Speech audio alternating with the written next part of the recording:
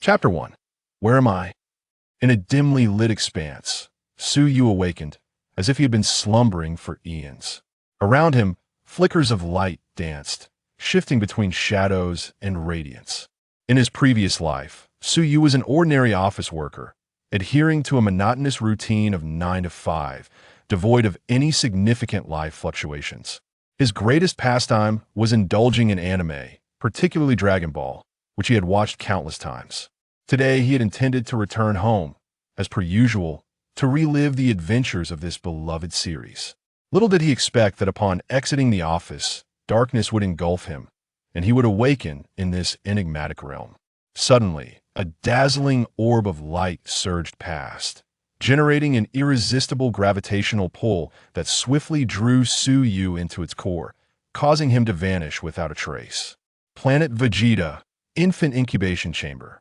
Surrounding this chamber were numerous incubation pods, each housing a newborn scion, where all newly born scion infants spent their early days. A group of blue-skinned aliens with crocodilian features diligently monitored the infants' vital statistics, exhibiting no signs of complacency. These extraterrestrials had been spared from extinction after their home planet was conquered by the Scionts, owing to their commendable technological prowess, and thus remained to serve the Scionts. At that moment, an infant in the pod to the left suddenly opened his eyes, surveying his surroundings, his gaze shimmering with incredulity. To think I have arrived in the world of Dragon Ball. Have I become a scion? Su Yu mused, astonished. He had never imagined that he would be transported into his favorite anime, often daydreaming about battling alongside Goku and the Z-Fighters. I wonder which timeline I have entered.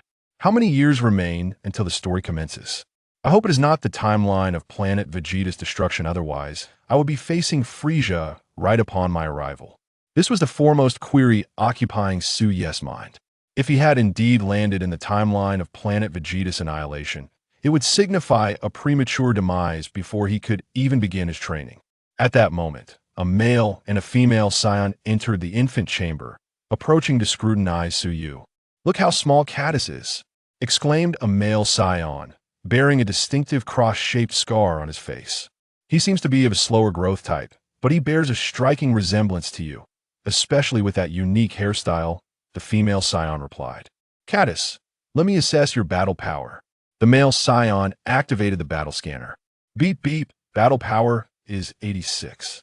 Just shy of qualifying as a high-level warrior, the male scion remarked with a hint of disappointment. It is known that among scions, those born with a battle power below 30 are classified as low-level warriors, those between 30 and 100 as mid-level warriors, and those exceeding 100 as high-level warriors.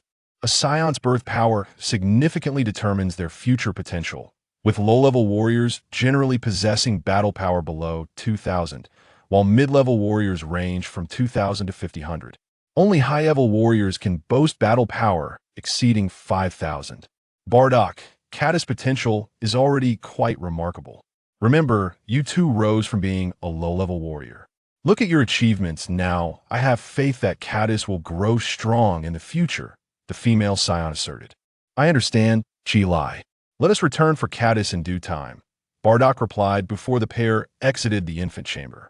To think my parents in this life are Bardock and Chi Lai. I wonder if Raditz has been born yet. This means Goku is my brother. Yet, it seems we are still far from the timeline of planet Vegeta's destruction. Since I have been reborn in the Dragon Ball universe, I shall live anew under the name Caddis. Su Yu catilently resolved. Caddis quickly regained his composure and began to contemplate his future endeavors. "First, I must ascertain the precise timeline, then devise a training regimen. If possible, I will seek out the Dragon Balls to enhance my strength. After all, this is the world of Dragon Ball, where the destruction of a planet is child's play." 3 months swiftly passed, and Caddis was finally ready to leave the incubator. Chi Lai gently lifted him from the pod, but Caddis noticed that his father Bardock was absent. "Caddis, today we can take you home. However, your father is on a mission and you will not see him for a while. During this time, you must grow strong so that you may become a powerful warrior like him," Chi Lai said, her expression filled with warmth. Bardock and Chili's residence was situated in a bustling area of planet Vegeta, predominantly inhabited by mid-level warrior families. Bardock, being a high-level warrior, resided there due to his teammates also living in the vicinity. At this moment, Cadis realized that Raditz had yet to be born, indicating ample time for early training. Before long, Cadis was due to commence his training. Under Chili's guidance, he entered the training camp. Typically, mid-level warriors trained together in a shared facility, while only high-level warriors enjoyed exclusive training grounds. Cadis qualifications were at the mid-level warrior standard. Thus, he was assigned to a training camp with nearly 100 other Scion children of similar standing. Although termed training, it was predominantly a relentless barrage of beatings. The adult Scions showed no mercy, lacking any inclination to offer guidance. As a warrior race, Scions possessed their unique growth methodologies. Even though Cadis had mentally prepared himself, the training vastly differed from his expectations. To Cadis, this form of training felt like a waste of time. In contrast, the training methods employed by Earthlings could be deemed true cultivation, explaining why Goku later achieved such remarkable feats, having established a solid foundation through rigorous training in his youth. Left with no alternative, Cadis resorted to the techniques he had observed in the anime, adapting his own training regimen. He began by strapping on weighted gear, a fundamental technique frequently depicted in Dragon Ball. Whether taught by Master Roshi in the early days or by the Kaisen King Kai later on, it was a simple yet effective method. Each day, apart from enduring the adult Scion's unique instruction at the training camp, Cadis dedicated the remainder of his time to foundational training with the added weight.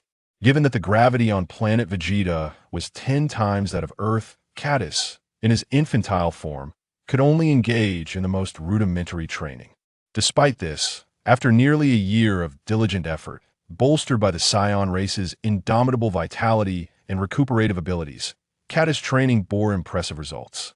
His battle power soon surpassed that of his contemporaries, reaching 360, while others barely exceeded 100. During this period, two significant events transpired. The birth of Prince Vegeta, son of King Vegeta, who reportedly possessed a battle power of 1,000 at birth, qualifying him as a genius among high-level warriors, a fact that delighted King Vegeta, who named the planet after his child. The second event was Bardock's return from his mission. He expressed astonishment at Cadis' ability to elevate his battle power to over 300 during his absence, realizing Cadis' potential exceeded his expectations. Consequently, he resolved to personally train Cadis moving forward. Simultaneously, Chilai announced her pregnancy once more, and Cadis surmised that his brother Raditz was soon to be born. This realization intensified Cadis' sense of urgency. Vegeta has been born, and Raditz is not far behind. From Cadis' memories of his previous life, he recalled that when planet Vegeta was destroyed, Vegeta was merely 4 or 5 years old. In a few short years, Frieza would turn his attention to the Scions. It seems I must hasten my efforts. I cannot afford to squander time on planet Vegeta. I need to find an opportunity to venture to Earth or Namek. With Bardock's return, Cadis was relieved from a need to endure the training camp's beatings. Having a high-level warrior's guidance would undoubtedly yield superior results compared to the camp. Cadis' feelings toward Bardock were complex in his previous life. Cadis' father had left when he was very young, leaving him with little understanding of the paternal role. On the other hand, Bardock was also Goku's father, a figure Cadis was familiar with from the anime. Moreover, Bardock was a serious individual who rarely engaged in conversation with Cadis, a trait common among many Scions. At this juncture, Bardock was still relatively young, lacking the weariness of age, and had yet to acquire his precognitive abilities. Cadis, you must understand that we Scions are a race of natural warriors. Only the formidable can secure a place on planet Vegeta. Henceforth, I shall personally instruct you on the art of combat. True fighting is far removed from the childish sparring you experienced in the training camp. Bardock declared with a grave expression while standing in the training arena. I understand, Father, Cadis replied with equal seriousness. It is worth noting that Bardock combat power exceeded 10,000 during the destruction of planet Vegeta. Although he may not possess such strength now, it is certain that he has a battle power of 7,000 to 8,000, which places him among the more formidable warriors. Cadis, unleash all your techniques and attack me with fervor. I wish to witness the fruits of your training thus far. Bardock instructed Cadis. With a swift motion, Cadis dashed forward, launching a direct punch aimed at Bardock's face. With a sharp clap, Bardock extended one hand to grasp Cardis' fist, stating, "Such straightforward attacks will not land on an enemy in actual combat." With that, Bardock executed a sweeping kick, sending Cardis sprawling. However, Cardis sustained minimal damage and charged forward once more. Thus, for months elapsed, during which Cardis experienced rapid growth in combat skills. As a modern individual, Cardis held a rather nebulous understanding of combat. Although he had witnessed the Dragon Ball Warriors' various battles in anime, they appeared deceptively simple. In reality, the execution of high-difficulty maneuvers proved to be an entirely different matter in the heat of genuine combat. One often lacks the time to react. Bardock, having ascended from the ranks of lower-class warriors, employed training methods that surpassed those of other Scions by a considerable margin. During this time, the bond between Cardis and Bardock had deepened significantly. Cardis sensed the subtle yet palpable emotions Bardock harbored. Despite his stern demeanor, Bardock endeavored to impart all his knowledge to Cardis. Though at times he seemed indifferent, every attack was merely intended to push Cardis back, leaving him momentarily disheveled, yet never inflicting substantial harm. Throughout this period, Cardis' combat power finally surged from 360 to 540, comparable to the progress he had made over the previous year. As time passed, Jine's belly grew increasingly round. One day, at the dining table, Cardis mustered the courage to express his thoughts to Bardock and Jine for the first time. "Father, Mother, I wish to embark on a journey to train and explore other planets," Cardis proclaimed, standing tall despite his modest height of less than 1 meter. "Cardis, you must at least train on planet Vegeta for another year before you can undertake any missions. The universe is not a safe place," Jine replied anxiously. At that moment, Bardock turned his gaze to Cardis and inquired, "I am curious, Cardis, why this sudden desire to venture out for training?" Under Bardock's intense scrutiny, Cardis pondered that his forthcoming response would determine his fate regarding a journey to Earth. Meeting the eyes of Bardock and Jine, Cardis solemnly stated, "I believe that Frisia will one day no longer tolerate our Scion race." Bardock rose with a serious demeanor, questioning, "What leads you to this conclusion? We Scions have aided Frisia in conquering numerous planets. Surely we are of great value to him." In truth, Bardock harbored a certain disdain for Frisia, feeling deep within that Frisia was exploiting the Scions. However, when the entirety of the Scion race succumbed to Frisia's will, an individual often finds themselves powerless. Regarding Frisia's annihilation of the Scions, Cardis felt it necessary to offer a word of caution, for expressing such sentiments to other Scions might render him a fool. Yet Bardock was different. In the anime, he was among the first Scions to discern Frisia's malevolence. His current warning served not only as a caution, but also as an opportunity to depart from planet Vegeta. Frisia had perpetually exploited the Scions, and individuals of his ilk would undoubtedly obliterate us once we were no longer of use. Furthermore, Frisia feared the emergence of a legendary Super Scion among the Scions that could threaten his dominion. Cardis remarked solemnly, "Thus, I yearn to venture forth to cultivate my strength further, preferably aboard a vessel devoid of navigational coordinates, to evade Frisia's detection." Upon hearing this, Kine exhibited a look of disbelief towards Bardock. "Bardock, is this true? Does Frisia truly intend to destroy us? Isn't the Super Scion merely a fabricated legend?" "Indeed," Bardock replied with a resigned smile, "yet Frisia is quite concerned, fearful of any potential threats. Father, Mother, for the time being. We Scions still hold value to Frisia, so he likely won't act against us just yet, but we must prepare in advance." "Very well. Since you, Cardis, wish to pursue your training, this is indeed a favorable endeavor. Tomorrow, I shall procure a spacecraft to discreetly send you off," Bardock declared. Cardis exhaled in relief, quietly thinking, "Earth, here I come." At that moment, Cardis was already aboard a spherical spaceship en route to Earth, a vessel pilfered by Bardock. It was devoid of monitoring devices and lacked a predetermined destination. Cardis entered the coordinates for Earth. Bardock and Kine paid little heed, simply believing that traveling to a remote planet in the North Galaxy would effectively evade Frisia's notice. Thus they did not intervene. After admonishing Cardis, the spaceship commenced its ascent.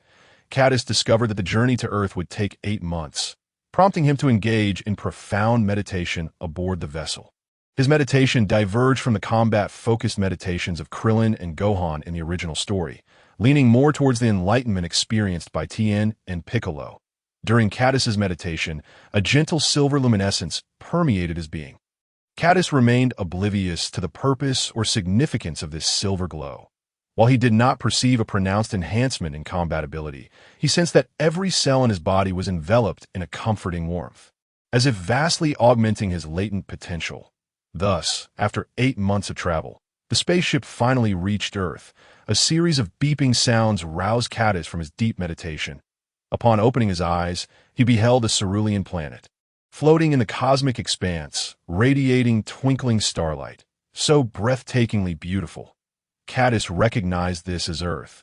Although it was no longer the world he once knew, its sight stirred profound emotions within him, as the spacecraft crashed into the ground. Creating a large crater, Cadis floated down to the surface, relishing the sensation of solid ground beneath his feet. After stretching his limbs, he suddenly felt a remarkable increase in both punching power and speed, his entire body imbued with a sense of lightness. Upon checking his combat power, he found it had inexplicably surged to 810, and I've spent this entire time aboard the ship without any training. How could my power have escalated so significantly? Could it be the meditation? Although I experienced the silver glow, I didn't sense any enhancement in power at the time. After pondering for a while, Cadis concluded, regardless, this is a fortuitous development. I shan't dwell on it too much. I must find a place to indulge in a sumptuous meal. Oh, how I yearn for Earth-esque cuisine. With that, he soared towards the bustling city. The city Cadis arrived in was West City, the most renowned city on Earth in the Dragon Ball universe, where Bulma and her family resided. After satisfying his hunger, he made his way to Bulma's home, knowing that as the wealthiest family, it would be easy to locate. His primary purpose for visiting was to address some technological needs. Bulma's father, Dr. Briefs, was an expert in this field and quite approachable, making him the ideal choice for assistance. Upon entering, Cadis spotted a young woman cradling a child in the yard, realizing that this must be Bulma's mother and Bulma herself, given that the timeline was still early. Bulma had only recently been born, merely a little over a year old, with many years yet to pass before the main events unfolded. Seeing Cadis enter, Bulma's mother gently inquired, "Little brother, is there something you need?" After all, Cadis was only 3 years old at this time, standing less than a meter tall, truly a little brother indeed. "Andy, I've come to see Dr. Briefs." Cadis thought to himself that since he was Goku's elder brother, and Goku and Bulma were contemporaries, calling Bulma's mother sister would muddle the familial hierarchy, hence he opted for Annie. Shortly thereafter, Dr. Briefs emerged. He was still quite young, retaining the handsome features of his youth. Cadis noted the impressive genetic lineage of the Briefs family. "Hello, Dr. Briefs. I have some machinery that I believe will pique your interest." With that, Cadis produced a battle detection device, presenting its functions to Dr. Briefs. The doctor was immediately astounded, for he was a top-tier scientist on Earth, and to encounter someone capable of creating such a device was truly remarkable. "Little brother, these machines are simply incredible. May I ask who the esteemed inventor is? Could you possibly introduce me?" "Doctor, in truth, I'm not from this planet. These are technologies from the cosmos that if you're interested, I could lend them to you for research. However, I would appreciate your assistance in disabling the monitoring devices within." Previously, Cadis had relied on the ship's battle detection device to assess his power, having not dared to use the portable one due to his lack of knowledge on dismantling the monitoring equipment. This presented a perfect opportunity for Dr. Briefs to undertake the task. In exchange, Cadis offered the relevant technical data for Dr. Briefs to study. He also requested that Dr. Briefs construct a Dragon Ball radar, with samples of the Dragon Balls conveniently located in Bulma's family warehouse. After spending a few days at the Briefs' residence, the Dragon Ball radar and battle detection device were soon calibrated. Cadis decided to bring the spaceship over for Dr. Briefs to examine, while also installing a gravity chamber. Armed with the Dragon Ball radar, Cadis embarked on his quest to locate the Dragon Balls.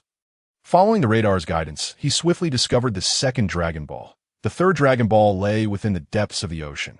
While searching for the fourth Dragon Ball, he fortuitously encountered Son Gohan, the character from the original series who discovered Goku. At this point, Gohan appeared as an elderly gentleman, and the Dragon Ball he possessed was one he had previously found and kept atop a mountain. Caddis promised to return it after use, acknowledging its significance as the catalyst for all events in the original narrative. The fifth Dragon Ball rested within a valley, while the sixth was in the possession of Master Roshi. Although Master Roshi had many flaws and could occasionally be unreliable, he was nonetheless an excellent teacher, laying a solid foundation for Goku's future training. Thus, Caddis prepared some health literature and earnestly sought advice on training matters. Remaining there for 10 days dedicated to his studies, prior to arriving on Earth, Caddis had contemplated heading directly to the temple for training.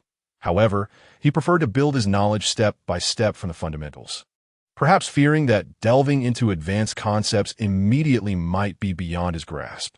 While searching for the seventh Dragon Ball, Caddis encountered some complications, due to the fact that this Dragon Ball was offered to the realms of humans and demons by a nearby village. It remains a mystery how it eventually fell into disarray. However, at present, if Caddis wishes to obtain this Dragon Ball, he must venture into the realm of demons to reclaim it. The demon realm is an adjacent world to the human realm, and its denizens can only access the human world through the Demon Gate. Once a creature from the demon realm crosses the threshold of the Demon Gate, it can never return. The gate was opened due to the actions of Ashura, rendering it permanently ajar. Within the demon realm, numerous nations exist, with the closest of the human realm being the nation of Ashura. Ashura, the ruler of this realm, possesses strength that could rival that of the early Demon King Piccolo. Caddis pondered whether this human-demon world was connected to the demon realm governed by King Dabura. Without hesitation, Caddis stepped into the demon realm, the eye in his eyes. This minor quest was akin to effortlessly overpowering children. As he delved deeper into the demon realm, he was relentlessly attacked by low-level demons, yet he dispatched them with ease. Suddenly, he found himself in an expansive arena, with a central platform surrounded by various demon creatures. And upon the high platform sat a man with blue skin and flowing hair. "So, you are Ashura," Caddis remarked, ascending the platform directly. "Who dares to invade my Ashura nation?" Ashura exclaimed, his face contorted in fury. "I have come for a Dragon Ball such as this," Caddis replied, brandishing one for display, "and I must offer you a word of advice. Do not recklessly intrude upon the human realm." Laughter erupted from the surrounding demons and Ashura, who deemed Caddis's bravado to be quite audacious. Subsequently, 3 demons ascended the platform, eager to teach Caddis a lesson. Activating his battle scanner, Caddis noted their power levels: 98, 102, and 99. With a few casual strikes, he effortlessly defeated them. It was only then that Ashura realized Caddis was far too composed, indicating that a formidable martial artist had emerged from the human realm. Ashura leapt onto the platform, intent on personally dealing with this young intruder, eager to demonstrate the terror of the demon realm. Caddis aimed his scanner at Ashura, who registered a power level of 244.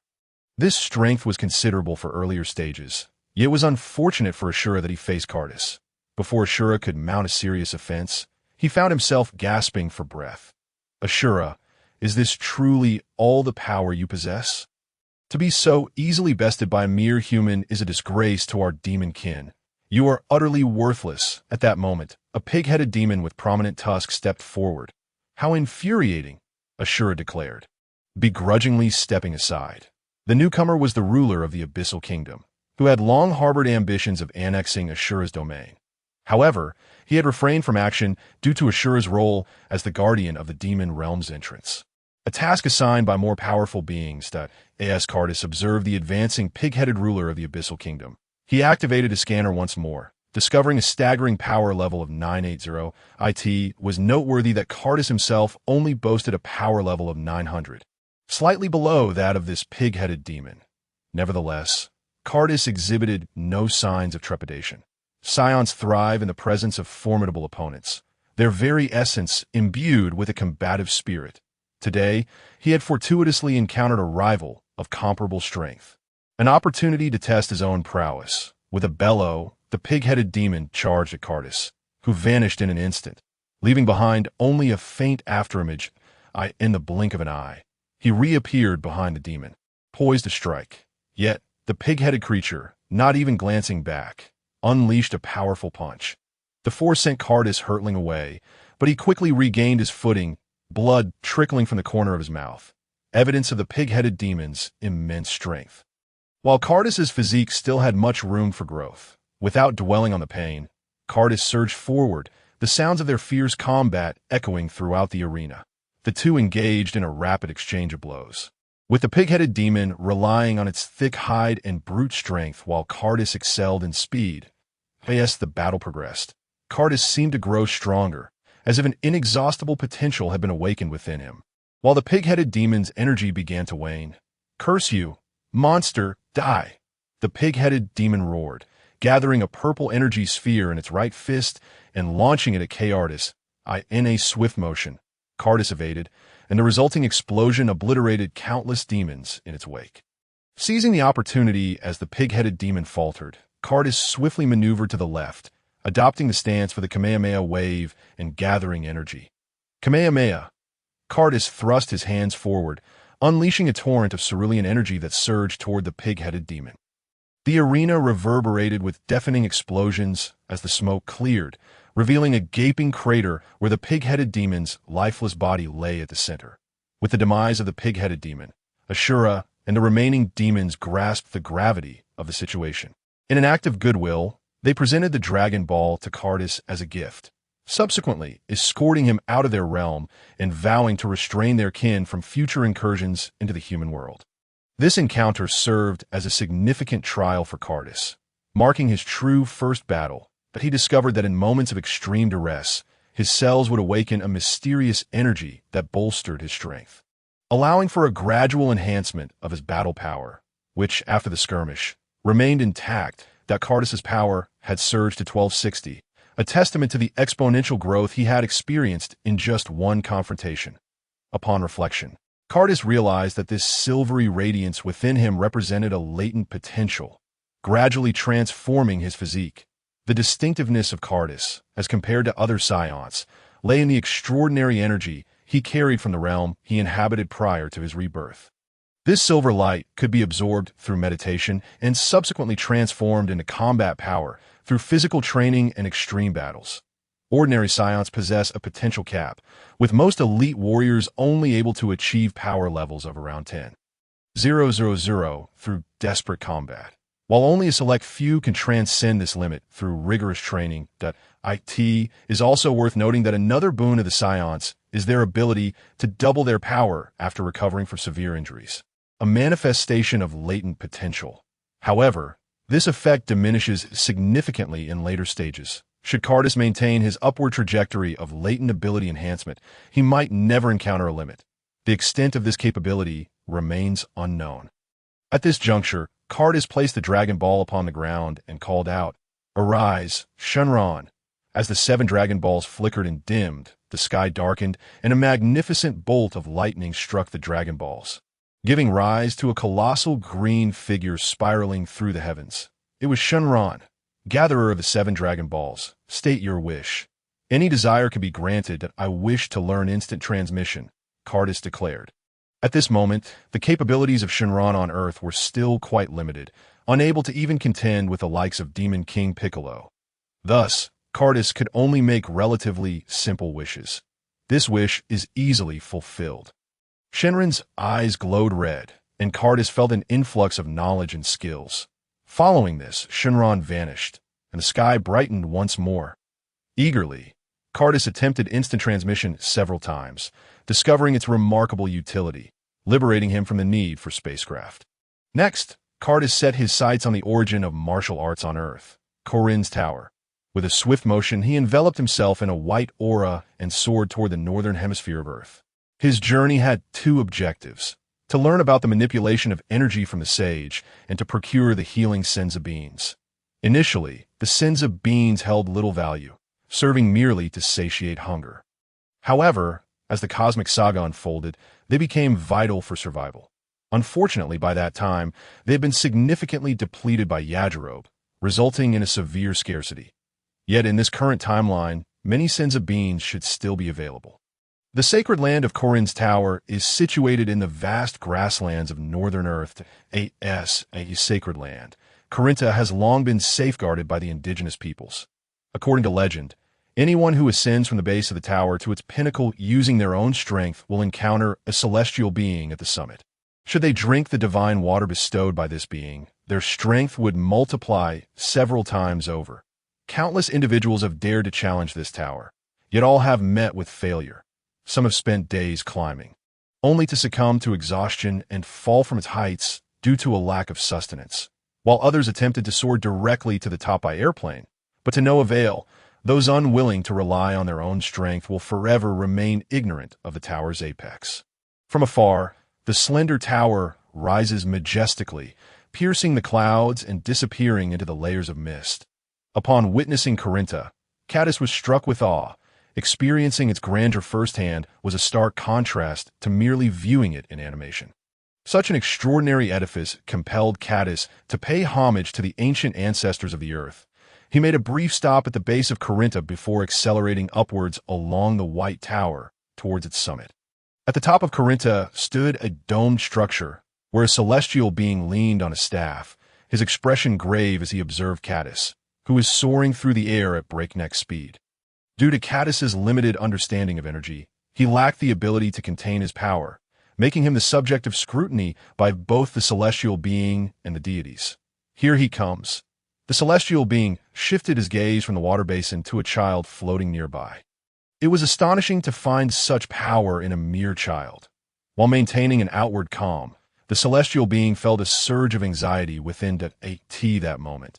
Cadis was also assessing the celestial being before him, recognizing him as the legendary figure from the tales. Indeed, he was as depicted. It was said that he had lived for over 800 years. Might I inquire as to your purpose here?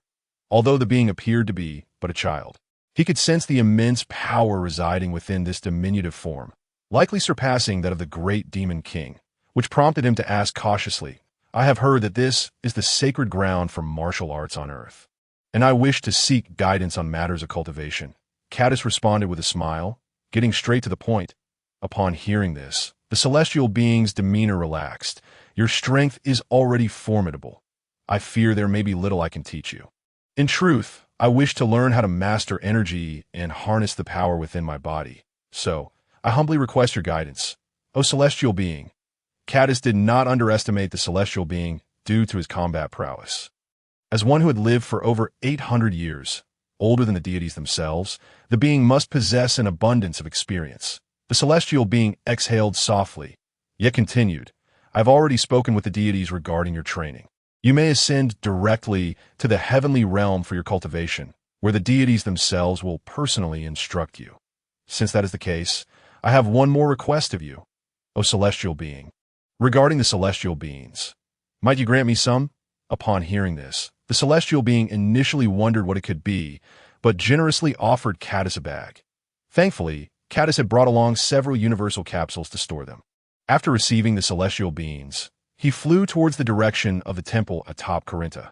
Cadis traversed through layers of stormy clouds charged with lightning until he reached the hemispherical temple situated at an extraordinary altitude.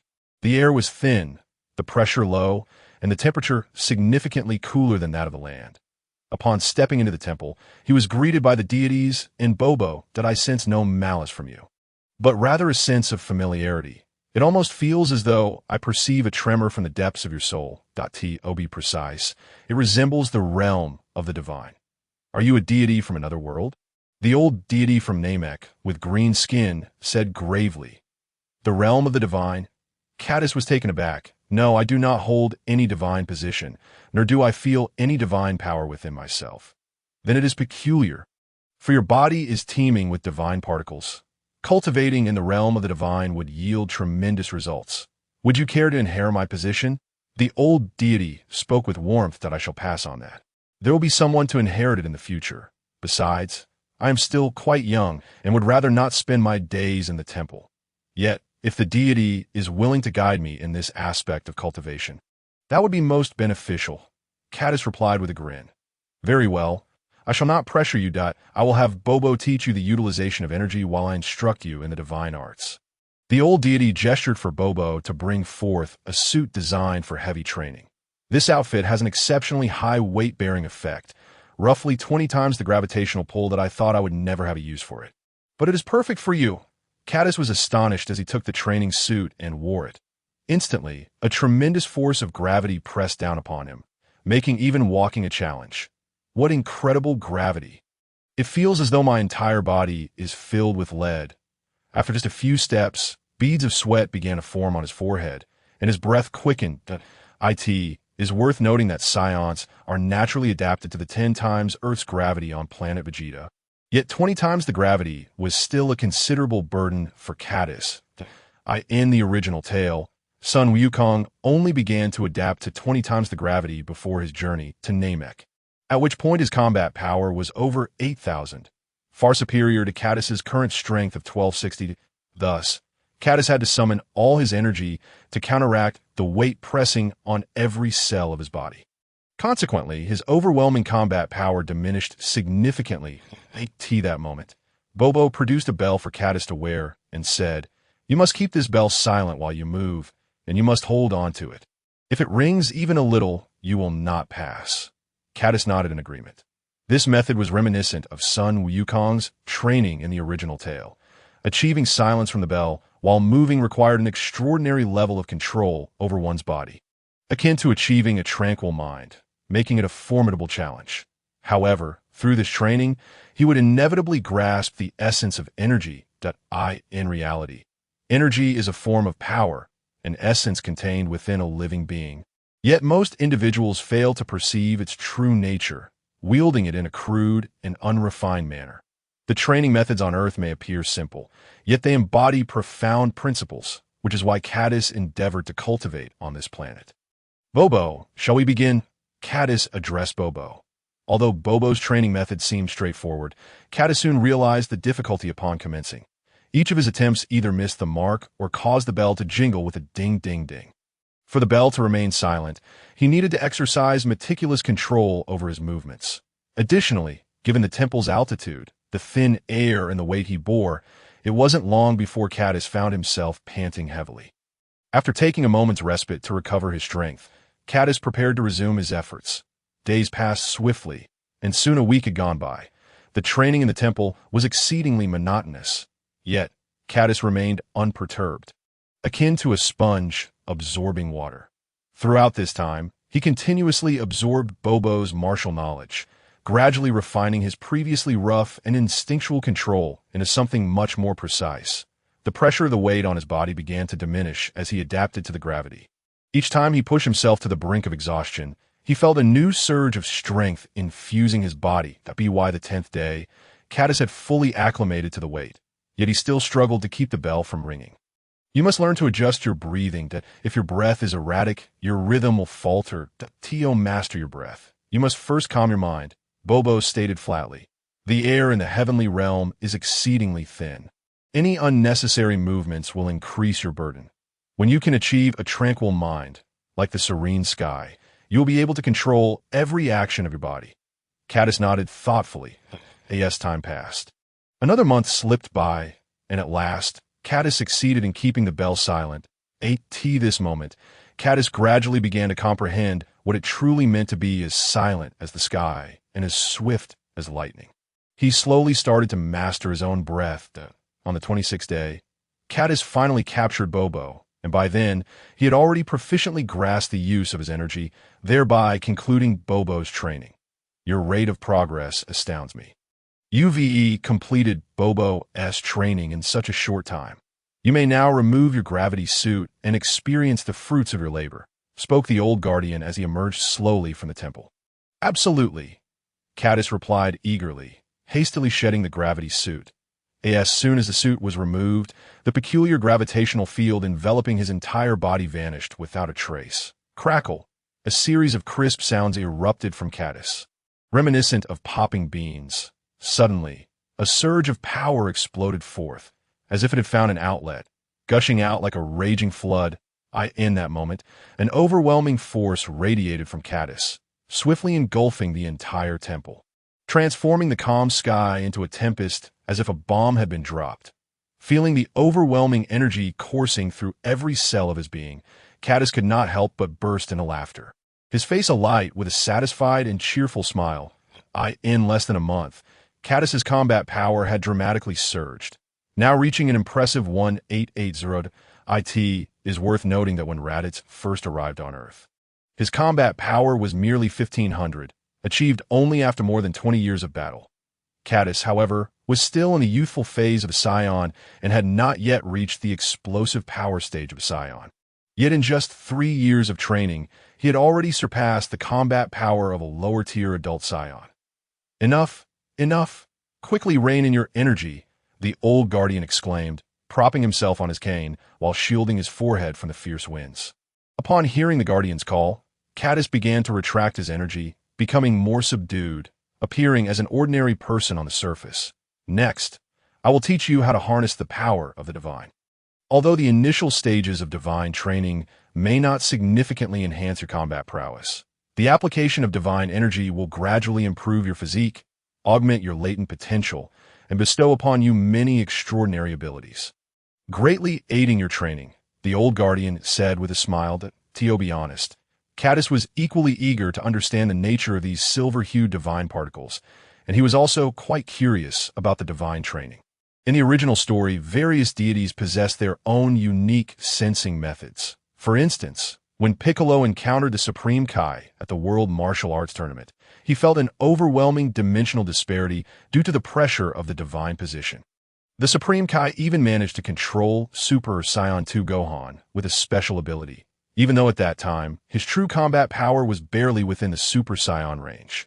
Since the Guardian indicated that Cadis had considerable potential in this regard, Cadis was keen to test whether he could cultivate into a supreme god that, if successful, combined with the powers of the god of Super Saiyans, he would undoubtedly surpass Goku's journey in the original tale. Furthermore, since divine training could enhance his constitution and elevate his latent abilities, it was imperative to pursue this avenue.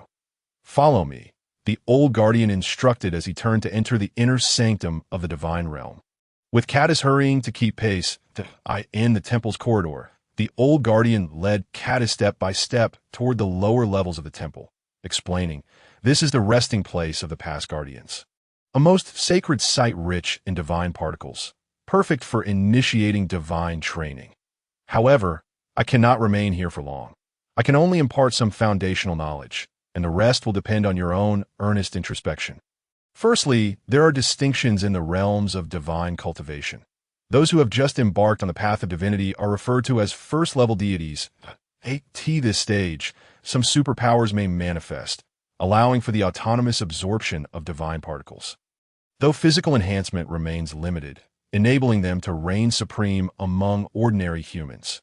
Achieving second-level deity status bestows some extraordinary abilities, reinforcing the body to a degree that even without rigorous physical training, they can possess combat power that far exceeds that of mortals, extending their lifespan. Individuals like Mr. Bobo and Karen are at this stage, although their previous consumption of the elixir of immortality grants them longer lifespans, albeit at the cost of diminished potential. Attaining third-level deity status signifies one's capability to serve as a guardian of a planet, with superpowers and creative abilities significantly enhanced, along with a profound comprehension of the divine realm that surpasses the previous 2 stages. As for fourth-level deity, that is a realm I have yet to reach. It is said that Lord Yama has attained this level, managing the realm of the deceased. At this point, the old Guardian stopped, as he and Cadis stood before a massive door. Is this the tomb of the gods? Cadis, small in stature, inquired as he stood before the gigantic entrance. Indeed, from here on, you must enter alone to perceive and control the divine power within you. Remember, it is the strength of your heart that you must rely upon, the old Guardian replied solemnly, gazing intently at the door. Cadis nodded, pushing the grand door open and stepping inside, in a tranquil space enveloped by white mist. Various stone tablets adorned the ground, and amidst them walked a diminutive figure. Cadis, he made his way to a relatively open area, seated himself cross-legged, and prepared to meditate. Suddenly, a streak of eerie, colored light darted toward Cadis. He swiftly leaped aside, only to find a shadowy figure clad in a red cloak, wielding a crimson staff, its face obscured, save for its eyes glowing with a fierce red light. From this figure surged a torrent of lightning aimed at Cadis.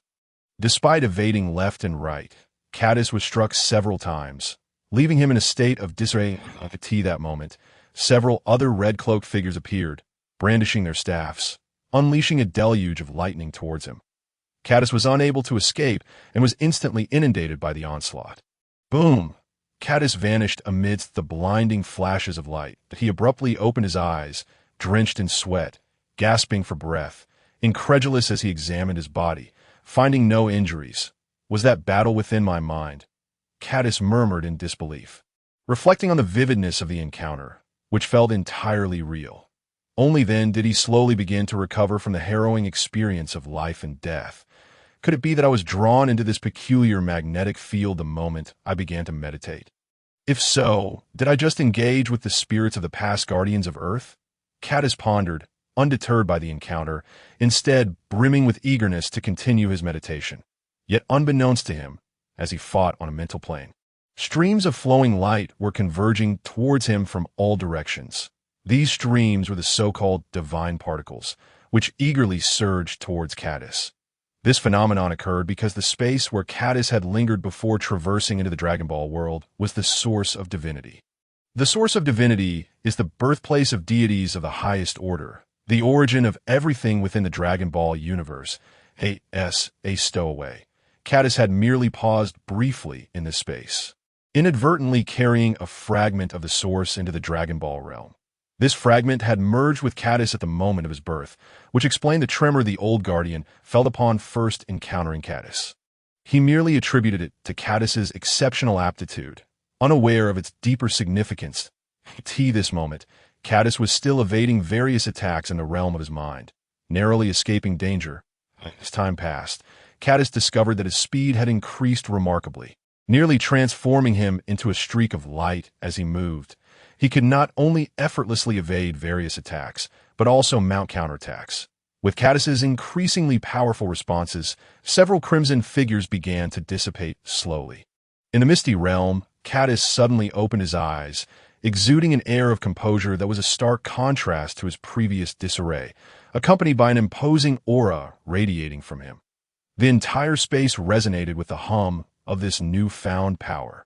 At that moment, Cadis realized that his combat prowess had astonishingly reached 3680, nearly doubling his strength, and he was now able to harness the silver luminescence within him.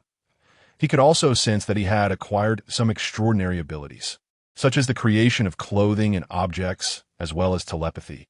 Additionally, the instant teleportation he had wished for previously, which once required a substantial amount of energy and was limited by distance and breath sensing, had now evolved towards perfection.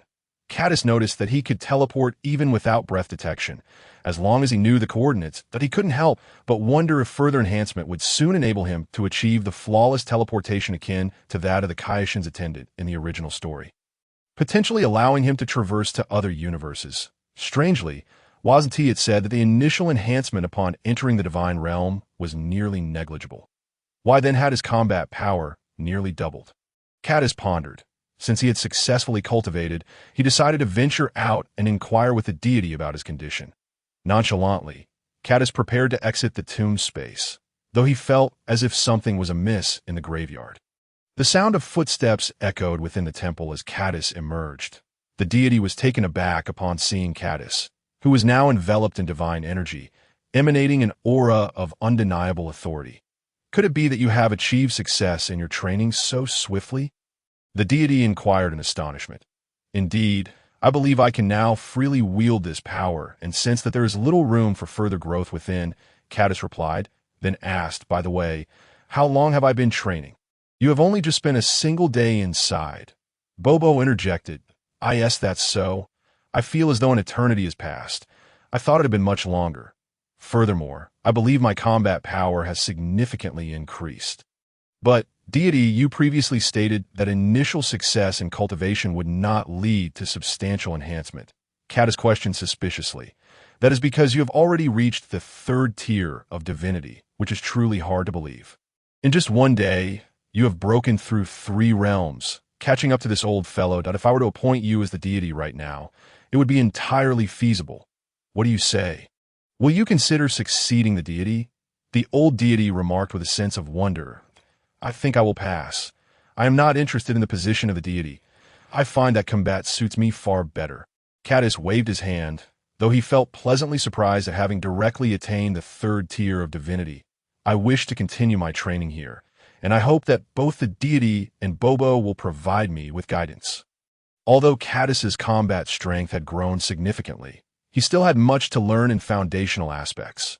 Having the experienced mentors of the deity and Bobo guiding him would yield far greater results than solitary training. Time slipped away like fine sand, passing unnoticed. Before he knew it, Caddis had spent a year training within the temple. Over the course of nearly a year, Caddis donned the gravity suit anew. Under the guidance of the deity and Bobo, he diligently worked to address his foundational deficiencies, dedicating his days to physical training and his nights to deep meditation. He had previously used machines to return to the past and had also entered the hyperbolic time chamber for training. The air within the chamber was scarce, with temperatures ranging from -40 to 50 degrees Celsius, and gravity was 10 times that of Earth, creating an expanse of blinding white. The conditions were exceedingly harsh, and Caddis had only endured a few months before emerging, as the chamber was still too taxing for him, given that he was primarily focused on foundational learning. Additionally, during this period, Caddis collected some Dragon Balls, returning the 4-star ball to Gohan, placing another in Bulma's storage, and giving one back to Master Roshi. Naturally, Caddis also reclaimed the spaceship. Dr. Brief, indeed one of the leading scientists in the Dragon Ball world, had managed to construct the gravity chamber during this time, with a gravity multiplier identical to the one he had modified for Goku's spaceship, set at 100 times. After a year, Caddis finally reached a height of 1 meter and had spent over 4 years in the Dragon Ball universe. If the plot were to unfold as expected, it would not be long before Frieza lost patience and destroyed planet Vegeta, while he was uncertain of the exact timeline remaining before the planet's demise. He was certain it was not much longer to this moment. Caddis had removed the gravity suit, ready to test the results of his training With a soft exclamation, Caddis summoned all the power within him, unleashing a fierce energy that erupted from him in all directions, rapidly engulfing the temple and darkening the skies above, causing the entire structure to tremble slightly. The deity and Bobo, closest to Caddis, were naturally the first to feel the immense pressure akin to that of a mountain bearing down upon them. Caddis watched as the readings on the scouter continued to climb, finally stabilizing at 12562, at which point he reigned in his overwhelming power. Having essentially restarted his training, Caddis could distinctly feel his foundation becoming increasingly solid. Although his previous strength had been formidable from his current perspective, he perceived that earlier power as superficial. It might suffice against weaker foes, but against true adversaries, it would burst like a balloon upon impact, regardless of the application of force. Now, however, Caddis felt a grounded sense of stability, which was gratifying, and he had taken a significant step forward on the path of the strong. With the conclusion of his training, Caddis decided it was time to return to planet Vegeta and ascertain the current state of the timeline. Although he could not yet claim to be able to defeat Frieza, he was confident in his ability to extract Bardock and the others from planet Vegeta. After bidding farewell to the deity and Bobo, Caddis held his breath and focused, activating his teleportation, a blur of light shimmering momentarily before he vanished. In a vast stellar system, a giant crimson planet orbited slowly. This dark red planet was planet Vegeta, originally named Zuffer, seized from the Zufferans by the Scionts, who later renamed it as their stronghold. Planet Vegeta remained bustling, with spherical spacecraft continuously taking off and landing at the spaceport, in an uninhabited area. With a sudden whoosh, the silhouette of a child appeared. This was Caddis. His instant teleportation had evolved beyond the need to lock onto a target's energy signature. However, due to the great distance between Earth and planet Vegeta, Caddis's current energy was insufficient for a direct teleportation, requiring several jumps through other planets to finally return. After 2 years, Caddis had returned to planet Vegeta. Upon his return, Caddis adjusted his combat power to around 900. While this level was impressive, it merely reflected Caddis's outstanding talent and was unlikely to draw significant attention. Thus, he headed home, fortunate that his arrival point was relatively close to his residence. Otherwise, he would have had quite a journey without the ability to fly at full power. After traversing much of the residential area, Caddis soon found himself before a semicircular house. Despite Bardock's formidable strength, it seemed he and Jine had little desire for luxurious living conditions. Knock, knock, knock. Cadis rapped on the door a few times. With a click, the door swung open, and a figure rushed out, embracing Cadis tightly. Cadis, you have finally returned. Let me see you. You've grown so much. Your mother has missed you dearly. The moment Janae laid eyes on Cadis, tears began to well up in her eyes. Although Scions are inherently aloof, the sight of her long-absent son returning home after 2 years evoked a torrent of uncontrollable emotions within her. Ahem, mother, if you hold me like this any longer, I might suffocate. Cadis rolled his eyes, expressing a hint of exasperation that moment. Janae realized her embrace was perhaps a bit too tight, and, feeling slightly embarrassed, she released him, urging Cadis to come inside. Once indoors, Janae began to inquire about Cadis's life over the past 2 years, showering him with concern. Cadis selectively shared highlights of his experiences, but refrained from mentioning his combat prowess and the nuances of his training in the divine realm. After all, 2 years had elapsed since he departed from Vegeta, and he was not well versed in the current state of affairs there. He decided it prudent to gather more information before discussing those matters with them. Before long, the door swung open again, revealing the figures of Cadis's father, Bardock, accompanied by his younger brother, Raditz. I thought we had guests. I didn't expect you to return, Cadis, Bardock exclaimed, astonished. Father! Cadis stood up and called out. In Cadis's memory, Bardock had always been a figure of stern demeanor, yet he cared deeply for his children. Despite his seriousness, he was not devoid of warmth. He merely expressed it sparingly to that moment. Cadis noticed the small child beside Bardock gazing at him with wide, curious eyes. Raditz was still a very adorable child, far removed from the brash demeanor he would later exhibit on Earth. It seemed imperative to instill some foundational values in this child from a young age to prevent him from spiraling into an irredeemable state later on, Cadis thought to himself, unaware that Raditz was oblivious to the various plans his elder brother had in store for him. Since you are back, I trust you have not neglected your training during your absence. Have you encountered any dangers? Bardock feigned indifference as he inquired. Observing Bardock's demeanor, a faint smile crept onto Cadis's lips as he recounted the same details he had shared with Janae. After listening, Bardock activated his combat scouter, stating, "Let me see what your power level has reached." With a series of beeps, the data materialized .921.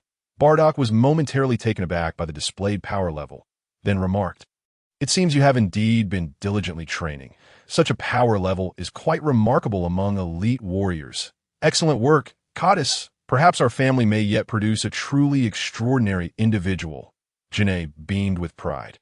Meanwhile, Raditz was astonished to learn of his brother's exceptional talent, especially considering he himself was merely a mid-level warrior. If not for Bardock's influence, he might have been exiled to another planet by now. Caught up in conversation, Bardock realized he had neglected his hunger. We Scions must ensure we are well fed. It is a prerequisite for our battles. Janae, quickly bring out the food, he commanded with a tone befitting the head of the household. The Scion family's mealtime was akin to a battlefield, with the sheer volume of food consumed daily being nothing short of astonishing. After dinner, in the living room, Cadis subtly nudged Janae to share some development from Vegeta over the past 2 years. From her description, the overall situation on Vegeta had not changed significantly. They continued to assist Frieza in his conquests of other planets, engaging in nefarious deeds that certainly did not win them any accolades. However, some notable events had transpired. Vegeta's power level had surged to an astonishing 1600 within just a year of his birth, and by the second year, it had reached around 2800. Such prodigious talent was exceedingly rare in Scion history. In contrast, Cadis's achievement of over 900 power level in 4 years seemed rather unremarkable by comparison. Vegeta, Cadis's eyes narrowed as he absorbed Janae's account. When Vegeta's planet met its demise, he would be around 4 years old. Thus, Goku's birth could not be far behind. It was during Frieza's assault on Vegeta that Goku was born, meaning they had at most 2 years left. Vegeta, the prodigious Scion, had already amassed a power level of around 2,800 at just over 2 years old. It was no wonder Frieza had taken him as a hostage for his experiments on Super Science. Cadis contemplated the unfolding events, by the time Vegeta reached adulthood, his power would undoubtedly exceed 15,000, aligning closely with the original narrative in other words, this particular butterfly had yet to flap its wings and alter the course of events. Of course, this was to be expected, given that his own origins were inconsequential within the Saiyan community, especially since he had departed from Vegeta at such a young age, leaving little impact. Reflecting on his own training, Codis felt a pang of regret. Had he chosen to remain on Vegeta and hone his skills, he might very well have been eclipsed by Vegeta's prowess. By the way, Father, what is Frisia's current attitude towards us Saiyans? Codis asked, conscious of Raditz retreating to sleep. Bardock pondered for a moment, his brow furrowing slightly. Frisia is indeed the self-proclaimed emperor of the universe. The Saiyans have thrived under his banner, yet his attitude towards us is rather cold, bordering on disdain. Bardock understood that the Saiyan's alliance with Frisia was primarily transactional. They craved battle, while Frisia viewed them as mere tools. Any emotional bond between them was purely illusory. Bardock had long recognized Frisia's true nature and understood that, in the eyes of the cosmic tyrant, Saiyans were nothing more than insignificant pawns. However, Bardock remained unaware that Frisia's contempt for the Saiyans transcended mere disdain. It was a twisted malice that harbored a desire for their annihilation, that I believe King Vegeta harbors significant dissatisfaction towards Frisia's oppressive reign. And a confrontation between the Saiyans and Frisia is likely inevitable. Bardock abruptly halted, realizing the conversation had strayed into dangerous territory. What if Frisia truly attacks Vegeta? Should we flee? Janae inquired, her voice tinged with worry. Frisia was known as the Emperor of the Universe. Could the Saiyans truly triumph against such a foe? If they were victorious, it would be well and good. But if they failed, Frisia's nature would undoubtedly leave no room for survival. If such a calamity were to unfold, Janae, take Codis and flee to another planet. I shall remain and fight. Bardock declared, his expression grave. As a high-ranking Saiyan warrior, Bardock's pride forbade him from fleeing when his home planet faced invasion. Yet he felt it best to ensure the safety of his children. Unfortunately, Bardock was oblivious to Frisia's true strength. Even if he stayed to fight, victory was unlikely, and the cost of defeat would be the destruction of Vegeta. Codis's mind raced with myriad thoughts. The following day dawned bright and sunny. After a refreshing rest at home, Codis arose early and commenced his training in the yard. Although this low-intensity exercise would not significantly benefit him, he diligently performed each movement as if it were routine. After warming up, Codis settled into a meditative position, attuning himself to the warmth of the morning sun. Moments later, Janae's voice echoed from inside. Codis, Raditz, breakfast is ready, she called, the mouth-watering aroma wafting through the air. Codis opened his eyes, a glimmer of determination flashing in his dark pupils before he quickly composed himself and returned indoors, after finishing breakfast. Codis and Raditz made their way to the training ground.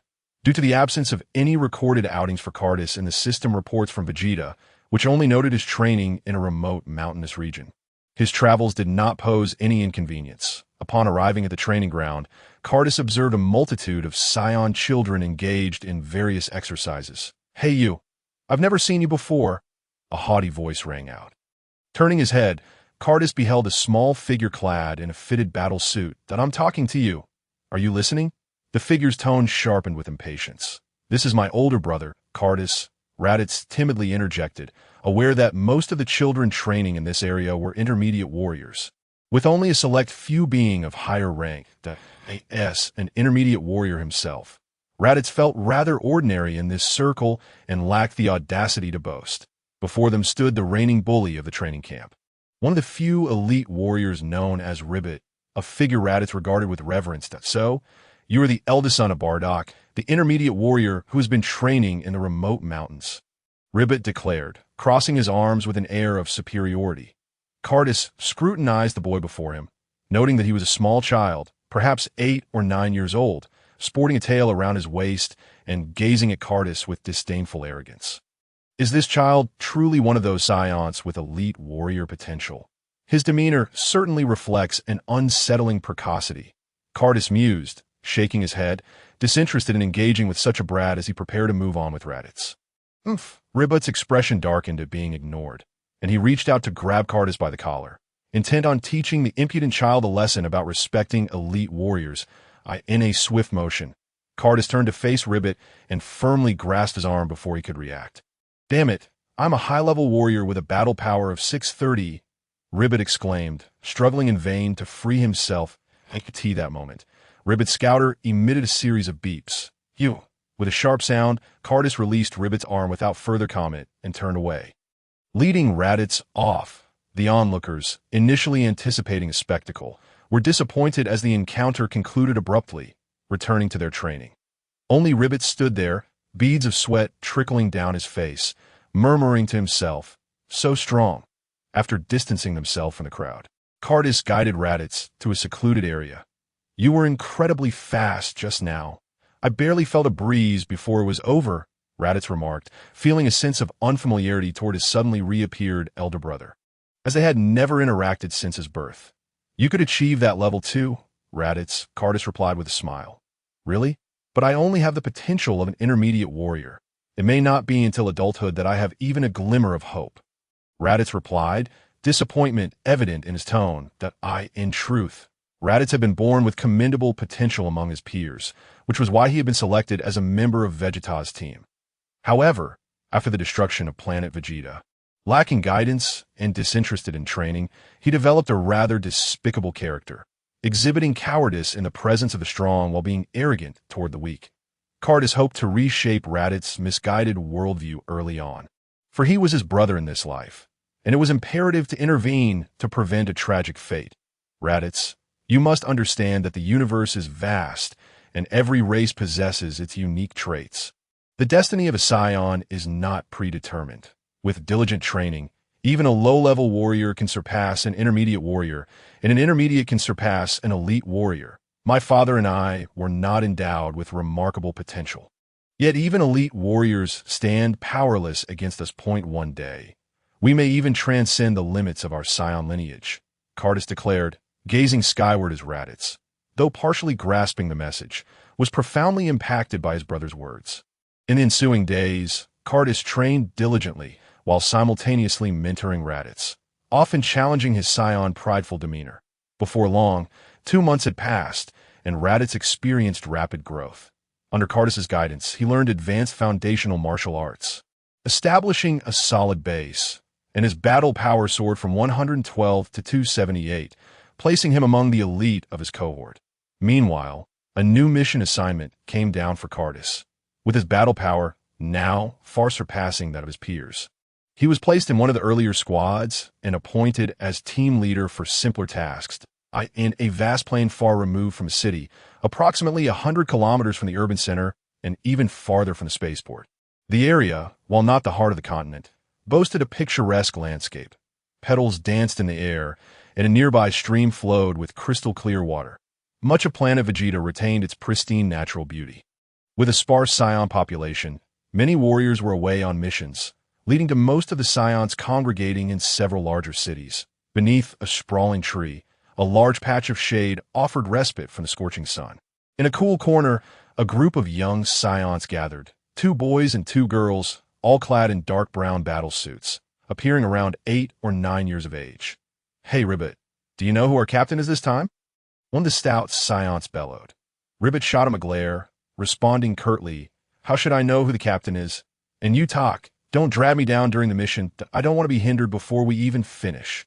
The Ribbit in question was the same scion child who had crossed paths with Cardis a few months prior, possessing the potential of an elite warrior. "Oh, you can't say that. My battle power has reached 680. If anyone's dragging behind, it's you. Besides, I heard you got schooled recently." "Useless Ribbit," Tok jeered loudly. Ribbit, seething with anger, rose to confront the scion named Tok. "Enough. Both of you quiet down, or I want to hold back." A cold voice cut through the tension as a tall girl stood up, her clear eyes radiating an icy aura, a formidable presence washing over them. "Oh no. Is Riss angry?" "She is definitely angry. We can't provoke her."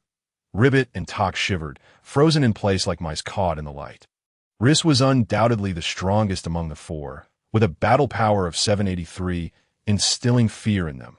After giving them a frosty glance, Riss turned to the other girl beside her and inquired, Melon, do you know anything about the captain? The girl named Melon shook her head. I don't know. It seems the list for this mission was only given to the captain, but I heard that Shabat will also be participating. Shabat. The mere mention of his name startled everyone that if he was participating, then he was surely the captain. That guy's battle power exceeds 800. Everyone gasped, even Riss, who had been stoic until now, compared to the prodigious Shabat. Riss's battle power seemed trivial, as they all hailed from the same training camp. Shabat's reputation as a genius had long preceded him, possessing over 800 battle power at the tender age of 9. He was undeniably a prodigy among his peers. At the same time, they felt a sense of relief. The higher the captain's strength, the greater the likelihood of successfully completing their mission. Otherwise, with their current combat capabilities, they would struggle to tackle any challenging task that IT had to be him. Otherwise, how could this mission possibly be accomplished? Talk knocked on his palm, speaking with unwavering certainty. IT is noteworthy that the extermination mission they were partaking in was on the planet Seventar, classified as a medium difficulty task by the system, where they might encounter beings with combat powers nearing 1,000. Completing the task solely with the strength of the four of them would be exceedingly difficult. At that moment, they noticed a figure flying in from the distant horizon, also clad in a brown battle suit, a scion with a tall, robust physique, resolute gaze, and hair standing high in the air. It was none other than Sabat, the individual they had just been discussing.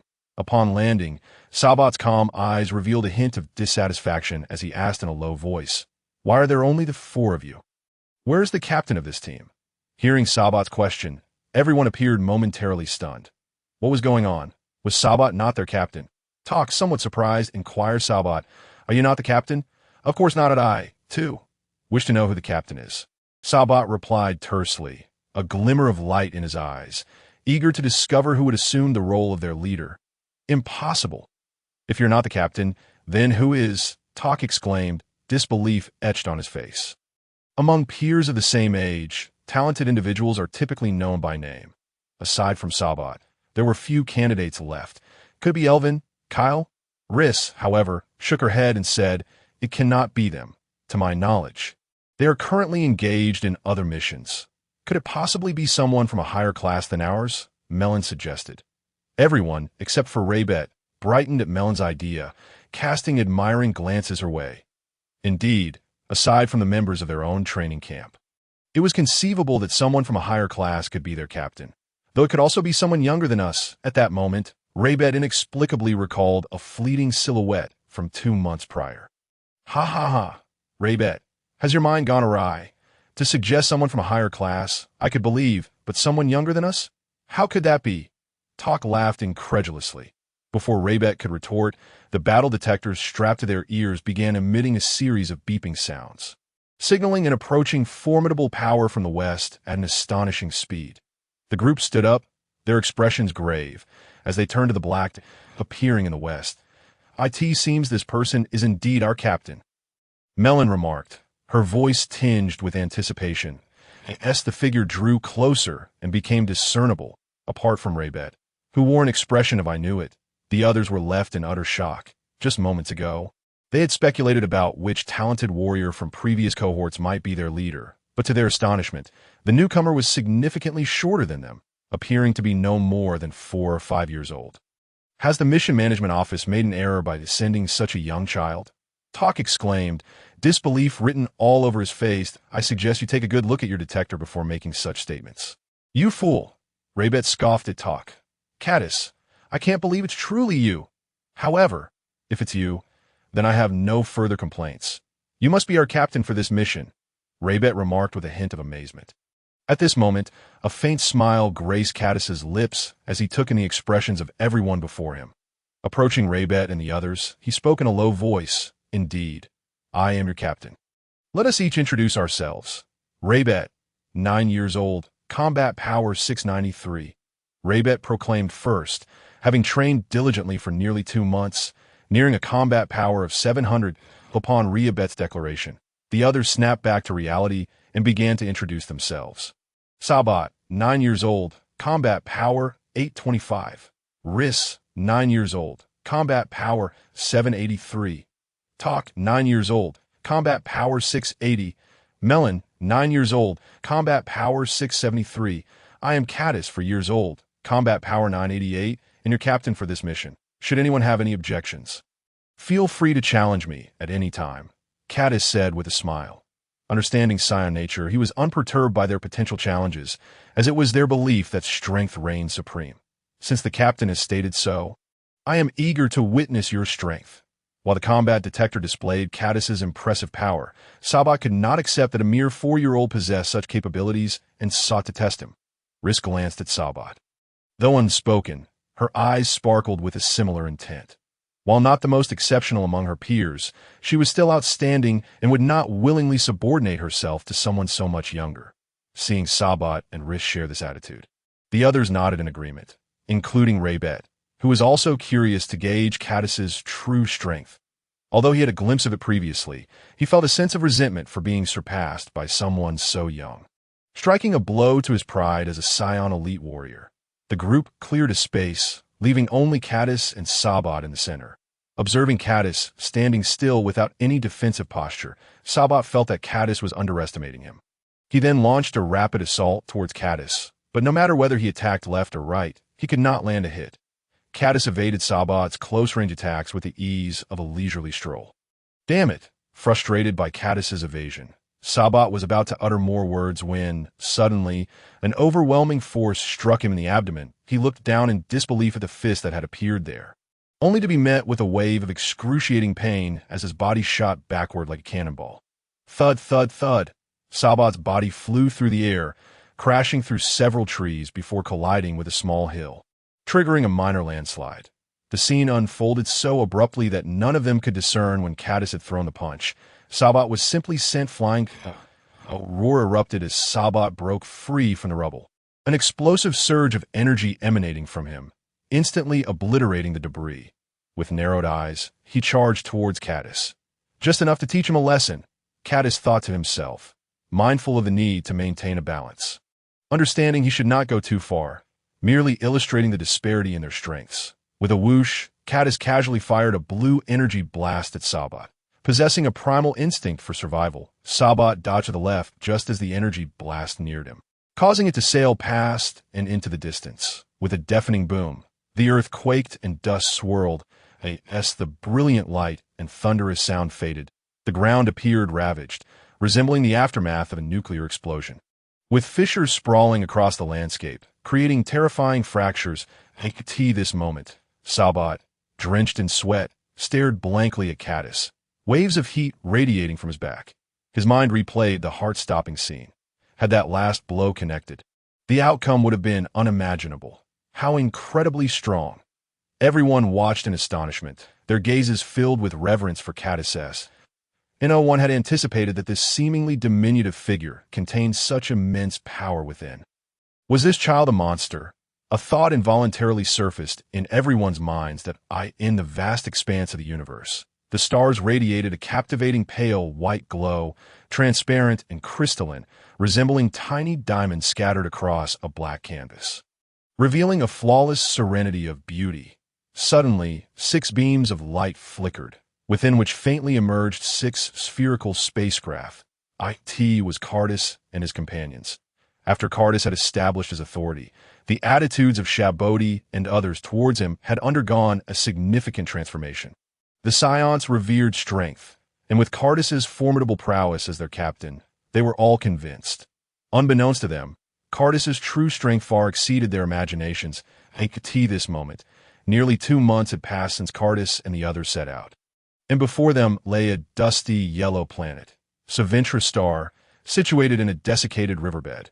With a deafening roar, 6 red glowing spheres penetrated the clouds, crashing down with a thunderous impact. Immediately, clouds of dust erupted into the sky, obscuring the sun.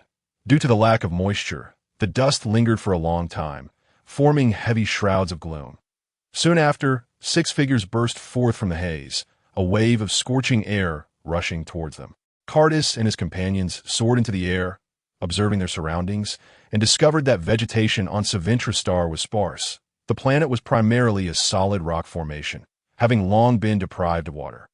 As a result, most areas were either desert or rocky terrain, making flora and water sources exceedingly rare, that a gentle voice emerged. Clearly, Riss had made ample preparations before arriving here. However, the environment was evidently unwelcoming for a girl. After scanning their surroundings, Shabodi, with a solemn expression, remarked, "The conditions here are so harsh. It's hard to believe this is a mid-level planet. Nature adheres to the principle of the survival of the fittest. Often, the more adverse the environment, the stronger the creatures that emerge," Cardis reminded them. Subsequently, the group activated their combat detectors, which emitted a series of beeping sounds. The small screens displayed a dense cluster of green numbers, with countless readings exceeding a battle power of 100, overwhelming the display. Reluctantly, they had to set a lower energy threshold on the detectors, which filtered out most of the data. Even so, they found that numerous readings remained visible, often gathering in clusters of 3 to 5, with one small area concentrated with dozens of energy sources. On this planet, there were at least 100 beings with a battle power exceeding 500, and they were congregated as well. Marin lost her usual composure, her voice trembling. It was well known that Marin had the lowest battle power among them. Being besieged by a group with battle powers over 500 would indeed be perilous. Not to mention that the detectors indicated several larger energy sources. Damn it, how can this be so exaggerated? What kind of rating has the Task Management Office given? Shouldn't such a planet be assigned to a more experienced team? Shabodi gazed at the 5 larger energy sources, unable to suppress his frustration.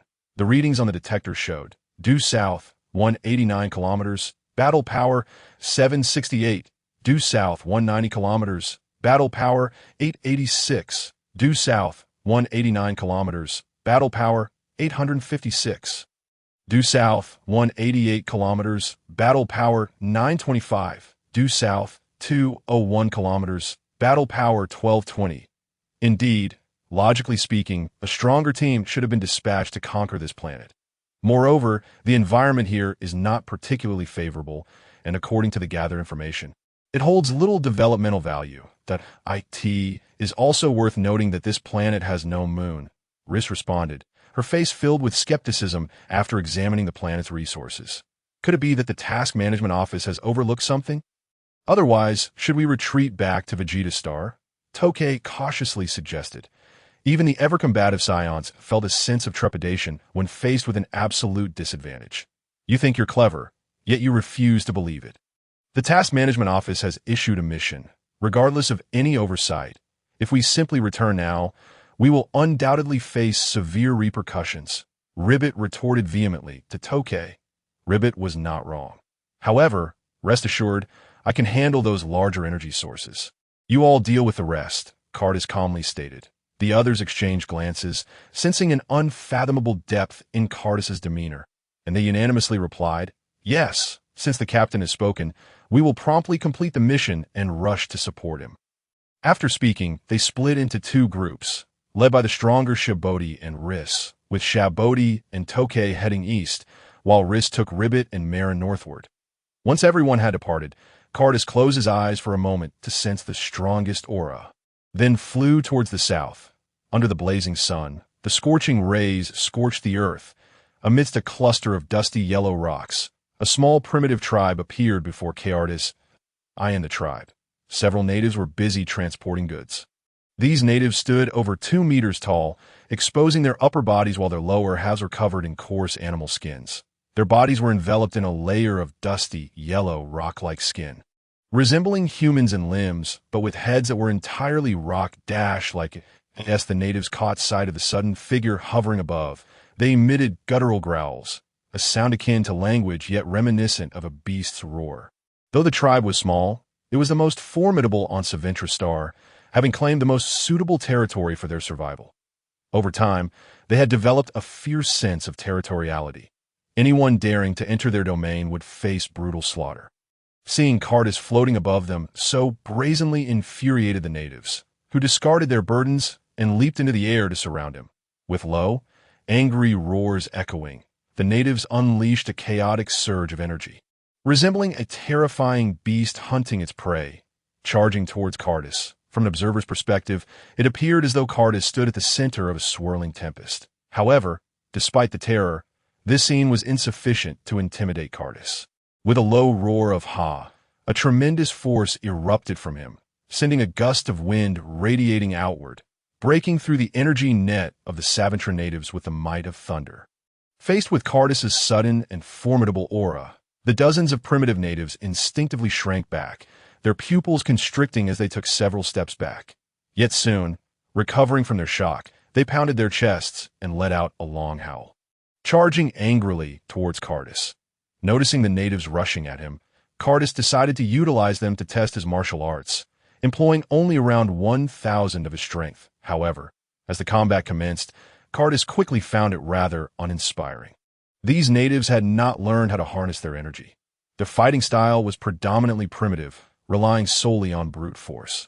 Though they could unleash some energy waves, their energy was too scattered to be utilized effectively. Cardis instantly accelerated, delivering powerful punches to the Saventra natives. With the sound of fists colliding with flesh echoing, only Cardis remained standing, facing the lone Saventran with a battle power of 1220, the highest on this planet. This particular Saventran, taller and more imposing than his kin, stood at 3 meters high. Witnessing his comrades being defeated, he displayed a look of terror, turning to flee. It wasn't that he did not wish to avenge his tribe. Rather, his attacks had consistently failed to land on Cardis, and even when they did, they left no marks, instilling a sense of foreboding that compelled him to escape. It's time to end this. Cardis let out a soft sigh, raising one hand with fingers outstretched, aiming at the silhouette of the Samantha alien before him. With a slight exertion, a radiant orb of energy coalesced, its surface adorned with a crimson halo, resembling a beautiful miniature sun that radiated intense heat. With a swift whoosh, the energy sphere shot forth at remarkable speed, instantly catching up to the Samantha. A thunderous roar echoed through the sky as a flash of red illuminated the heavens, followed by the explosive sound of a detonation, enveloping the atmosphere in a wave of high-energy force and unleashing a scorching gust of air that swept westward in all directions as the smoke gradually dissipated. The Samantha and the nearby village were entirely obliterated from existence, leaving only wisps of steam drifting from the ground. Time flowed like a river, and in the blink of an eye, 7 days had passed. During this interval, Cardis refrained from further combat, seeking solace in a relatively tranquil environment for meditation. The remaining extermination tasks concerning the Samantha were delegated to Shabbat and his companions. After all, the most formidable Samantha had already been vanquished by Cardis, rendering the remaining missions relatively manageable for them. This moment, a cacophony of chatter erupted, signaling the return of Shabbat, Ruiz, and others from their mission, their faces aglow with triumph. Particularly, Tak was animatedly gesticulating, as if recounting an exhilarating tale. Clearly in high spirits, it was a stark contrast to the tension they had felt upon first arriving on Samantha. After several days of battle, their confidence had evidently been restored. Raybet, let me tell you, I single-handedly dispatched numerous high-powered natives, at least 20 or 30. Tak boasted excitedly, his physique appearing somewhat more robust. Raybet, slender in build, scoffed dismissively. Is that all it takes to satisfy you? Truly useless, Tak, if it weren't for Shabbat's presence. I bet you would have been cowering in fear. Who says that? I personally eliminated a native with a combat power exceeding 700. Just ask Shabbat, Tak retorted, his face flushed. Without glancing back, Shabbat turned away. Ha ha! Raybet erupted into laughter, as if he had achieved something monumental. At this juncture, Ruiz's eyes sparkled with excitement as she turned to Cardis. Captain, our mission is complete. Shall we return to Vegeta? Cardis stood, poised to respond. But suddenly his expression shifted to one of grave concern as he gazed skyward. The others, noticing Cardis's demeanor, exchanged puzzled glances and looked up, finding nothing amiss. Captain, what is it? Is there an enemy? But we see nothing. They queried, bewildered. 5 formidable energies are approaching from outer space. Cardis replied solemnly. Upon hearing this, the others activated their scanners, just as 5 dark shapes emerged in the sky. 5 spherical spacecraft rapidly descending towards the ground. Time rewound to 7 days prior, at the Frisia Army's G-29 space detection station, that a creature with a canine head and humanoid body observed an anomaly on the screen displaying data from Samantha. Look, the combat rating for Samantha is clearly above average, yet a squad of young scions has been dispatched, he exclaimed to a nearby alien with a dinosaur-like visage. Could it be a mistake from the mission management? Sending this scion squad is tantamount to a death sentence. A blue-skinned, dinosaur-faced alien queried in confusion to AKT that moment. The hatch swung open with a whoosh, and a purple-skinned alien resembling a catfish entered.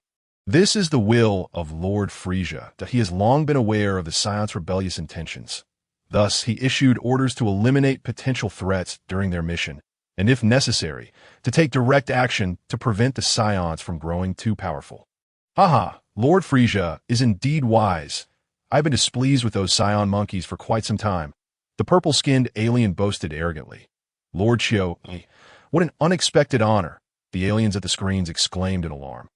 I was merely assigned by Lord Frisia to patrol this sector, and I thought I might catch a good show. Chiu replied, a sinister grin spreading across his face. Do. The canine-headed alien stared at the screen. Noticing that the data from Samantha had turned green. Report, Lord Chiu. Just now, several high-energy sources on Samantha have vanished. What happened? Investigate immediately, Chiu demanded, his face twisted in displeasure. Yes, the aliens, drenched in cold sweat, scrambled to analyze the situation. Report, Lord Chiu, a young scion, just exhibited a combat power of 1021, and in that instant, several high-energy sources from Samantha disappeared. According to our investigation, this young scion is only a little over 4 years old. The canine-headed alien reported .1021 combat power. 4 years old? What nonsense! When did scion children attain such strength? Chiu exclaimed incredulously, moving closer to the screen. However, after repeated confirmations, the data was consistent. This young scion possesses such potential. It would be prudent to eliminate him before he poses a threat to Lord Frisia. Chiu sneered coldly, turning towards the spaceport. Returning to the present on Samantha, Shabat and the others stared at the readings on their scanners. Trembling in fear. 4 energy sources displayed combat powers around 1,000, which they could somewhat tolerate, but one energy source continued to spike, ultimately halting at a staggering 18000. My scanner malfunctioning. It can't possibly show a combat power of 18,000. Talk forced a laugh, trying to mask his unease. No, your scanner is functioning perfectly, Shabat replied, his face pale with dread. The others stared in horror at the site where the spacecraft was landing, with Raybet and Malin rendered speechless by their fear. A combat power of 18,000? Surely even King Vegeta does not possess such strength. Ruiz clenched her fists, gritting her teeth. That moment, despair and a profound sense of helplessness washed over Shabat and his companions. A feeling of being powerless against fate. Even Cadis's expression was grave as he stared ahead, contemplating that even if he unleashed all his power, it might not be enough to contend with foes of such immense strength. As the hatch of the spacecraft opened with a series of thuds, 5 figures emerged from the smoke. 4 were Frisia's soldiers, with crocodile-like faces, and the central figure was the purple-skinned Chiu. Seeing the newcomers, Cadis exclaimed in astonishment. Chiu. This name was familiar to him from the earlier chapters of the original narrative, where Chiu had appeared several times before ultimately being slain by Vegeta, a ruthless and unscrupulous villain. What intrigued Cadis further was the nature of these aliens. Figures like Dodoria and Zarbon had shown little change in appearance from the destruction of Planet Vegeta to the ensuing decades. Of course, their combat powers had also seen little enhancement, leading Cadis to theorize that the vastness of the universe harbored a myriad of long-lived races. However, in terms of combat potential, their racial limits appeared relatively low. So this little brat knows my name. It seems the name of Lord Chiu is renowned across the cosmos. He laughed heartily. Indeed. Who in this universe does not recognize the name of Lord Chiu? His companions chimed in, flattering him. Chiu. This mission was merely an opportunity to observe entertainment. Dealing with a few young scions hardly warranted his involvement. What brings you here? We have already completed the mission on this planet, Cadis stated. Upon seeing the Frisia army, Reese and the others immediately breathed a sigh of relief that, in their understanding, Planet Vegeta and the Frisia army were allies. What brings them here? Surely, it is to eliminate you little brats. Otherwise, Lord Chioi would not waste his time on such a desolate planet. Chioi pointed at Caddis and the others. But aren't the Frisia army and us Scion's allies? Is Frisia aware of their actions? Reese rebuked, hoping to invoke Frisia's name to compel them to retreat. Haha! Chioi and several Frisia soldiers erupted in laughter. We are here on the orders of King Frisia, that he has long been aware of your treasonous intentions. Initially, we intended for you to be slain by the inhabitants of planet Saventa during this mission, but these natives proved to be utterly incompetent. Thus, Lord Chioi had to come personally. You should feel honored. After all, for little Scion brats like you to face Lord Chioi is already an immense privilege. Chioi boasted, hands on his hips. Upon hearing Chioi's words, Caddis and the others tensed, realizing that today's battle was inevitable. Enough chit-chat. Go. Send these little Scion brats on their way. Chioi commanded the Frisia soldiers. Yes, the soldiers chorused, then instantly charged at Caddis and his group. Take care of yourselves, Caddis shouted as he was the first to engage. And seeing him charge forward, Shaybait and the others gritted their teeth and followed closely behind. One soldier from the Frisia army, spotting Caddis rushing towards him, swung a punch aimed at his head. Unexpectedly, Caddis raised his hand and caught the soldier's arm. The soldier attempted to speak, but Caddis swiftly delivered a punch to his abdomen.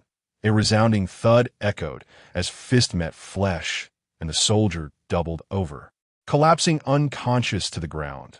The remaining 3 soldiers, witnessing Caddis's attack, stood agape, while Shaybait and the others, arriving shortly after, wore expressions of shock.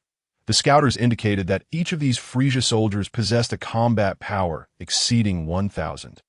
Even if Caddis were to draw even with them, Shaybait and the others could accept that, but to their astonishment, he had taken down an enemy with a single blow. That moment, Chioi also sensed something amiss. Yet Caddis's combat power remained steady around 1,000 on the scouter. Although bewildered, Chioi shouted, "Take care of this brat first." The remaining 3 soldiers, responding to Chioi's command, quickly formed a triangular assault against Caddis.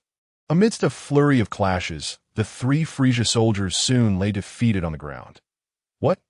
Chioi, with his arms crossed, instinctively lowered his hands. Yet upon seeing Caddis's calm demeanor, he sneered, merely taking down a few worthless ones. Since you wish for Lord Chioi to personally escort you, I shall grant your wish. With that, Chioi advanced towards Caddis, and as he drew nearer, Caddis felt an overwhelming pressure. With a low growl, Caddis ceased to conceal his might, unleashing a torrent of energy from within. Instantly, a dense, indistinct aura enveloped him, causing the air to hum with a low buzz, and the atmosphere around him began to warp slightly. The scouter on Chioi's ear emitted a series of alarming beeps as Caddis's combat power surged, ultimately stabilizing an impressive 14,236. The good heavens, over 14,000 combat power. What race are you? Scions cannot possibly possess such strength. Chioi exclaimed in astonishment. In a flash, Caddis vanished from before Chioi, reappearing at his side. Chioi, shaken from his shock, managed to evade Caddis's strike and immediately counterattacked. With rapid exchanges, the two engaged in a fierce battle, waves of energy erupting with each clash, sending Shaybait and Reese sprawling backwards from the force. Incredible! Is this truly our captain? Reese gasped. Initially, Caddis was able to withstand a few of Chioi's strikes, but soon found himself forced into defense and evasion. With a resounding bang, Chioi's fist grazed past Caddis's ear, drawing a trickle of blood and creating a violent gust that shattered the rocks behind Caddis. Caddis leaped into the air, but Chioi had already vanished from his sight. That little brat dodged well, Chioi remarked, having positioned himself above Caddis. When did he? Caddis was startled and quickly adopted a defensive stance. Chioi grinned wickedly, fists clenched, and launched a powerful blow towards Caddis's head, leaving him momentarily dazed as he plummeted downward. With an explosive crash, Caddis landed, creating a massive crater, and Chioi promptly conjured an energy blast to hurl into the pit. Boom! A violent explosion ensued, sending a mushroom cloud spiraling into the sky, reminiscent of an apocalyptic scene. Ha! Chioi cackled maniacally while floating in midair. Captain, Shaybait, Reese, and the others cried out, witnessing the devastation. Damn it, we must avenge the captain. We can't escape now. We must unite for even a glimmer of hope. For the captain. Shebate, Reese, Riabit, Tokay, and Malin roared in unison. Though their time alongside Caddis had been brief, they had fought side by side, and now, in the face of despair, the death of their kin ignited their final spark of defiance. Seeing Lord Chioi's terrifying strength, they still dared to resist. Fear not. Soon you shall reunite with that little brat, albeit underground. Chioi taunted the remaining few. Whoosh! Chioi darted toward Shebate and the others, sweeping Riabit off his feet, leaving his neck twisted, a grim fate seemingly imminent, as Shebate and the others witnessed another comrade fall. Fury propelled them toward Chioi, yet each of their punches met empty air, with several swift strikes. Chioi dispatched Shebate, Reese, and the others to the ground. Cough, cough. It seems today marks the end of our Caddis team. If only the captain were still here, Shebate strained to utter, pressing his hands against the ground. Though Reese and the others still clung to a faint breath of life, they were nearly incapacitated, their eyes filled with hopelessness. Oh, there's still some of you alive. Then I shall labor to see you off on your final journey. TCH, I never anticipated dealing with a few scion monkeys would consume so much of my time. Chioi sauntered over to Shebate. Suddenly, the ground began to tremble violently, fissures appearing across the terrain. An astonishing energy erupted from the previous pit, shooting skyward and scattering the clouds above. Cough, cough. I knew the captain would not be so easily vanquished. Reese managed to push himself up. Shebate, Tokay, and Malin gazed with hopeful eyes towards the source of the energy explosion. What is happening? Impossible, Chioi exclaimed, staring at the scouter as the reading skyrocketed. 16, 000, 18, 000, 21, 000, 22, 000. With a deafening boom, Chioi's scouter erupted in a shower of sparks. How can this be? It must be a malfunction. Scions cannot surpass a combat power of 20. 000. Chioi shouted in disbelief. Boom! A figure shot forth from the pit. It was Caddis. His battle attire was tattered and in disarray. His body appeared battered, yet there were no visible injuries in that moment of attack. Caddis had desperately channeled his energy to defend himself. However, even such efforts had left him teetering on the edge of death after enduring 2 lethal strikes.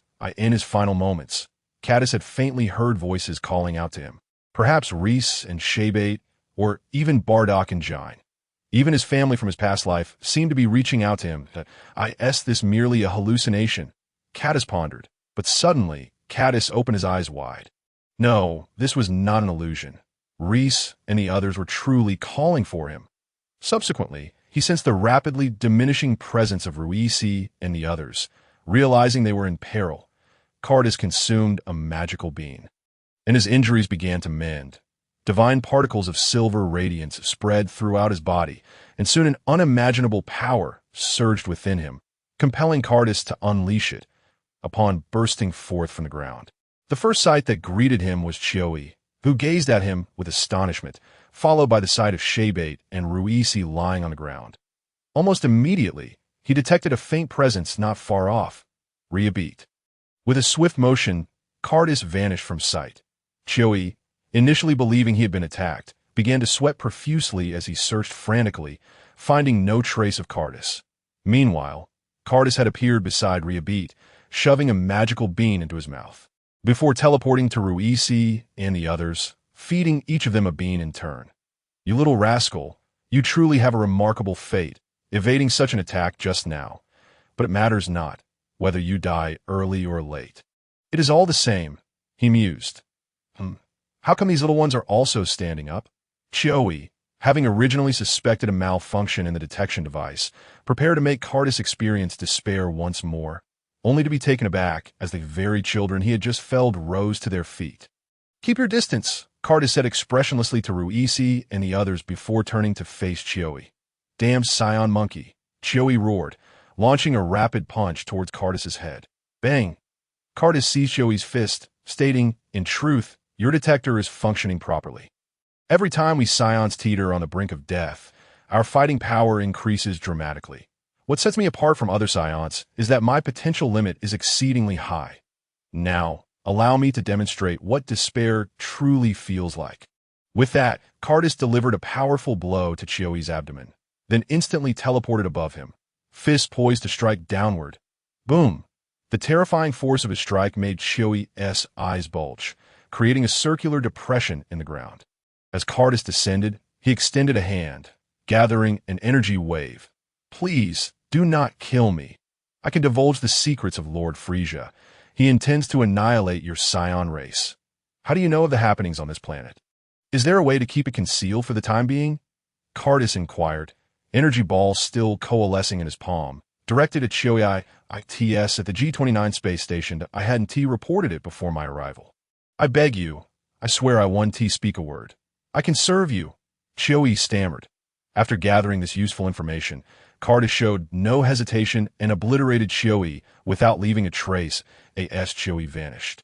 Shaybait, Ruisi, and the others approached cautiously, inquiring, Captain, is it true that rascal Frisia intends to destroy our scion race?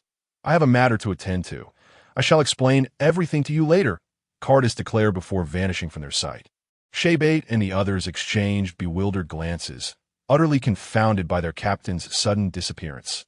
Yet, in but a quarter of an hour, Cardis reappeared. I just destroyed a space station belonging to Frisia's army. It was the very station monitoring us.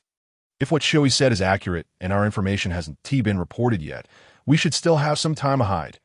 Cardis informed the perplexed group. Captain, what is the nature of your fighting power? The detector previously indicated merely around 1,000, yet you've suddenly become so formidable. Tokay, unable to suppress his curiosity, was the first to ask upon Cardis's return. The others were equally intrigued, though none were as outspoken as Tokay, for their understanding had always placed Cardis's current state far beyond the realm of scion comprehension. The battle detector merely measures the energy emanating from a living being's surface. I learned to harness ki on a wondrous planet. And as long as I keep my ki contained within, the detector cannot perceive the hidden strength within my body, Cardis explained, elucidating the concept of ki to them. Then, Captain, how did you acquire such immense power? Is it permissible for us to know? Ruisi, Shaybait, and the others gazed at him with eager anticipation, their thirst for strength intensified by their recent experiences of despair. In truth, we scions possess boundless potential within us. However, the training methods currently employed on planet Vegeta are rather limited in enhancing our combat capabilities, and our application of ki is rather simplistic and crude. Cardis elucidated. So, does this mean we too can become as strong as you? Captain, Ruisi asked, her beautiful eyes sparkling with excitement. If you are willing to train diligently, you too can achieve it, Cardis replied with a smile, igniting a spark of longing in the eyes of Shaybait and the others. However, this is also one of the reasons why Frisia seeks to annihilate our scion race, Cardis continued. Could it be that Frisia fears we scions pose a threat to his dominion, hence his desire to extinguish our kind? Shaybait speculated, as Cardis recounted Frisia's malevolent intentions and schemes to Shaybait and the others. Far away in the North Galaxy, at Frisia's headquarters, a colossal planet transformed by technology, amidst the profound and resplendent backdrop of the universe. Stars twinkled like brilliant pearls, meticulously aligned and orbiting in their respective paths. The Frisia headquarters served as the nerve center for the entire Frisia force. Advanced cosmic technology enveloped the entire planet, rendering it impenetrable, as if encased in an iron fortress. Even a fly would find it impossible to enter. Surrounding this frozen planet were interstellar fortresses, resembling bastions, rotating in orbit, with massive dark cannons gleaming ominously in the starry void. At this moment, within the opulent palace, through semi-transparent portholes, Frisia stood contentedly beside the window, one hand holding a goblet as he leisurely sipped, his crimson eyes quietly observing the scenery outside, a cruel glimmer flickering in his cold gaze. Dodoria, I hear that King Vegeta of the Scions is busy planning a rebellion. What do you think I should do about those Scions? Frisia inquired, his voice icy and gravelly as he handed the goblet to an attendant nearby. His interest piqued. Those Scions truly do not know their place, each one more arrogant than the last. Were it not for their combat power still being of some use, I would have long since led my men to obliterate them. Dodoria scoffed. Frisia chuckled darkly, a malicious smile curling at the corners of his mouth. Oh, not be hasty. After a while, we shall make our way to planet Vegeta. Like a tea that time, I will show you the most beautiful fireworks in the universe. Yes, Lord Frieza, Dodoria responded with delight, having long harbored disdain for the Scion's haughty demeanor. By the way, Mr. Shambo, I heard that King Vegeta had a son a few years ago, whose talent appears quite remarkable. Is it named Vegeta? Frieza asked. Indeed, Lord Frieza, Shambo replied elegantly. Very well, summon Vegeta to the Frieza headquarters in due time. Frieza commanded, as if he had discovered an intriguing new tea. Oh, what? As you wish, Lord Frieza, Shambo responded with a bow. Just then, the palace doors swung open, and a purple-skinned alien hurried inside, standing at attention to report. Report, Lord Frieza. We have just received the latest news. The signal from the G-29 space station has vanished. And furthermore what? Speak quickly. Shambo interjected sharply, and Lord Chioi's energy signal has also disappeared. The alien said, wiping sweat from his brow, his voice trembling. With a resounding crash, Frieza's tail struck the ground, causing the earth to crack and debris to fly. His crimson eyes glinted with a cold light as he growled. What is happening? Is it an attack from another force? Speak clearly. Just an hour ago, the command center lost contact with the G-29 space station and immediately dispatched nearby teams for an inspection, only to find that the G-29 space station has been destroyed. Lord Chioi happened to be patrolling near the G-29 space station and seemed to have discovered something unusual before flying to the surrounding planets. However, we discovered that Lord Chioi's signal vanished prior to the destruction of the G-29 space station, and concerning Lord Chioi's recent actions, the G-29 space station did not report to the command center. Chioi possesses a combat power of 18,000, which indicates that he was unable to even call for help, suggesting that the opposing force's combat capability surpasses his significantly, Shango analyzed. After a brief moment of surprise, Frieza quickly regained his composure, a smile returning to his lips. How intriguing, truly fascinating that someone dares to provoke me. Frieza, haha. The alien reporting stood cautiously, afraid to make any move, his heart racing furiously. For at this moment, King Frieza was undoubtedly in a most displeased state. Frieza felt no sorrow for Chioi's demise. After all, individuals like Chioi were plentiful within Frieza's ranks, and the loss of one or two was of no consequence to him. Frieza's heart brimmed with boundless rage at the affront to his dignity. The death of a high-ranking warrior of Frieza's army on his territory was a direct provocation. Mr. Dodoria, you shall lead the team personally. Ensure you reach the G-29 area with utmost speed and ascertain the situation. Frieza's calm voice belied an undercurrent of deadly intent.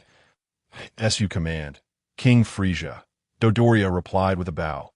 Upon learning of Frieza's sinister scheme, the inhabitants of planet Sabat, including Sevenar, were particularly incensed upon discovering that Frieza had installed listening devices on the Scion's combat detectors. It is evident that he has never harbored good intentions towards us Scions. Melon seethed. If Frieza intends to strike at the Scions, systematically eliminating them would surely raise the alarm on planet Vegeta. Chioi's case was likely a covert operation that went unreported, but unfortunately, he encountered the captain. From Frieza's perspective, it would have been far simpler to gather us scattered Scions on planet Vegeta before launching his attack. Rise analyzed, a glimmer of intelligence in her eyes. Even Caddis had to appreciate Rise from another angle, as he was aware of the plot beforehand, while Rise had deduced it merely from the information gathered. Indeed, the signal to return to planet Vegeta indicates the moment Frieza intends to strike. Until then, we can focus on our training, and afterward, we shall return to persuade those Scions willing to leave. Caddis concurred with Rise and proposed his thoughts. Then we shall execute the captain's plan. Sabat and the others affirmed. Subsequently, Caddis produced the spaceship modified by Dr. Briefs, which was equipped with a gravity chamber offering 100-fold gravity, perfect for their training. Caddis explained the effects of the gravity chamber to Rise and the others, who eagerly began their training that, in the blink of an eye, 6 months had elapsed. During this time, while Caddis trained, he also taught Rise and the others how to harness ki, coupled with the training in the gravity chamber. Their combat prowess had significantly increased. Beep beep. Caddis noticed 2 messages on his spaceship. Point 1 was a command from planet Vegeta, ordering all Scions on missions to return for assembly, while the other was a lengthy message from Jine, mostly expressing concern for Caddis's well-being, but several crucial pieces of information were extracted by Caddis. Firstly, Raditz and Prince Vegeta had teamed up for a mission. Secondly, his father Bardock had recently gone to Planet MIT in the G28 area on a mission, quite close to Caddis.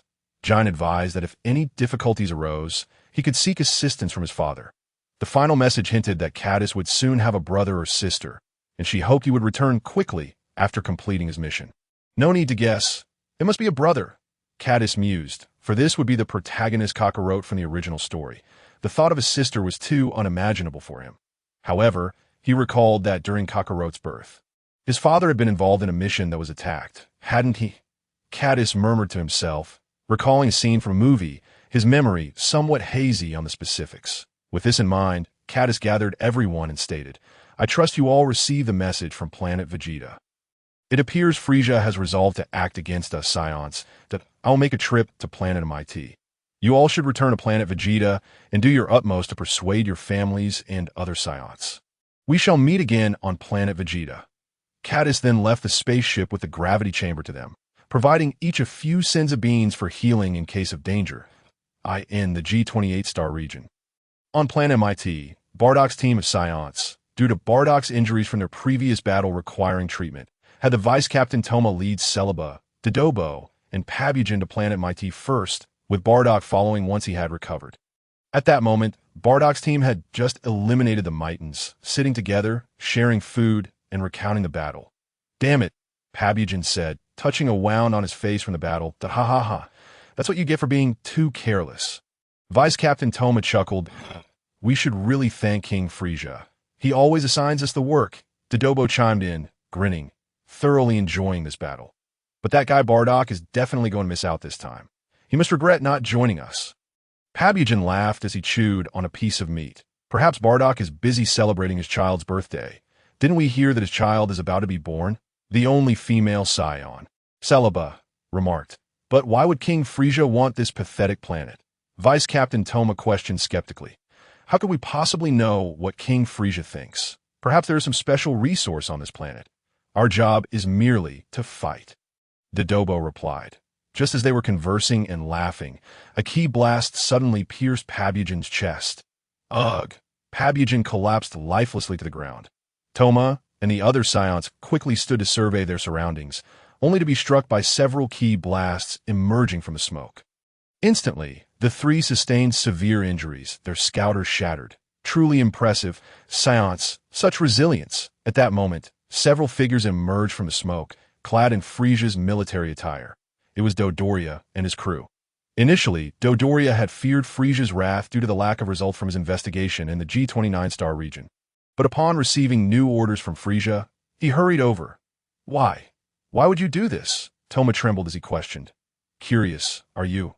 Well, allow me to enlighten you as a parting gift. It's because this is King Frieza's command." Dodoria sneered. "King Frieza has deemed you, Scions, too much of a nuisance." "Impossible. We have always obeyed King Frieza's commands without fail," Toma exclaimed in disbelief. "Even so, if he does not favor you, this is the outcome." Toma seethed with resentment. "You're absolutely correct." Dodoria kicked Toma away, and the other aliens swiftly dispatched Dodobo and Celebi. Just then, a spherical spaceship descended upon Planet MIT, revealing Bardock, who had just arrived. "Another massacre, those scoundrels." Bardock observed the carnage with a sinister grin. Such scenes were commonplace for Scions conquering various planets. As a Scion, Bardock naturally did not concern himself with the lives of the aliens. Beep beep. "Found them. It seems those ruffians are still caught up in their battle." Bardock transformed into a streak of light and sped toward the commotion. Upon arrival, Bardock was taken aback by the sight of Celebi, Dodobo, Pabugen, and others lying on the ground. "Bardock," a voice called from afar, and Bardock rushed over. "Toma, what happened here? What transpired?" Bardock half-squatted, cradling Toma as he inquired. "Cough, cough. What a fool. Just rest easy. Why did you rush over?" Toma gazed at Bardock with a bitter smile and said, "Let us not speak of that. Could it be that we have encountered the Metarians? Those beings would annihilate us in a heartbeat." Toma scoffed, Then who inflicted such injuries upon you? Bardock inquired urgently. It was Frisia. That scoundrel betrayed us. Cough, cough. I can no longer endure. Yet if this continues, all scions shall fall to that bastard Frisia, he said, his voice strained. Listen closely. Return to planet Vegeta immediately. Gather our comrades and confront Frisia, making him experience the true might of the scions. With that, Toma smiled and closed his eyes. Bardock laid Toma down gently, focusing intently on the blood in his hands, tearing a piece of cloth from his garment to wipe Toma's face, that he then rose, silently surveying the fallen bodies of Celipa, Dodoria, and Pabugen nearby. Although Bardock's exterior appeared calm, a torrent of fury over the loss of his comrades brewed within him. Beep, beep, beep. The scouter emitted a sound, drawing Bardock's attention to a group of extraterrestrial beings clad in Frisia's military garb. Arms crossed as they observed him. Haha, another batch of scions come to meet their demise. Bardock clenched his fists as he gazed at the approaching aliens. Bardock shouted, charging towards them in a fit of rage. With a flash, the aliens vanished, reappearing high in the sky. Whoosh! A blue-skinned alien resembling a dinosaur unleashed several energy blasts towards Bardock's previous position. Boom, boom, boom, just as the blue-skinned alien opened its mouth to speak. The scouter on its face flickered, and Bardock materialized above it, fists clenched and descending with force. Thud! The alien's head collapsed under the blow, sending it plummeting to the ground. Seizing the opportunity, the remaining 3 aliens quickly gathered energy waves and struck at Bardock from 3 directions. With a flash, Bardock again teleported away. Damn it! Where did he go? One of the aliens shouted. Crack! Bardock reappeared behind a crocodile-faced alien, delivering a powerful punch that sent it hurtling towards the earth at breakneck speed. What is happening with this scion? Don't let your guard down. The 2 remaining aliens exchanged worried glances. Let us go together, they shouted as they charged at Bardock. Suddenly, Bardock unleashed a wave of blue energy, instantly reducing the 2 aliens to mere dust. Beep, beep, beep. Bardock's scouter blared once more. In the distance stood a plump, magenta figure. Dodoria. Dodoria. Bardock thought, taken aback. He expected Dodoria to arrive as Frisia's advisor. Dodoria's combat prowess was not to be underestimated. Why? Why do this to us? Bardock shouted at Dodoria. Whoosh! Dodoria did not respond, inhaling deeply before unleashing a massive wave of energy towards Bardock. Boom! The ground erupted, creating a long trench as Bardock was propelled far away. A mushroom cloud forming in the distance. How tedious. I should have played with him a bit longer, Dodoria mused to himself. What is that? Dodoria gazed at a shadow suddenly appearing in the sky. Upon closer inspection, he realized it was a scion child. This shadow was Cardus, who had just teleported in and witnessed the astonishing explosion from afar. Sensing the energy, he muttered, Damn it, I seem to have arrived late. No, my father's energy still lingers, albeit faint. With that, Cardus teleported to Bardock's side. Father, he exclaimed, calling out to Bardock, who lay trembling amidst the rubble. Cardus, what are you doing here? Quickly, leave this planet. Frisia has truly set his sights on us scions. Bardock managed to say, lifting his head with difficulty. Father, do not speak. Eat this. It's a senza bean. It will heal your wounds. Cardus hurriedly produced a senza bean from his pocket and fed it to Bardock. Crunch! Bardock stared in disbelief at his hands, realizing that his injuries had fully healed and even his combat power had increased. Such a miraculous thing. He exclaimed, Cardus, you must leave at once. Frisia's subordinates are still nearby. Though my strength has returned, I fear it may not be enough to face that foe, Bardock said, recovering from his astonishment. How is that scion standing? His power level has risen to 13,200, but even restored. He poses no threat to me, Dodoria remarked, observing Bardock rise from the explosion's aftermath. Hey, enough of this idle chatter. Today has been quite the day for those seeking death, Dodoria interrupted, growing impatient with the father and son's conversation. Father, let me handle this scoundrel, Cardus declared, stepping toward Dodoria. Don't be foolish. Dodoria possesses a formidable power level of 22,000. Hurry back to Planet Vegeta. Don't squander your life here, Bardock urged, watching Cardus's retreating figure with alarm. Cardus turned, casting a calm glance at Bardock without uttering a word, his expression stoic as he approached Dodoria. Bardock noticed a change in Cardis. He could sense an immense aura emanating from him, feeling as though the Cardis before him was vastly different from the one he once knew to that moment. Cardis was seething with rage, although he retained memories of his past life and maintained emotional composure. Having lived in this world for 5 years, he was acutely aware of the care Bardock and Jine had shown him. Any human would harbor feelings. Just moments ago, had he not arrived in time, his father would have fallen to the very fiend before him. Thus, he vowed to ensure this villain would pay dearly. Cardis clenched his fists, crossing his arms over his chest, murmuring a low chant. Instantly, a colossal wave of energy erupted from Cardis, causing surrounding debris to levitate chaotically around him. The already tumultuous atmosphere of Metra became even more chaotic as turbulent air currents mingled with an unparalleled, terrifying force, triggering the ionized particles in the atmosphere to coalesce in serpentine bolts of dazzling lightning. Thunderous booms reverberated through the sky as violet lightning pierced the dense clouds, leaving a brilliant, winding trail in its wake. Beep, beep! Bardock and Dodoria's scouters detected this overwhelming force, setting off a flurry of urgent electronic alarms as the data surged higher. 2, 0, 0, 0, 5, 0, 0, 0, 10, 0, 0, 0. The readings continued to escalate. Bardock's expression shifted from surprise to seriousness, eventually settling into grave concern as the data left them both shaken. For the first time, Bardock felt immense pressure emanating from his merely 5 years of age. Cardis had already reached such heights, qualifying him as the greatest prodigy in Scion history. Could it possibly rise even further? Bardock pondered, observing Cardis enveloped in a dense aura, questioning just how high his true power level could be. The scouter displayed no signs of slowing down, the numbers climbing higher. Soon, it soared to 12, 0, 0, 0, 15, 0, 0, 0, 20, 0, 0, 0. Cardis's power level swiftly exceeded 20,000 and showed no intention of halting, causing not just Bardock but even Dodoria's expression to turn grave. Beads of cold sweat forming on his brow. With a resounding crash, Bardock and Dodoria's scouters shattered as Cardis's power level reached and surpassed 22,000. Boom. A hurricane-like pressure radiated outward, enveloping everything visible in a suffocating and terrifying aura.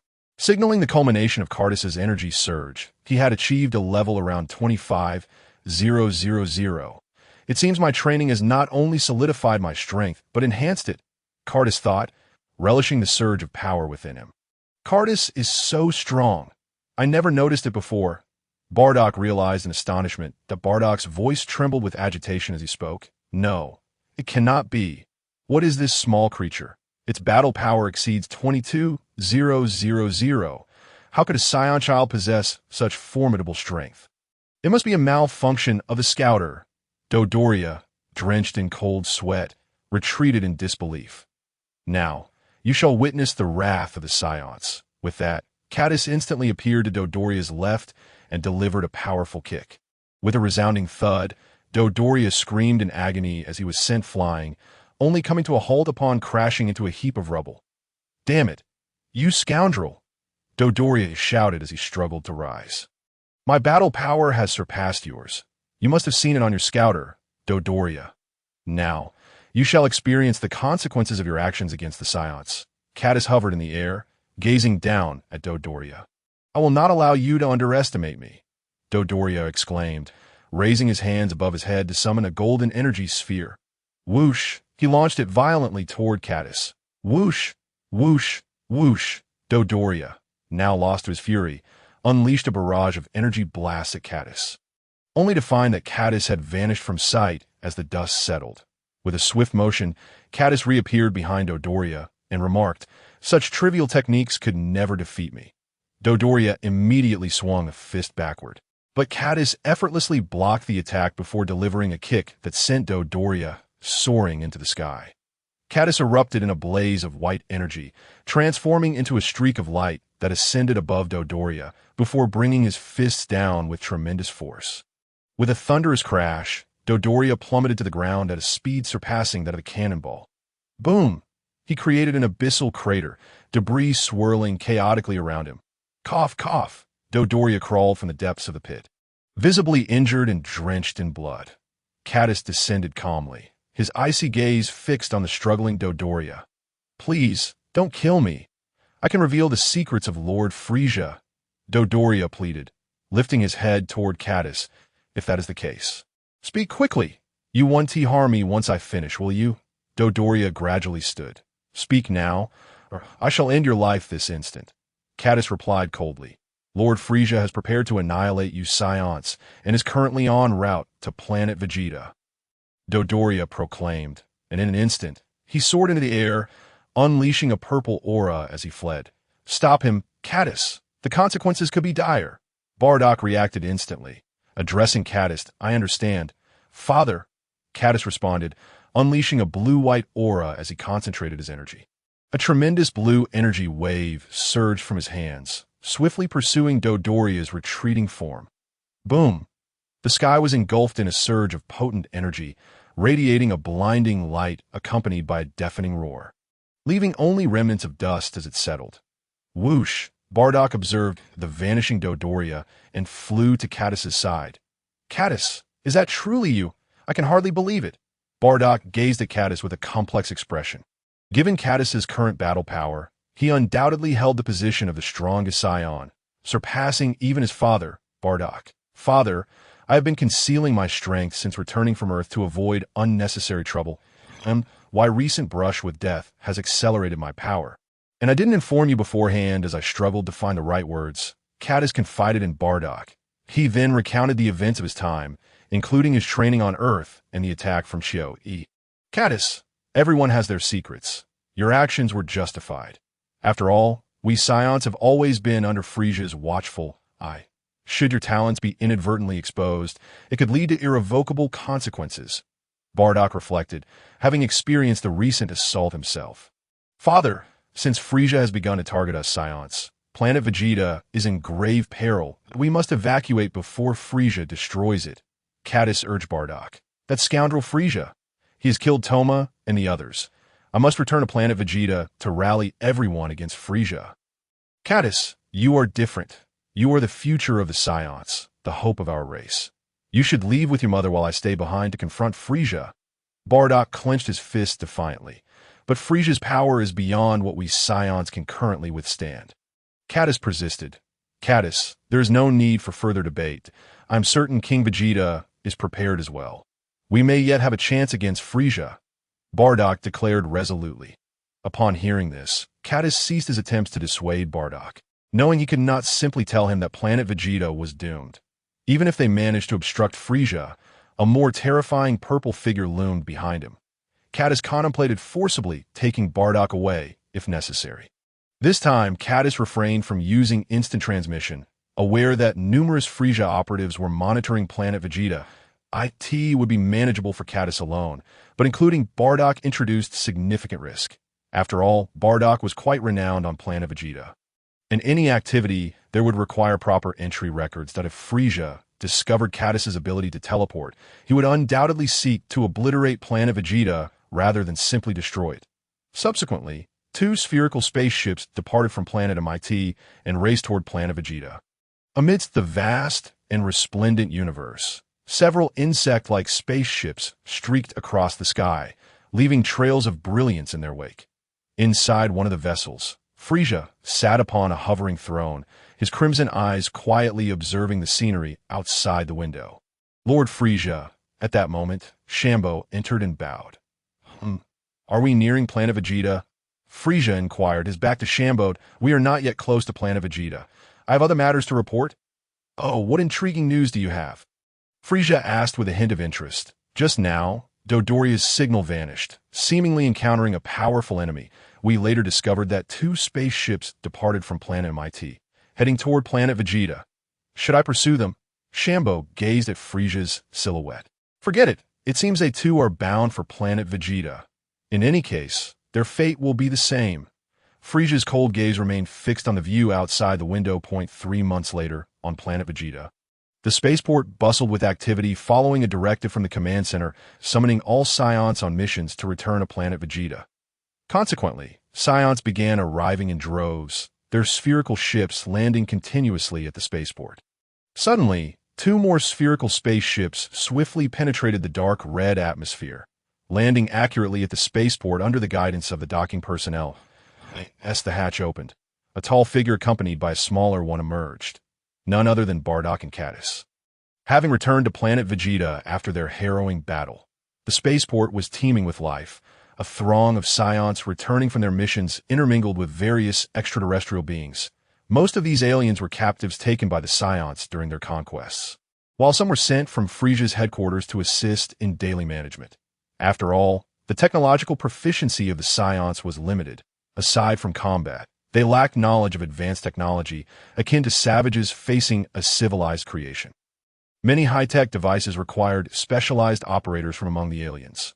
However, how many of these extraterrestrials were sent by Frisia to surveil the Scions remained uncertain. Observing the bustling crowd, Caddis mused, these prosperous scenes will soon vanish. The lifespan of planet Vegeta is dwindling. Let us return home. It is indeed a moment to gaze upon Kakarot. Bardock interrupted Caddis's thoughts and remarked that Kakarot had just been born, yet due to his power level of merely 2, he had already been classified as a low-class warrior. Well, I haven't seen my mother in quite some time, Caddis replied, and the two made their way home as they traversed the pathways of their residential area. Low-class On warriors occasionally greeted Bardock, indicating that he held considerable respect among them. Having himself risen from their ranks, I'm home. Jine, Bardock announced as they approached their door, which was ajar, revealing Jine busy preparing a meal. Bardock and Caddis, Jine exclaimed with delight as she approached. Where's Raditz? Bardock inquired, puzzled. Caddis assumed Bardock was already aware of Raditz's situation and thus had not mentioned it. He is now a warrior and has gone to another planet with Prince Vegeta. He hasn't returned yet, Jine explained while cradling Caddis. Prince Vegeta? Huh. Partnering with that fellow must be quite troublesome. What about Kakarot? Is he still in the incubation pod? Bardock asked with concern. Yes, would you like to see him? I brought Kakarot's incubation pod back, so we can take care of him closely, Jine said, leading Bardock and Caddis toward the bedroom. Upon seeing Kakarot, Bardock suddenly felt a headache as numerous hazy images flashed through his mind, as if he glimpsed scenes from the future. What's wrong, Bardock? Jine asked with concern. I seem to have seen Kakarot in battle in the future. Bardock mused absent-mindedly. It appeared that Bardock had begun to acquire the ability of foresight, though it seemed effective only regarding Kakarot, Caddis concluded. Father, Mother, let us send Kakarot away tonight. Caddis then recounted to Jine the events he and Bardock had encountered, suggesting they could send him to Earth, a planet rich in martial knowledge. Bardock, having seen glimpses of Kakarot's future path, nodded in agreement. Subsequently, Caddis contacted Shabatris and others who had returned a month earlier and had already reached out to many Scions. However, the results were less than favorable. Adult Scions were largely skeptical of their claims, including their own parents. That it was during this time that Caddis learned that Ribbit and Marin's parents had participated in King Vegeta's scheme, while the parents of Shabatris, Riss, and Tak had long perished in battle. Clearly, the words of the children held little weight, as only a handful of Scion children who had close ties with Riss chose to believe them. Ranging from ages 2 to 9, totaling around 40 at a time, was of the essence. Frisia could strike at any moment. Gather everyone. I will send you away first, Caddis urged, aware that Kakarot would soon be dispatched to Earth. And Frisia would likely act within a day or two. Upon hearing Caddis's urgency, Riss and the others realized the time was short and hurriedly agreed on a meeting place to rally the Scion children. Before long, Caddis found himself staring at a group of children alongside Riss and others. Among them, only 7 were around 9 years old, 11 were about 8, and the remainder were between 2 to 6 years old, with several still gnawing on Shabatris and others. These little ones chattered about things they couldn't comprehend, so they resorted to subduing them instead. Ribbit carried 2 children and explained to Caddis as he rubbed his forehead. Very well, since you're all here, I will first send you to a nearby planet. Caddis decided not to question their methods, considering it a means of preserving the Scion lineage. He swiftly used instant transmission to transport them to a desolate planet, one devoid of attention and technological apparatus, though the environment was less than ideal. Nonetheless, Caddis believed it was safe, reasoning that they could manage with basic living conditions. At least, that was his perspective at AS for the thoughts of others. He was oblivious. When Caddis returned home, Bardock informed him that Kakarot had just been sent away to evade detection by Frisia's forces. They had also utilized a stolen spaceship. Upon learning that Kakarot had been dispatched, Caddis's expression grew grave as he turned to Jine, saying, "Mother, I must send you away as well. Frisia could strike at any moment, and planet Vegeta is no longer safe. What about you two?" Jine asked. Glancing at Bardock, that "I will gather the Scions to prepare to confront Frisia. AS for you. Caddis, go with your mother and do not return. Remember, you are the hope of the Scions. Once Frisia is defeated, I will come to retrieve you. Rest assured." Bardock reassured Jine once more. As Caddis and Jine's figures vanished, Bardock's smile faded, and his expression turned somber as he stepped outside. Bardock walked into a bustling tavern and proclaimed, "Warriors of the Scion race, join me in overthrowing Frisia."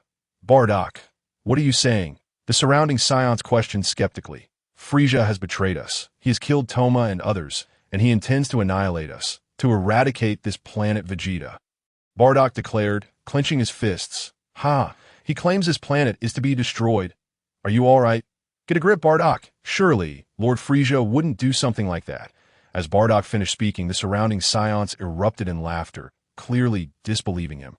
Though Bardock possessed considerable power and had a modest reputation among the Scions, they refused to accept such a dire claim. "Have you damaged your head in battle, Bardock? You should sit down and share a drink." One Scion, evidently a friend, approached Bardock. "That a bunch of fools." Bardock shouted angrily at the reveling Scions, who exhibited no sense of urgency. "I will no longer plead with you. May you all descend into hell." With that, Bardock stormed out. "Hey, Bardock!" A concerned Scion tried to follow him. "Forget him. That guy's gone mad." Another nearby Scion restrained him. Bardock was taken aback by the foolishness of his kin. They were all blinded by the illusions conjured by Frisia. They would rather believe Bardock was insane than accept that Frisia intended to harm them. Thus, he resolved that even if he were alone, he would make Frisia pay the price. In the depths of space surrounding planet Vegeta, aboard a large insectoid spaceship, Frisia gazed out the window at the red beauty of planet Vegeta and chuckled. "Ho ho ho, this will be the last time I behold this planet." "Indeed," Chamber replied. Just then, a space creature rushed over to report. "Lord Frisia, King Vegeta has come to pay his respects with a dozen Scions." Before the creature could finish, a resounding explosion echoed as the rear hatch was blasted open. King Vegeta and a dozen elite Scion warriors stormed in.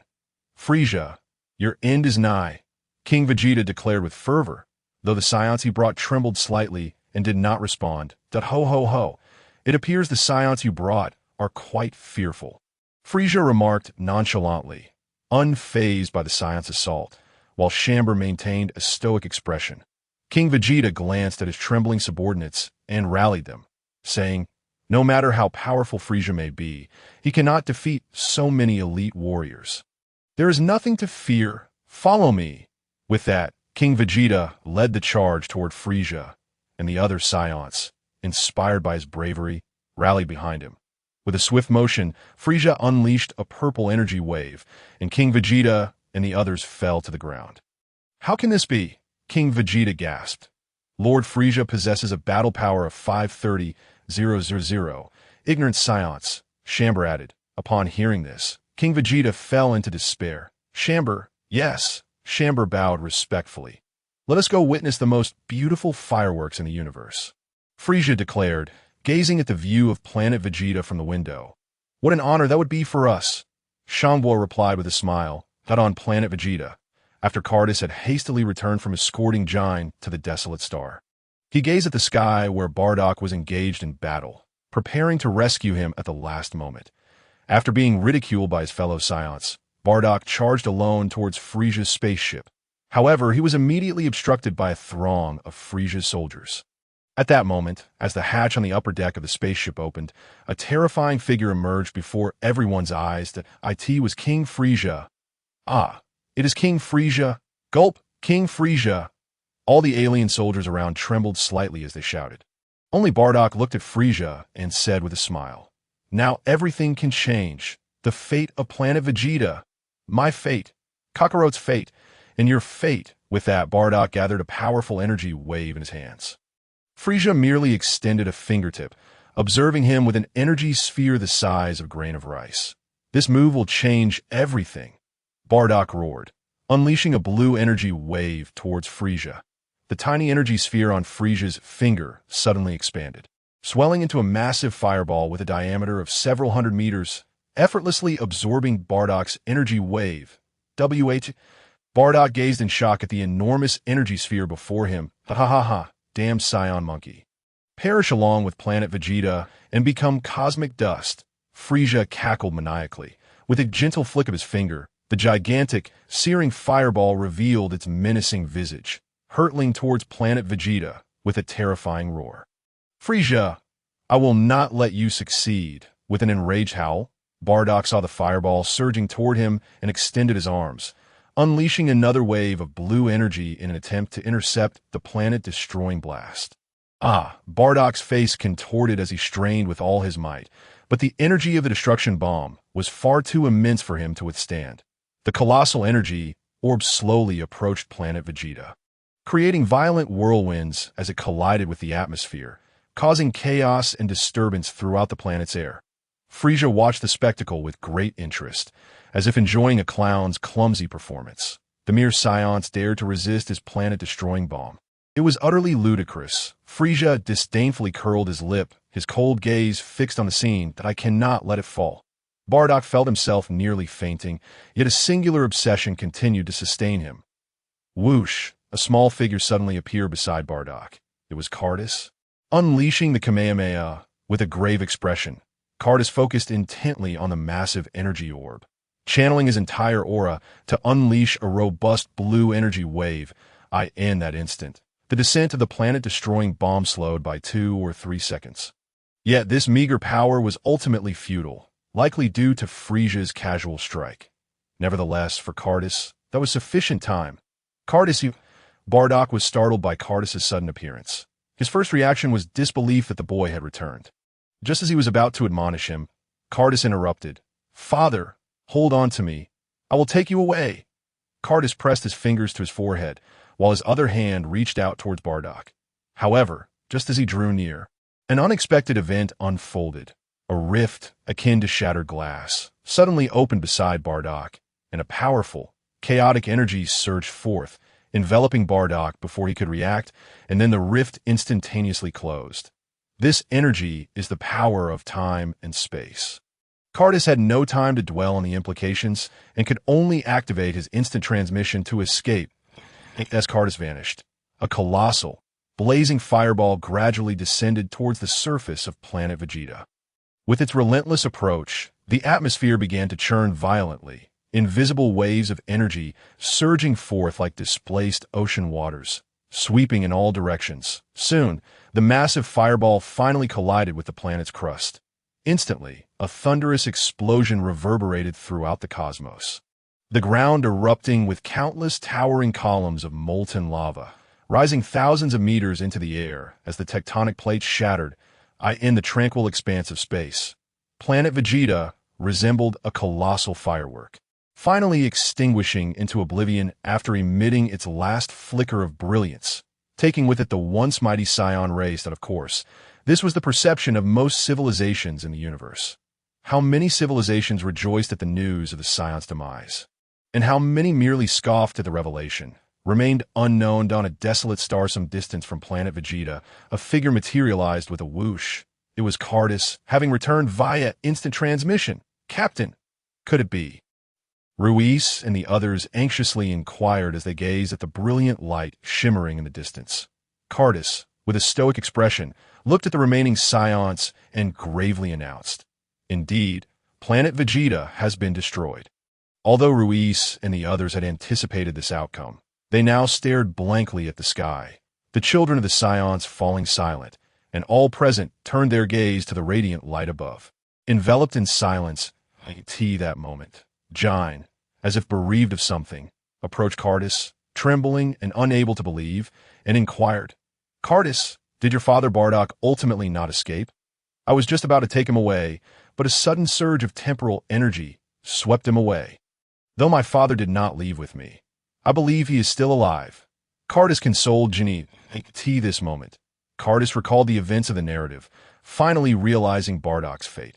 He must have returned to the past on planet Vegeta, where Bardock would become a Super Saiyan, and it was then that the legend of the Super Saiyan was born. That I believe we will find Father again. We will surely find him, Cardis declared resolutely to Jine. Upon hearing Cardis's words, Jine's sorrowful expression began to lift. Yes, we will meet again one day, and besides, I have all of you, Cardis. Jine gently caressed Cardis's forehead. Captain, what shall we do next? Raybet inquired after seeing Jine's mood improve.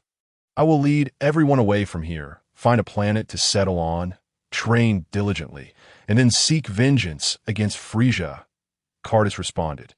Since planet Vegeta has been destroyed, let us elect a new leader. I nominate the captain to be the new leader of our Science. Raybet immediately suggested. The others quickly echoed in agreement. Yes, the captain is powerful and so young. Only he can shoulder the future of the Science. Indeed, I only follow the captain. This was clearly Shaybate's voice. No one voiced opposition, and even the strongest among them, Shaybate, voiced his support, leading others to do the same. Especially since Cardis had saved their lives, they all expressed their allegiance to him as their leader. Since you all have chosen me as the new leader of the Science, I will establish a few new regulations. Those willing to follow me may do so, and those unwilling may depart now. Cardis addressed the crowd before him. First, do not kill innocents. We Scions should challenge the strong, not slaughter the weak. Second, we shall no longer engage in the foolishness of conquering planets, nor will we serve anyone else. Cardis exercised his authority as leader to lay down the new rules, and the remaining Scion children exchanged glances before responding loudly. Yes. Had adult Scions heard Cardis' stipulations, they would have likely protested. However, these Scion children had spent most of their time in training camps and had not yet stained their hands with blood. They felt no objection to Cardis' words in the North Galaxy. On Earth, a new dawn broke, bathing the land in sunlight.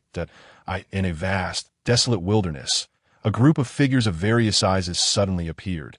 It was Cardis and the others. After careful consideration, Cardis determined that with only about 40 of them, it would be too wasteful to search for a planet individually. Thus, they decided to head directly to Earth. This place housed Cardis' familiar environment, profound martial knowledge, and was also the starting point of the original storyline. Is this the planet where the captain trains? The gravity feels so light. Ruiz gazed at the surrounding environment with her beautiful, large eyes. This was a planet in the remote region of the Northern Galaxy, known as Earth. Although the humans on this planet possessed relatively inferior combat capabilities, they were endowed with profound martial arts knowledge and had a superior mastery of Qi compared to most beings in the universe. The inhabitants of this world cherished peace, and I sincerely hope that everyone can coexist harmoniously with the humans of this planet. Oh, by the way, there's one more thing that must be mentioned. This place boasts exquisite cuisine. Perhaps the most abundant culinary delights in the entire universe. Cardis introduced Earth to everyone. Emphasizing his last remark, as Cardis shared various insights, the group gained a deeper understanding of this planet called Earth. Particularly, many of the younger Scion children were filled with anticipation upon hearing that this planet was home to the most delectable food in the universe. Next, you all should find a place to reside while I attend to some matters. Cardis addressed Shaybate and the others. During Cardis' absence, it was primarily Shaybate and Ruiz who conferred AS for Cardis' mother, Jine. She did not concern herself with such matters. Subsequently, Cardis retrieved the Dragon Ball radar and pressed a few buttons. Beep, beep, it displayed the locations of several Dragon Balls, and over the course of 3 days, Cardis successfully collected all 7 Dragon Balls. As thick, dark clouds began to gather in the sky, the land was cloaked in darkness. A bolt of golden lightning struck down, and a colossal green figure soared from the ground, quickly filling the entire sky. It was the legendary Shenron of Earth, gatherer of the 7 Dragon Balls. State your wish. Any wish is permissible, but it is limited to one. Each time Cardis beheld Shenron, he felt an overwhelming sense of incredulity. The sensation of witnessing it firsthand was incomparable to any experience in anime. If one day he were to lay eyes upon the eternal dragon, he could only imagine the emotions that would surge within him. Shenron, create a special realm for the Scions on Earth, akin to the Kirin Tower and the Sacred Land, and ideally, I wish to have control over this space. Cadis declared his wish to the dragon. Shenron did not respond, seemingly consulting with a higher power. Shortly thereafter, as a red light flickered in Shenron's eyes, your wish has been granted. The Dragon Balls transformed into streaks of light and scattered in all directions. Whoosh! Cadis quickly ascended into the sky. Gazing at the 4-star Dragon Ball that had turned to stone in his hand, Cadis muttered helplessly, "Great! Now I have to borrow it once more." However, he soon followed up with another thought. What excuse should I use next time? Feeling a faint connection, Cadis became a streak of light and shot towards the east in the eastern hemisphere of Earth. Further east in the eastern capital stood the world's tallest mountain, Heaven Lake Mountain. The name of Heavenly Lake Mountain derived from its unique topography. The entire mountain rested atop a massive island, surrounded by an endless expanse of ocean. The East Sea resembled a circular sea, and on the map, it appeared as a wondrous sight of mountain and lake. Hence the name Heaven Lake Mountain emerged over time. This moment, Cadis floated above the ocean, feeling quite satisfied while gazing at the magnificent mountain before him. Shenron indeed possesses discerning taste. Upon landing on the island, Cadis discovered that most of the area remained untouched forest, with only a few villages scattered about, approximately 7 in total, each housing merely a few dozen inhabitants. That peculiar sensation is above. Cadis soared towards the summit of Heaven Lake Mountain. Upon reaching the highest peak, he noticed that the summit seemed to have been sliced off, revealing a flat surface that formed a vast platform atop the mountain. There were no signs of human craftsmanship. It appeared to be a natural formation that on this platform stood a sprawling array of buildings, and behind them loomed a massive door. As Cadis approached this colossal entrance and pushed against it, it stubbornly refused to budge. Although Cadis had not exerted much force, it was worth noting that he currently possessed a combat power of 28,000. A mere flick of his finger could obliterate a small mountain. As Cadis elevated his combat power to 5,000, the door shifted slightly, and only when he heightened it to 10,000 did he manage to push it open. As he entered, the door began to close slowly behind him, revealing a vast and open space. Silver light particles floated in the air, and when Cadis reached out to touch one, he discovered they were imbued with a rich divine essence. As he ventured deeper into this space, Cadis encountered a building complex reminiscent of the Earth's Sacred Land. However, upon closer inspection, he realized it was merely stylistically similar. The internal structure was different, lacking the time chamber. What is this? Cadis wondered as he observed a glowing orb suspended at the center of the temple. As he approached, the orb rapidly darted toward him, penetrating his body with such speed that he could not evade it. Once it entered Cadis's body, it surged straight toward his mental domain. However, as soon as it breached his mental realm, it was struck by a silver bolt of lightning, scattering the radiant silver light, which was then swiftly absorbed by Cadis's consciousness. Cadis noticed that his body began to emanate a searing silver energy. What is happening? I seem to have grown stronger, perhaps even ascended to the 4th level of divinity. What was that energy? I thought it was attempting to seize control of me, but instead, it elevated my realm. Having read numerous novels in his previous life, Cadis recognized that the glowing orb had been suspicious from the outset. He had prepared for a spiritual confrontation, yet instead, he was granted a level of ascension. Moreover, Cadis realized he could now freely manipulate this space. However, something seemed amiss. Did the Shenron of Earth possess the ability to create such a realm? Cadis began to doubt whether Shenron was deceiving him. He certainly did not believe it was possible for such a high-level space to exist. After all, the deities residing on Earth were not even as impressive as this. If Shenron had such power, he would have improved his own living conditions long ago. Just consider that enormous door at the entrance, which required a combat power of 10,000 to open. Yet in the original lore, even Piccolo Daimao could easily defeat him. Cadis exited the peculiar space, and, after a brief survey of the residential area, sensed the presence of Shebate, Ruiz, and the others, instantly teleporting to their location. Inside a large restaurant, Caddis surveyed the numerous empty bowls and the bustling servers. Exasperatedly rubbing his forehead, it seemed he truly need not worry about these individuals at tea that moment. Shaybait, Rubite, Tokay, and the others finished a bowl of noodles and immediately switched to a platter of meat, devouring it before promptly requesting more dishes. Even Ruiz and Melon were seen competing for food at a nearby table. Although they appeared slightly more refined than Shaybait and the others, such elegance was minimal, merely a comparison to Shaybait's group. Meanwhile, a cluster of young Scion children occupied the far end of the restaurant, engaged in their own food wars. Caddis observed the restaurant owner wiping sweat from his brow, contemplating whether he should make an appearance when suddenly a delighted voice called from behind. "Caddis, you've finally returned." It was none other than Caddis's mother, Jine. Upon hearing Jine's call, the entire restaurant, both Scions and the owner, turned to look at Caddis. "Captain, you're back. You were right. The food on Earth is absolutely delicious. Yes, we saved plenty of tasty dishes for you," Captain Ruiz and Melon chimed in, eagerly wiping their mouths and greeting Caddis with grace and warmth. Caddis felt a slight tremor at the corners of his mouth as he regarded his companions, thinking, "I almost forgot about the Science appetites. At this rate, I might go bankrupt. Well, I appreciate the thought. Please continue eating. I need to discuss a matter with the owner." With that, Caddis walked towards the restaurant owner under the watchful eyes of Ruiz and the others, murmuring for quite some time, eventually seeming to make a call to the Capsule Corporation, before returning with a cheerful demeanor. "Once everyone has finished eating, I'll take you all to a wonderful place." With that, Caddis joined in the feast, engaging in the culinary competition. After receiving heartfelt thanks from the restaurant owner, Caddis led over 40 Scions to Heaven Lake Mountain.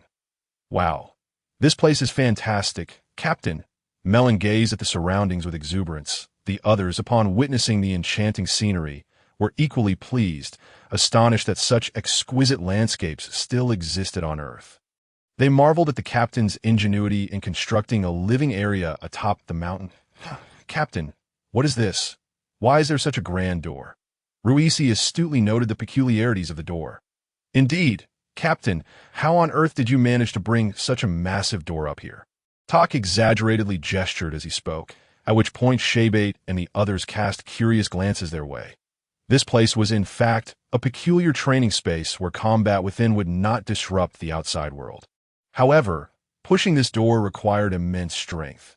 Even I had to exert considerable effort. Cardis elucidated to the group, this door truly so formidable." Tak appeared somewhat incredulous, and upon attempting to push it, he found it utterly immovable. This left him feeling a bit embarrassed, but undeterred, he unleashed all his strength to push, only to find the door still unyielding. "Tak, your strength is quite impressive. It seems you have been diligently training, as your combat power has reached around 2,000. Cardis remarked. Sensing Tak's energy, he couldn't help but be taken aback, recalling that when he first met Tak a year ago, his power was merely 680. It was astonishing how much he had grown over the year. Subsequently, Shaybait and the others took turns attempting to budge the door, but to no avail, confirming that the captain's claim of it requiring significant effort was indeed no simple matter. Taking this opportunity, Cardis gathered information about everyone's abilities. Naturally, he was the strongest, having reached the 4th level of divinity with a combat power of 35,000. A monumental increase, especially considering he was only 5 years old. Following him was Shaybait, whose strength had risen from 825 to approximately 2,600, truly a prodigious warrior of his generation. Next was Ruisi, whose combat power had grown from 783 to around 2,400, while Riabit increased from 693 to about 2,200. Tak and Melon both hovered around 2,000, and all of them were currently around 10 years of age. As for the Scion children, the 7-9-year-olds possess combat powers ranging from 400 to 700, while the 11-8-year-olds range from 200 to 500. The remaining 20 or so were between 2 to 6 years old, with the weakest at merely 65 and the strongest at 213. Cardis's mother, Genai, being a non-combat Scion, had a combat power of only around 600. This constituted the entirety of Cardis's team. Now, I am prepared to bestow a name upon our faction. Let it be known as the Sacred Land of Tianhu Mountain. The term sacred signifies our hope that this place will be filled with a rich martial atmosphere in the future, Cardis proclaimed to the gathering on the plaza of their living area. Yes. However, Captain, how shall we address you moving forward? And shall we continue to classify our combat power according to the standards of Vegeta Star? Ruisi inquired. You may simply call me Cardis from now on. However, regarding this matter, Shebate, Ruisi, and the others insisted on using a respectful title. Hence they chose to address me as Lord Cardis. Seeing their insistence, I refrained from dissuading them as for the classification of combat power. We shall revise it. Those below 10,000 will simply be referred to as ordinary warriors, while those between 10,000 and 100,000 will be termed bronze warriors. Fear not, for each scion possesses boundless potential. With dedicated training, attaining the status of bronze warrior is not an insurmountable task. Cardis, along with Ruisi and the others, established a new system that I have procured some special gravity suits for each of you. Donning them will allow for continuous training. As he spoke, Cardis utilized his divine power to conjure numerous gravity suits, all capable of automatically adjusting their weight. Since reaching the 4th level of divinity, Cardis had significantly enhanced his abilities. Next, Cardis devised a training program, appointing the first tier consisting of Shebate, Ruisi, Riabit, Tak, and Melon, who had a fundamental understanding of energy manipulation. He instructed them to wear the gravity suits and journey to the divine temple on Earth for intensive training, forbidding the use of flight during their descent down the mountain, where they staggered their way down. The remaining Scion children, due to their unstable foundational abilities and vague understanding of energy, required a master to provide them with basic training. Wait for me a moment. I shall return shortly, Cardis declared, joining his fingers to utilize instant transmission in a southern sea region of Earth, on an island with a solitary small cabin. Master Roshi lounged in a deck chair, perusing a magazine, occasionally erupting in a fit of laughter.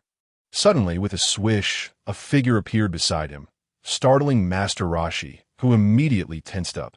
However, upon recognizing the visitor, he relaxed at, it's you, you little rascal. Do not appear so suddenly. You nearly gave this old man a heart attack. Master Roshi feigned a look of imminent demise as he addressed Cardis. Cardis cast a glance at the magazine on the ground, and then at the seemingly frail Master Roshi. I believe you could live for several more centuries, especially since you practice health preservation so diligently. Upon hearing this, Master Roshi hurried to retrieve the magazine, feigning seriousness as he said, Ahem, these are profound martial arts concepts, not suitable for children. After that, Cardis explained his intentions, seeking Master Roshi's assistance in training his kin. Initially reluctant, Master Roshi reconsidered when Cardis mentioned the possibility of providing him with advanced martial arts knowledge as a token of gratitude, and thus, he readily agreed to, in a flash. Cardis transported Master Roshi back, who gazed at the surroundings and remarked, Is this where you all reside? Quite remarkable. Master Wu Qian, should you find it to your liking, you are welcome to reside here permanently. Let us not be hasty. I still prefer my little wooden cabin, Master Roshi replied after surveying the scenery. This is my esteemed mentor, Master Wu Tian, who will guide you in rigorous training over the coming year. Cardis introduced him to the remaining Scion children. Currently, they all donned gravity suits, with the older ones experiencing 13 times the gravity, while those younger or with lower power levels faced 12 or 11 times the gravity. Considering that the gravity on Vegeta Star was already 10 times, they could barely adapt, albeit their combat powers were significantly suppressed. Watching Master Roshi lead them toward the training area, Cardis resolved to borrow some fund from the Capsule Corporation before commencing his own training, as the expenses for provisions were quite substantial. Subsequently, Cardis approached the massive door, pushing it open and stepping inside. Not far from Tianu Mountain, 5 youthful figures floated above the surface of the East Sea. These were Shebate, Ruisi, and the others. Clad in 15 times gravity suits, they struggled to swim through the ocean, occasionally falling in and swallowing mouthfuls of seawater, only to be pulled back up by their companions. Their destination was the western holy site of Karin Tower on the opposite side of Earth. They needed to swim to East City, traverse the vast central region, reach West City, and then venture west into a primeval forest before finally encountering Karin Tower, which was the training route Cardis had chosen for them. Master Rashi led the remaining Scion children down the mountain daily to engage in manual labor in various villages, fleeing from beasts in the forest, racing sea monsters in the ocean, and practicing basic energy manipulation exercises. After training at the base of the mountain each day, they also had to climb back up the steep Tianhu mountain to return to their residence. For those clad in gravity suits, the daily ascent of Tianhu mountain felt akin to traversing the thin line between life and death. Since entering the peculiar realm, Cadis had stepped into the temple, where he sought to solidify his status as a level 4 deity.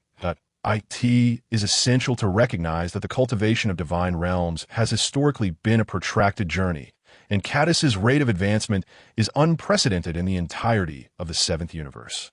Sitting cross-legged at the heart of the temple, Cadis entered a meditative state, soon levitating as a torrent of divine particles rapidly converged upon him, forming a swirling vortex around his being. Before long, ethereal silver patterns radiated from his form, cascading outward throughout the temple. In the blink of an eye, time unfurled like a tapestry. Unbeknownst to them, 3 years had elapsed on Earth during the first year. Shabbateris and his companions finally reached Corinta, gazing at the seemingly endless ascent before them as they embarked on their climbing journey anew. Meanwhile, the 18 older Scions, training alongside Master Rashi, also set forth on their quest to pursue Corinta. Determined to follow in the footsteps of Shabbater and surpass them, as for Cadis's mother, Jine, upon witnessing Goku's spaceship finally arrive on Earth, she too departed from Tianhu Mountain. In the second year, Shabbater, Ruiz, Rebet, Tokei, and Marin had begun their training under the guidance of the Supreme Kai and Bubbles, their gravity suit multiplier having been adjusted from 15 to 20 times. During this period, they absorbed profound martial knowledge akin to a sponge, mastering various applications of Ki, the second batch of Scions, led by Simon, Dos, and Rue, also arrived at Corinta. Among this group, Simon, Dos, and Rue were the 3 fastest progressors and the strongest fighters, thus leading their expedition westward. Prior to their departure, they adjusted their gravity suits to 15 times. For Scion pride is formidable. Shabbater and his companions were not significantly older, yet their prowess far surpassed that of the newcomers, instilling within each of them a resolute sense of competition. They commenced their ascent of Corinta, preparing to face the guidance of the sages, with the hope of reaching the temple to reunite with Shabbateris and the others by the 3rd year. Master Rashi departed from Tianhu Mountain, returning to his abode as the last batch of young Scions embarked on their new path of cultivation. Notably, after 3 years, Earth buzzed with varied rumors surrounding Tianhu Mountain, with whispers suggesting that the sacred site was engaging in martial exchanges with the holy Corinta, igniting a fervor for Corinta among the populace. In the heavenly realm of Earth, Tokei exclaimed, "At long last, the training is complete. This period has been excruciatingly stifling." He chuckled, his robust frame radiating relief. "Oh, temper that booming voice of yours. It's rather deafening," retorted the lanky Rebet, crossing his arms in mockery. "Rebet, are you eager to test the mettle of Tokei's current strength?" The two soon found themselves embroiled in a verbal spar. Just then, the sound of approaching footsteps heralded the arrival of 2 graceful young women from the temple. One sported a bobbed haircut with a fringe, while the other had 2 short braids cascading by her ears. They were Ruiz and Marin. "Here we go again," Marin sighed, rolling her eyes in a moment. "They'll be back to being inseparable," Ruiz remarked coolly, her delicate features exuding an air of aloofness. "It appears that everyone has completed their training," Shabbater announced, stepping forward to survey the scene. Rebet and Tokei noticed the gathering. Their quarrel subsided, and they hurriedly approached. Tokei resumed his banter. "Shabbater, how does your strength measure up now? Have I surpassed you yet? The Tokei of today is not the Tokei of yore." Shabbater regarded him with an expression of serene indifference. "Oh, I merely observed the atmosphere was rather somber and thought to lighten it with a jest." Tokei scratched his head sheepishly. That moment, the group had shed their gravity suits, feeling an exhilarating sense of lightness, as if an inexhaustible reservoir of power surged within them. Each individual sensed a significant enhancement in their abilities. Observing this, Simon and his compatriots in the temple turned to Shabbater, inquiring, "Shabbater, might we witness the extent of your current strength. We wish to ascertain the magnitude of our disparity. Ha, Simon, let Tokay demonstrate the vast chasm that separates us. Tokay eagerly interjected, having long yearned to showcase his prowess and astound his peers. Although Tokay's bravado may seem overblown, the profound aura he emanated was undeniably real. That it is noteworthy that Simon, Dos, and Rue, as the second batch of the strongest, possessed formidable combat capabilities, each boasting around 5,000 in power. However, since they had learned to sense ki, they had become acutely aware of the considerable gap between themselves and Tokay's group. Wait a moment, Simon called out to Tokay, retrieving a small box from the universal capsule as he opened it. A row of detectors was revealed. This is the latest invention from the Universal Capsule Company, far superior to the previous devices from planet Vegeta, and it has begun to be distributed on Earth. As they aimed the detectors at Tokay, Shabata remarked, "It seems the outside world has undergone significant changes, even producing new detectors. Are you ready? Tokay is about to unleash his full power with the detectors in place." Tokay prepared to unleash his might, while Shabata and the others eagerly awaited to see just how much Tokay had improved. With a sudden burst, a torrent of red energy enveloped Tokay, erupting forth with ferocious intensity, creating a gale that forced Simon and his companions to shield their faces. This was followed by a series of electronic alarms. Beep! Beep! The detector's readings skyrocketed, swiftly converting its numerical units to K, indicating thousands and soon surpassing 5K. The values continued to surge without a hint of slowing down. 0.7.21K power level, 8.76K power level, 9.91K power level. Simon's pupils dilated as the readings transitioned from K to W, where K denoted thousands and W represented tens of thousands in mere moments. Tokay's power had soared beyond 10,000, but ultimately, Tokay's power level stabilized at 1.3 W, meaning the 13-year-old possessed an astonishing strength of 13,000. This was likely the first instance of the new detectors registering a W-level power. "Ha! Are you not astonished by Tokay's prowess?" Tokay exclaimed, brimming with pride. For in the days of Planet Vegeta, such strength would have marked him as a prodigy. A fleeting image of a small figure crossed Tokay's mind, but he dismissed it, muttering, "At the very least, I am second-rate." Following Tokay, Marin, Rebet, Ruiz, and Shabata took their turns to measure their strength. However, Tokay's expression soured as he observed the results. Marin's power registered at 1.3 W, equivalent to 13,000. Rebet's at 1.36 W, or 13,600. Ruiz's astonishingly reached 1.57 W, amounting to 15,700, while Shabata's displayed an impressive 1.88 W, translating to 18,800. This places me in 5th place. Are these individuals even human? I have worked so hard, yet I am nearly left behind, Tokay thought, wearing an expression of utter dismay. Haha! Truly, Tokay is utterly useless. Did you not see? Rebet's power is now above yours. Rebet, though perturbed by being surpassed by Ruiz and Shabata, couldn't help but join in the laughter. However, upon witnessing Tokay's more despondent expression, they erupted into laughter. Cursed Rebet, next time I shall surely surpass you all. This time, Lord Tokay will graciously allow you a head start. Tokay remarked with a tone that dripped with feigned generosity. Ha! Seeing Tokay's demeanor, the others chuckled as well. Even the aloof Riss couldn't help but let her lips curl upwards slightly, while Riss and the others engaged in conversation in the celestial realm. Chaos erupted in numerous cities on the ground, as various lowly demonic beings launched their assault. No. A mother clutching her child was pierced by a weapon wielded by one of the demons, leading to a torrent of blood. Tat, tat, tat. A man armed with a gun was attacking a demon adorned with horns. Bullets fired at the horned demon simply fell away, and with a swift turn, the demon's claws pierced the man's chest. Such atrocities were unfolding across the land, as hundreds of these demons descended, launching coordinated assaults on multiple major cities. Not far from a cliff, a diminutive figure clad in a white cloak observed the turmoil in the cities. Suddenly, 4 figures materialized behind this small silhouette. The newly appeared figures bent low and addressed the diminutive figure, Lord Cowric II. The four figures were none other than the four demon kings. Jesu, Masta, Bija, and Susie. A weak spot in the fabric of space had suddenly torn open, and seizing the opportunity, Cowric II immediately led his subordinates from the demon realm into the human world.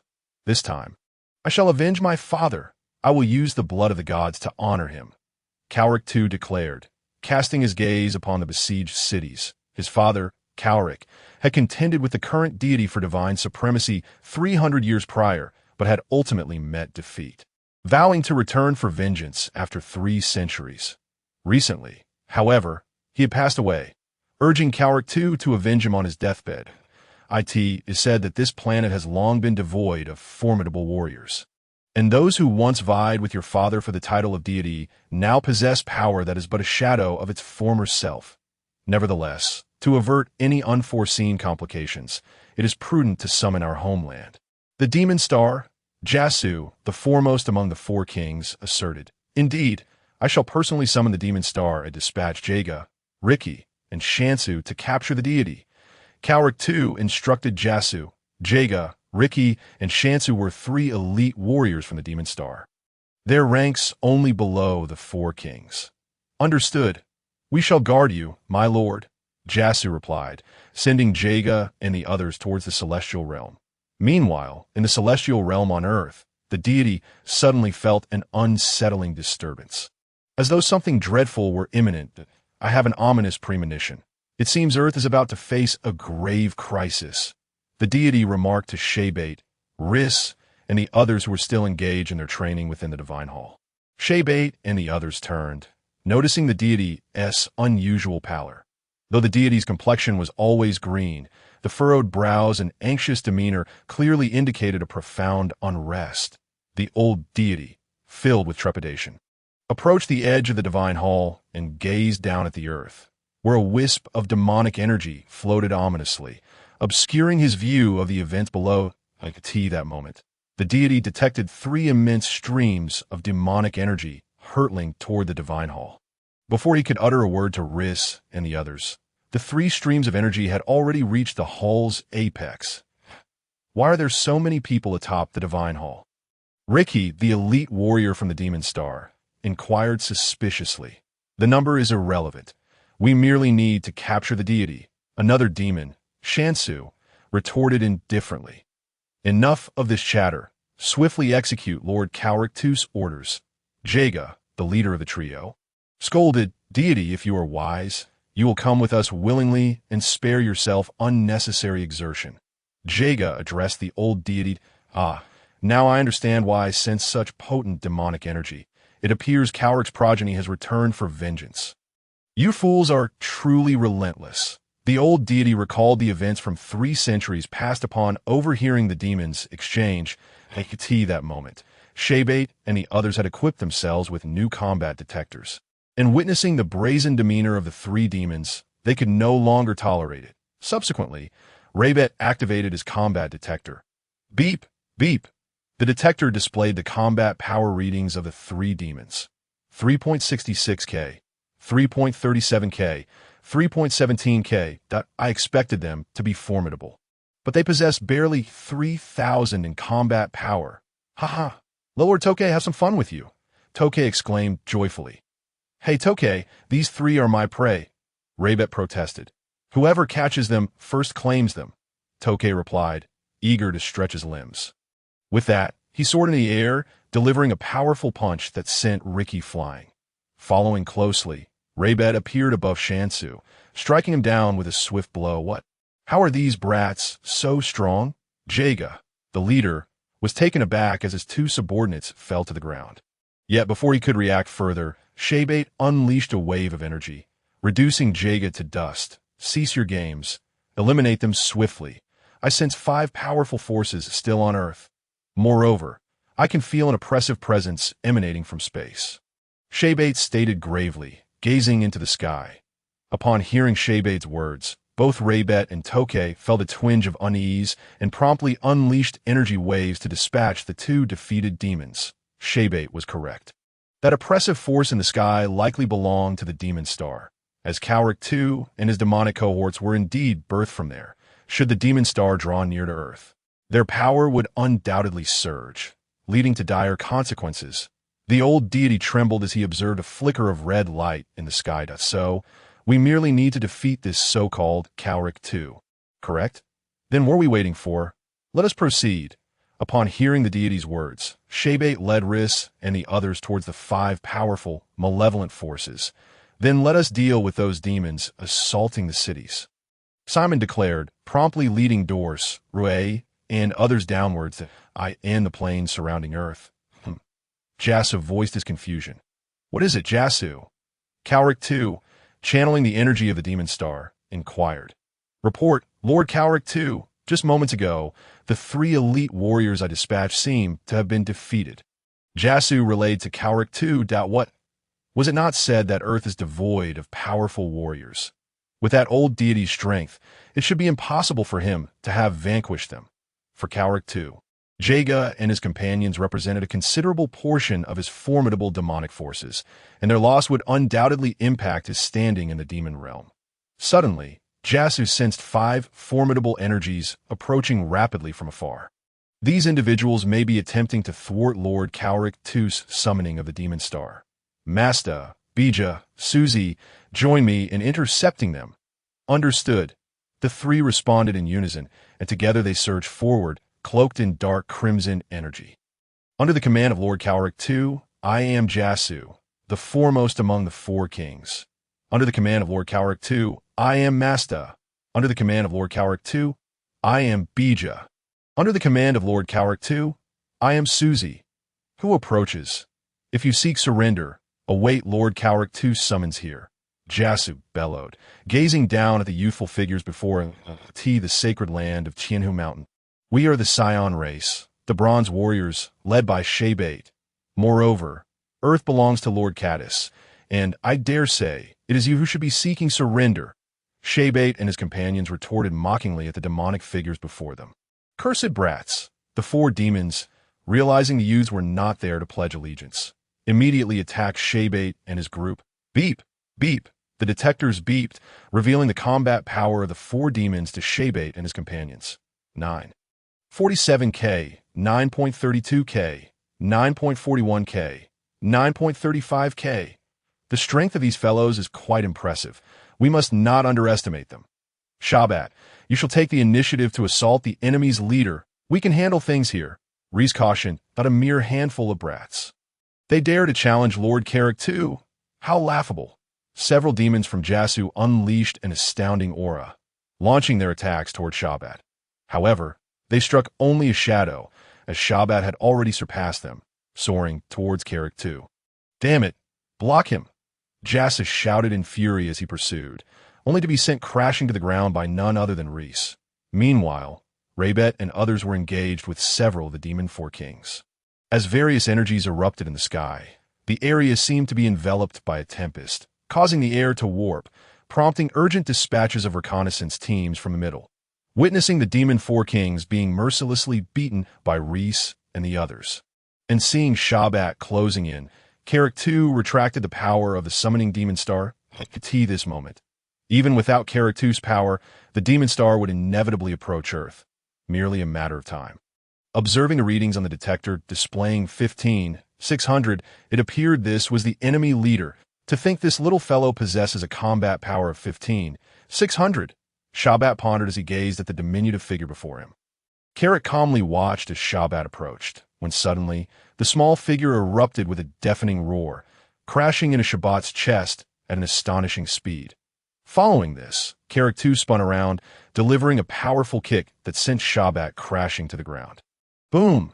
Shabat collided with a small mountain, causing it to collapse entirely, sending a cascade of debris and clouds of dust into the air. Cowric II fixed his gaze on the spot where Shabat had fallen. Suddenly, as if an earthquake had struck, the ground began to tremble lightly, and a tremendous force erupted from where Shabat lay. Boom! The pile of rubble exploded, revealing Shabat pushing against the sides with both hands. Seemingly unscathed, Shabat looked up at Cowric II in the sky, and without a single word exchanged, both charged at each other at astonishing speeds, followed by a series of thunderous clashes in the air. Boom! Boom! Each encounter sent shockwaves radiating outward. Yet it did not take long for Shabbat to establish a clear advantage. His speed and strength outmatched Carrick-2, who began to be gradually overwhelmed, with a resounding thud. The two briefly separated after their exchange. "Oh, think there exists someone in this world capable of forcing me to exert my full strength. You should feel proud, little one," Carrick-2 proclaimed, as his entire body began to swell in size. In no time, he transformed into a towering figure, 3 meters tall, a muscular giant. Beep! Beep! Shabbat observed the detector as Carrick-2's power surged rapidly, skyrocketing from 15,600 to 24,100 in an instant, before Shabbat could react. A tremendous gust of wind from a powerful punch swept towards him, prompting Shabbat to quickly cross his arms in defense. With a resounding crack, Shabbat was propelled away at a speed surpassing that of cannonball. Crash! Crash! He shattered several mountain peaks along his path, finally coming to a halt amongst a thicket of trees. Sensing Shabbat's energy had dwindled significantly, Reese and the others swiftly dispatched their current opponents. Melon, take the sins of beans and find Shabbat. Raybet, Tak, we shall intercept the enemy together. Reese swiftly organized. Melon transformed into a streak of light, darting into the distance, while Reese and the others positioned themselves to confront Carrick-2. "To think you could defeat my demon, Four Kings. You have incited my wrath." Carrick-2 bellowed in fury upon witnessing the defeat of his subordinates. This was the entirety of Carrick-2's forces in the demon realm. Reese and the others gazed gravely at Carrick-2, whose immense presence radiated an aura far surpassing that of the demons they had just vanquished. The three of them then launched an offensive against Carrick-2. But each strike was effortlessly deflected or evaded. "Get back!" Reese suddenly shouted, as Raybet and Tak, engaged in close combat with Carrick-2, quickly leapt aside. Reese focused both hands, gathering a formidable deep blue energy wave aimed at Carrick-2. The Cold Star Impact Wave. A remarkable blue shock wave surged towards Carrick-2. Boom. The area where Carrick-2 stood erupted violently, a powerful wind sweeping in all directions, enveloping the region in thick dust. Truly, Reese is formidable. A single strike has incapacitated that wretch, Raybet exclaimed with a grin towards Reese. However, neither Reese nor Gak anticipated the urgent shout of Raybet. A massive, muscular arm emerged from the smoke behind, seizing Raybet's head. None other than the enlarged Carrick-2. Raybet cried out in horror, struggling futilely against the grip of the powerful hand. Suddenly, the hand released its hold, and before Raybet could react, a searing pain shot through his back. Boom! With that, Raybet was slammed to the ground, unconscious. Reese and Tak, who had been soaring towards Carrick-2, halted abruptly, terror etched on their faces as they regarded the giant Carrick-2. Yet, Carrick-2 paid them no mind, directing a terrifying black-red energy blast towards Tak.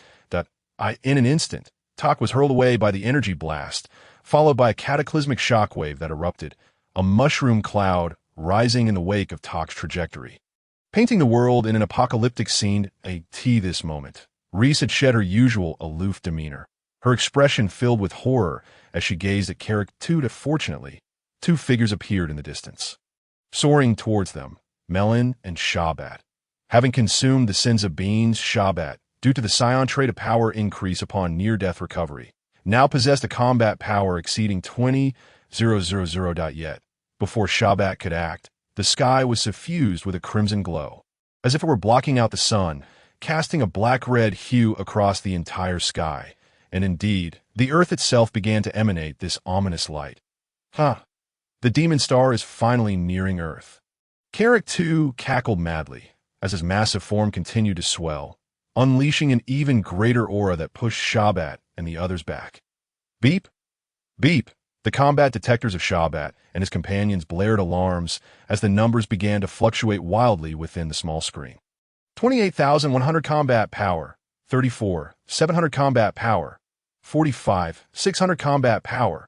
Shabbat and the others watched in horror as the readings soared past 50,000, showing no signs of abating, their mouths agape in disbelief as they stared at Carrick-2. 57,800 combat power, 73,900 combat power, 89,900 combat power, When the reading stabilized at 101,200 combat power, despair enveloped Shabat and his companions in their understanding. Only Frisia could possess such formidable power, and today they faced yet another individual of unprecedented strength. Carrick II wore an expression of disbelief as he proclaimed, "This power feels as though my body is brimming with boundless strength. Little ones, prepare yourself for the hellish feast that awaits you." Brought to you by Lord Carrick II. Ha ha ha. At this moment, he felt an immense power surging within him. Convinced that he had attained invincible strength, the sacred land of Tianhu Mountain stood tall amidst a vast, misty sea, perched atop a colossal mountain that reached for the heavens, its peak piercing the clouds. Atop this peak lay a massive rocky platform, upon which a sprawling complex of buildings had been constructed, behind which loomed a magnificent bronze gate. Suddenly, with a thunderous roar, the gate swung open from within, and out stepped a youth standing at a height of 1.2 meters, clad in an orange training outfit. He bore a tail behind him. From his slightly handsome visage, it was evident that he was Cardis. I can't believe that after 3 years of cultivation, the sky above Earth has turned so red. And the air quality seems to have deteriorated, Cardis remarked, gazing at the rolling crimson glow in the sky. It seems the air is not the issue. There are several powerful forces battling in the west. Could it be an alien invasion? No, it shouldn't have started yet. This must be the diminishing presence of Raybet and Tokay, while another malevolent force is rapidly escalating to it. It appears that Shaybait and the others are in peril. Cardis mused, sensing the energies across the globe. It seems I must go to their aid. He brought his fingers together at his forehead and immediately activated his teleportation ability. In the central plains of Earth, near Zhongdu, Shaybait, Raisis, and the others gazed pale-faced at the unparalleled power of Carrick II, their bodies seemingly frozen, utterly incapable of mustering even the slightest resistance, as the disparity in strength was overwhelming. Witnessing my formidable power has rendered you immobile, hasn't it? In that case, allow Lord Carrick II to assist you. Let us start with this little girl. With that, Carrick II charged towards Raisis at an astonishing speed. Move, move, Raisis urged, watching in horror as Carrick II approached, her body's reactions lagging behind, a cloud of dread settling over her heart. With a resounding smack, a powerful gust of energy surged outward from Raisis's sides. Suddenly, a youthful figure appeared before her, effortlessly intercepting Carrick II's colossal fist with a hand that seemed inconsequential by comparison. The boy then grasped Carrick II's arm and hurled him away with a forceful swing. Boom! The ground erupted in a cloud of dust, boulders flying, and as the haze cleared, it revealed a deep, circular pit, with Carrick II buried beneath a mound of rubble. Hey, Raisis, you are looking even more beautiful than before. The boy turned around, greeting Raisis and the others with a cheerful expression. Cardis, you are the esteemed Cardis, Shaybait exclaimed, his face lighting up with excitement. Shaybait, you've changed so much. I can't believe your energy has become this strong. It seems you've been diligently training these past 3 years, Cardis replied with a smile, turning to Shaybait. Lord Cardis, the nearby Malin exclaimed in delight upon recognizing him at that moment. Raisis, recovering from earlier peril, realized that Lord Cardis had once again come to her rescue. Just then, an astonishing energy erupted from the depths of the pit as Carrick II slowly emerged, his face contorted with rage. It was evident that he had sustained some minor injuries from the previous blow. Seeing Carrick II rise again, Cardis addressed Shaybait and the others. You must first provide the sins of beans to Raybet and Tokay. Tokay's energy is already quite weak. Lord Cardis, let me fight alongside you. This monster, Carrick II, possesses a battle power exceeding 100,000. If we join forces, our chances of victory will increase, Shaybait urged anxiously.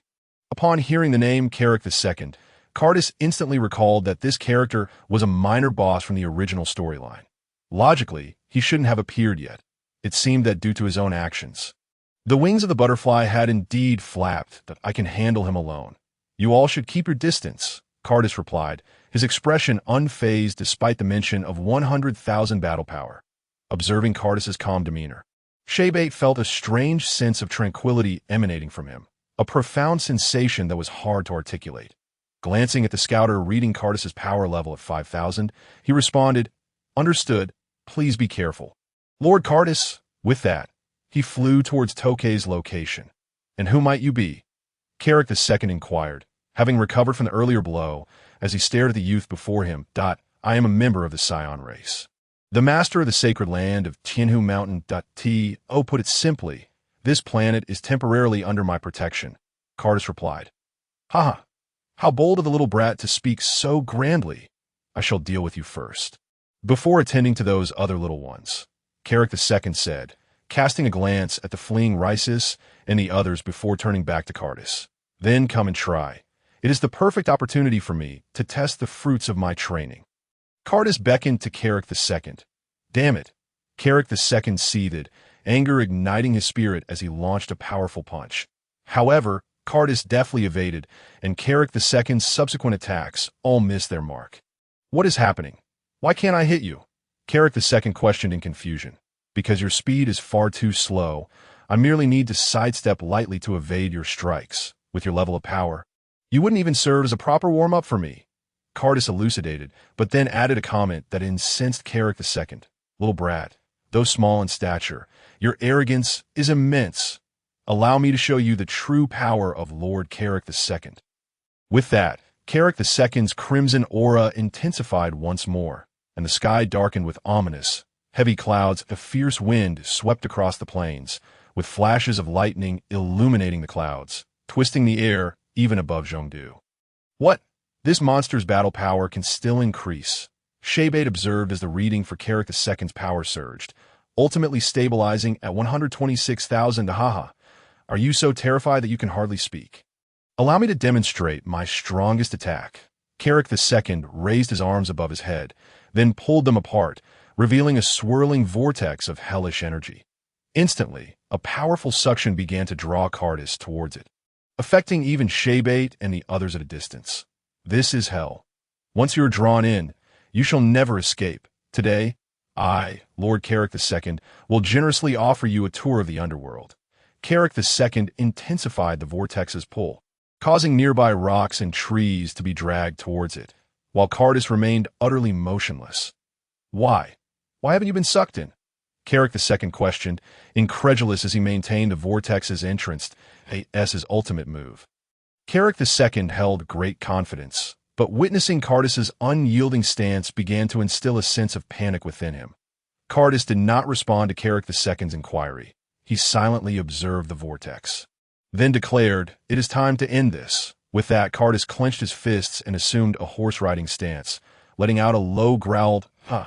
A silvery aura enveloped Cardis, swirling gently around him before expanding into an umbrella-like formation. With the currents rising swiftly, flickers of errant electricity erupted from Cardis's body, and the ground began to tremble violently as a pressure wave radiated outward from Cardis in all directions, observing from a distance. Shaybait and the others watched as the silvery light danced around Cardis, seemingly unchanged. However, the readings on their detectors had surged from 5K to an astonishing 18.91 W, indicating that Cardis now possessed an overwhelming combat power of 189. 100. Impossible. Unbelievable. At that moment, the hellish vortex created by the second Kalik had been dispersed by the tremendous force emanating from Cardis, who stood in disbelief at the spectacle before him. In an instant, Cardis appeared beside the second Kalik, gathering a formidable energy wave between his hands before unleashing a blue energy blast. The second Kalik was propelled skyward by the might of the Kamehameha wave, soaring straight toward the planet of Demon King. Shortly thereafter, a dazzling light erupted in outer space, followed by the dispersal of Earth's crimson clouds, allowing sunlight to shine once more. Who would have thought that Lord Cardis had grown this powerful? Shaybait remarked, gazing at Cardis, who stood there, initially thinking he would finally see Cardis's back, only to find that even the sound of his footsteps had nearly vanished. "Indeed," Rebert sighed, having been the first to know Cardis. As the saying goes, one does not become acquainted without a fight, albeit he was typically on the receiving end. Shaybait.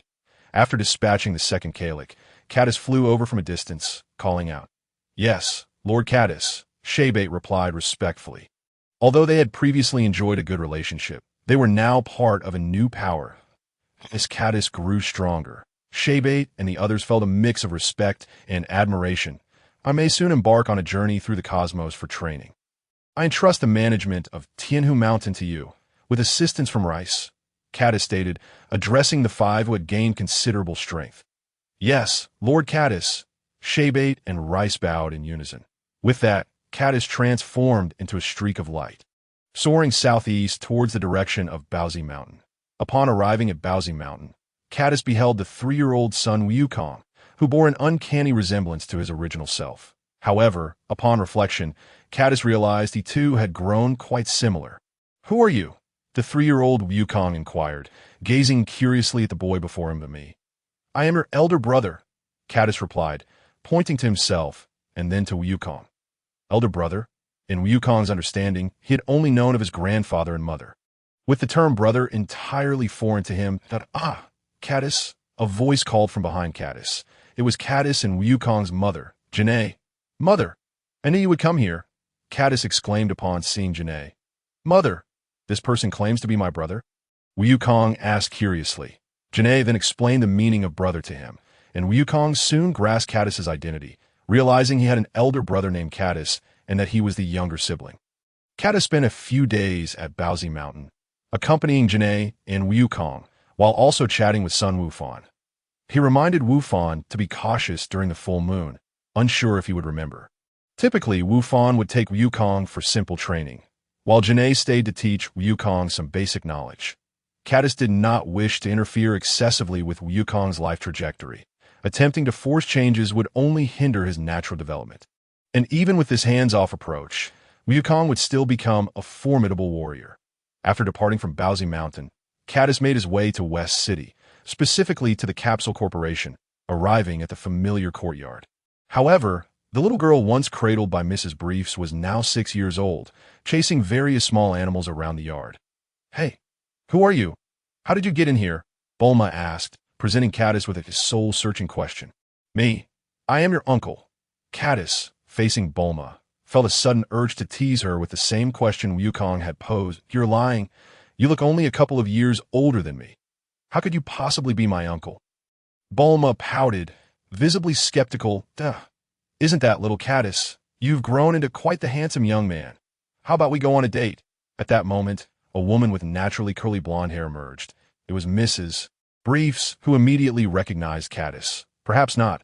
I'm looking for Dr. Briefs." Cadis swiftly waved his hands in refusal, casting a knowing glance at Bulma that left her utterly perplexed, before he dashed inside without further explanation.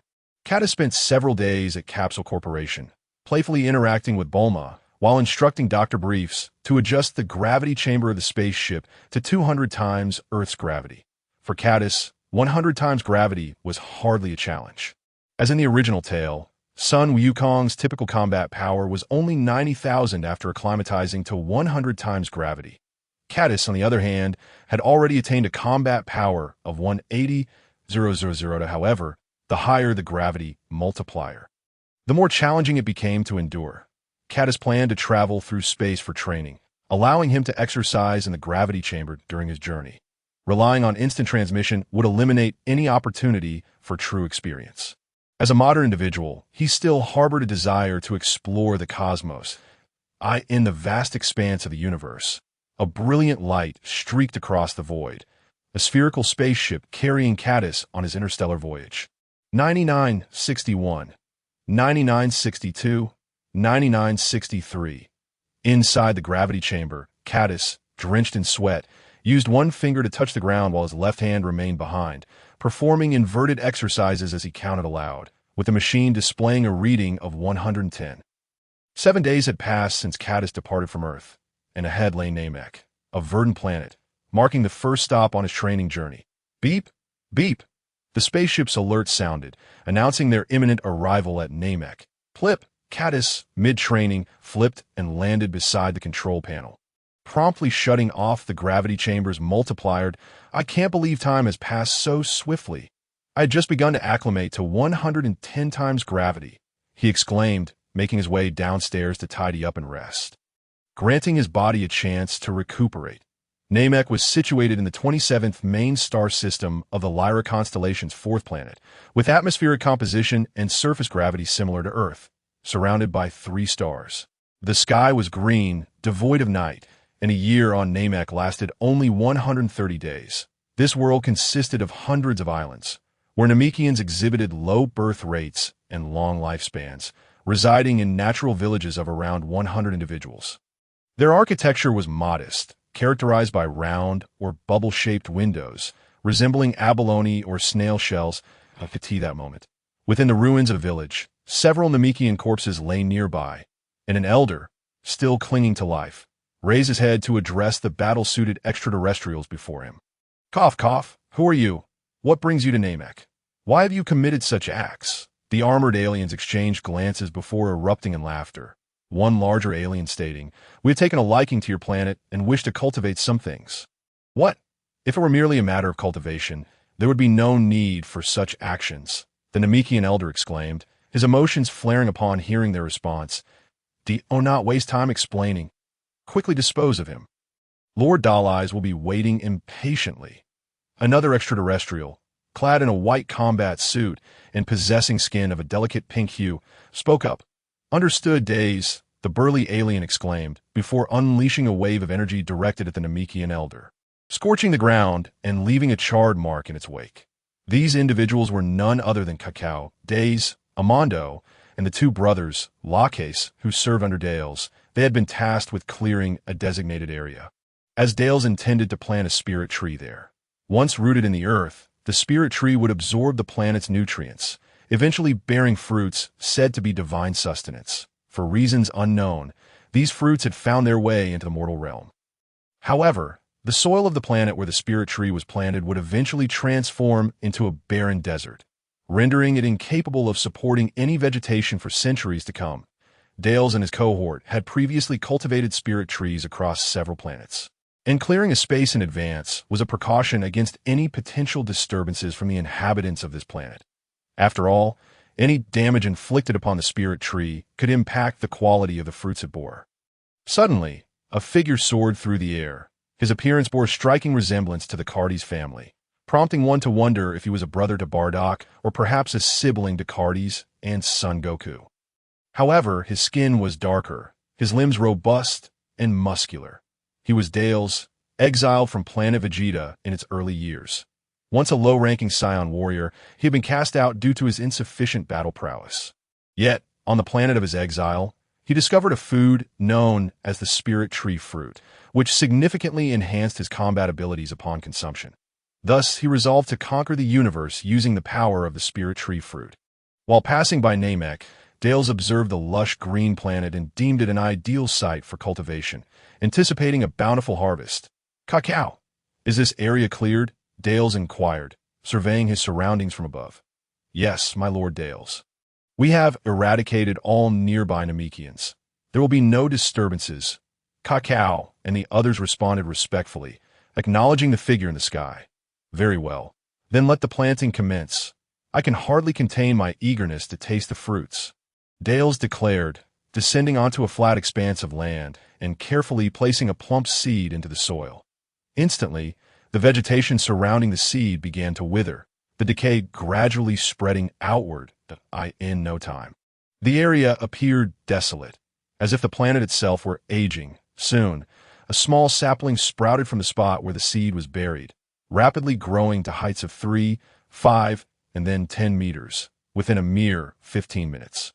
The top of the tree vanished from sight, its roots sprawling far and wide, casting a shadow over the entire planet. On a mountaintop in the southern region of Namek, an elderly, massive Namekian suddenly displayed a look of terror. The lifespan of this planet is drawing to a close, the aged Namekian murmured. Great Elder, called out a nearby robust green Namekian. Neru, I sense the life of Namek waning, and many Namekians are perishing. The end of Namek may be imminent, the Great Elder spoke gravely, attuned to the planet's distress. Neru stepped outside, gazing out from the mountaintop. In the distance loomed a colossal tree that seemed to pierce the clouds, its enormity palpable even from afar. Great Elder, a gigantic tree has emerged on Namek. It must be the cause of the planet's decay. Neru hurriedly reported upon returning inside. Could it be the spirit tree? The great elder pondered slowly. The spirit tree? What is that, great elder?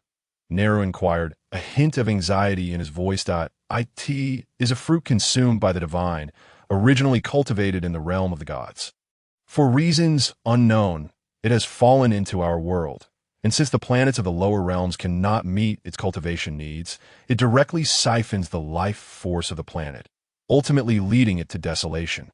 The great elder elucidated, drawing from his vast knowledge that in that case, I shall go and destroy it. Neru declared, preparing to leave the dwelling, that I can sense several formidable evil presences. With your current strength, you may. The great elder cautioned, halting that moment. A spaceship descended from the outer reaches of Namek, cutting through the sky with a solitary beam of light, landing not far from the great elder and his companions. Is this Namek? It appears rather different from the original tale. The vegetation is wilted, and that towering tree in the distance cannot possibly be the spirit tree. Can it? Cartes mused as he stepped out of the spacecraft, surveying the landscape. Yet, the original Namek had indeed faced numerous calamities, whether being ravaged by Frisia or invaded by the biondroids. The presence of multiple spirit trees hardly seemed out of place now. I wonder if this spirit tree was planted by Dales. I've heard that fellow bears a resemblance to our family patriarch, Cartes remarked, gazing at the distant colossal tree. There are 2 energy signatures nearby. They must be Namekians. I should inquire, Cartes thought, and in an instant his figure vanished, reappearing far in the distance. With a whoosh, Neru, who had been discussing the arrival of outsiders with the great elder, suddenly noticed a figure materializing beside him. Greetings, Namekians. The figure was none other than Cartes, who had swiftly approached the great elder and Neru, not through instant transmission, but through the remarkable speed he had attained after rigorous training. Who are you? Neru exclaimed, startled, immediately assuming a protective stance before the great elder. He had barely registered the stranger's presence before he found the youth standing beside him. Neru, do not be alarmed. This individual means no harm. The great elder intervened, sensing no malice from the youth before him. Instead, he observed the radiant divine aura emanating from the young man. May I inquire, are you a deity from a certain planet? I sense a potent divine power within you. The great elder gazed at Cartes incredulously, noting that the divine energy radiating from him surpassed even his own. Greetings, great elder of Namek.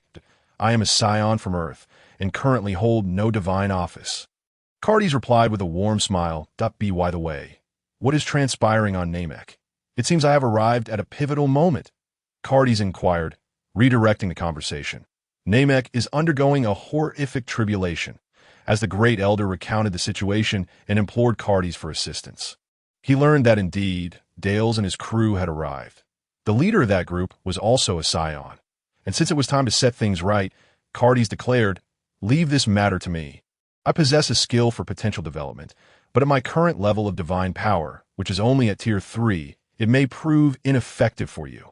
However, I can impart this skill to you. The great elder said, extending a finger to touch Cartes' forehead. Instantly, Cartes' mind was flooded with the intricacies of potential development. Thank you, great elder. Cartes expressed his gratitude after grasping the skill, preparing to head towards Dales and his companions. Wait, allow me to join as well. Neru stepped forward, eager to contribute to the defense of his home planet, Namek. Neru. The great elder regarded Neru's determined expression with a measured tone. Great elder, please let me go. Watching my kin perish and witnessing the crisis facing our homeland while remaining powerless to help. Neru implored, his eyes filled with fervor, though the great elder still had at least 20 years of life left. Neru was still quite young. Very well, you may accompany this young man. The great elder consented, looking into Neru's eyes. The site designated for the planting of the spirit tree on Namek was indeed a most suitable location. Dales would surely be pleased. At that moment, it was possible that we might be rewarded with some fruits from the spirit tree. Dull Eyes, gazing at the flourishing spirit tree, cheerfully remarked to his teammate beside him. Indeed, it has been quite a while since the last time we feasted on them. Back then, Lord Darius bestowed upon me a fruit from the spirit tree, and my power surged to over 30,000 instantly. Armando quickly chimed in, unable to suppress his excitement, his tongue almost salivating at the thought. Just then, two streaks of light appeared in the distance, rapidly approaching them. Who goes there? Cacao was the first to react, revealing two figures, one large and one small. Lord Darius? The younger brother of the Lacoste duo exclaimed. Fool! How could Lord Darius be so small? The elder brother reprimanded. That little rascal must be a kin of Lord Darius. Look, he has a tail and resembles him quite a bit. Doe Eyes analyzed for the group.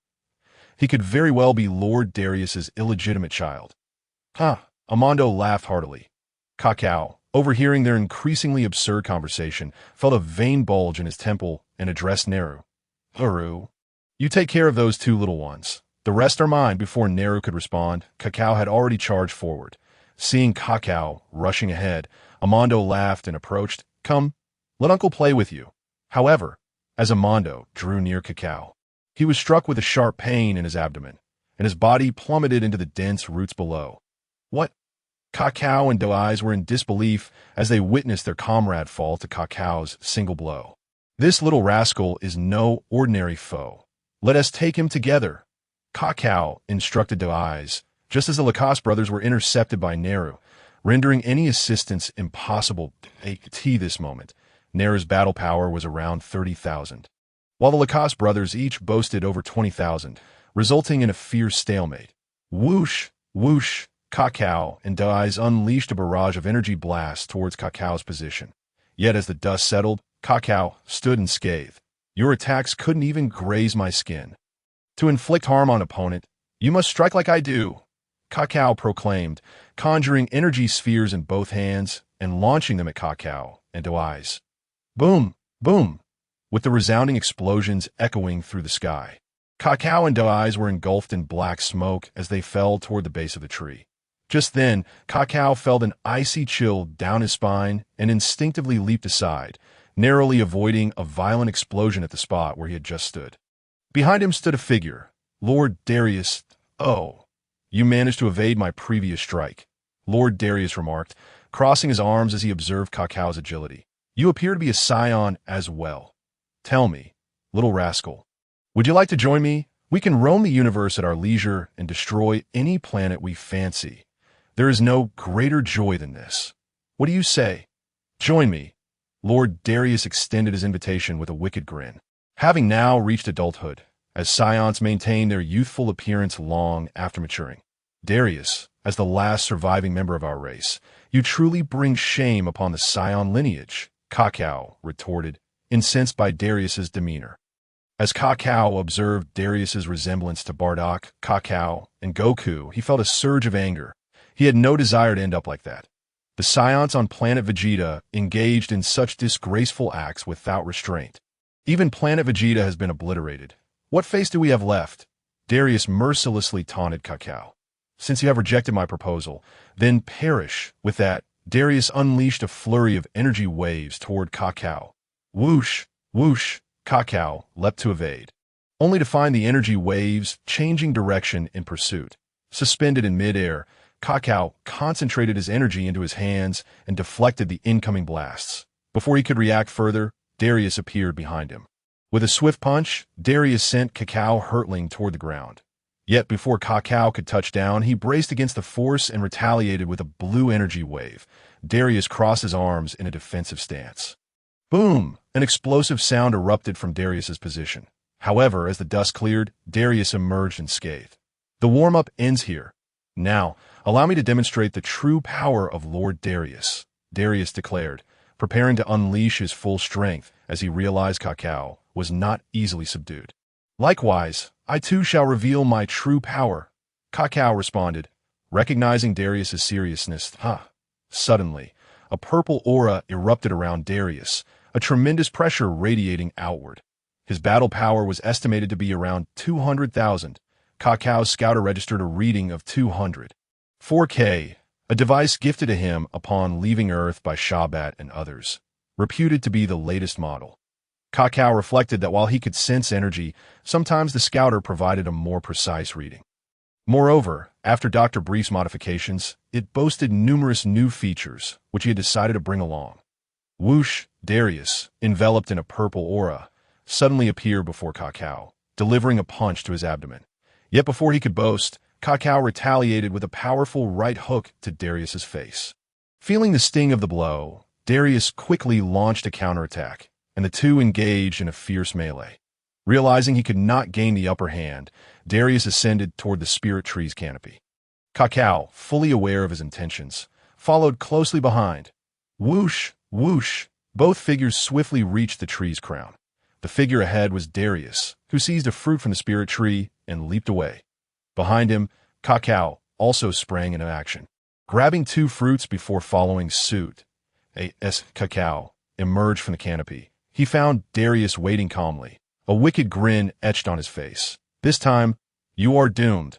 I shall defeat you with the power of the spirit tree fruit. With that, Darius prepared to take a bite of the fruit. Yes, that's so.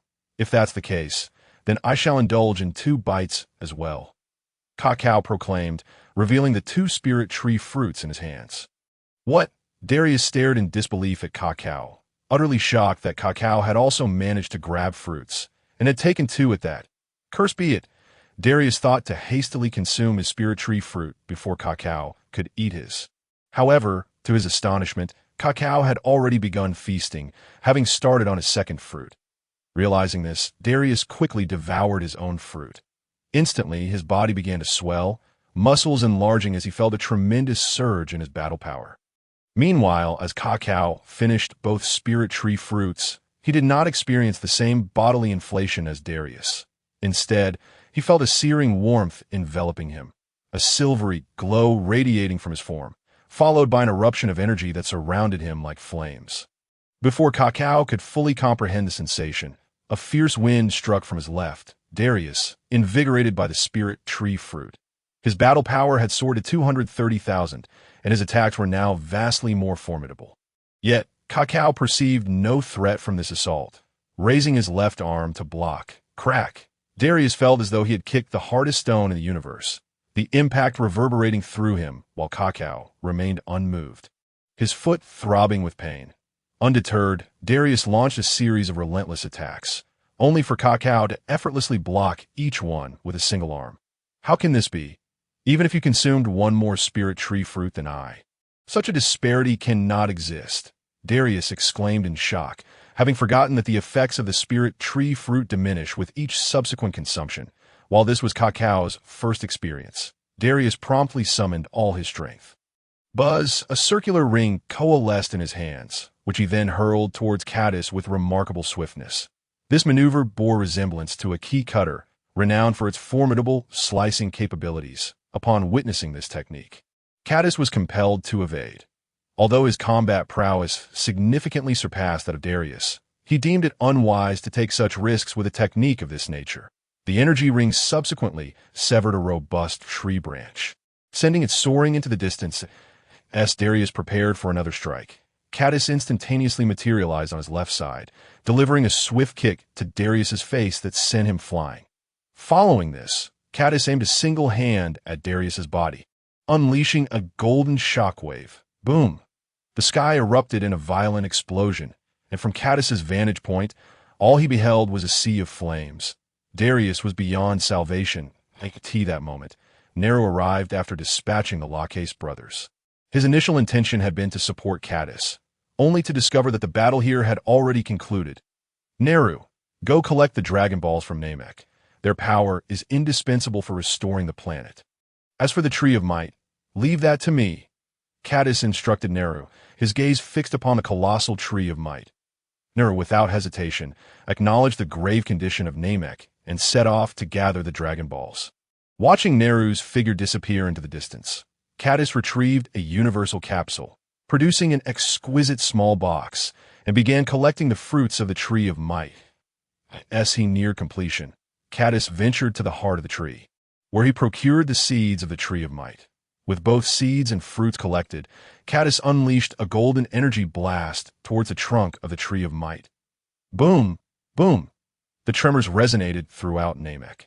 As the trunk of the Tree of Might began to disintegrate, transforming into golden raindrops that cascaded upon the planet, life began to stir anew, albeit slowly, Most of the vegetation remained in a state of half-withering. As the Tree of Might dissipated, Cadis stood still, re-experiencing the power he had just harnessed, silver-white radiance enveloping his form. The energy within him surged forth, a fiery aura encircling Cadis, reflecting the union of divine power and ki. In this heightened state, Cadis felt his senses sharpened to an exquisite degree. This was indeed the fusion of divinity and ki, the correspondence of realm and power, marking the path of Cadis's future cultivation. Only upon successfully merging these two elements would he truly be considered a god. 2 days later, Neru returned, having gathered all 7 Dragon Balls of Namek, although some areas still required explanations to the elders. And in some villages, no Namekians remained alive.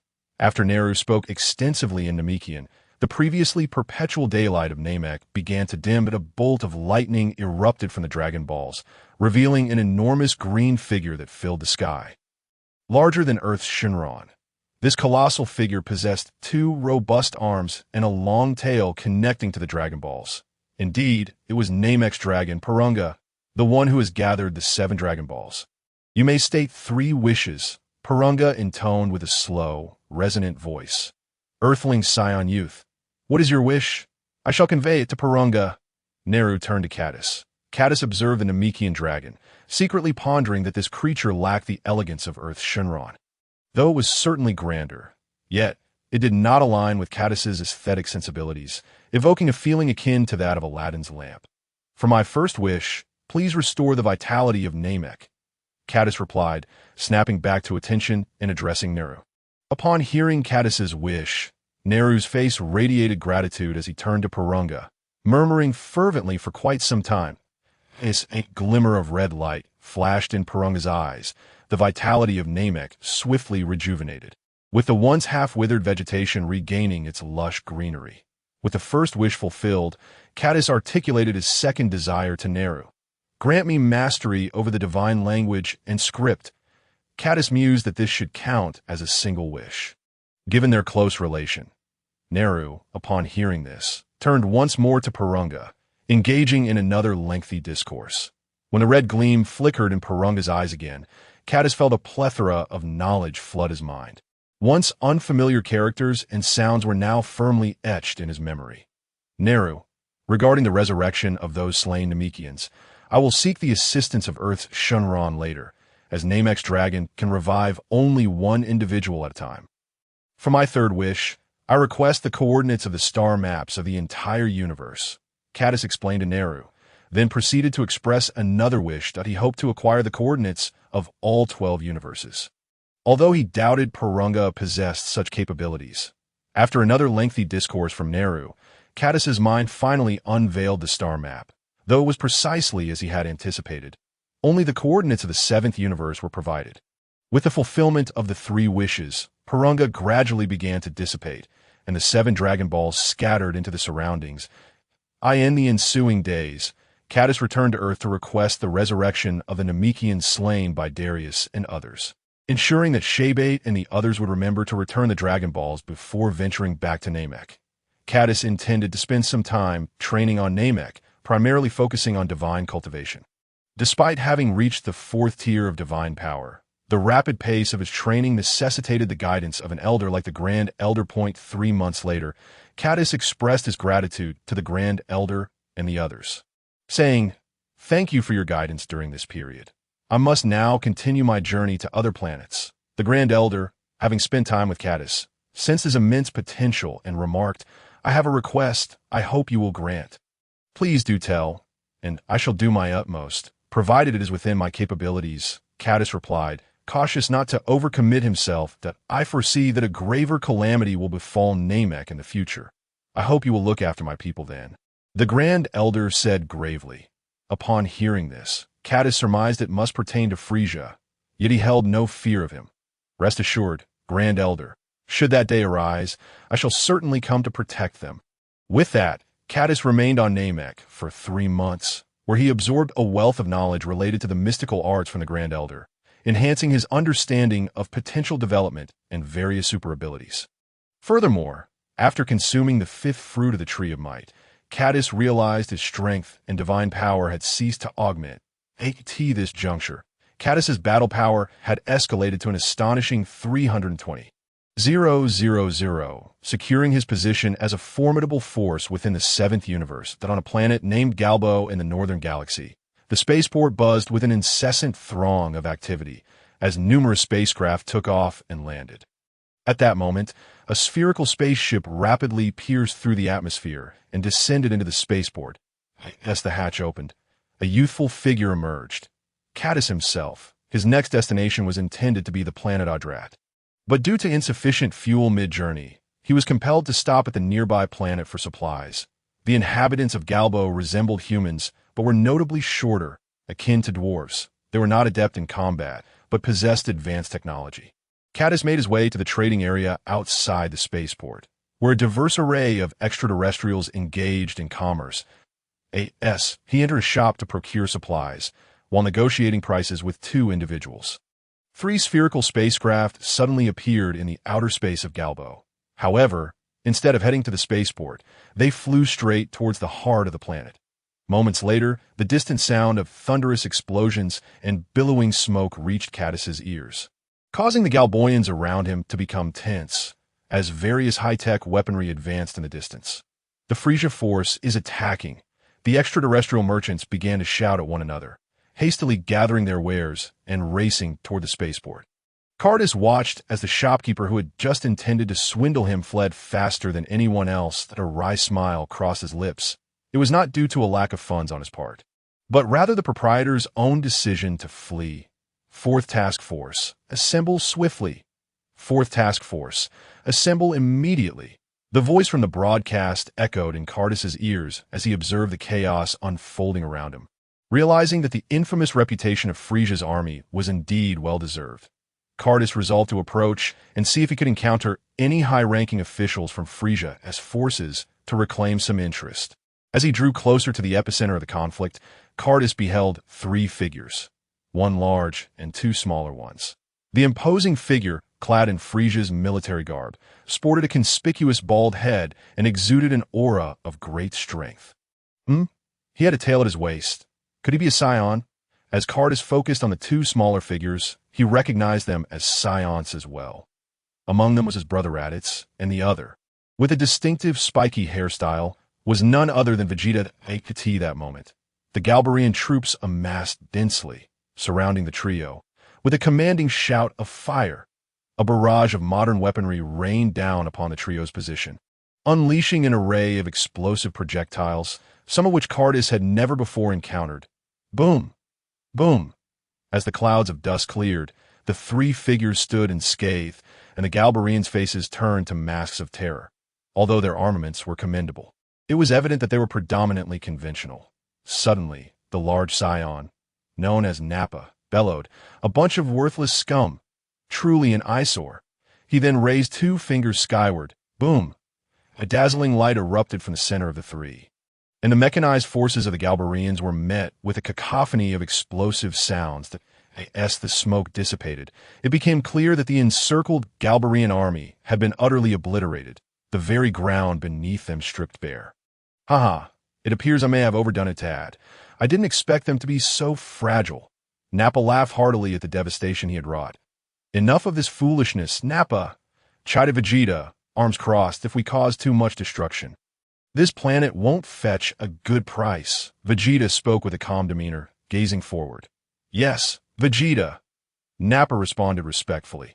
Despite their stark physical differences, Nappa's battle power was a mere 3,000, whereas Vegeta already surpassed 5,000 at the tender age of 8, outstripping the adult scion Nappa. Cardis observed Raditz, and noted with surprise that he possessed a battle power of 1200. It seemed that Raditz had not abandoned his training since parting ways with Cardis. This alone had altered the trajectory of Raditz's life. In the original story, it took over 20 years for Raditz to reach a mere 1,500 battle power. Yet now, at just 6 years old, Raditz had transformed himself through steadfast dedication to training. Cardis decided to approach them, reflecting that while this planet had abundant resources, its inhabitants were woefully weak. He hoped it would sell for a decent price. Nappa, Raditz, go eliminate those humans in the city, Vegeta commanded, eyes fixed on the Galbarian city. Yes, Vegeta, Nappa, and Raditz affirmed. Following the destruction of planet Vegeta, they no longer referred to Vegeta as Your Highness, but their demeanor still held a respectful reluctance to defy him, both due to his past status and his formidable strength. Who goes there? Suddenly, the sound of falling debris prompted the three to turn abruptly. A youthful figure approached, and as he drew closer, they noticed he too had a tail. "Brother," Raditz exclaimed, recognizing the voice. "Hey, it seems you've been training diligently. Your battle power has improved significantly." Cardus greeted Raditz with a smile. "Brother, I can't believe it's truly you. How did you escape during the destruction of planet Vegeta? Did our parents make it out too?" Raditz asked, his face alight with joy, having thought he was alone with Kakarot after their home was destroyed. "I'll explain it all to you later," Cardus replied. Deferring the topic for now, he pointed to the scouter on his face and then to Raditz. Initially puzzled, Raditz quickly understood and hurriedly removed and deactivated his scouter.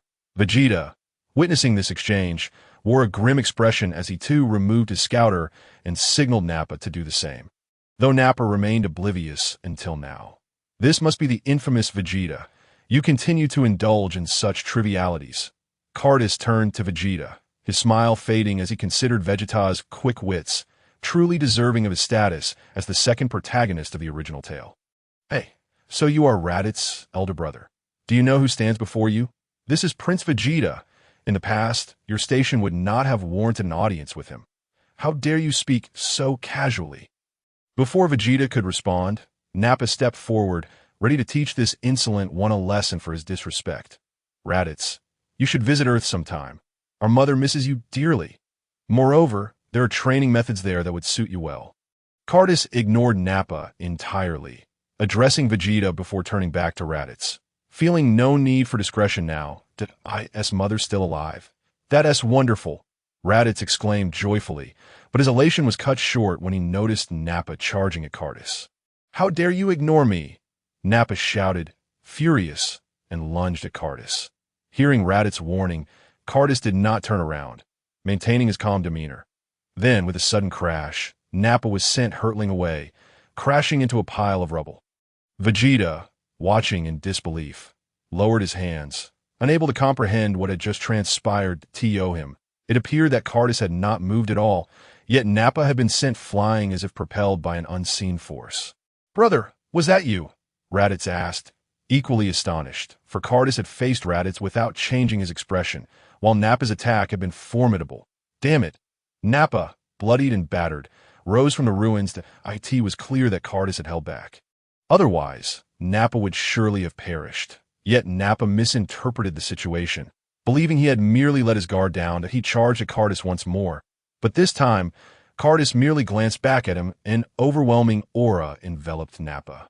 As if he were a vulnerable prey, caught in the gaze of a ferocious beast, a profound sense of helplessness washed over him, rendering his body immobile, as if he were facing the terrifying Frieza himself. In that moment, Nappa's thoughts faded into oblivion.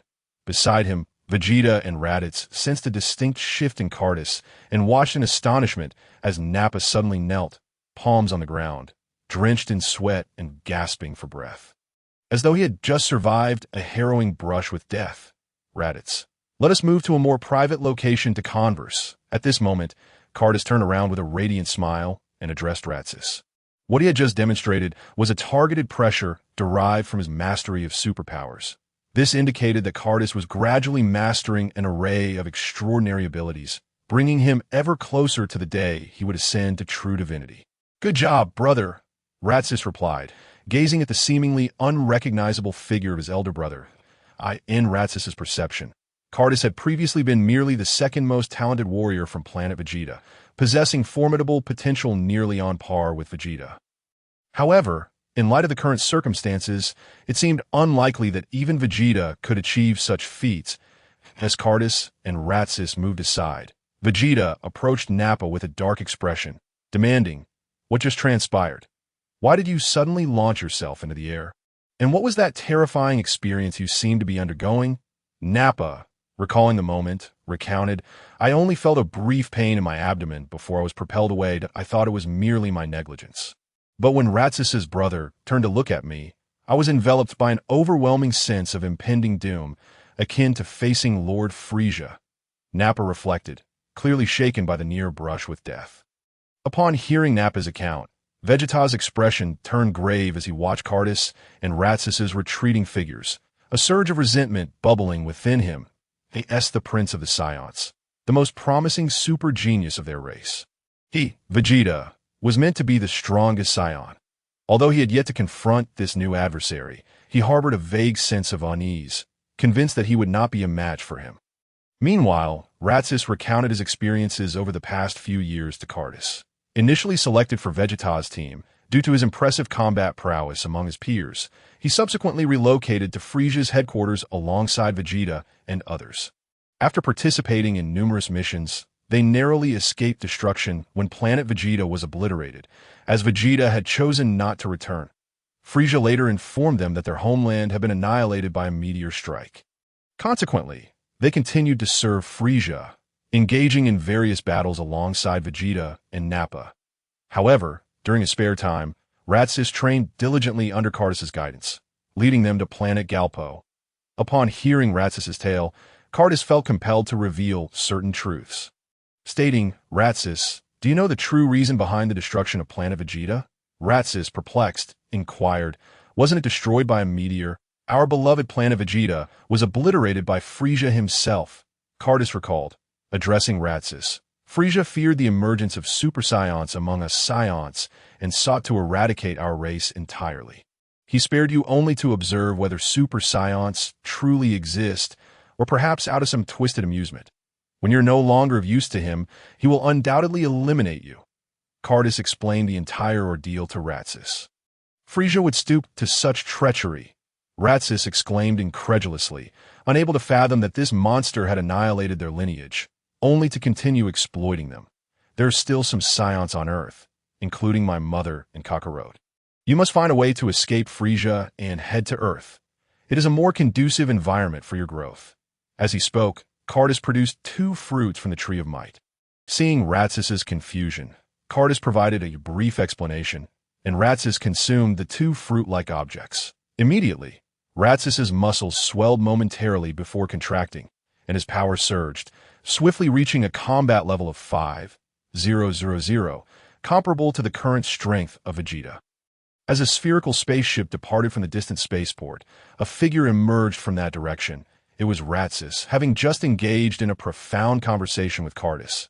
"Ratsis, has your brother Cardus already departed?" Nappa inquired cautiously, while Vegeta seemed to listen intently. "Yes, my brother has continued his journey through the cosmos," Ratsis replied to Vegeta and Nappa. Ever since his discussion with Cardus, he felt that life alongside Vegeta and the others was rather mundane. His brother Cardus had begun to challenge the strongest beings in the universe, while they were merely preying on the weak.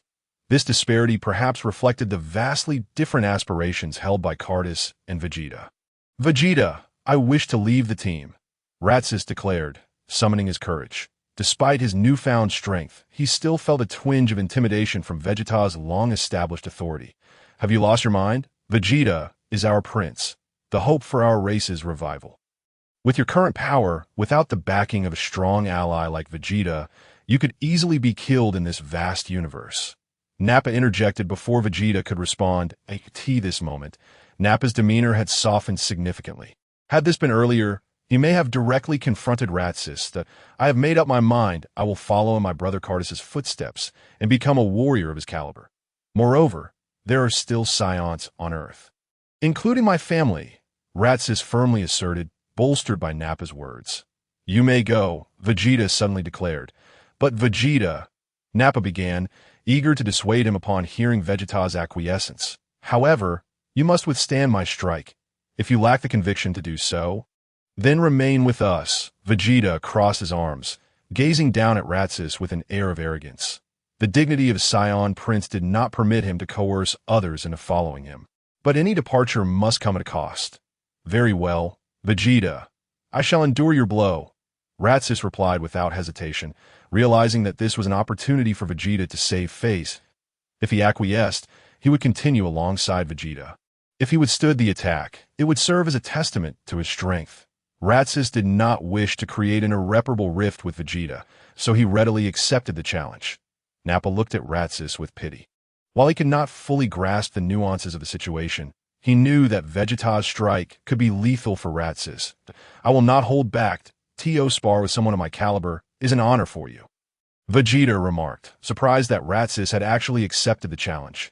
And then he smirked coldly at him. Vegeta unleashed a formidable aura, causing the ground beneath them to tremble. Blue energy enveloped his hands, and then he launched himself at Ratsis with lightning speed. Targeting his abdomen, bang! A wave of pressure radiated outward.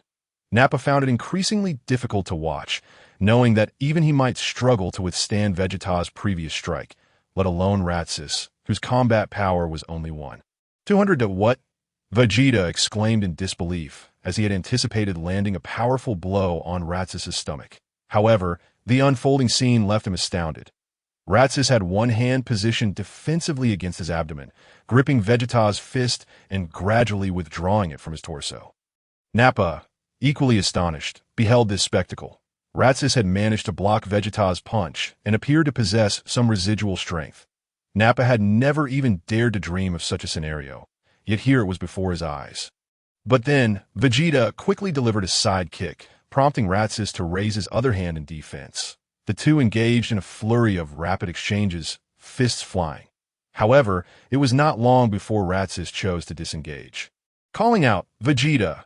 This is where I draw the line." Vegeta, sensing he could not overpower Ratsis, also ceased his assault.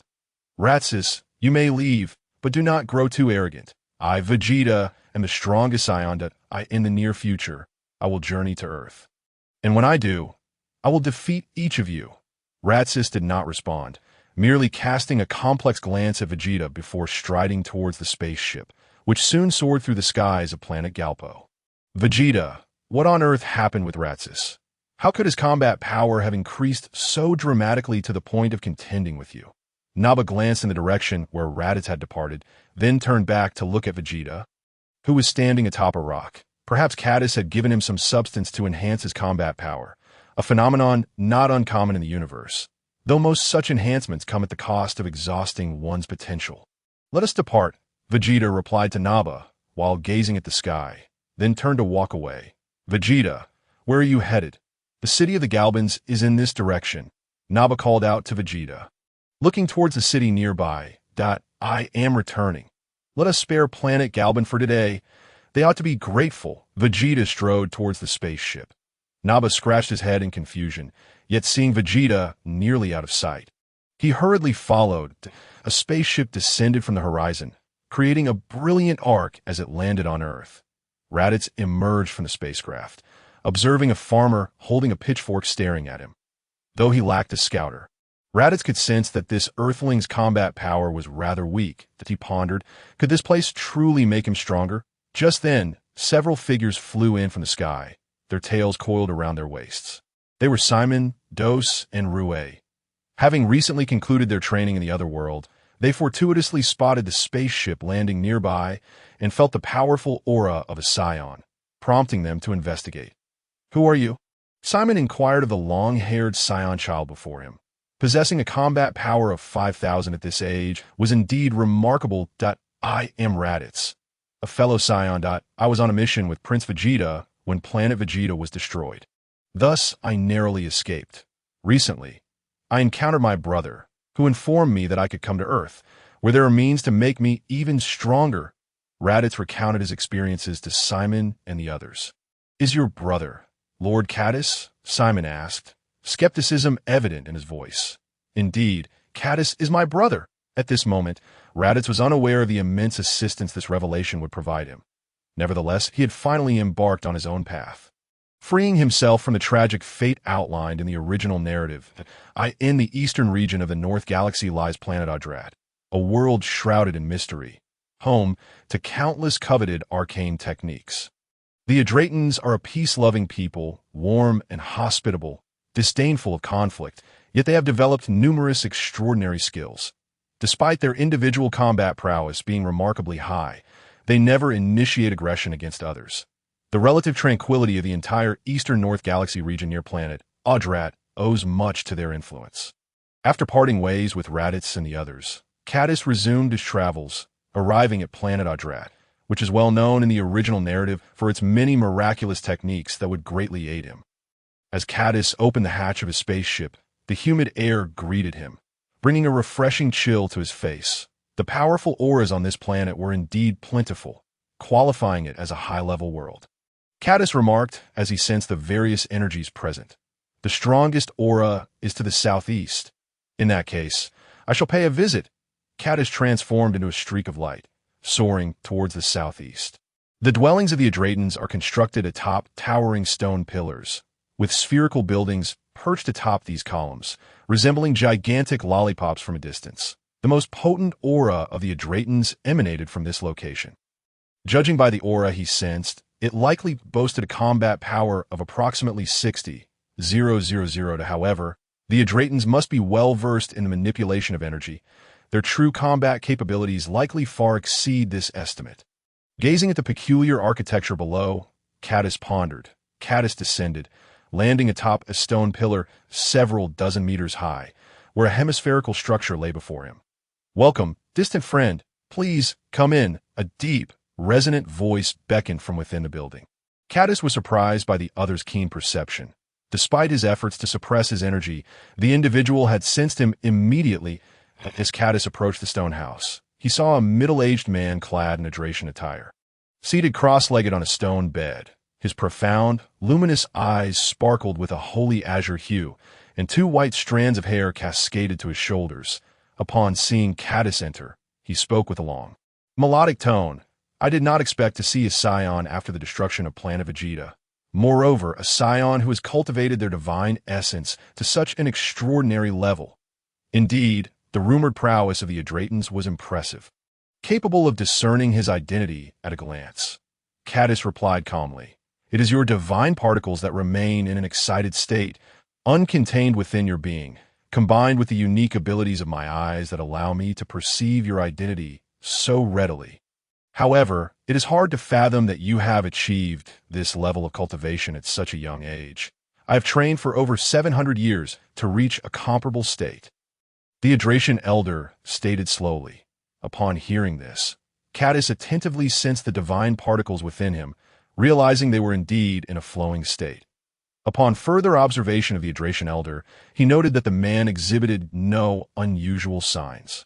Had he not claimed to have reached this level, he would appear just like any ordinary person.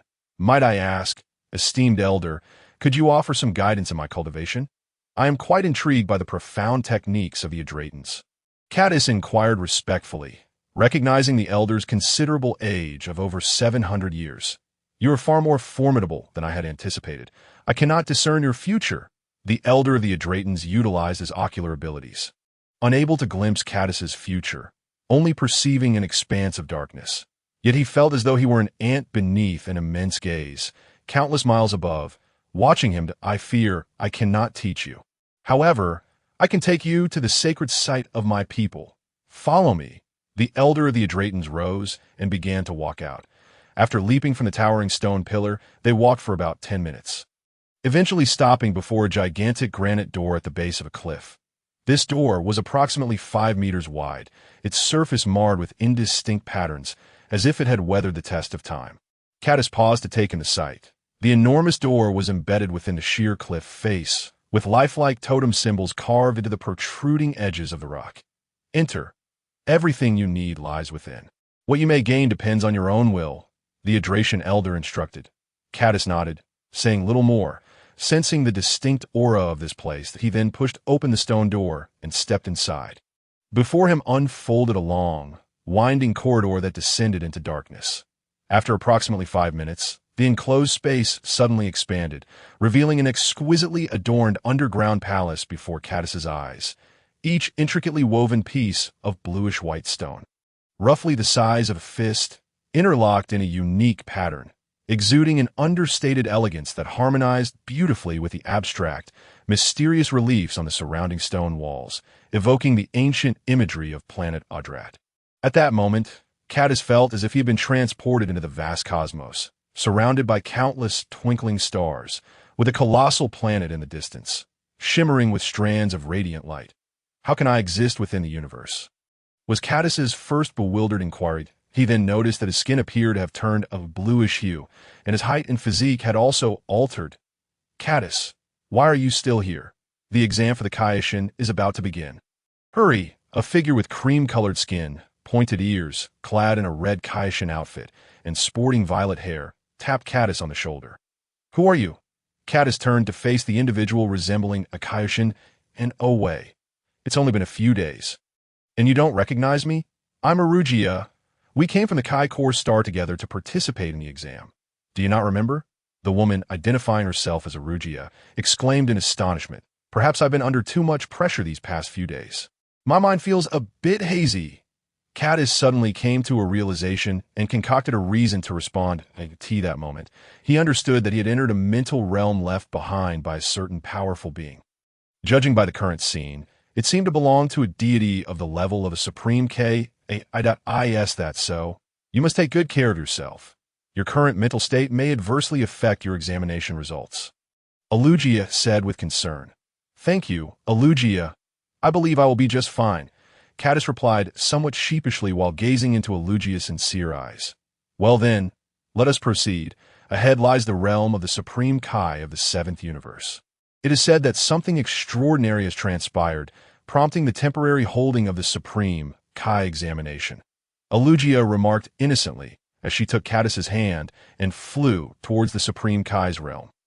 The Supreme Kai realm was an immensely vast planet surrounded by numerous divine stars, with a sacred radiance permeating the entire space. Most regions of this planet exhibited exquisite natural landscapes, with only a few areas featuring structures or holy sites. And it possessed unparalleled self-repairing capabilities. As Caddis and Alugia drew closer to the main star of the Supreme Kai realm, they began to observe other beings from different realms flying towards it. Upon landing in a plaza within the Supreme Kai realm, they encountered a multitude of beings with varying skin colors, hairstyles, and body types, numbering in the hundreds. For Caddis, distinguishing between them was often quite challenging. Except for Alugia, who was one of the few female beings slender and possessing long, fair legs, making her easily recognizable at that moment. A middle-aged being with brown skin and a stout physique ascended to the platform at the front of the plaza and announced, "The 15th generation Supreme Kai of the 7th Universe has gone missing for reasons unknown. Thus, we shall select a Supreme Kai to temporarily assume their duties." Upon hearing this, Caddis was momentarily taken aback. Is this the realm where the 15th generation Supreme Kai, sealed by Beerus, vanished 75 million years ago? No wonder the Supreme Kai examination is being held. Hey Caddis, did you hear that? Even the Supreme Kai has gone missing. This is unprecedented. Alugia exclaimed in astonishment. Indeed, it is a significant matter, Caddis thought to himself, knowing he could not reveal that the Supreme Kai had been sealed by the god of destruction Beerus. Deeming it unnecessary to mention that on one hand, this was a mental world that would not alter the future or reality, and, on the other hand, the sealing power was still formidable, making it impossible for the beings present to break the seal. At that moment, the middle-aged being continued. We shall now commence the Supreme Kai examination. The first round tests mental strength, as a Supreme Kai must possess robust mental fortitude. Otherwise, they risk being invaded by malevolent forces. Remember, all Supreme Kai possess vast mental power. Following this, the middle-aged being led everyone into a room that appeared small from the outside, but felt like stepping into a miniature cosmic space filled with numerous diminutive planets. This room was a small universe created by a past Supreme Kai, devoid of any life. Yet each planet exuded powerful mental pressure. The closer one approached the center of this cosmic space, the stronger the mental pressure became, and only those who reached within 50,000 light-years of the cosmic center could advance to the next round. Now, you may proceed at your leisure. Each leap will transport you to the next planet. Should you find yourself unable to continue, uttering the words, forfeit will return you to the starting point. The middle-aged being concluded, signaling that everyone could commence, that in that case, allow me to go first, declared a pink-skinned male being, who leaped forth and quickly vanished from sight, prompting others to follow suit. Caddis, let us go as well. Alugia called to him before leaping into the air, observing Alugia and the majority of the beings rushing ahead. Caddis followed suit, and with a swift motion, He appeared on a small planet, A-T that moment. A faint mental pressure began to envelop Cadis, but he felt it had no significant effect. He continued to leap, vanishing from that planet with a swift motion. After several jumps, Cadis noticed that some beings had begun to pause and catch their breath, while the mental pressure intensified, though he remained largely unaffected. Upon reaching the 26th planet, Cadis observed many beings lingering nearby. Some sat in meditation, their foreheads glistening with sweat, while others struggled to breathe, supporting themselves with their hands on the ground. Yet Cadis merely felt a slight discomfort. By the 32nd planet, Cadis encountered the pink-skinned being who had set off first. The being gazed at Cadis in disbelief as he effortlessly continued without pause, realizing that he, being one of the stronger participants, now needed to rest before leaping to another planet. Finally, at the 36th planet, Cadis spotted Elugia, who was beginning to feel the pressure as beads of sweat formed on her forehead. "Cadis, I didn't expect you to catch up so quickly." "Impressive," Elugia exclaimed cheerfully at that moment. Cadis, too, felt the weight of significant pressure, yet he still showed no signs of fatigue, not even a drop of sweat. Hearing Elugia's voice, Cadis waved back, saying, "Elugia, I fear I must move ahead and wait for you. You must give it your all." With that, he vanished in a flash. "Humph, that guy really lacks tact. How rare for someone to worry about him catching up." Elugia stomped her foot, then resolutely leaped forward. As Cadis reached the 41st planet, he finally began to break a sweat. For an ordinary human, surpassing the mental strength of these prospective Supreme Kais would be impossible. However, when it came to mental pressure, it seemed that no one in this realm could subdue Cadis. Although he had yet to fully mature, he possessed extraordinary divine potential. From the 40th planet onward, the challenges intensified, and just then, a figure appeared. It was Elugia, drenched in sweat. "Cadis, you scoundrel, how could you run so fast?" Elugia gasped, placing her hands on her heaving chest. Upon seeing Elugia catch up, Cadis said nothing further and continued to soar ahead, disappearing once more. As Cadis approached the central star, he felt an overwhelming pressure both physically and mentally. Suddenly, he spotted a massive celestial body ahead, a deep blue planet that dwarfed the smaller one surrounding it. With a swift motion, Cadis landed on this planet, feeling as though he were in a gravity chamber. Though it did not overpower him, he still bore immense pressure on both his body and mind. This place is quite conducive for training. It subtly exudes a divine aura, Cadis remarked, finding a spot to sit cross-legged. Instantly, Cadis's body began to levitate, radiating a silver-white heat wave, while the ethereal blue light surrounding the planet began to converge towards him.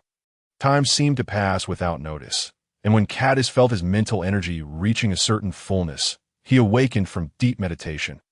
Upon opening his eyes, he perceived a hazy figure nearby. As he focused, he was startled to see a face suddenly appear close to him, its large eyes staring intently. It was Elugia. "How long have you been here? Why are you staring at me like that?" Cadis asked, feeling somewhat apprehensive. "I haven't been here long. I saw you sitting here and came over to take a look." Elugia replied with a cheerful smile upon seeing Cadis's startled expression. "Has the assessment concluded?" "How much time has passed?" Cadis stood up and surveyed the surroundings. "Yes, it just finished. Only about 20 individuals passed, and it's been 47 years, Elugia mused, noting that she had barely managed to reach the central star at the last moment. While many others had not even come close to 47 years, Cardiston exclaimed, "Oh my goodness! I've only been sitting here for a moment, and 47 years have already passed. If I were to take a nap for 100 years, would that time not vanish in an instant? What's the matter with you? Is 47 years really that long? For the span of our lives, it is but a blink of an eye." Elugia inquired curiously. Observing Cardiston's reaction at that moment, the scene around them shifted, and they found themselves back in the previous square. "Candidates who have qualified for the second round, please gather over here." The middle-aged being from the realm called out to the remaining participants. As Cardiston walked toward the podium, he glanced around, noticing that the once crowded square, which had been filled with hundreds of people, now contained only a little over 20 scattered about. As everyone drew near, the middle-aged being continued. "The next phase is the power of creation. The god of the realm often needs to maintain the balance of the universe, frequently creating new planets and new forms of life. Thus, the power of creation is intrinsically linked to the duties of the god of the realm. Each of you must now create a species of life and then use this mirror to observe its most probable future development. Upon finishing, he revealed a rectangular mirror, seemingly framed in gold, from behind him. Immediately, a crystal ball appeared before each participant, corresponding to a planet. Suddenly, the method to wield the power of creation manifested in Cardiston's mind, as if his body had always possessed this knowledge. Cardiston, what kind of species do you wish to create? Perhaps something particularly fierce. Aluja teased playfully, circling around Cardiston. Aluja, do you truly believe I am that wicked? Cardiston replied, exasperatedly placing a hand on his forehead. You are indeed that wicked, a supervillain. Even you dared to bully me during the last test. Aluja pouted, her cheeks puffed up in indignation, before turning back to her crystal ball to begin her creation. Strange. When did I ever bully her?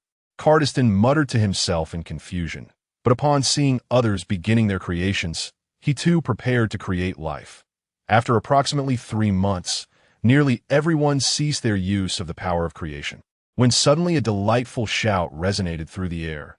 Aluja gazed at her crystal ball, gleeful as a child, prompting Cardiston to approach for a closer look. But a peculiar expression crossed his face as he beheld that Aluja had created a group of large white rabbits.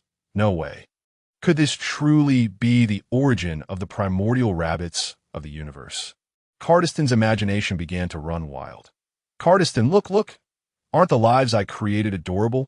Aluja, seemingly forgetting their earlier exchange, cheerfully approached him for validation. Indeed, at first glance, they're undeniably charming. Who knows, they might even be quite delectable, Cardiston unwittingly remarked, but it was too late to retract his words. You despicable Cardiston! And what about you? Have you created something as foolish as yourself? Aluja retorted angrily when she heard Cardiston's comment about her creations. Cardiston gestured toward his crystal ball, and Aluja looked over, astonished to see a group of beings resembling the realm's inhabitants, albeit with tails, and they appeared to have already formed a tribe. What kind of life is this? Their appearance resembles ours. Aluja inquired with curiosity. They are humans. Cardiston reflected with a sense of wonder. Before Aluja could press further, the voice of the middle-aged being resounded. I trust everyone has completed their tasks. So let us now observe the futures of each species. The mirror displayed an array of species, all of which had been created by them, some resembling dinosaurs, others akin to grasshoppers, and even fish-like beings. Alongside Aluja's large white rabbits and Cardiston's humans, as time flowed within the mirror, the rise and fall of each species began to unfold. Several species remained embroiled in brutal conflict, swiftly leading to their extinction. Some species became part of the natural world, yet struggled to evolve into sentient beings, including Aluja's rabbits, which, despite their charm, were either preyed upon by ferocious beasts or consumed by other intelligent beings. Aluja's eyes brimmed with tears upon witnessing this. Yet the most remarkable of all was Cardiston's creation of humans, who quickly evolved into sentient beings and began to establish civilization, showcasing a significant advantage over the other species created by their peers.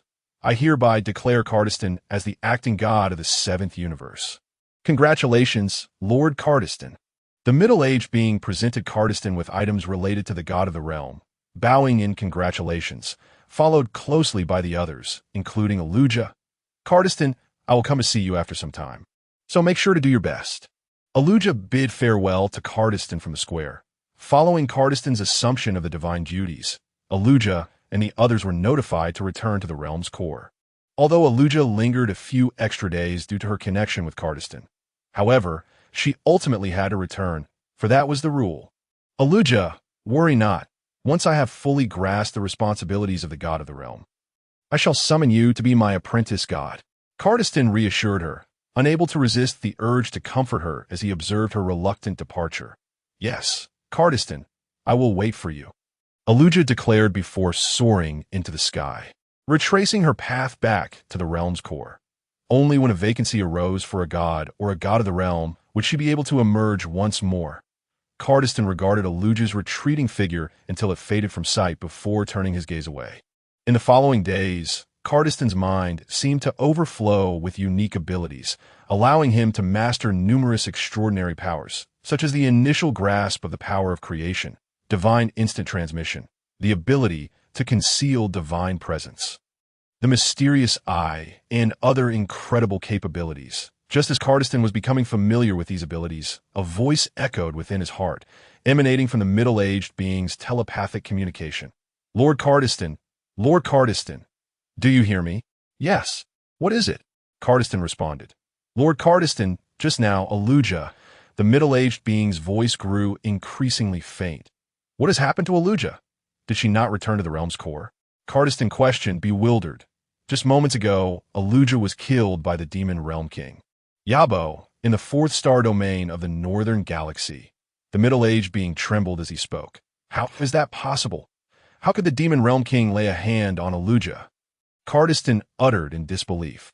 At that moment, a flood of memories surged through Cardiston's mind, recalling every moment shared with Aluja since the birth of the realm's core, and in an instant, he activated instant transmission, disappearing from sight. Fourth star domain of the Northern Galaxy. Whoosh! A figure materialized. Cardiston. The starry sky here bore the remnants of a recent battle, with traces still visible, yet Aluja and the Demon Realm King's presence had vanished, leaving only a faint trace of divine essence dissipating into the void. Aluja. Cardiston cried out in despair, but the hollow universe offered no reply, as if he were the last being remaining in existence. In that instant, Aluja's visage appeared in his mind, urging him not to grieve, for she had merely returned to the realm's core. Should the opportunity for rebirth arise, they would meet again, as Cardiston sensed the last vestiges of Aluja's existence. Tears of divinity streamed down his face that he understood that not every being from the realm's core could be reborn. Aluja was merely comforting him. Even if Aluja were to be reborn in the realm's core, she would retain no memories of him, and a significant amount of time would pass before that occurred. In the time that followed, Cardiston created a planet and constructed a palace for Aluja, commemorating her existence in this world. Adelat Star, the sacred land. Caddis felt as though time was shifting once more as he found himself back in the sacred land of Adelat Star, the previous scene lingering in his memory like a fleeting dream. Yet he soon realized that his mental prowess was remarkably robust, and an array of extraordinary abilities began to manifest in his mind. The techniques he had mastered in the realm of the spirit felt as if they were indelibly inscribed in his consciousness. He wielded them with finesse and grasped their underlying principles that, of course, another figure was also etched in Caddis's mind. Aruja, he murmured, recognizing that this was likely the spiritual imprint left by the 16th Kaishin. The moment Caddis entered, he was drawn into the depths of his mental memories, experiencing the echoes of a bygone era. Adelat Star was presumably the site of Aruja's demise, and the 16th Kaishin had created this celestial body in her memory. Constructing a palace here as a tribute, Caddis meticulously pieced together his thoughts, yet even in the absence of the 16th Kaishin's influence within the spiritual realm, he could not suppress his sorrow. Although his time spent with Aruja was brief, her endearing visage was indelibly etched in Caddis's mind. He pondered whether the 16th Kaishin had managed to vanquish the Demon Realm King, Yabo. However, should he encounter figures akin to the Demon Realm King in the future, he would undoubtedly seek vengeance for Aruja. Caddis suppressed the tumult of anger surging within him. Outside the sacred land of Adelat Star, Master Sage, that Scion has been in the sacred land for 3 years now. Should we send someone in to investigate? An elderly Adelat Star inhabitant inquired of a middle-aged sage. Indeed, Master Sage, another similarly aged Adelat Star, being concurred. Never has anyone stayed in the sacred land for 3 years. Even you, upon your entry, emerged after merely a year.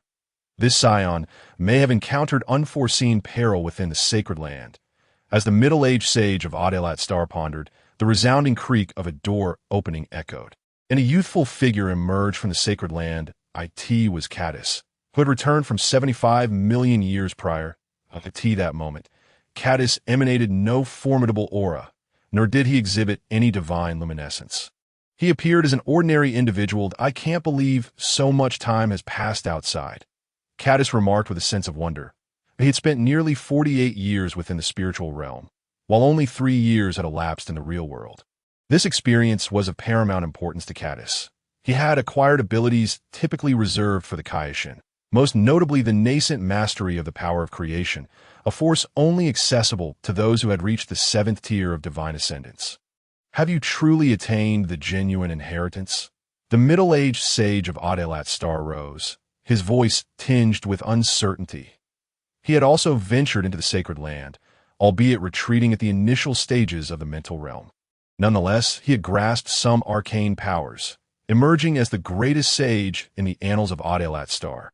The prerequisite for entering the sacred land was to cultivate divine power to a certain level. Yes, Cadis nodded affirmatively without elaborating, aware that the figures and layers involved were exceedingly elevated. Divulging such details would only invite complications, so he refrained from further explanation. After expressing his gratitude to the inhabitants of Adelat Star, Cadis departed from the planet. His intended destination was Metamor, a planet renowned for its remarkable fusion techniques. However, while perusing the star charts, he discovered a nearby celestial body, a planet of great renown in the original narrative, Vampa Star. Located at the edge of the galaxy, on this planet resided Broly and his father, Bardock. Broly had been exiled there due to his extraordinary combat power of 10,000 at birth, which had made him a target for King Vegeta, leading to his banishment to this harsh and remote world. Following a fallout with King Vegeta, Bardock had soon followed Broly to Vampa Star. However, due to a spaceship malfunction, they were left to subsist on the planet. Cadis had returned from Metamor before the destruction of Vegeta Star, and by that time, Broly had already been exiled, thus they had never crossed paths. This Vampa Star? Cadis mused, gazing out of the porthole at a small planet orbiting the 94th star.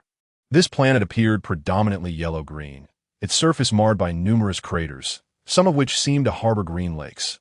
Were it not for Cadis's knowledge of Broly and his father's presence, no one would venture to such a desolate world. As the spacecraft entered Vampa Star's atmosphere, a whirlwind of dust swept past, and the ship's searchlight illuminated only a few meters ahead. Finally, the vessel landed on a somewhat level patch of ground amidst the turbulent descent. Cough, cough, the environment on this planet is truly abysmal, Cadis exclaimed as he stepped out of the hatch, acutely aware of the air and surroundings that he hastily stowed the spacecraft in a universal capsule. For the harsh conditions posed a risk of destroying the ship. There are 2 distinct auras to the northeast of this planet. They must be Broly and his father, and they are not too far from here. Cadis discerned the peculiar energies of the planet, noting that most were strange, save for the 2 familiar signatures. Just as he contemplated this, Cadis abruptly leaped from his previous position, spotting a massive insect emerging from the ground. With its gaping maw aimed directly at him, 8311 flashed as a startling number to Cadis's mystic eye. His mystic eye, a profound ability acquired from the sacred land of Adelat Star, not only assessed the combat power exhibited by foes, but also encompassed various other extraordinary capabilities. Whoosh! Cadis unleashed a key wave of the creature, incinerating it in an instant. However, the ground trembled ominously as countless insects began to emerge from beneath the earth. Faced with this overwhelming onslaught, Cadis had no choice but to take to the skies. Yet before he could soar far, a colossal green figure surged upward towards him. 1, 3, 4, 6, 7 registered in Cadis's mind. He deftly evaded the attack. The monsters on this planet are indeed formidable. It is true that the harsher the environment, the mightier the beasts that arise, Cadis remarked, evading the creatures that assailed him along the way. It was not that he wished to eradicate these monstrosities. Rather, the sheer abundance of them across the planet rendered it a futile endeavor. For he had not come here to battle beasts. Suddenly, a cave appeared before Cadis. The 2 auras emanating from within, he descended before the cave and overheard the sound of hushed conversation. Broly, you must eat more and train diligently. Once we escape, we will seek vengeance against King Vegeta. A deep voice resonated, belonging to Broly's father, Paragus. A subdued reply came from the child, Broly, who, having spent his childhood on Vampa Star, had few opportunities for social interaction and was thus not adept in speech. Now 7 years old, Broly's demeanor reflected his isolation. Paragus, witnessing his son's growth and power, felt both pride and concern. Broly had surpassed him in strength, and at times he could enter a berserk state. Had it not been for their familial bond, the situation could have been perilous. Each time Paragus beheld the harshness of Vampistar, his hatred for King Vegeta surged within him. When will we ever leave this place? Paragus sighed, lamenting the 6 years of solitude, with no spacecraft ever approaching their desolate world. If you desire to leave, the time is now, a voice called from the cave entrance. Broly instinctively assumed a defensive posture, while Paragus looked on in astonishment, seeing a young boy with a tail standing at the cave's mouth, observing them. You are a Scion? I can't believe that after all these years, someone has finally arrived on this planet. Paragus exclaimed excitedly, having thought that he and Broly would be forever trapped here, only to behold another being today. Caddis regarded the two, whose reactions were starkly contrasting, and replied in a calm tone. It is not difficult to take you away from here, but what do you intend to do once you leave? Is there any need to say more? Of course, we seek vengeance against King Vegeta. That scoundrel is the reason my son and I have fallen to such depths, Paragus declared, clenching his fists in bitter resentment. You may be disappointed, Cardus replied, slowly approaching the father and son, for Planet Vegeta has met its demise. And the king you detest no longer exists in this world. He harbored no interest in Paragus, focusing solely on Broly. In the original tale, Broly was the true legendary Super Saiyan, a being capable of overwhelming Vegeta and Goku, though he occasionally struggled to control his own consciousness, a potential flaw of inherited bloodlines. Recently, Cardus had acquired a new technique known as calmness and spirit, a meditation method practiced by advanced deities. If Broly were to commence his training sooner, he might hope to master his own powers. As Cardus drew nearer, the aura of menace surrounding Broly intensified, threatening to erupt at any moment. Broly, remain calm. He is not our enemy, Paragus urged anxiously, for he had yet to devise a control device, relying instead on their father-son bond to temper Broly's rage. Yet today, for reasons unknown, no matter how Paragus shouted, Broly's intensity only continued to swell. As Cardus approached, Broly sensed the formidable threat, his self-control slipping away. Cardus wished to test Broly's current strength, that if he intended to train Broly, he must subdue him in every aspect. As Broly's energy surged, it swiftly surpassed 70,000 battle power. The most alarming aspect of Broly was his ability to grow stronger in response to his adversaries, seemingly without limit. Given a few more years, Cardus might find himself hesitant to engage. With a swift motion, Broly charged forward as Cardus entered the attack range, unleashing a straightforward punch followed by a flurry of strikes. Cardus did not retaliate. Instead, he used his hands to block Broly's onslaught, retreating toward the cave's exit where the combat space was too confined. Paragus, in a state of panic, followed them outside, fearing Broly might inadvertently kill Cardus, thus trapping them both on this planet. Once in a more open area, Cardus halted his retreat and, with a firm grip of his right fist, struck Broly in the abdomen. A sweeping kick sent Broly hurtling away. Paragus, witnessing Broly being knocked back, could hardly believe his eyes. After all, Broly possessed a battle power of 10,000 at birth, and since then his strength had perpetually increased. Long ago, this planet had ceased to harbor any threats to Broly. It was incomprehensible to witness a Scion barely in his teens wielding such immense power, for not every Scion was like Broly. Otherwise, King Vegeta would not have targeted them. With a sudden rush, Broly soared from the ground, his expression contorted with rage, as if he had lost his sanity. Numerous green energy spheres erupted around him, launching toward Cardus. Cardus skillfully evaded the onslaught, but then a powerful punch struck him from behind, driving him into the earth. Paragus, in despair, feared that Cardus had been killed by the blow. In that moment, an explosive sound erupted from the spot where Cardus had fallen, scattering debris as he soared back into the air. Unscathed, it seems I must reveal my true strength to contend with Broly, Cardus mused, preparing to unleash his power. Suddenly, a brilliant white aura enveloped Cardus, an overwhelming force radiating from him, dispersing the dust and sand of the region. Even the rampaging Broly exhibited a hint of surprise.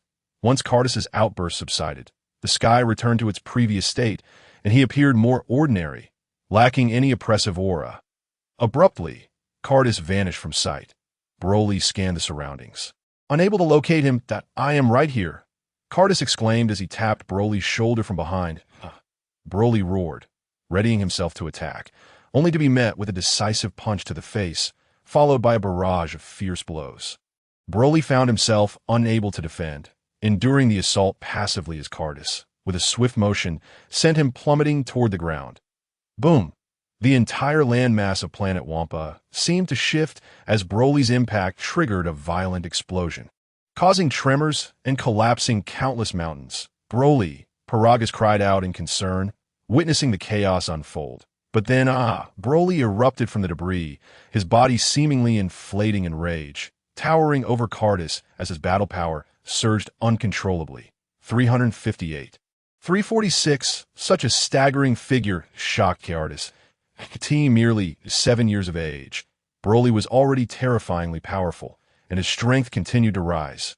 Cardis frowned, aware of Broly's potential, yet unsettled by the apparent lack of limits to his growth.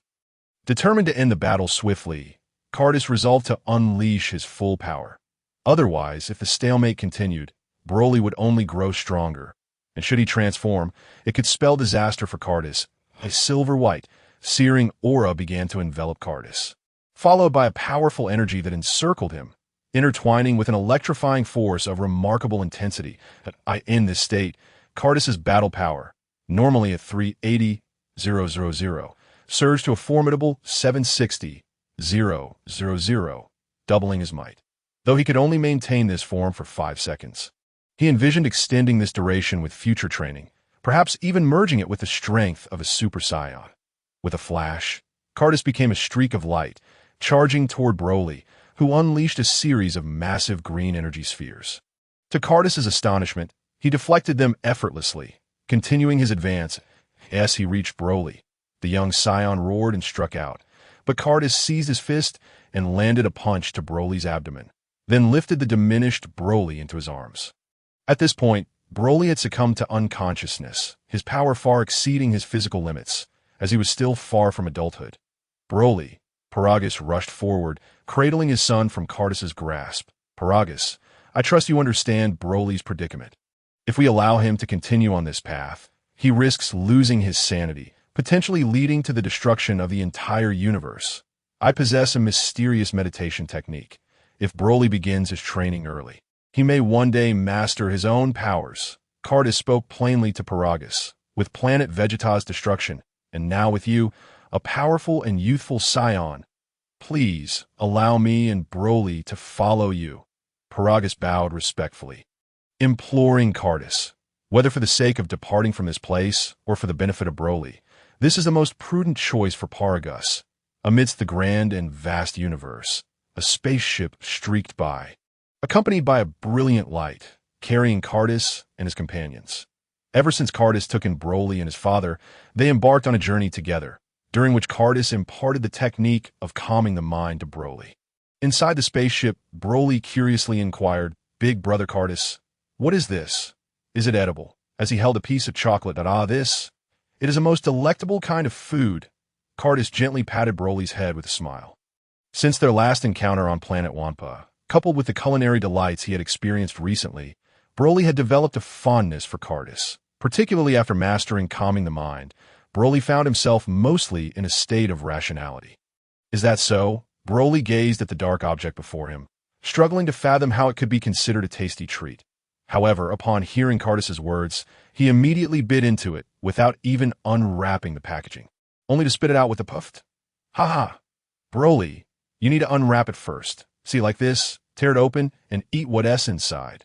Cardis chuckled at Broly's earnest attempt and proceeded to explain how to properly open the packaging and consume it. Paragus approached, feeling a sense of gratitude as he observed Cardis's kind treatment of his son. Initially, he had presumed that Cardis merely sought to exploit Broly's power, but witnessing the scene before him, reminiscent of a brotherly bond, alongside the resolution of Broly's fury, he felt a weight lift from his heart. He sincerely addressed Cardis. "Lord Cardis, it is thanks to you that Broly can enjoy such a wonderful life." "Paragus, there is no need for such formality. You must understand that the Saiyan race is dwindling, and Broly possesses immense talent. He will undoubtedly become a pillar for our kind in the future. In due time, I shall take you both back to Earth, where a remnant of Science still resides. Cardus replied to Paragus. Paragus wished to say more, but at that moment, the entire spaceship began to shake. Cardus and the others hurried to the viewport to ascertain the cause, only to discover that a disc-shaped ship had collided with theirs from the side. They then witnessed both vessels plummeting toward a nearby blue planet. As they entered the atmosphere, the two ships ignited in flames. Cardus kicked open the spaceship's door and soared out, swiftly supporting the vessel from below. With a surge of strength, he evaded the momentum of the disc-shaped ship, which subsequently veered away and headed toward the ocean below. Meanwhile, Broly and Paragus also emerged from the decelerating spaceship, Broly still clutching the chocolate. Cardus then utilized the Universal Capsule to store the damaged spaceship, realizing it would require a considerable sum for repairs. With a puff, the disc-shaped spaceship surfaced from the ocean. The exterior cover on top opened, revealing a figure with purple skin resembling that of Ultraman, who leapt out that "I am here to safeguard peace in the galaxy." An elite among the elite, a member of the Galactic Patrol, Gak. The purple figure performed a dance and struck a pose to declare his identity that "I sincerely apologize. I was just executing a mission to eradicate Science. My ship was traveling a bit too fast, and I accidentally collided with yours," Gak exclaimed, eager to convey the importance of his mission, hoping they would understand that interfering with him would endanger the galaxy's inhabitants. Primarily out of concern for his own finances.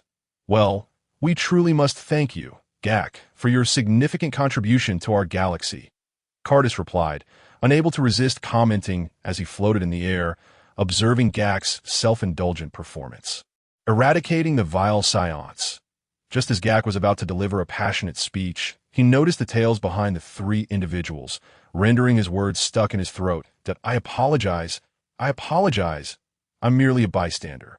Just delivering takeout." Gak quickly began bowing to the trio, showing no hesitation. Cardus, well aware of Gak's character, renowned for his tendency to yield to stronger opponents, decided not to dwell on his earlier bravado. Instead, he saw an opportunity for assistance. "Regardless of your intentions, our spaceship has sustained severe damage due to your actions. How do you plan to compensate for that?" "Well, about that, I'm a bit strapped for cash at the moment." "Would it be possible to pay in 50 years?" Gak replied sheepishly, having recently purchased the latest cosmic music equipment.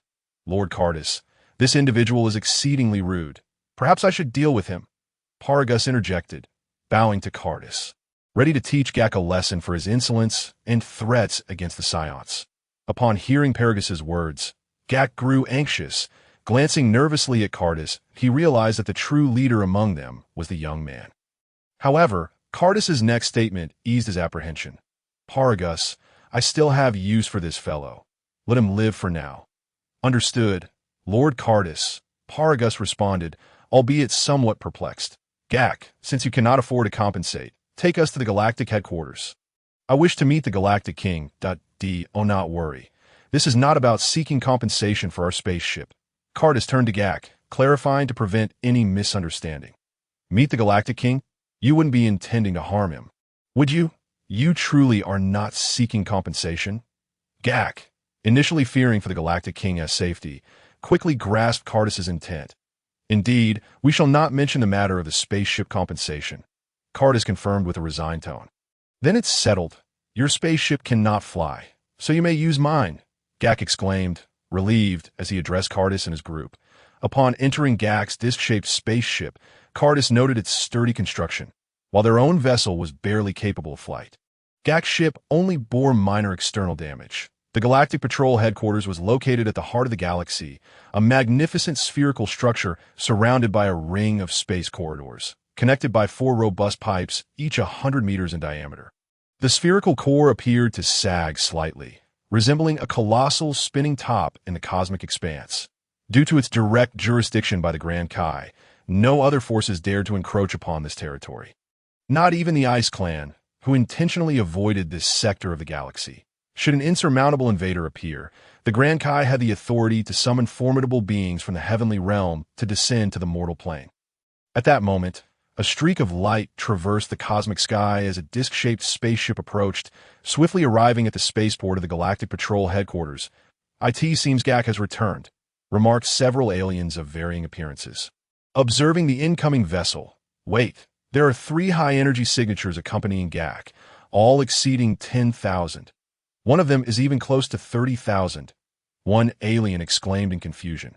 Just then, the spaceship's hatch opened, and Gak, along with Cardis and the others, stepped out, with Gak explaining the situation at the Galactic headquarters. "Gak, are these the new recruits you've brought into the Galactic Patrol?" Some familiar officers approached, only to tense up upon noticing the tales of Cardis and his companions. "Science!" A chorus of urgent exclamations erupted as the Galactic Patrol officers immediately went on high alert. The notorious reputation of the Scions echoed throughout the galaxy, prompting a call to arms. "Quickly, issue a mission to summon nearby strong fighters for support." "We hope it's not too late." A number of distant Galactic Patrol officers swiftly communicated through their communicators. Should the Galactic Patrol headquarters fall, it would be a tremendous loss of face for the entire organization. The headquarters has long upheld the peace of the galaxy, relying on the support of the Grand King and the countless formidable warriors they have employed. Typically, there are not many powerful beings stationed at the Galactic headquarters. Thus, faced with a few Scions who could launch an attack at any moment, the Galactic Patrol exhibited an unprecedented level of vigilance that will not be alarmed. They have come to pay their respects to the Galactic King. They are here to discuss cooperation, not to assault the headquarters.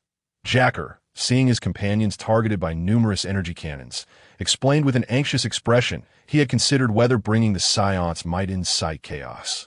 But he did not anticipate the level of tension it would evoke. After hearing Jacker's explanation and observing that Cardis and others did not take further aggressive action, several figures hastened back to consult the Galactic King. Shortly thereafter, a Galactic Patrol officer returned, stating, "Jacker, the Galactic King has instructed you to enter and report first at AS for these Scions. They will need to wait here for a while." "Cardis, may I proceed to report to the Galactic King?" "Rest assured, I will clarify everything. You all just need to wait." Jacker cautiously inquired of Cardis. He feared that a misstep could result in war erupting here. "Yes, go ahead. I trust that the Galactic King is a reasonable individual." Cardis replied with a smile. The Galactic Patrol officers surrounding him possessed combat power of just over 10,000, which he regarded with little concern, were it not for the influential forces behind this place. He could have easily barged in. Surprised by Cardis's accommodating nature, Jacker nodded and hurried through the crowd towards the distant palace, in the center of the circular building, within a hexagonal room reminiscent of a beehive. The Galactic King, resembling a jellyfish with multiple tentacles, sat upon the throne in the Grand Hall. Below, Jacker was reporting the Scions' intentions. "These Scions are willing to reform under your persuasion and join our Galactic Patrol to maintain peace in the universe." The Galactic King inquired with skepticism, gazing at Jacker. It was worth noting that a few years prior, when he dispatched someone to Earth to deal with a Scion child, the envoy had fervently declared the Earthling's character to be deplorable, asserting that humanity should be eradicated. Upon returning, however, he not only claimed that Earthlings were worth protecting, but even deemed the Scion child to pose no threat. The Galactic King had felt as if he had been deceived. And now, hearing Jacker extol his own greatness and prowess, he was skeptical of the claim that the king should grant the Scions a chance to reform that moment. A Galactic Patrol officer reported the arrival of Moravi at the headquarters, and the Galactic King's expression lightened. Moravi was among the top 3 strongest in the Galactic Patrol, possessing formidable combat power sufficient to ensure the Galactic King's safety. "Very well, let those Scions come forth to pay their respects." The Galactic King said to Jacker, who was still prepared to elaborate on his own merits. As Cardis and the others entered the Galactic King's palace, they immediately felt a powerful force locking onto them, emanating from Moravi, who stood beside the Galactic King. Moravi was a robust, lizard-like being clad in white armor, the kind of individual who exuded strength merely by standing there. Before Cardis could make a statement, he sensed an overwhelming surge of battle power beside him. It was Broly. Upon feeling Moravi's focus, Broly instinctively allowed his own strength to surge forth. Cardis did not intervene as Broly unleashed his power. On one hand, Broly had trained sufficiently to maintain his composure within certain limits. And on the other, it was an opportunity to showcase their formidable strength to the Galactic King and his entourage. Protect the Galactic King. The Galactic Patrol officer stationed around the hall, noticing Broly's unusual behavior, shouted in alarm and quickly gathered to shield the Galactic King. Moravi also stepped forward, releasing an even greater force. Caddis observed Moravi's combat power of 71,254 and could not help but nod. It appeared that the Galactic Patrol indeed harbored some powerful figures, and this was likely not even the strongest among them. While Caddis had the leisure to contemplate other matters, the Galactic Patrol officers opposite them were already gripped by fear. As Moravi's power escalated, Broly's energy followed suit, and the intensity of his aura far surpassed that of Moravi. The numerous Galactic Patrol officers, witnessing the power reading of 110,000 on their scanners, began to feel a sense of despair. Even Moravi displayed a look of terror, unable to fathom how just a few Scions could possess such tremendous strength. According to intelligence, the strongest Scion was only supposed to have a power level just above 10,000. Broly. That's enough. At that moment, Broly felt a hand on his shoulder. It was his brother, Caddis. Instantly, Broly regained his composure and began to gradually retract his overwhelming aura. In this sense, Broly had made significant progress in controlling his power. As Broly subdued his formidable battle energy, the Galactic Patrol officers experienced a sensation akin to returning from the brink of death. And Moravi sighed in relief. We Scions revel in battle, but we are not mindless destroyers. Therefore, I believe there is much we can discuss, such as planetary defense and combating cosmic pirates. How can I trust you? The Galactic King, now more at ease, probed. Since the destruction of planet Vegeta, few Scions remained, and most were innocent children untouched by bloodshed. Though the remaining Scions were relatively young, they had demonstrated Broly's strength. The Galactic Patrol's forces would be unable to contend with them. Let bygones be bygones. Allow the Scions to undertake missions within the Galactic Organization as other powerful beings do in the galaxy. This arrangement would benefit both parties. Caddis articulated their proposal for cooperation clearly, believing that the Galactic King would weigh the advantages and disadvantages carefully. The Galactic King furrowed his brow deeply, contemplating that uniting with the Scions would not diminish the Galactic Patrol's strength. Rather, it presented a mutually beneficial strategy. Agreed. But the Scions must bear the insignia of the Galactic Patrol on their battle attire. Caddis shook his head, declaring, "It is impossible to bear such insignia. The Scions are an independent race, not subordinates of the Galactic Patrol, that we will cooperate in the name of the sacred Lake Mountain of Earth. The insignia can be omitted, but while executing missions, Scions must not harm innocent lives. Otherwise, our cooperation will cease." The Galactic King pondered, revising the terms. That is acceptable that I will arrange for personnel to establish contact with the Galactic Organization. Furthermore, our Scions primarily operate in the Northern Galaxy. Thus, please restrict mission assignments to those relevant to the Northern Galaxy. We will not accept any others, Caddis asserted unwaveringly. That is not an issue, but the Northern Galaxy is under Frisia's dominion. According to intelligence, planet Vegeta was destroyed by Frisia, correct? The Galactic King appeared somewhat perplexed regarding Caddis's intentions. Indeed. Thus, Frisia shall bear the brunt of our Scion wrath. However, we will refrain from engaging the core personnel of Frisia's army for the time being. Any relevant missions should commence from the periphery, as we Scions shall defeat Frisia in the near future. Caddis declared with unwavering conviction. Oh, in that case, I wish us a pleasant cooperation. The Galactic King replied absently, somewhat impressed by Caddis's confidence. He had reviewed Frisia's intelligence. After all, Frisia was a terrifying monster with a combat power of 530,000. He could hardly fathom where these Scions derived their confidence. However, the enmity between the Scions and the Frost Demons seemed likely to persist until one side fell, which posed no detriment to their galactic organization. Caddis likely grasped the Galactic King's perspective. Nevertheless, he remained unfazed. Although the defeat of Frisia might not be immediate, he was certain that the Scions would ultimately prevail. Subsequently, he shifted his focus, turning to Broly and his father, stating, "Paragus, Broly, let us return to Earth for a while. In the Northern Galaxy, Earth.5 years had passed since Cadis left Earth, and the once youthful Shabbat had now matured into a handsome young man. Surrounded by a myriad of affairs concerning the sacred Lake Mountain, as most Scions were solely interested in battle in matters of handling affairs. Only Reese is capable of providing assistance to him at most. Currently, he furrows his brow while gazing at a document before him. A formal letter dispatched from the Earth Kingdom. IT elucidates the hope that the outstanding participants of the World Martial Arts Championship, to be held 4 years hence, might come to Tianhu Mountain for training at this juncture. The World Martial Arts Championship occurs every 5 years. Following the incident involving King Carrick II, the Earth Kingdom has begun to focus on nurturing martial artists. Tianhu Mountain and Kalinta are currently acknowledged as the 2 sacred sites on Earth. However, the sacred site of Kalinta does not accept disciples, and few can meet the requirements to ascend its heights.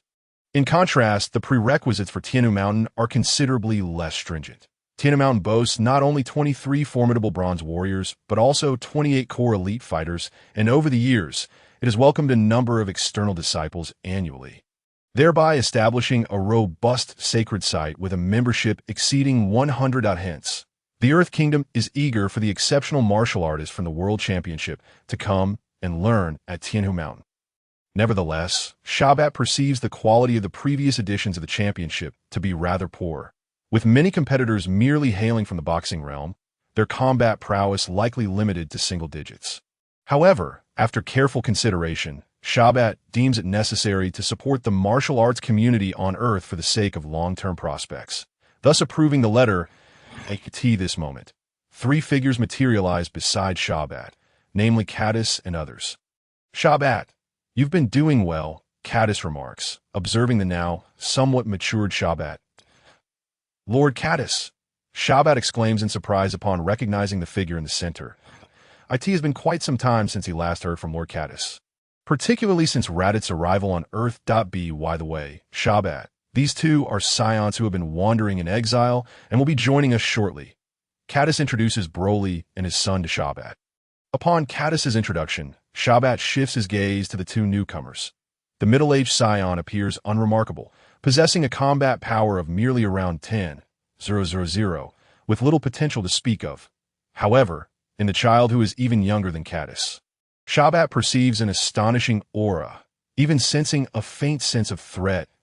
It is worth noting that after years of training, Shabbat himself has achieved a combat power of 60,000. Shabbat, gather everyone.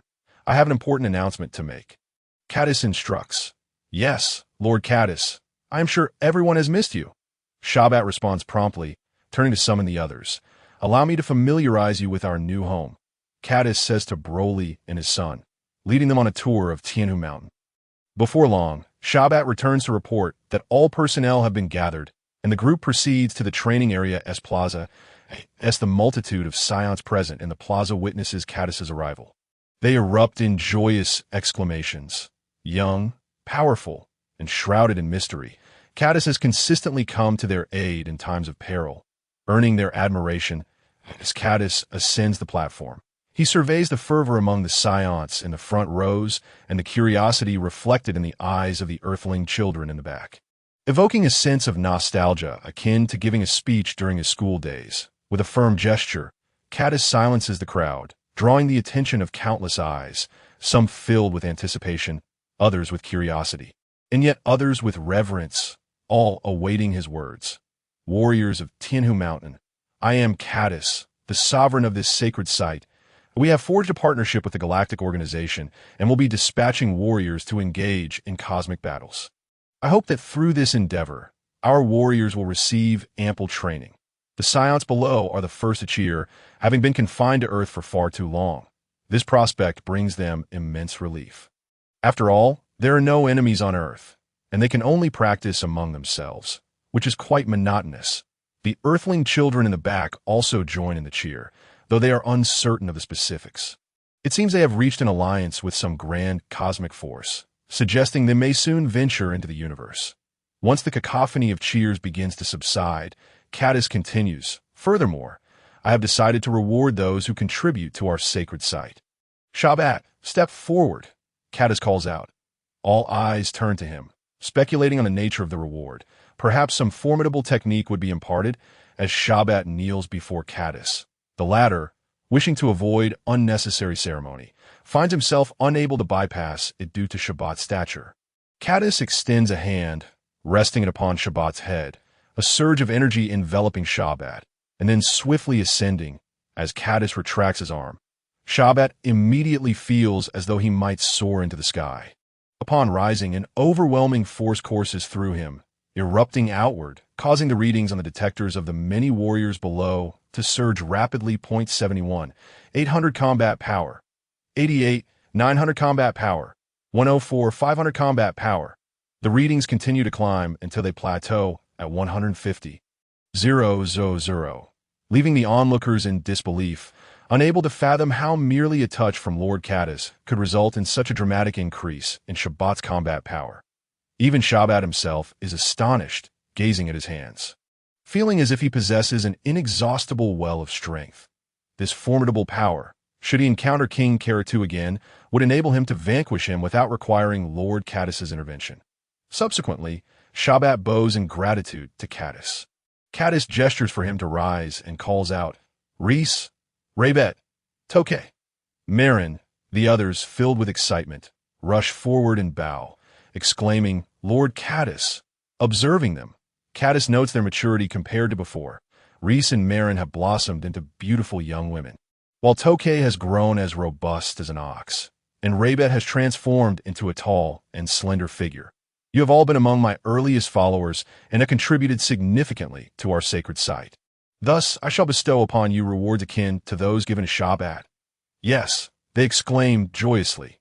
Following this, Reese's combat power escalates from 50,000 to 130,000, while Raybet, Tokay, and Marin see their combat power rise from 40,000 to 110,000. The onlookers brim with envy, eagerly anticipating Caddis to call their names next. The development of potential concludes for today. In the coming days, I will progressively enhance the potential of our exceptional warriors. Initially, the crowd appears disheartened at the thought of no further potential enhancements today, but upon hearing of the opportunities in the days to come, they become invigorated and eager. Additionally, we shall establish silver warriors and gold warriors above the bronze warriors. The criteria for silver warriors will range from 100,000 to 1 million combat power, while gold warriors will possess combat power exceeding 1,000,000. Caddis announces the new warrior standards over the next few days. Caddis systematically develops the potential of each scion at AS for the external warriors composed of earthlings. They're deemed too young and lacking a solid foundation. Their potential development will be reconsidered in due course. Subsequently, Caddis retains Paragus at Tianhu Mountain to assist Shabbat in managing affairs, providing him with several spirit tree fruits, recognizing that his strength is somewhat lacking compared to the current scion populace. Regarding Broly, Caddis keeps him within the sacred space where divine particles abound, allowing him to further cultivate his meditation and spirit nurturing. "Brother, are you leaving again?" Raditz inquires, watching Caddis's retreating figure from a picturesque mountain peak. Caddis nods, gazing into the distance. "Raditz, have you visited Mother and Kakarot yet?" Caddis turns to look at Raditz, who has transformed significantly from his original portrayal. "Yes, I have. Mother as well. However, she did not disclose our scion heritage to Kakarot. It seems that Kakarot suffered a bump to the head upon arriving on Earth, and is now rather simple-minded." Leitais pondered for a moment before he could find the appropriate words to describe Kakarot's character. K2's decided to send the spaceship to the Capsule Corporation after a few days' stay at Lake Heaven Mountain, having not had the time to repair it since it was damaged by Jack. He was fortunate to have returned to Earth and took the opportunity to once again solicit the assistance of Dr. Briefs. With the growing reputation of Lake Heaven Mountain in recent years and a significant collaboration with the Capsule Corporation, primarily as the largest creditor of Lake Heaven Mountain, there was a necessity to aid in its resurgence. Thanks to the financial support from the Capsule Corporation, Lake Heaven Mountain managed to barely maintain its meager fiscal situation. Shaybait and others, being scions, would engage in battle without hesitation. However, expecting them to manage finances would indeed be a tall order. Nevertheless, neither Dr. Briefs, the chairman of the Capsule Corporation, nor Mr. K2's, the Lord of Lake Heaven Mountain, raised any objections regarding this matter, and the Capsule Corporation had never pursued debts, thereby allowing the status quo to persist. It was a familiar courtyard once more. K2s walked in, reminiscing. This time, he had brought various cosmic technologies as gifts for Dr. Briefs, collected haphazardly during his travels. Since he himself could hardly comprehend them, he decided to present them to Dr.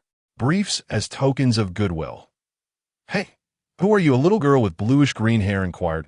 It had been 5 years since K2's last encountered her, and both had undergone significant changes, so Bulma did not recognize him at first.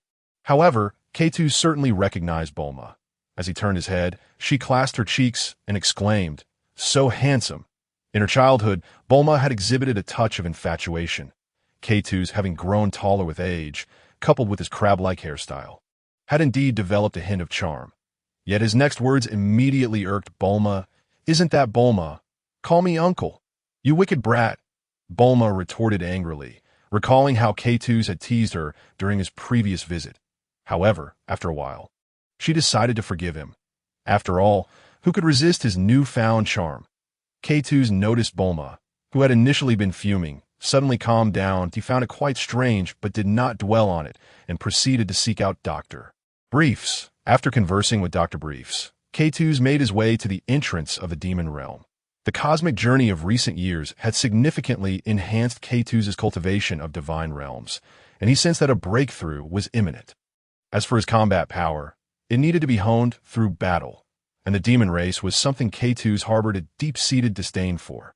Thus, he planned to delve into the demon realm to confront those formidable demons, effectively preemptively clipping the wings of the demon world. Standing before the gate of the demon realm, K2 sensed a barrier woven here, which he could perceive at his current level. This barrier seemed ineffective against lower-level demons, but was highly targeted towards the more powerful ones.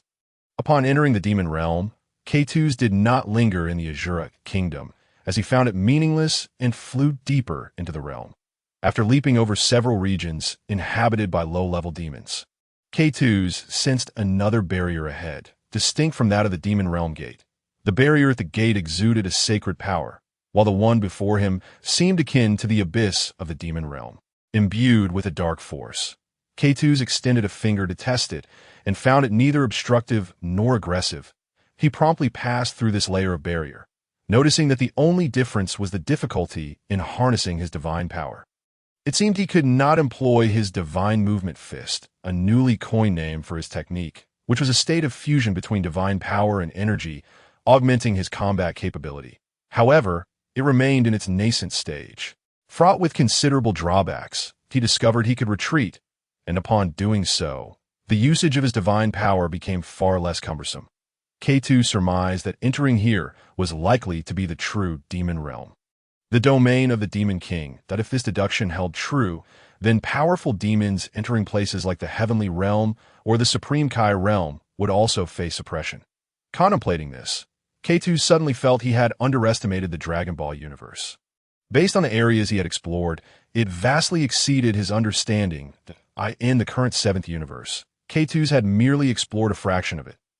If one were to deduce from Earth, it was governed by a third-tier deity, and Earth was but a speck of dust within the Northern Galaxy. The overseer of the Northern Galaxy was a 5th-tier Supreme Kai. The galaxy was composed of 4 quadrants, along with the central star domain, collectively forming the Milky Way, overseen by a 6th-tier Grand Kai. However, the 7th universe contained not just one galaxy, but numerous others. Especially notable was the existence of higher-tier deities, the Supreme Kais, above the Grand Kai. Corresponding to the Supreme Kai realm and the Heavenly Realm were also the Destroyer Realm and the Demon Realm, which together constituted the entirety of the 7th universe. Moreover, there were 12 such universes above this, and the Omni King was not the sole entity.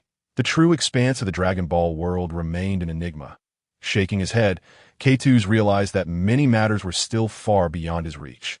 What he needed was to first enhance his strength and elevate his realm, and with sufficient power, he could then explore that vast world. Resolutely, K2 charged into the depths of the demon realm. Even without the divine movement fist, he possessed formidable combat prowess.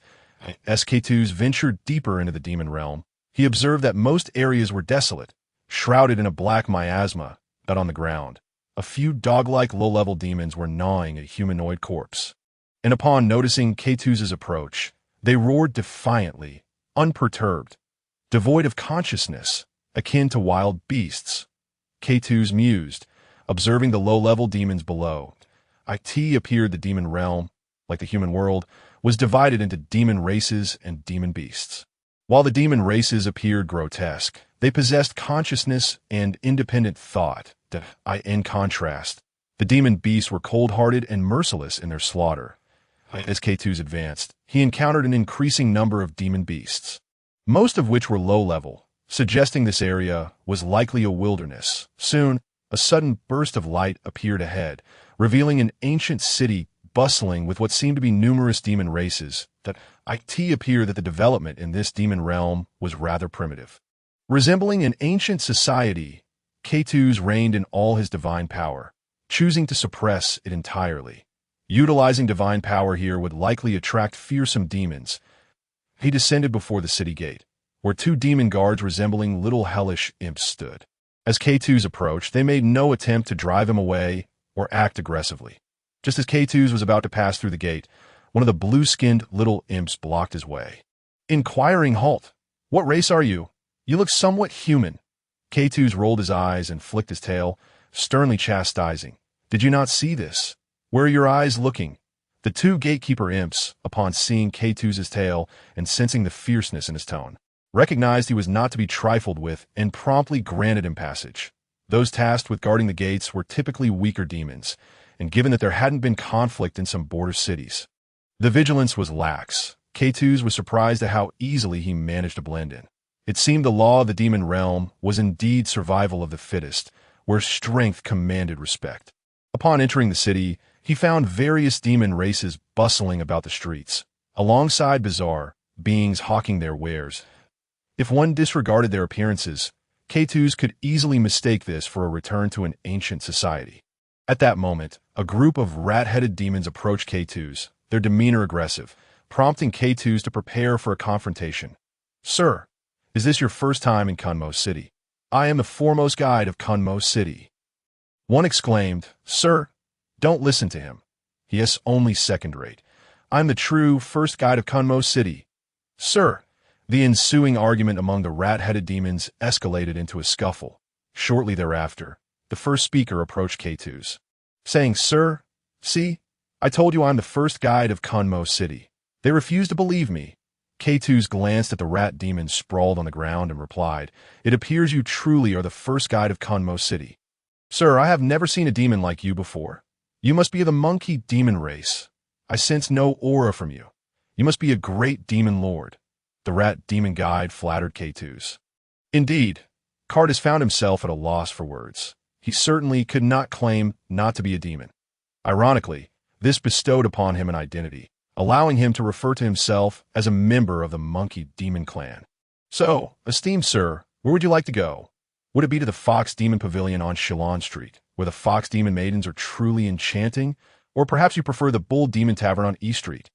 As long as it's within Kunmo City, I assure you I shall lead you there," the Mouse Demon Guide proclaimed, patting his chest in assurance. Upon hearing the increasingly outrageous claims of the Mouse Demon Guide, Cardis felt compelled to intervene. He could overlook the Fox Demon Pavilion, but what on earth was this Bull Demon Tavern? Just the thought sent a shiver down his spine.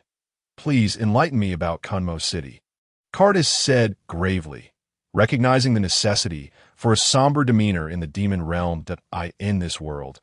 Those who exhibited such seriousness were either immensely powerful or held significant influence. "Esteemed sir, you may not be aware.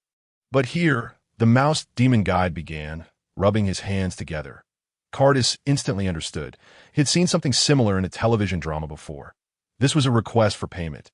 However, considering the resemblance to ancient societal norms, it was likely to involve transactions of gold and silver. He promptly produced a thin gold leaf, a relic he had discovered during his cosmic travels, initially believing it contained records of advanced technology, only to find it was merely a diary. Regardless, they could not decipher the script, making it perfectly suitable for the current occasion. "I usually do not carry cash, so allow me to offer this as a token of appreciation." Cardis had already prepared himself for the possibility of being unmasked and was ready for confrontation. "Thank you, esteemed sir. Thank you." The mouse demon guide quickly accepted the offering, bowing deeply in gratitude, convinced Cardis was indeed a person of great stature. For he casually produced gold, something the guide typically received only in copper coins. To speak of Kunmo City is to mention Lord Kunmo, who serves under Lord Eirik among the 108 demon generals, tasked with overseeing the surrounding regions of Kunmo City. However, we're not situated on the front lines, so significant warfare is rare here. The mouse demon guide elaborated after receiving the payment. "And what of Lord Kunmo's strength? How formidable are the 108 demon generals?" Cardis inquired. "Are you not from the Dapula Kingdom? How could you be unaware of the 108 demon generals?" The mouse demon guide asked, perplexed. "I have been devoted to my family's teachings."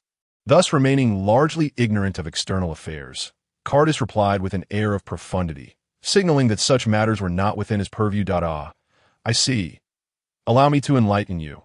Lord Kunmo is reputed to possess a combat strength exceeding 300,000, making him exceedingly powerful. The 108 demon generals command the strongest demon clans across the 108 provinces of the Dapula Kingdom, each likely boasting combat capabilities surpassing 1,000,000, and there are whispers of even greater powers above them." The mouse demon guide whispered conspiratorially. "Very well. You may take your leave," Cardis gestured, having gleaned enough about the local dynamics. Through this exchange, Cardis came to a profound realization of the demon realm's might. Merely the lord of this city possessed around 300,000 in combat prowess, not to mention the general stationed here. As Cardis pondered this newfound knowledge, the very mouse demon who had just spoken dashed towards the lord's mansion. "I seek an audience with Lord Kunmo. I bear crucial intelligence." Upon hearing this proclamation, the guards promptly relayed the message, and shortly thereafter, he was ushered into the lord's chambers. Within the lord's mansion sat a demon with elongated ears and 2 prominent horns. Distinctly humanoid in appearance, seated upon a throne, he regarded the mouse demon below him, inquiring, "You say he is suspected to be human, and he dares to inquire about my strength? Moreover, he is oblivious to our nation's circumstances?" The mouse demon guide hastily nodded. "Lord Kunmo, how could I dare to deceive you? However, should you capture him, do grant me a taste. It has been ages since I've savored such delectable fare. Should your words prove true, I shall indeed reward you. I will personally apprehend this human," Kunmo declared, rising to take action. Cardis suddenly sensed a peculiar atmosphere enveloping him. The surrounding demons were whispering amongst themselves, with some drooling and others exhibiting frenzied expressions, as a throng of demons surged from the distance. It appeared he might have been compromised, yet he believed he had shown no signs of weakness. "What is this madness?" Cardis mused, observing their behavior. "Look, he exudes a tantalizing aroma. It beckons us," one demon exclaimed. "Indeed, I just had a taste last month. It is unmistakably the same flavor." Another chimed in as the crowd of demons surrounding Cardis displayed increasingly manic expressions. Upon hearing this, Cardis comprehended the source of their frenzy. It was the scent. Even though he could conceal his power and divine essence, the scent emanating from his human form could not be masked and would inevitably lead to his discovery over time. "Haha, I never imagined it would indeed be a human. Today truly is a fortuitous day for Lord Kunmo." A powerful demon called from a distance. "Lord Kunmo, save a morsel for us." The throng of demons clamored, their excitement escalating at the prospect of Kunmo's arrival. Humph! A tremendous aura surged from Kunmo, enveloping Kunmo City in an icy grip, causing the lesser demons to freeze in place, paralyzed by fear. 350,000 combat strength. The mysterious I relayed instantaneously to Cardis. However, this was still inferior to Cardis' baseline combat strength of 430,000, surpassing even Kunmo's. "Little human, prepare to meet your end," Kunmo declared, noting the paralysis around him, before charging at Cardis, eager to relish his prize. However, Kunmo's grasp only caught Cardis' afterimage. "What?" Kunmo exclaimed, searching for Cardis. "I am right here." Cardis called from above, arms crossed, surveying the scene. "Damn it, Kunmo unleashed a dark purple energy orb toward Cardis, who positioned himself in the air as if preparing to strike a ball, countering with a swift return. The energy orb hurtled back toward Kunmo at an accelerated pace, though it narrowly missed him as Kunmo ascended into the sky. Boom! The black-purple energy orb detonated within Kunmo City, resulting in a catastrophic explosion that obliterated at least half of the city, leaving countless demons dead or wounded in its wake. You wretched little pest. You have truly enraged me. Kunmo seethed, gazing at the devastation wrought upon his domain. Dealing with a creature like you is a sheer waste of time. Cardis retorted, teleporting directly in front of Kunmo. Smack! He landed a blow to Kunmo's abdomen, followed swiftly by another strike to his chin. After merely 2 strikes, Kunmo found it difficult to articulate, and terror gripped him as he beheld Cardis's hand. Gathering a sphere of deathly energy before his face on that fateful day, mushroom clouds were visible from the surrounding cities, and in the following days, similar clouds erupted from each city neighboring Kunmo City. Reports indicated that these cities had vanished without a trace, just as Kunmo City had in a colossal fortress several times larger than Kunmo City. A demon clad in armor and draped in a cloak listened intently to his subordinate's report. You say a human has invaded the demon realm? It has always been our kind invading the human world. I have never heard of a human daring to enter our domain. Eirik, one of the 108 demon generals, expressed skepticism as he absorbed the information. Nevertheless, should this individual dare to assault my territories, he shall face consequences regardless of his identity. Assemble all the city lords and demon warriors of Ima province. Eirik commanded with a sweeping gesture. Amidst the mushroom clouds, Cardis sensed an ominous turn of events. Over the past few days, he had vanquished 5 city lords, each varying in strength, with the strongest capable of trading blows with Cardis, while the weakest fell short even of Kunmo's prowess. Just as Cardis prepared to depart, he observed a massive surge of demon energy approaching from all directions. In an instant, Cardis realized he had stumbled into a trap. He had previously overlooked these demons due to their distance. However, their numbers were vast, capable of forming an extensive encirclement from all sides. The mysterious eye relayed extensive data about formidable opponents. 10 entities of city lord caliber from the west, 12 from the north, and 11 from the south. Only the east bore a singular, potent force, his route of entry. However, this formidable fighting force far exceeds that of the city lord, and it is likely the most perilous direction. As for the other directions, there are several city lords of equal prowess to Cardis. In addition to these, there exists a densely packed army of demons, stretching endlessly as far as the eye can see. Without hesitation, Cardis transformed into a streak of light and swiftly darted toward the west.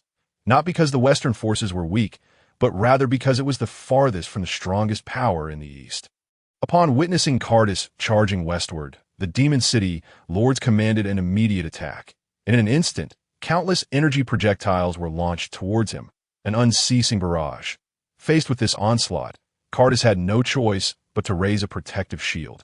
And soon the area was engulfed in a cacophony of explosions. After the dust settled, Cardis found himself somewhat overwhelmed, as the attacks were not solely from the demon soldiers. With a swift motion, Cardis unleashed several blue energy waves, continuing his forward momentum.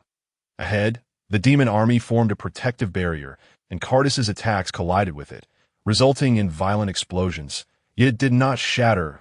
It appeared that the demon army had mastered methods to counter powerful adversaries during large-scale warfare. Cardis mused. Although his assaults did not inflict damage on the demon forces, they generated thick clouds of smoke, providing Cardis with an opportunity to break through as he zipped past the demon army's lines. 10 formidable energies surged into the air from those ranks, entangling with Cardis in battle. They merely needed to delay him. Observing powerful energies racing toward him from 3 other directions, Cardis unleashed his maximum combat strength. With a resounding crack, a pig-headed demon was obliterated by a single punch from Cardis. Yet, almost immediately, he received a punch to the face and another to the abdomen. The area erupted into a fierce close-quarters combat, with Cardis outnumbered 9-1, deeply ensnared. Cardis erupted 2 energy waves from his hands, sending enemies flying to either side, and with a powerful blow, he struck a goat-headed demon squarely in the chest. Without pausing to see the outcome, he executed a sweeping kick that repelled surrounding foes, vanishing from his original position and reappearing behind a rat-headed demon, unleashing a golden energy wave. Boom! The rat-headed demon was hurled into the midst of the demon army, triggering a violent explosion that shattered their formation in that instant. The other demon lords reacted swiftly. A lion-headed demon unleashed a bolt of lightning at Cardis, who narrowly dodged, realizing that such a strike would have been devastating. Taking advantage of the distraction, a pure-blooded demon with a square face seized the opportunity to grasp Cardis from behind, rendering him unable to escape despite his struggles.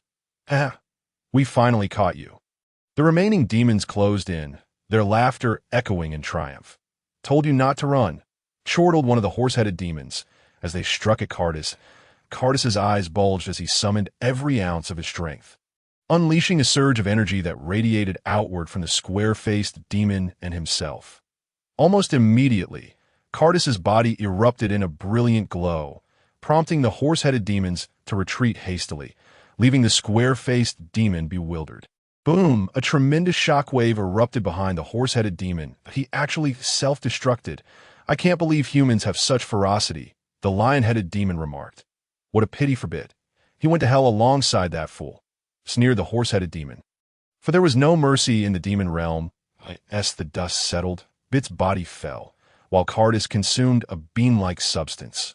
Paying no heed to the remaining demons, Cardis had retained a portion of his strength. Nevertheless, even with that, the body of a demon could not withstand such an explosion.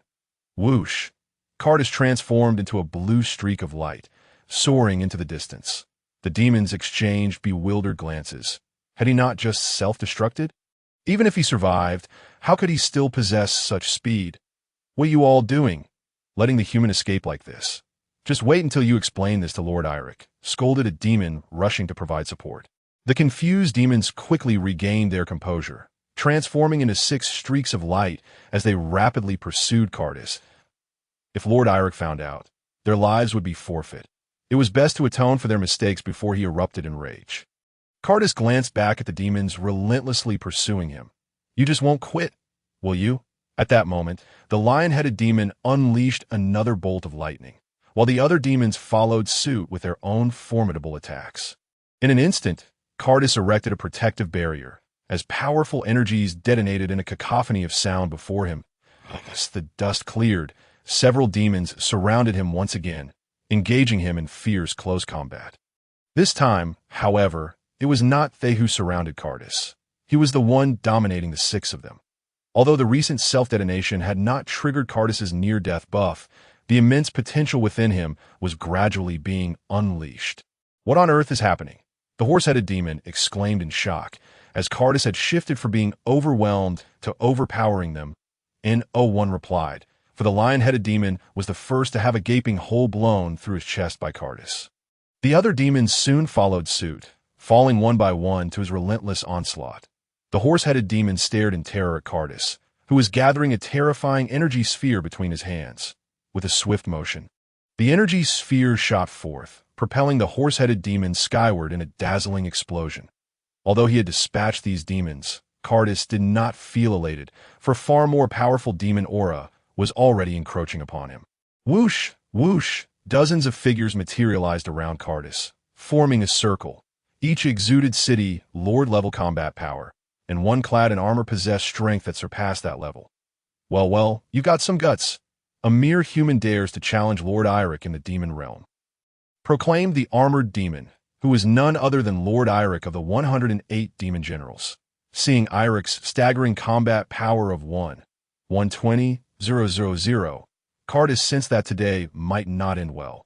He could very well become one of the most unfortunate traversers. "Seize this human," Eirik ordered the surrounding demons, confident that his subordinates were more than capable of capturing this human brat. "Yes, Lord Eirik," the demons chorused, for the hierarchy in the demon realm was far more brutal than that of the human or divine realms. Whoosh! Cardis took the initiative. Knowing that combat was unavoidable, he decided to strike first and seize the advantage. He appeared behind a demon, delivering a powerful blow to its neck, and followed up with a knee to the abdomen of another demon. causing it to crumple to the ground. Clutching its stomach like a T that moment, the other demons began to react, several high-powered demons charging at Cardis, initiating a fierce melee battle, the sound of fists and feet colliding echoing through the area. Buzz, nearby, another demon gathered an astonishing energy sphere between its hands, and as the other demons leapt away, it hurled the sphere toward Cardis. Instantly, Cardis raised his arms to shield his head, assuming a defensive stance. Boom! The area where Cardis stood erupted in a violent explosion. Everyone, attack together, shouted one demon, fully aware that this human was a formidable opponent, and they sought to take him down at once. Whoosh, whoosh, as the myriad of demons unleashed their respective assaults. A multitude of luminous orbs surged towards Cardis, causing the sky above him to reverberate with unending roars. It was only when they believed their adversary could not possibly survive that the demons ceased their relentless onslaught. As the dust settled, Cardis appeared in a disheveled state, his body marred by wounds, gasping for breath. Had it not been for the Scion's indomitable vitality, he would likely have succumbed to the barrage. The demons, astonished that this human remained unvanquished, were taken aback to that moment. A voice rang out. Continue the attack. It was Eric, observing from a distance. The demons snapped back to attention, preparing to strike Cardis once more. However, they watched as the human produced a bean-like object and placed it in his mouth. In an instant, Cardis's physique and muscles rapidly expanded and then contracted. Indeed, he had consumed yet another, and his battle power began to surge once again. After enduring several brutal confrontations, Cardis now possessed a base battle power of 650,000, surpassing all the Lord-level demons. Although the demons noted Cardis's apparent recovery, they were acutely aware of Eric's watchful presence and hastily unleashed their might upon him. Yet barely into the skirmish, 3 were obliterated, followed swiftly by a blue energy wave that extinguished 5 more, sending the demons retreating in terror. Humph! A pack of useless wretches. Eric, witnessing his subordinate's inability to subdue Cardis, became incensed, preparing to personally deal with the audacious human. The demons, recognizing Eric's intent to intervene, parted to grant him passage. Realizing that the demon general was finally preparing to engage, Cardis understood that with his current strength, he was ill-equipped to contend with such an opponent, and thus readied himself for retreat.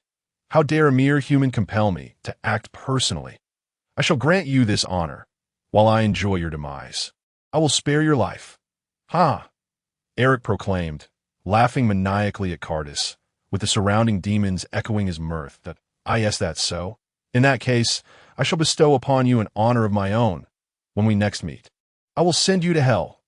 Cardis retorted, his expression inscrutable as he faced Eric. Upon hearing Cardis's words, Eric's laughter grew even more raucous. Did this human truly believe they would meet again? At that moment, Cardis adopted a peculiar stance. Solar Fist. A blinding radiance erupted from Cardis, momentarily blinding the surrounding demons, even obscuring Eric's vision. The demons, accustomed to darkness, had been fixated on Cardis and were unprepared for the sudden glare.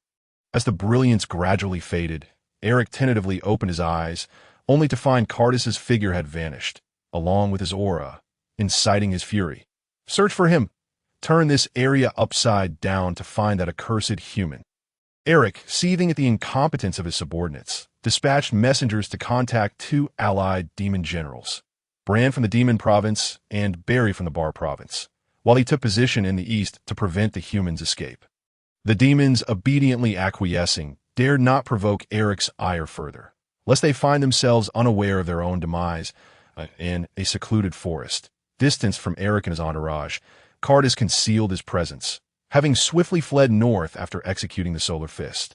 He had descended into this dense woodland, not due to a lack of desire for instant transmission, but because a mysterious force seemed to envelop the demon realm, preventing Cardis from casually entering the realms of the Kaioshin or the demon world, let alone the celestial kingdom. It appeared he needed to devise a way to wield the divine movement fist, for otherwise, he feared he could not contend with the demon generals for the foreseeable future. Finding a relatively concealed spot, Cardis commenced his attempts to harness the divine movement fist in a sense, the divine movement fist was akin to the King's fist, both aimed at augmenting physical combat prowess. However, while the King's fist strained the body to its limits, the divine movement fist was grounded in divine energy, imposing minimal strain on the body. Nonetheless, Cardis's current mastery was insufficient to unleash high multiples of the divine movement fist. Outside the forest, dark clouds loomed ominously, nearly touching the ground, as torrential rain poured down like a deluge. Lightning cleaved the sky, causing the ancient trees to thrash wildly in the wind, as if they were transforming into malevolent spirits. Cardis lay hidden within a tree hollow, peering through the gaps in the foliage at the curtain of rain. Each flash of lightning illuminated his face, revealing a steely resolve that grew ever more pronounced. He had been concealed in this location for 3 days, occasionally witnessing streaks of light traverse the sky. He had even overheard passing demons mention the arrival of 2 additional demon generals, escalating the urgency of his situation. Throughout these 3 days, he remained quietly in hiding, attempting to commune with divine energy within the demon realm, slowly evolving and gaining a deeper understanding of the divine movement fist's intricacies. Amidst the pitch-black rain, an unusual sound echoed as several towering figures loomed like specters, cold and foreboding. These were the dog-headed demons, their physique resembling that of humans, yet standing at 2 meters tall, with unkempt hair and claws extending a foot or more, glinting ominously. Their green eyes pierced the darkness, exuding a terrifying aura in the stormy gloom. Search thoroughly. I refuse to believe that wretch simply vanished. Scour every inch of this area. A towering figure clad in armor and the cape commanded. It was none other than Eric. After the arrival of the other 2 demon generals, he had stationed the formidable Barry to guard the east, while he and Bran led their respective groups of dog demons to search to the north and south. The western area, the heart of the demon realm, was already under the watch of allied demon generals. The dog demons, robust in stature and cloaked in black fur, prowled the area like phantoms, occasionally sniffing the air for traces. With their wealth of experience in tracking, they dispersed throughout the region, and it wasn't long before one of the dog demons, having circled around, approached the forest where Cardis was hidden. Following the scent and tracks, this dog demon seemed to sense something, moving towards the very trees that concealed Cardis. However, the relentless downpour masked Cardis's scent, casting a shadow of uncertainty upon the dog demon. Suddenly, a dog-like face pushed into the hollow, its fur-covered visage and green eyes scanning the interior. In an instant, Cardis sprang into action, seizing the demon by its throat, stifling its cries before dragging it into the tree hollow. The dog demon, possessing formidable life force, struggled violently, but with a swift, powerful twist, Cardis snapped its neck, the fur-covered face collapsing behind him as a night passed. And Cardis had begun to harness divine energy. Managing to utilize the divine movement fist, albeit clumsily, he commenced refining the technique. Its initial form was rough, with many of its intricate principles eluding even Cardis, its creator. Yet through numerous fierce battles and immense pressure, Cardis gained further insights into the divine movement fist. Meanwhile, Eric discovered that one of the dog demons had gone missing overnight, igniting his fury and solidifying his belief that the human had not fled and was still within the vicinity.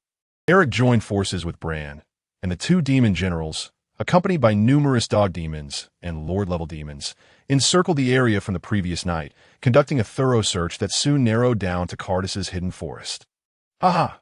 At last! We have located you! Now, where will you flee?" Eric bellowed in triumph as the dog demons reported their findings, subsequently unleashing a wave of energy upon a forest. Boom! The entire woodland erupted into flames. In the midst of the assault, a figure leapt forth, revealing Cardis that he sighed, lamenting that had he been granted just one more day, the potency of the divine movement fist would have surged significantly.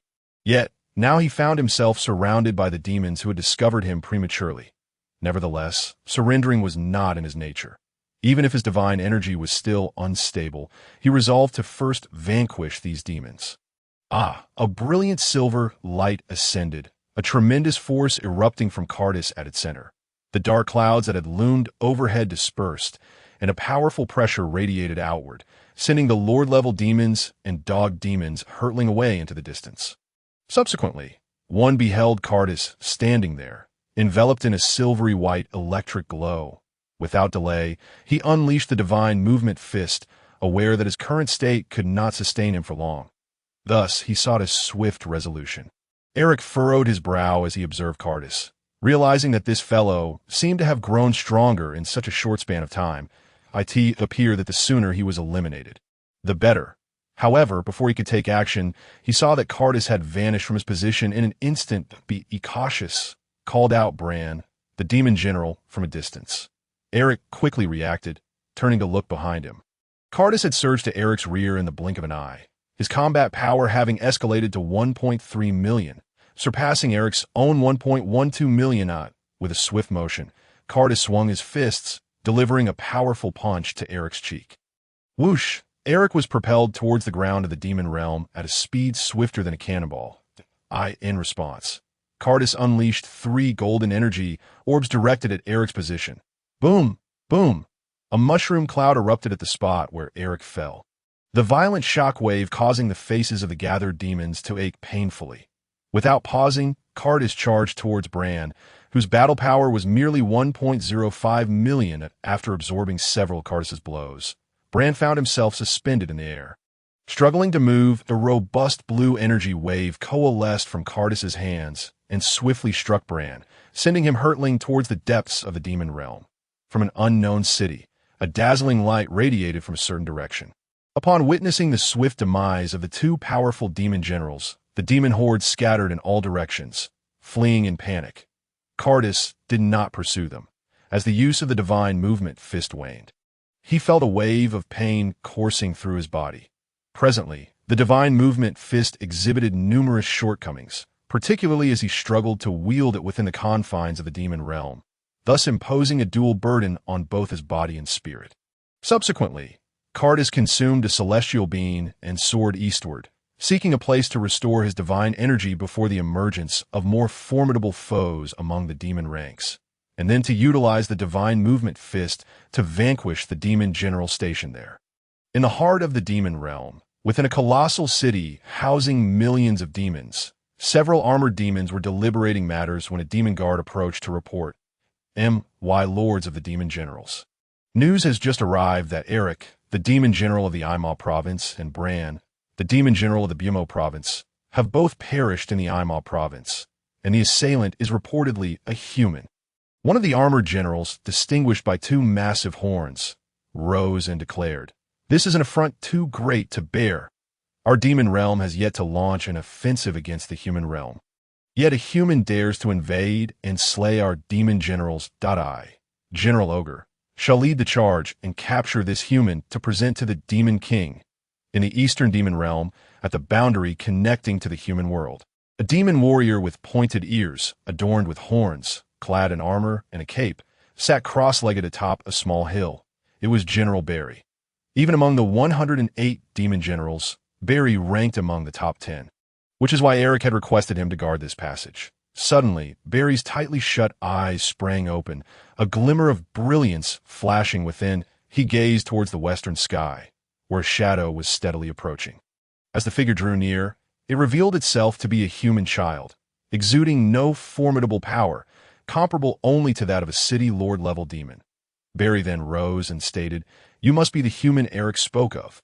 I never imagined you could evade the search of Eric and Bran. However, this is where your journey ends. You shall not pass."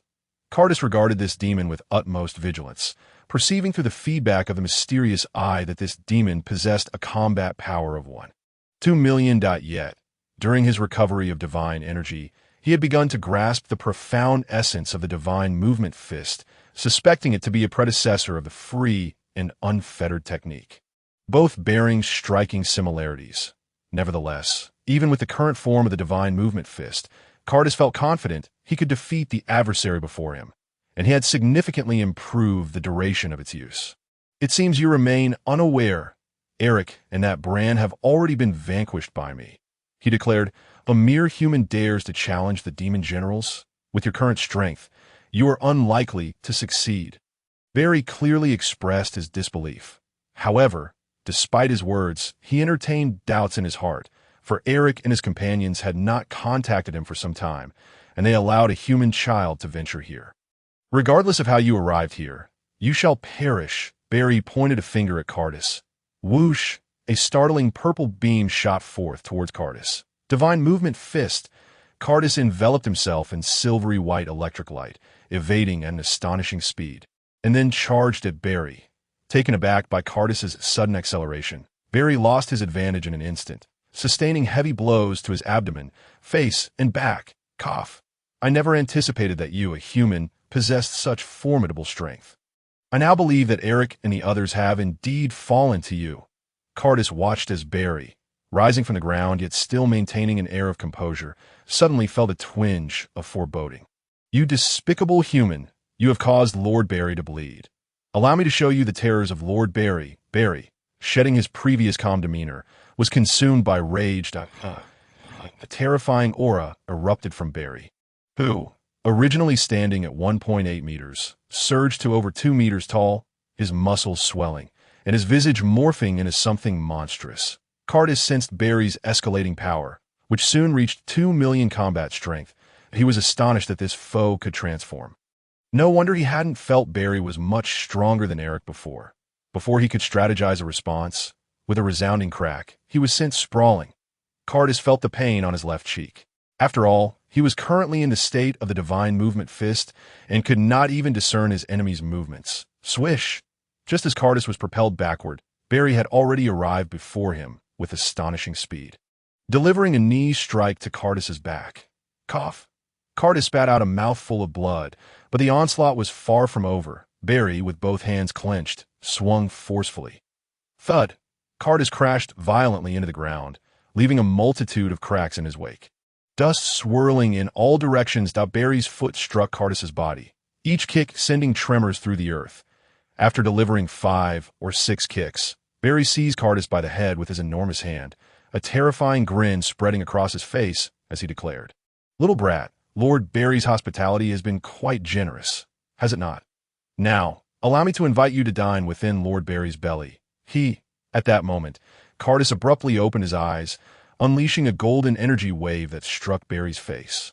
Seizing the opportunity as Barry recoiled in agony to break free from his constraint, Cardis leapt into the air, channeling all his energy, striking a pose, but a robust blue energy wave shot forth at an astonishing velocity towards Barry.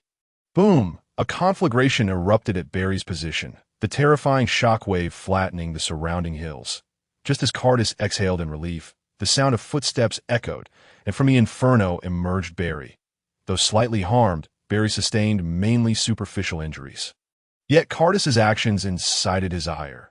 Seeing that his most powerful attack had failed to inflict harm upon Barry, Cardis felt a sense of despair and prepared to deploy the solar fist to retreat. However, just as he assumed his stance, he realized that Barry had vanished from sight. A troubling thought flickered in his mind, and in an instant, Barry reappeared behind him, delivering a searing pain to his back. Barry unleashed a retaliatory assault on Cardis with his incredible speed and strength, intent on making this human comprehend that provoking Lord Barry was an unforgivable sin. He aimed to instill fear within him. After enduring a relentless barrage of attacks, Cardis slowly opened his eyes, only to find himself surrounded by a haze.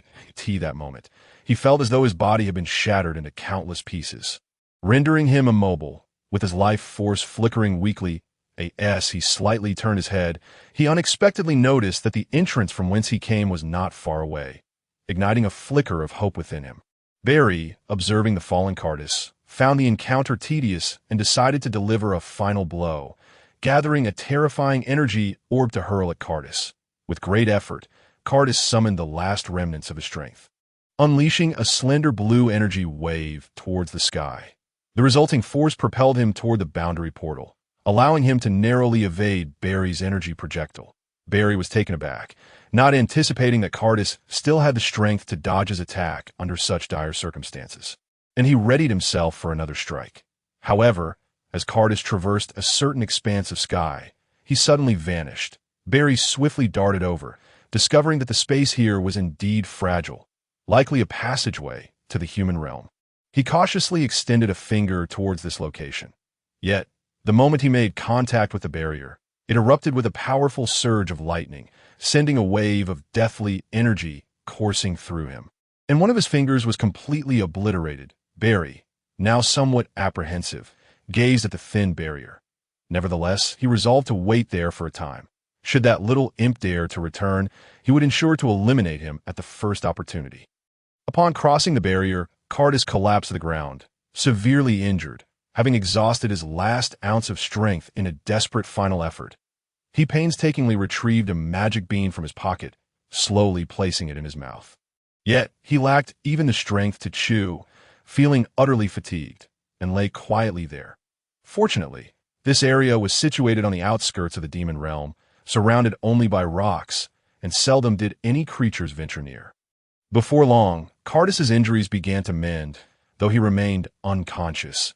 Night soon fell, and a faint glow illuminated the space that it was Cardus, who lay enveloped in silvery light, as streaks of silver occasionally penetrated his body. Causing his bone marrow to pulsate with a flickering radiance, the crimson light illuminated the earth, as the blood-red sun slowly ascended, banishing the darkness from the sky and transforming it into a crimson expanse. This was the daytime of the demon realm. What is this? Cardus gradually propped himself up, gazing at the sky of the demon realm as memories of the events preceding his unconsciousness flooded back. He examined his hands and body, finding no injuries, confirming that he had indeed consumed the magic bean. Reflecting on the perilous situation he had faced, where he nearly missed the chance to eat the bean, he recognized the danger he had narrowly escaped. Clenching his fist, he reveled in the strength coursing through him, and with a casual swing, he unleashed a gust of wind. This brush with death had endowed him with a combat power of 1,000,000 in his normal state. Unconsciously tapping into his divine power, Cardus witnessed a surge of vibrant silver light erupting from within him, elevating his divine realm cultivation to the 5th level. From this moment onward, Cardus had attained a status equivalent to that of a realm king, rendering him a notable figure even in the divine realm, with the potential to reach the heavenly kingdom and the great realm king star.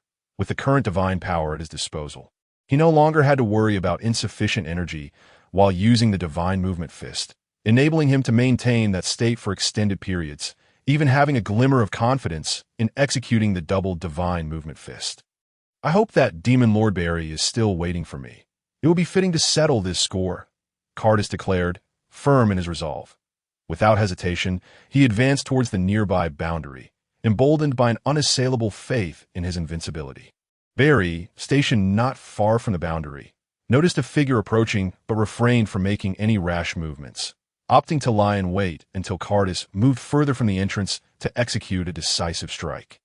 Cardus scanned his surroundings, detecting a faint yet persistent combat aura concealed nearby, indicating that the Demon Lord was indeed quite tenacious. "Come out. I see you," Cardus called out toward Barry's hiding spot. However, Barry remained quiet, believing it was merely a ruse by the human that he reasoned that if he reacted now, the human would surely flee. Noticing Barry's inaction, Cardus unleashed an energy wave in his direction. Reluctantly, Barry emerged, realizing that the human had truly discovered him and that his concealment had not been as perfect as he had thought. "I can't believe you dared to return to the demon realm after narrowly escaping last time," Barry remarked as he approached Cardus. "I've come to avenge our last encounter. It is you who should be fleeing now." Cardus responded dismissively to Barry's antics. "Oh, do you really think you could defeat me after just one day?" Barry's tone was initially calm, but it quickly escalated as he transformed and lunged at Cardus. Observing the human enveloped in a crackling aura of electricity, Barry dismissed it as trivial, believing such a tactic would have no effect against him.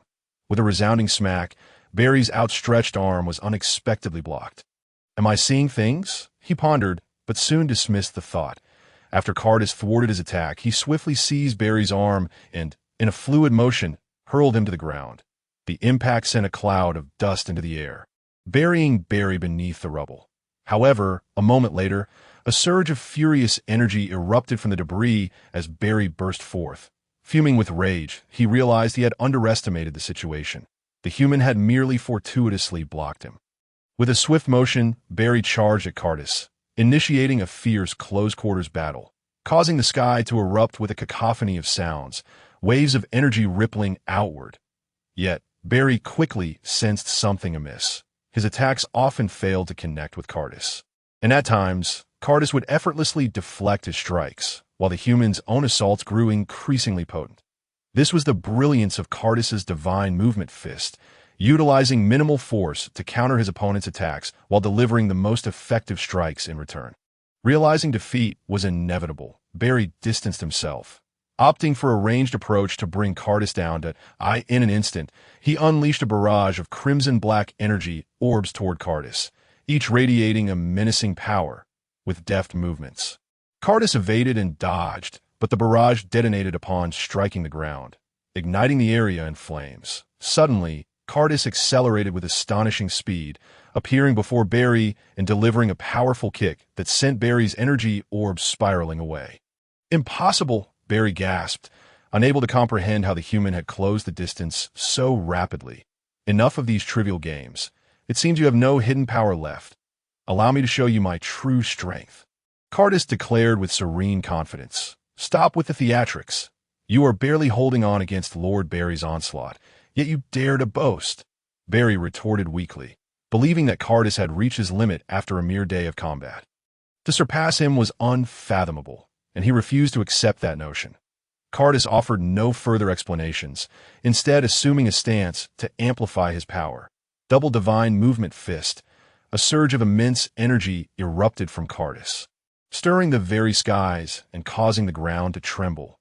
"Impossible! Impossible!" Barry exclaimed, incredulous at Cardis's overwhelming aura. The human, who had previously matched him, had somehow augmented his combat prowess, prompting Barry to retreat as the tremors subsided. Cardis calmly embraced his newfound strength, feeling his combat power swell to 3 million with a swift motion. He vanished from sight, reappearing directly in front of Barry. The sound of a resounding thud echoed as Barry clutched his abdomen and staggered back, only to be met with a fierce kick to his shin that sent him flying backward.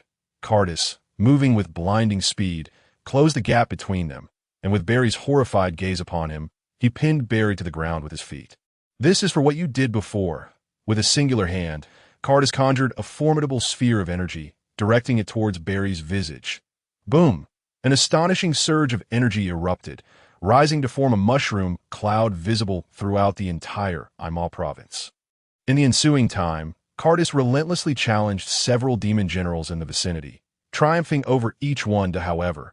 After each victory, he withdrew to the outer demon realm, wary of encountering even more formidable foes that could obstruct his retreat. Today, Cardis intended to delve deeper into the demon realm, but the moment he stepped forward, he instantly recoiled, for in that fleeting instant he sensed a battle power of 10,720,000, undoubtedly an old adversary of the demon realm lying in wait for him. A truly terrifying prospect. It appears that further training in the demon realm must be postponed. More powerful demon clans are lying in ambush. Let them wait. Cardis pivoted and soared towards the entrance of the demon realm. Upon returning to the mortal realm, Cardis felt as though an eternity had elapsed. He had remained in a state of combat without taking a moment to rest. He resolved to take a proper respite and, in the process, solidify his realm. With this thought, he transformed into a streak of light, soaring towards Tianhu Mountain. Upon his arrival, Cardis discovered that Scions were a rare sight. After consulting with Paragus, he learned that the majority of Scions had voluntarily undertaken missions, leaving only a small contingent rotating within Tianhu Mountain. Currently, aside from the enigmatic Broly in the peculiar dimension and Paragus managing affairs, only a handful of young Scions remained in the sacred land. Noticing the lack of activity within the sanctuary, Cardis decided to seek out North Kai for a conversation. North Kai's techniques of Kaioken and Spirit Bomb were of significant interest to him. With a swift motion, Cardis vanished from sight.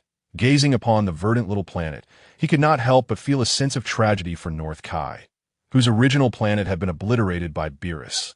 And this little sphere would eventually meet a similar fate at the hands of Cell. "Baku! Baku!" A monkey appeared before Cardis. "I wish to see North Kai." Recognizing the creature as Babarusu, Cardis inquired, "Who are you? What business do you have with me?" A voice resonated from a distant structure, and a head peeked out curiously. A human, a living one, North Kai exclaimed as he emerged, his curiosity piqued. Strange, how did you come to be here? He queried Cardis that I have come primarily to learn the Kaioken and Spirit Bomb. Cardis stated directly, bypassing North Kai's inquiries that MY ultimate techniques are not easily acquired. However, if you can share a good joke, I might consider it, but I must warn you, my sense of humor is rather discerning. Do not waste your efforts, North Kai replied, hands clasped behind his back, his expression somber. Cardis pondered for a moment before tentatively posing. Why did the fox trip? A silence ensued, and Cardis braced himself to propose another joke. Suddenly, North Kai burst into hearty laughter. It seems North Kai's sense of humor is indeed quite elevated, Cardis mused, stroking his chin. You are truly a remarkable individual. How about it? Would you care to learn the art of joke-telling from me? North Kai gasped between breaths. I'll pass on that for now, Cardis replied, waving his hand dismissively. Very well.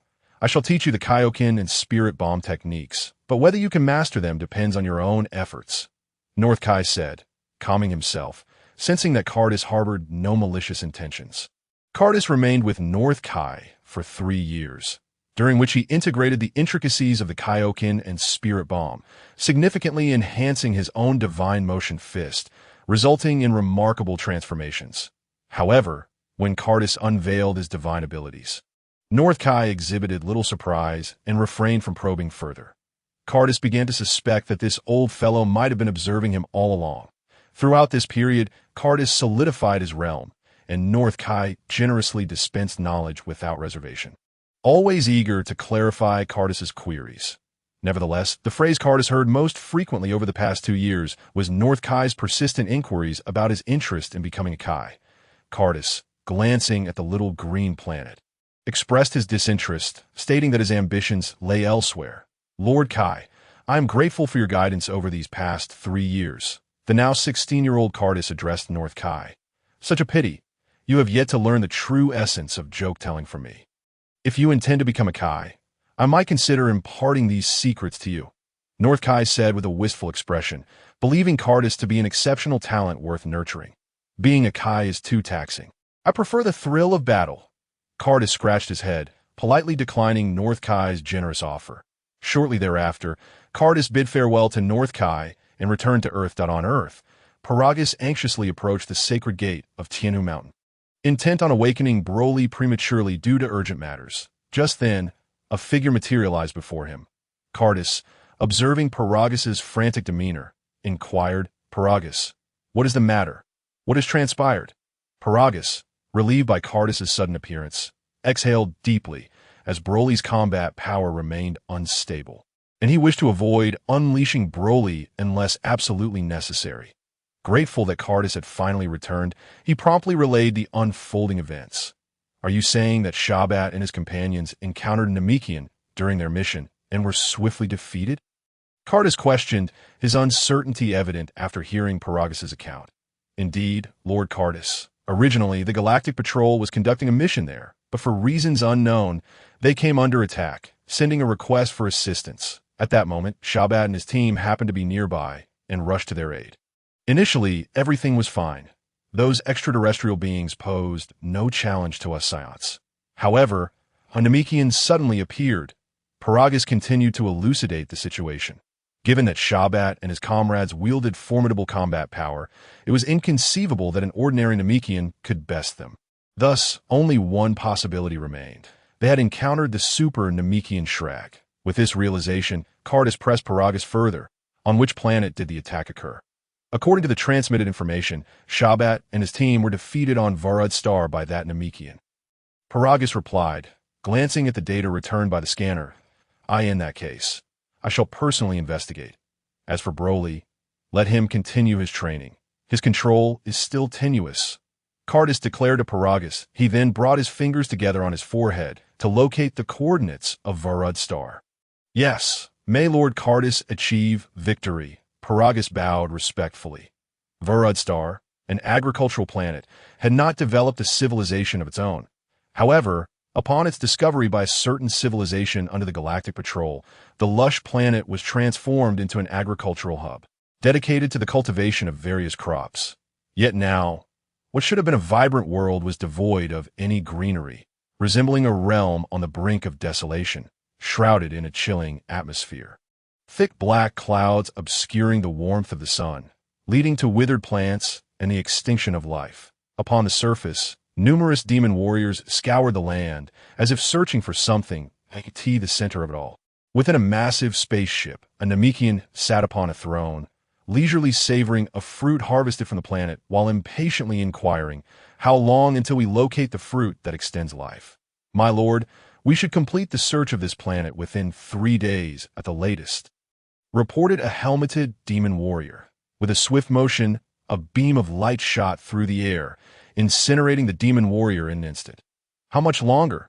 Shrag inquired, his expression grave. "Report, my lord. We will finish searching this planet today," stammered another demon warrior, trembling as he stood at attention. "Excellent.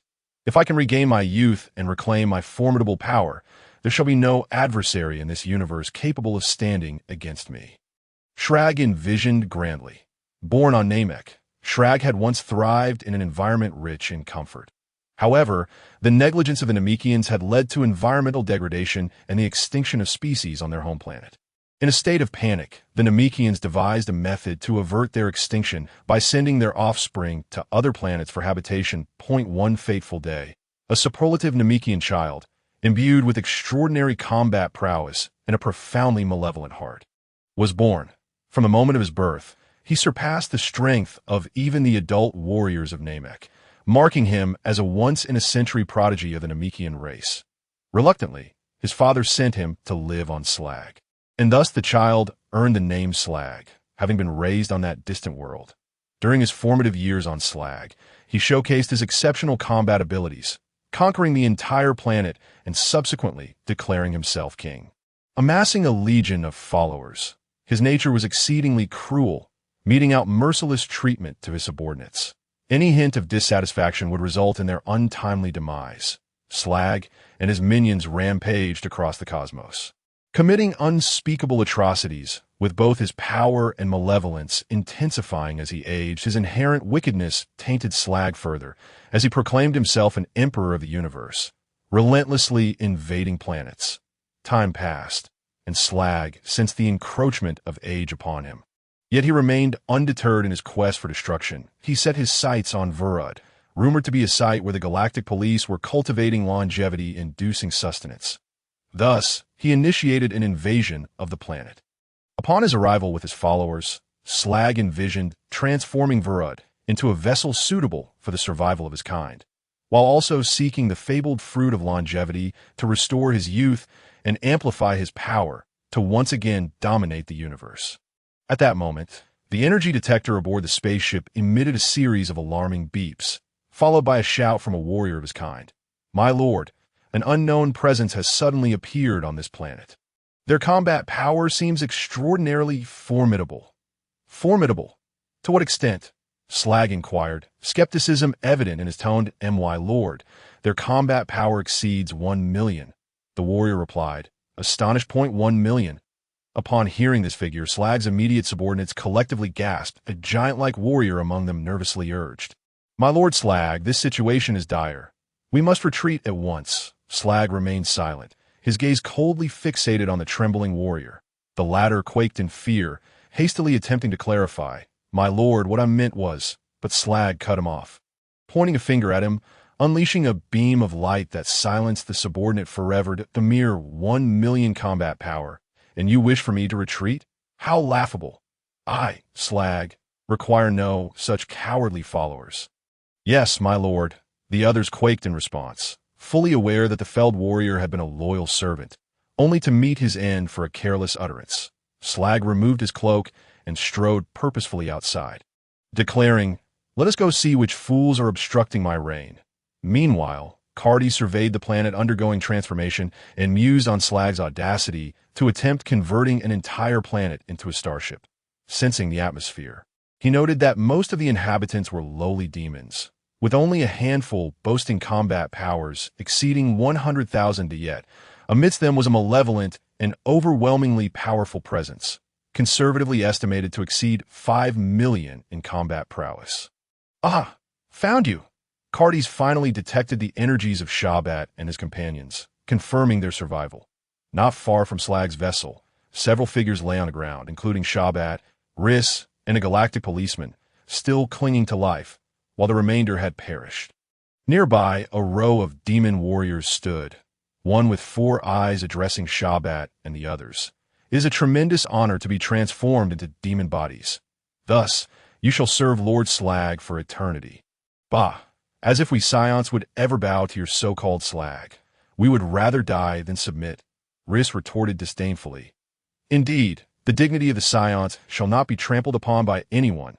Attack if you dare, Shabbat declared, his limbs broken, his body battered, unable to muster any strength. Cough, cough.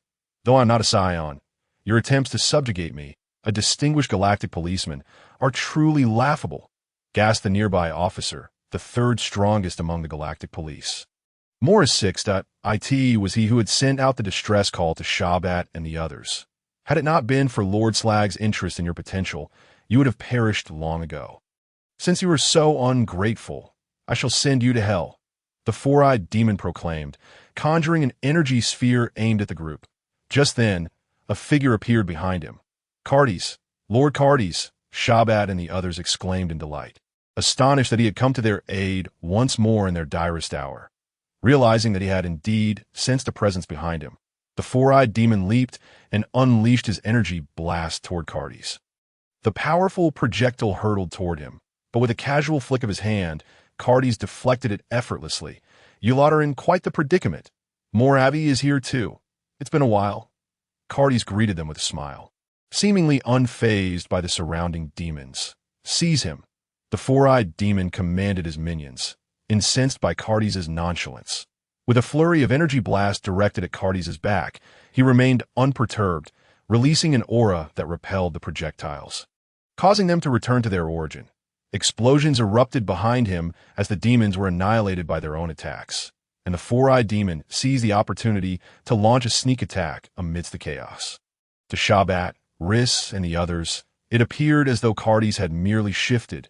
In the next moment, he had the 4-eyed demon suspended above his head with one hand. Discarding the lifeless body, Cardis produced some senza beans and approached Shabbat.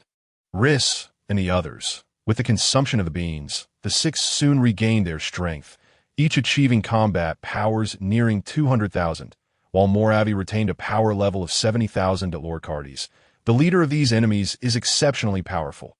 I must speak candidly. Even someone as formidable as you may find it challenging to contend with him, Shabbat remarked, concern etched on his face. Riss and the others shared his apprehension, recalling the despair they felt during their confrontation with Slag. Even with their newfound strength, they held little confidence. You must be facing a super Namekian. It is a stroke of luck that you are still alive, given your capabilities. Cardis replied calmly, a super Namekian? Shabbat and the others queried, puzzled. Slag is a super Namekian, akin to a super Scion, and is among the most powerful of their kind, Cardis elucidated. The realization that the creature they battled was such a being deepened their trepidation, prompting them to urge Cardis to consider a temporary retreat. Fear not. Were I to face any other super Namekian, I might struggle, but Slag is far from my equal, Cardis assured them with a smile. In truth, were Cardis to encounter the version of Piccolo from the original narrative, post-fusion with the Supreme Kai during the Android saga, even transforming into a Super Scion might not suffice, for at that time, Piccolo's power likely exceeded 500 million, augmented by the unique abilities of the Namekians, placing him above even the initial Super Scions as Shabbat, and the others sought to dissuade Cardis from engaging with the Super Namekian. A terrifying silhouette emerged in their line of sight. Super Namekian Slag had arrived. Ha ha. Another Scion, is it? Slag's gaze fell upon Cardis' waist. With the strength of a Scion, it matters not how many gather. However, your incessant interruptions have compelled me to decide that your fate shall be death. As Sherlag contemplated the relentless challenges to his authority from nameless pawns, he resolved to annihilate them all. Starting with you. Sherlag raised his hand and directed a beam of light toward Tak. Yet in a sudden turn of events, Cardis appeared in front of Tak, extending a hand to deflect the beam. Raybet, standing nearby, clenched his teeth and exclaimed, Tak, you were almost killed just now. Tok gazed at Sherlag with sheer terror, realizing that had it not been for Lord Cardus' intervention, he would have surely succumbed to that attack. Sherlag was taken aback. Although he had not exerted much power, it was still surprising that a scion had so effortlessly thwarted his assault. Sherlag, your opponent is me, Cardus stated calmly as he approached Sherlag. Sherlag's gaze sharpened, and he raised his hand once more, unleashing a multitude of beams toward Cardus. Yet, Cardus continued forward unperturbed, effortlessly swatting away the incoming beams with a single hand. I could see that moment. He had displayed his full power, boasting a battle strength of 1.5 million. Sherlag's tricks were utterly insufficient to challenge him. I've heard you are a super Namekian. Surely, you possess more than just these trivial skills. Cardus remarked as he positioned himself before Sherlag. Knowing my identity and daring to challenge me is indeed a commendable display of courage. Sherlag's tone gradually filled with menace. I merely believe you have grown old, and it is an opportune time to test the fruits of my recent training. Cardus replied eagerly.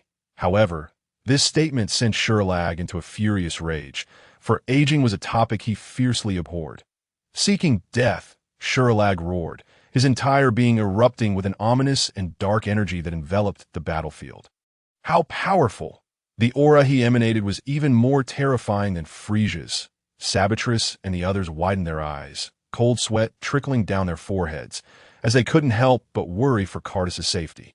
With a demeanor of arrogance, Sherlag continued to radiate his aura, believing that the immobile Cardus had been rendered speechless by fear. But then, Sherlag noticed Cardus smiling at him, his lips curling into a confident grin.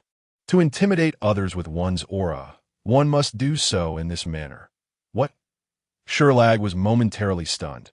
Yet in the next instant, Cardus suddenly let out a thunderous shout, and a torrent of energy surged forth like a reservoir that had suddenly burst its dam. The ground where Cardus stood erupted with cracks, and fragments of stone floated into the air as if drawn by an unseen force, only to disintegrate into ashes shortly thereafter. Silver-white electric currents began to envelop Cardus, which was soon followed by an explosion of crimson flames. This was Cardus' divine movement fist, enhanced by the Kaioken technique, and he initiated it at 5 times its usual power. The gathered onlookers, witnessing the rapidly escalating readings on their scouters, were rendered speechless, aware that the current units of measurement were in the tens of thousands.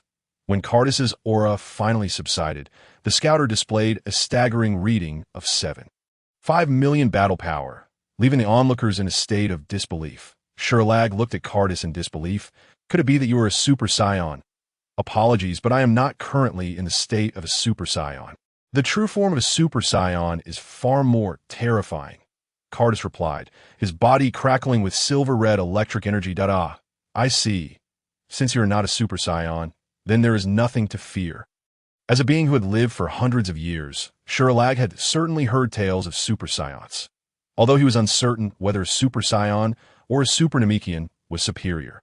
He felt confident that he would not be defeated by someone who was not a super scion.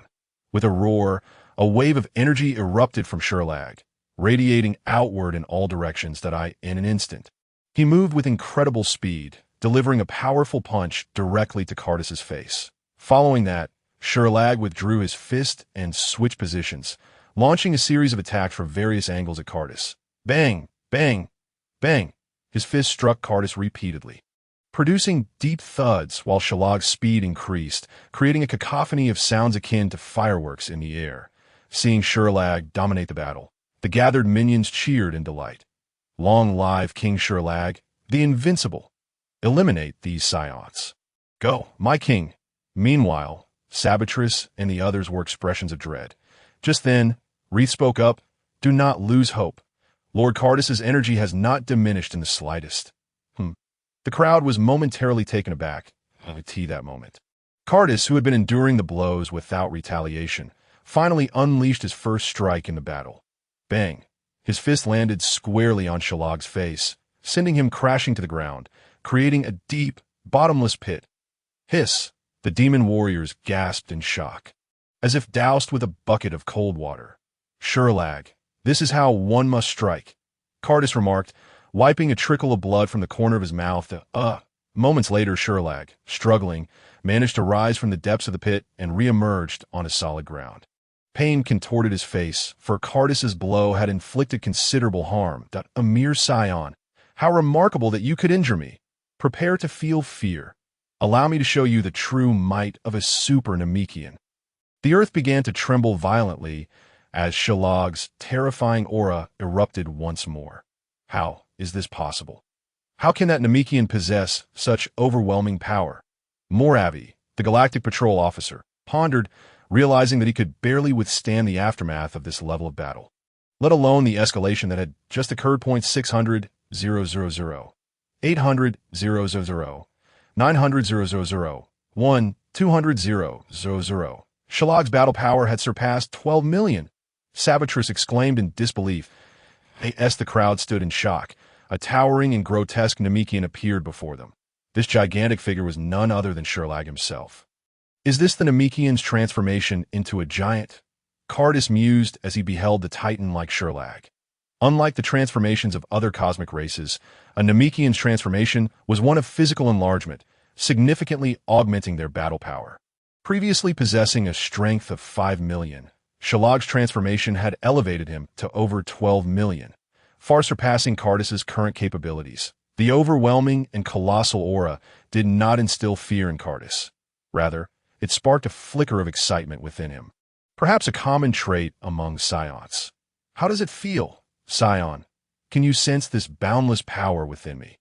Now, prepare to meet your demise, Sherlag bellowed, charging forth with ferocity. Despite his newfound size, his speed remained undiminished. Even more agile than before. Boom, boom, boom. Sherlag and Cardis exchanged powerful blows, with Cardis's figure becoming a blur as he swiftly maneuvered. Yet, Sherlag consistently anticipated each move, delivering massive punches that forced Cardis to retreat. Just as Cardis managed to evade one attack, another massive foot would come crashing down upon him. With a thunderous crash, Cardis was sent hurtling through various mountains, finally halting against a sheer cliff, which crumbled into pieces as he broke free. It seems that relying solely on the five-fold Kaioken is too much of a struggle. Cardis murmured, gazing at the colossal figure approaching him. He had not trained with the Kai-Shin for naught.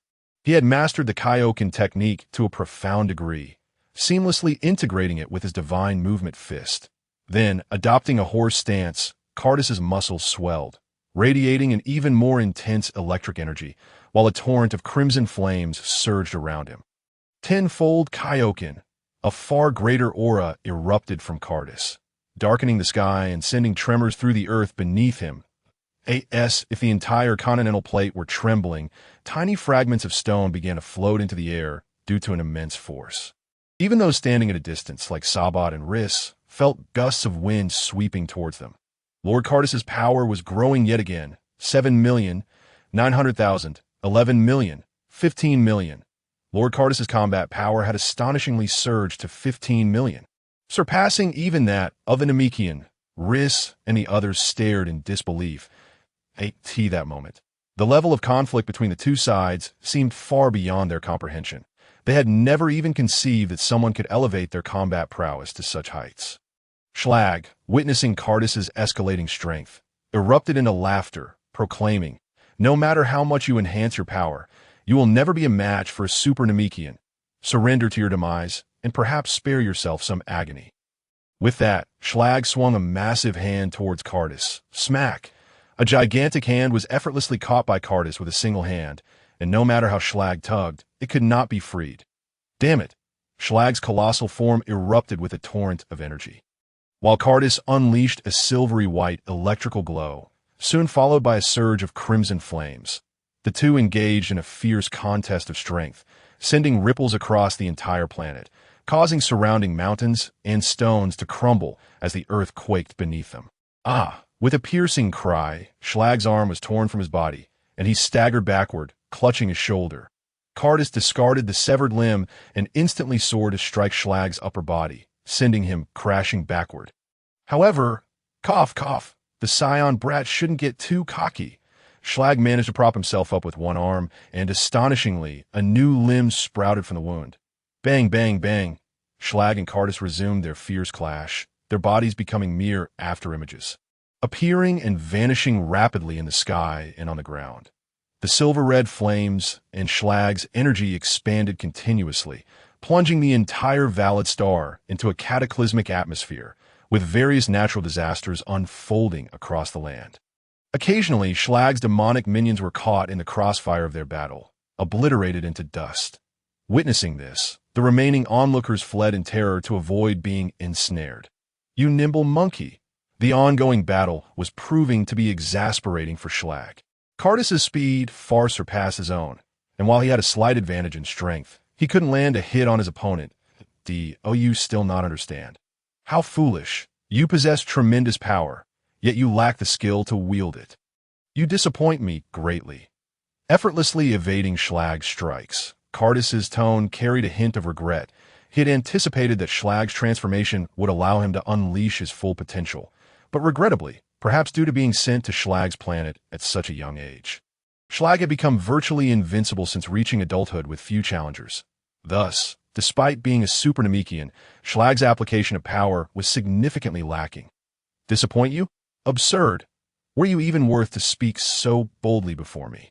Schlag's thunderous voice reverberated through the air as he glared with malice, swinging his enormous fists. Like meteors, his colossal punches were overwhelming.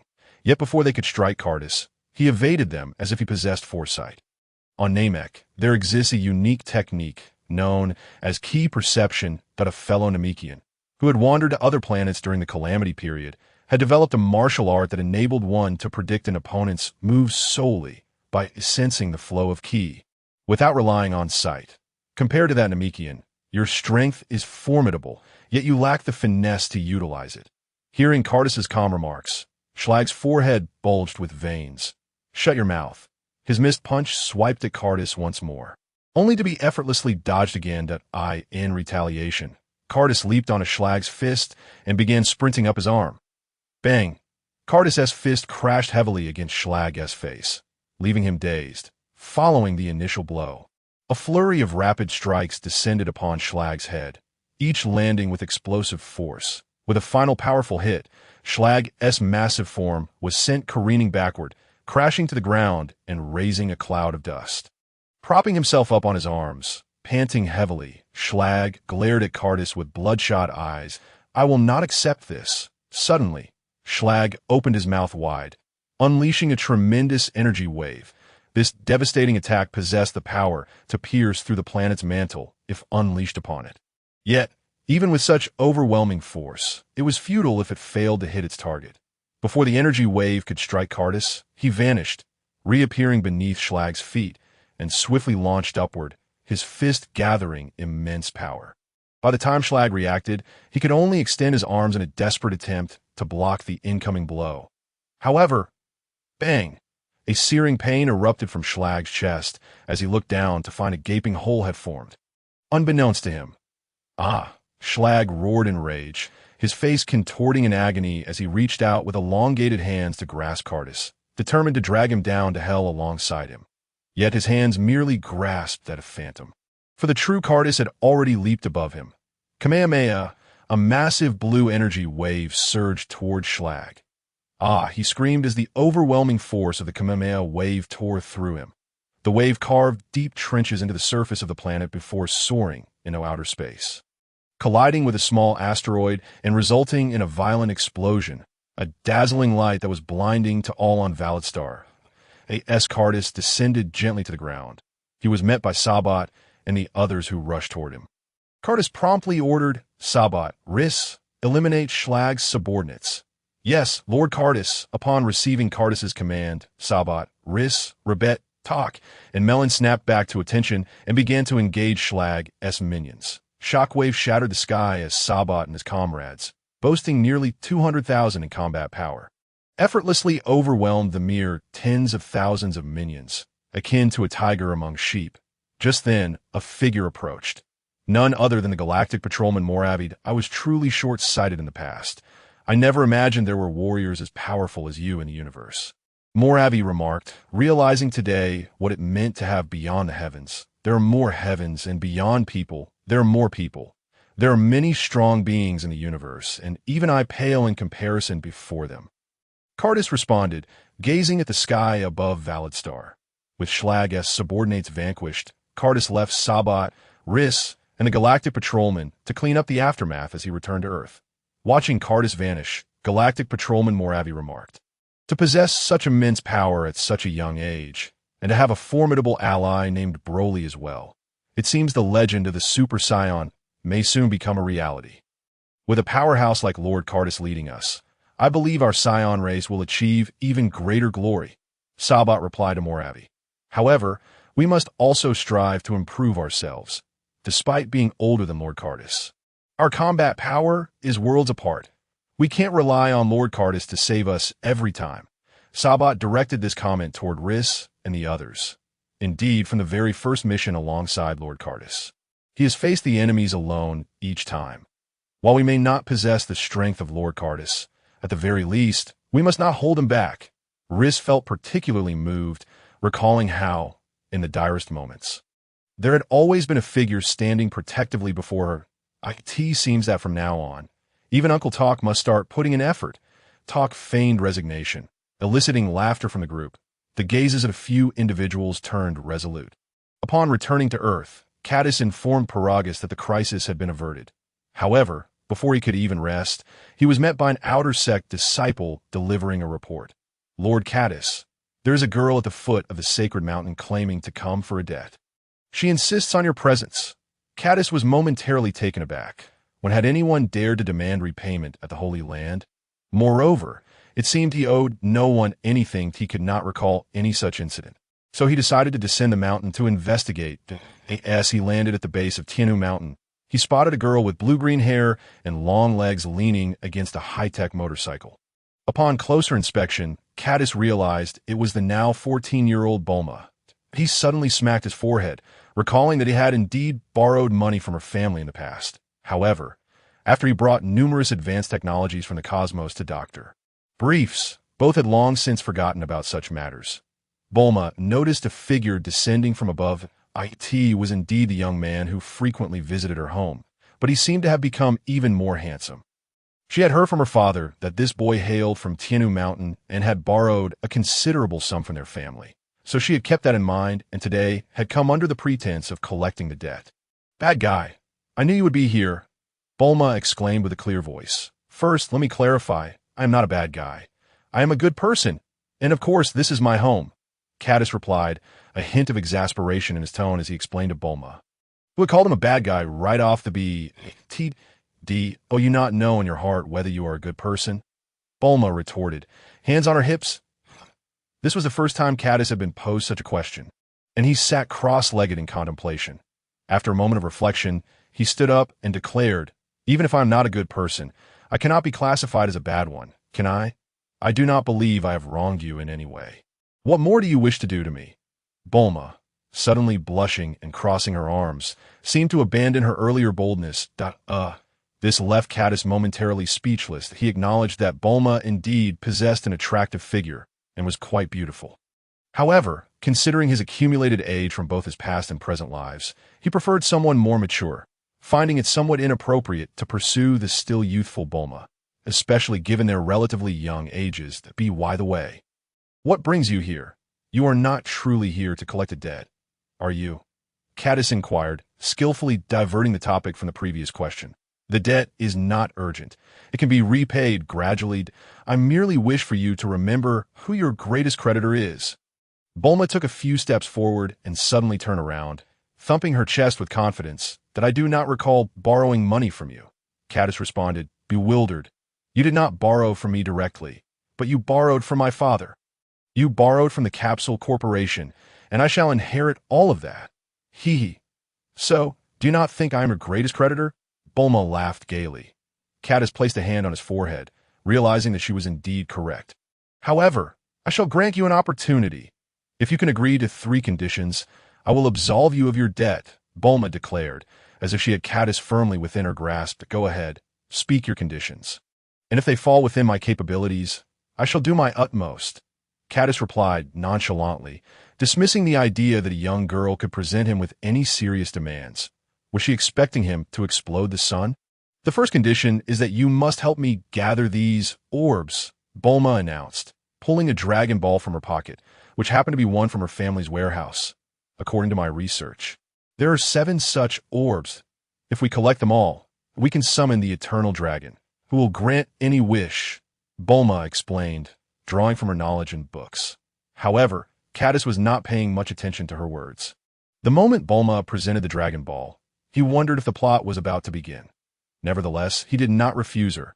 Gathering the Dragon Balls would not take long and would provide an opportunity to visit Kakarot and his mother. Thus, the two embarked on their adventure to find the Dragon Balls, marking the beginning of the original storyline. Caddis chose not to fly, treating it as a leisurely journey, sitting in the passenger seat. Clearly lacking a driver's license and any driving skills, Bulma, eager to showcase her driving prowess, took the wheel. Bulma's driving skills were indeed impressive. One moment she was soaring like a jet, and the next she shifted into yacht mode. Any ordinary person would likely be too frightened to ride with her. After several hours of travel, Bulma appeared invigorated, while Caddis began to feel drowsy. Just as he was about to doze off, Bulma slammed on the brakes. Ahead of them stood a small figure carrying a large fish, and Bulma nearly collided with him. The two exited the vehicle, Bulma already on high alert, fearing the figure might be a bandit or a monster.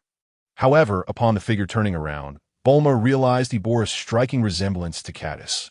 "Huh, it's Big Brother," a child's voice rang out as the boy dropped the fish and rushed over to embrace Caddis. "Ha! Kakarot, you have grown so much," Caddis chuckled, ruffling son Wukong's hair. "And no wonder I found this child somewhat familiar. It turns out you were brothers," Bulma remarked, lowering her weapon as she observed the pair. "Yes, Kakarot has lived here since he was quite young," Caddis explained to Bulma. "Little brother, is your name Kakarot?" Bulma asked, squatting down to inquire about Wukong, whom she estimated to be merely a few years old. "And my name is son Wukong. Kakarot is our family name, and I am already 11 years old.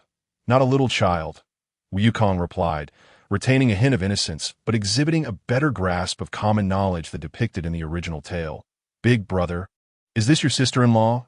Wukong asked innocently. Bulma's face flushed as she cupped her cheeks, while Caddis felt a little embarrassed as well. "We're just friends, searching for the Dragon Balls together. By the way, where is your mother, and what of your grandfather's son Wufan?" Caddis shifted the topic, inquiring about Wukong. "Why mother is waiting for me on the mountain to bring food back, and my grandfather passed away a few years ago," Wukong replied, his expression turning somber. "Passed away?" Caddis asked, surprised. He had expressly warned son Wufan, yet it seemed he had still met with a tragic fate. Perhaps the old man was too enamored with the beauty of the Supreme Old One and would likely refuse to return even if revived. With this thought, Caddis offered some words of comfort to Wukong, and the group made their way up the mountain in the year 749 of the Age of the Universe, on September 1 SD, Earth at Baozi Mountain. A tranquil area surrounded by towering peaks and remote from human habitation was abruptly disturbed by the lively chatter of 3 figures: Caddis, Bulma, and son Wukong. "Mom, look who has arrived!" Wukong shouted as they reached their dwelling. A feminine figure emerged from within, revealing herself to be Jine. "Caddis, oh my, it has truly been many years since I last saw you. You've grown so tall," Jine exclaimed as she rushed over to embrace Caddis.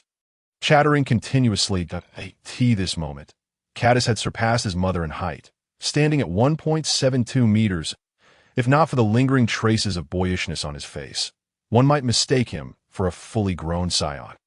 "Mother, I have also been training outside and just returned to Earth. Let me introduce you to my friend," Caddis said, gesturing toward Bulma. Bulma felt a surge of nerves. This was all too sudden, and she was not prepared to meet the parents yet. Nevertheless, she composed herself and greeted warmly. "Auntie, how do you do?" Jine, with the demeanor of someone with experience, engaged in conversation with Bulma, while she nodded at Caddis, leaving him bewildered. He had not said anything untrue. They were indeed merely friends. After spending a night at Baozi Mountain, Caddis invited Wukong to join him in the search for the Dragon Balls, to which the young boy eagerly agreed, though Bulma appeared somewhat disappointed. Following their departure from Baozi Mountain, they soon encountered an attack from a pterodactyl, but it was effortlessly dealt with by young Wukong. In comparison to the original work, it is evident that little Wukong has grown significantly stronger. Subsequently, they encountered bandits and robbers once more, and this time, it was Cardis who swiftly and decisively dealt with them. Throughout their journey, the bond among the three grew increasingly profound. However, due to Cardis's presence, Bulma became notably more gentle than in the original narrative. The following day, just as in the original story, they stumbled upon a lost turtle in the mountains. Yet this time, because the turtle recognized Cardis, Bulma not only refrained from opposing Wukong's intention to rescue it, but instead offered her full support. After dealing with a tiger bandit that obstructed their path, they made their way to the seaside. To express gratitude to Wukong, the turtle asked them to wait by the shore while it returned to the sea. "Big brother, where is it headed?" Little Wukong inquired of Cardis, puzzled. "Perhaps it is seeking a worthy teacher for you." Cardis replied, gazing out at the ocean. Before long, the turtle returned, carrying Master Roshi on its back. "Ta-da, so you're the one who saved my turtle." Master Roshi greeted little Wukong, his gaze lingering on the boy's hairstyle, which struck him as remarkably familiar. However, his surprise escalated upon noticing Cardis standing nearby with his back turned. "Cardis, you've grown so tall," Master Roshi exclaimed. "Master Wutian, it has indeed been a long time," Cardis responded, turning to greet him. Yet Master Roshi seemed more interested in Bulma, his eyes lighting up with a mischievous glint. "Ahem, Master Wutian, it was actually my younger brother who saved your turtle," Cardis reminded him, hoping to maintain a semblance of decorum. "Cardis, since we are all acquainted, I shall forego giving you gifts. How does that sound?"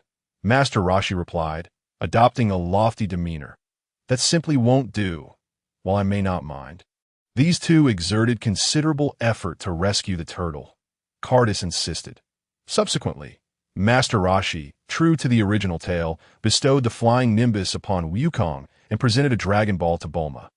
However, Cardis had already warned Bulma about Master Roshi's lecherous nature, causing her to remain on guard throughout, thus preventing the old master from taking advantage of the situation. Upon learning that Wukong's grandfather was son Wukong, Master Roshi expressed that once the Dragon Balls were collected, little Wukong could come to receive his guidance. After bidding farewell to Master Roshi, they encountered Oolong the Pig and the desert bandit Yamcha, just as in the original narrative. However, this time, Yamcha stood no chance. Upon seeing him, Bulma felt nothing, and he swiftly fell to little Wukong's might, not even allowing Cardis an opportunity to intervene. Nevertheless, Yamcha intended to secretly follow Wukong and his companions. After passing through Flame Mountain, they faced off against Pilaf and his gang. Cardis assumed the role of an observer, refraining from intervening. As he watched these once fictional characters come to life before his very eyes, he realized that this was no mere comic or anime. This was a tangible world. When Pilaf brandished the Dragon Balls in the square, the 7 orbs began to emit a blinding radiance, shooting toward the heavens, casting darkness upon the sky. That moment, Cardis shattered Pilaf's cage with a single punch. Following the plot's trajectory, the wish to be granted by the dragon would inevitably be squandered by Oolong. Although he intended to merely watch Wukong's adventures, the rare opportunity to utilize the dragon was not one to be wasted. Roar! With a resounding roar echoing through the heavens, the green figure materialized in the night sky, gatherer of the Dragon Balls. "State your wish. I can grant any desire you wish for." The deep, resonant voice reverberated throughout Pilaf's castle. The onlookers, most of whom beheld the true form of the dragon for the first time, were momentarily taken aback, rendered speechless. However, Pilaf quickly regained composure and opened his mouth, eager to voice his wish. Just then, a figure suddenly swooped in, waving at Pilaf's group, and in the next instant, a powerful gust arose, sweeping Pilaf and his companions into the sky and away. Immediately after, this figure extended its hand toward Oolong and Puer, who were rushing toward the Dragon Balls. An invisible force collided with them, propelling Oolong and Puer far away. In the original tale, this wish granted by the dragon allowed Oolong to whimsically conjure a pair of underwear, which Cardis naturally could not permit, lest the dragon's wish be trifled with. As Bulma and the others burst forth from the castle, they discovered that Cardis had vanished in an instant, having already reached the dragon's vicinity. Gazing at the dragon before him, Cardis contemplated his wish. "Dragon, grant me a portable space of immense size, capable of containing 10 planets. This wish, the Earth Dragon felt somewhat challenged by Cardis's request, hesitating for a moment before its eyes glimmered with a red light. Your wish has been granted. Farewell. With that, the dragon transformed back into the 7 Dragon Balls, spinning in the sky before soaring off in various directions across the world. In the distance, Bulma and the others hurried over. Curiosity piqued. Cardis, what did you wish for? Ah, that's a secret. Cardis replied with a smile directed at Bulma. Bulma's curiosity only intensified, yet no matter how she pressed, Cardis remained tight-lipped, leaving her fuming and stamping her foot. Big brother, you're amazing.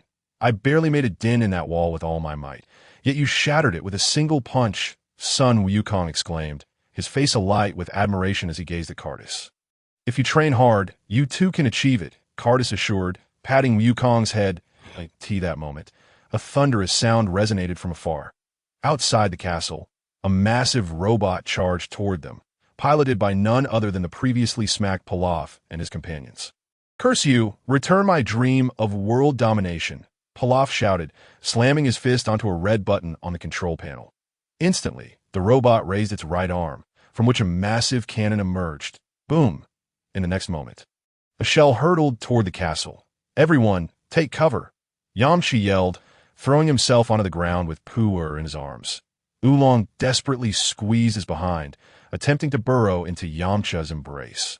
Bulma clutched Cardis's arm tightly, while Wukong remained oblivious to the commotion. But a second later, a tremendous explosion erupted where the shell landed, leveling the once majestic castle to the ground. Pilaf cackled maniacally at the sight of the obliterated castle. Asu and Xiaowu were left in despair. Master Pilaf, all our wealth was still inside the castle. Silence. What do I care for money? I will not rest until they are vanquished, Pilaf declared, his eyes wide with fury. Yet, just as Pilaf finished speaking, his eyes widened in shock, mirrored by Asu and Xiaowu, who gaped at the monitor. The site where the castle had once stood, a shimmering barrier enveloped the area, and Cardis and the others stood in scathe, gazing back at them. Moments later, a Kamehameha wave sliced through the air, piercing the robot's armor. Boom! Amidst the ensuing flames, Pilaf and his companions were once again sent soaring. Shrieking, "We will return!" As Pilaf and his gang vanished into the sky, Bulma leaped with excitement. Cardis, we won! Yamcha and the others stood in stunned silence, having expected their demise. Yet unbeknownst to anyone, little Wukong's gaze remained fixated on the full moon above, his expression growing increasingly dazed. Roar! Suddenly, Sun Wukong emitted a beastly roar, his body visibly expanding at an alarming rate. What is happening? Bulma and Yamcha looked on in bewilderment as little Wukong transformed into a monstrous figure. Cardis suddenly recalled a crucial detail he had overlooked and shouted to Yamcha and the others, "Get out of here! He's lost control." In an instant, Cardis scooped up Bulma and dashed outside, putting distance between them and the now giant Wukong. Cardis, what has happened to Wukong? Why has he turned into a monster? Bulma inquired in a state of panic. He had just witnessed the full moon, and scions transform into gigantic apes upon seeing a full moon. Plunging into a frenzy, Goku, being still young, would lose his rationality upon transforming into a giant ape, explained Caddis. Upon hearing this, Bulma first turned to Caddis. Caddis, what about you? Worry not. I have already mastered the ability to control my transformation. And I did not gaze at the moon, Caddis reassured her. And what of Goku? Bulma asked anxiously. Rest assured, I will handle this matter, Caddis declared before vanishing from sight. When he reappeared, he found himself behind Sun Wukong. Caddis reached out and grasped Wukong's tail. However, although Wukong in his giant ape form was devoid of consciousness, his instinct for battle remained. Sensing the danger to his tail, Wukong's massive body twisted around, and he swung his fist towards Caddis. Bang! Caddis effortlessly caught the enormous fist, and with a firm pull, Wukong's tail fell to the ground. His colossal form began to shrink rapidly, akin to a deflating balloon, until he reverted to his original state and fell into unconsciousness. Caddis, are you all right? Bulma rushed over, concern etched on her face. That I am fine, Caddis replied, shedding his shirt to cover little Wukong before picking him up. Bulma turned her gaze, initially fearing that Wukong had perished, but soon she heard the sounds of his snoring. He had merely fallen asleep. Bulma crossed her arms and mused. I remember Wukong mentioning that his grandfather was killed by a monster. Could that monster be himself? It seems so. Though he is merely a child, a scion in giant ape form is not something an ordinary human can contend with, Caddis stated, observing the sleeping son Wukong in his arms. Caddis contemplated whether to expedite his training. After all, even Raditz now possessed a combat power exceeding 10,000, however. He soon shook his head, deciding to let Wukong develop at his own pace, at least until he possessed the capability to traverse the cosmos. Caddis did not intend to interfere too much in Wukong's life. Upon reflection, Wukong's initial growth in combat power was rather slow. He belonged to the category of those who accumulate strength gradually. Although the battles on Earth did not swiftly elevate Wukong to a formidable warrior, they laid a solid foundation for him. It was precisely these experiences that would enable Wukong, despite his lower-class warrior status, to ultimately evolve into a top-tier powerhouse. Should Caddis interfere with his growth, he might indeed make Wukong stronger in the short term, but it could also stifle his potential for future development, akin to the detrimental practice of forcing sprouts to grow. Thus, even without Caddis's assistance, son Wukong would eventually become a strong warrior, with the current stage predominantly focused on establishing a robust foundation. Before long, little Wukong finally awoke from his slumber. Upon regaining consciousness, he was oblivious to the transformation incident and instead puzzled over the absence of his clothes and tail. Yamcha and the others initially intended to shield Wukong from the truth to spare him the sorrow of knowing he had inadvertently caused his grandfather's death. But Caddis unveiled the harsh reality. I was the one who caused my grandfather's demise. Even the innocent son Wukong found the truth hard to bear. Caddis, that is rather cruel of you, Bulma remarked. No, this is for Wukong's own good. Caddis solemnly addressed Wukong. Wukong, this all stems from your weakness. Were you sufficiently powerful, you could maintain your consciousness even after transforming. Hearing this, little Wukong clenched his fists, determination shining in his eyes as he proclaimed, Brother, will you teach me how to train? Meeting Wukong's resolute gaze, Caddis replied, Wukong, if you can reach me, I will teach you to train. If not, you should first seek Master Roshi for guidance. All right. Little Wukong nodded vigorously, adopting a stance as if ready to give his all. However, at that moment, his stomach growled unexpectedly. Feeling a bit embarrassed, he said, Oh dear, I'm hungry. Brother, can you wait while I find something to eat? No need. Eat this. Caddis tossed a senza bean to son Wukong. What is this? Wukong curiously chewed on it, his eyes widening in amazement. Incredible. I'm full. My strength has returned. What is this remarkable substance? Little Wukong exclaimed, clutching his stomach. That is a senza bean. Consuming one not only satisfies hunger, but also heals injuries. Caddis smiled. Brother, do you have more? Could you share some with me? Little Wukong asked, scratching his head with a smile. Of course, but you must wait until we finish testing. Very well then. I'm ready to fight. Little Wukong resumed his fighting stance and charged towards Caddis with a shout. Despite his fierce energy, the disparity in their powers was evident. With Wukong's current abilities, it was impossible for him to touch Caddis.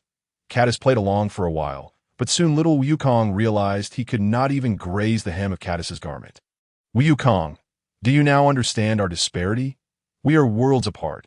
You cannot learn anything from me at this moment, and it may lead to accidental injuries during your training.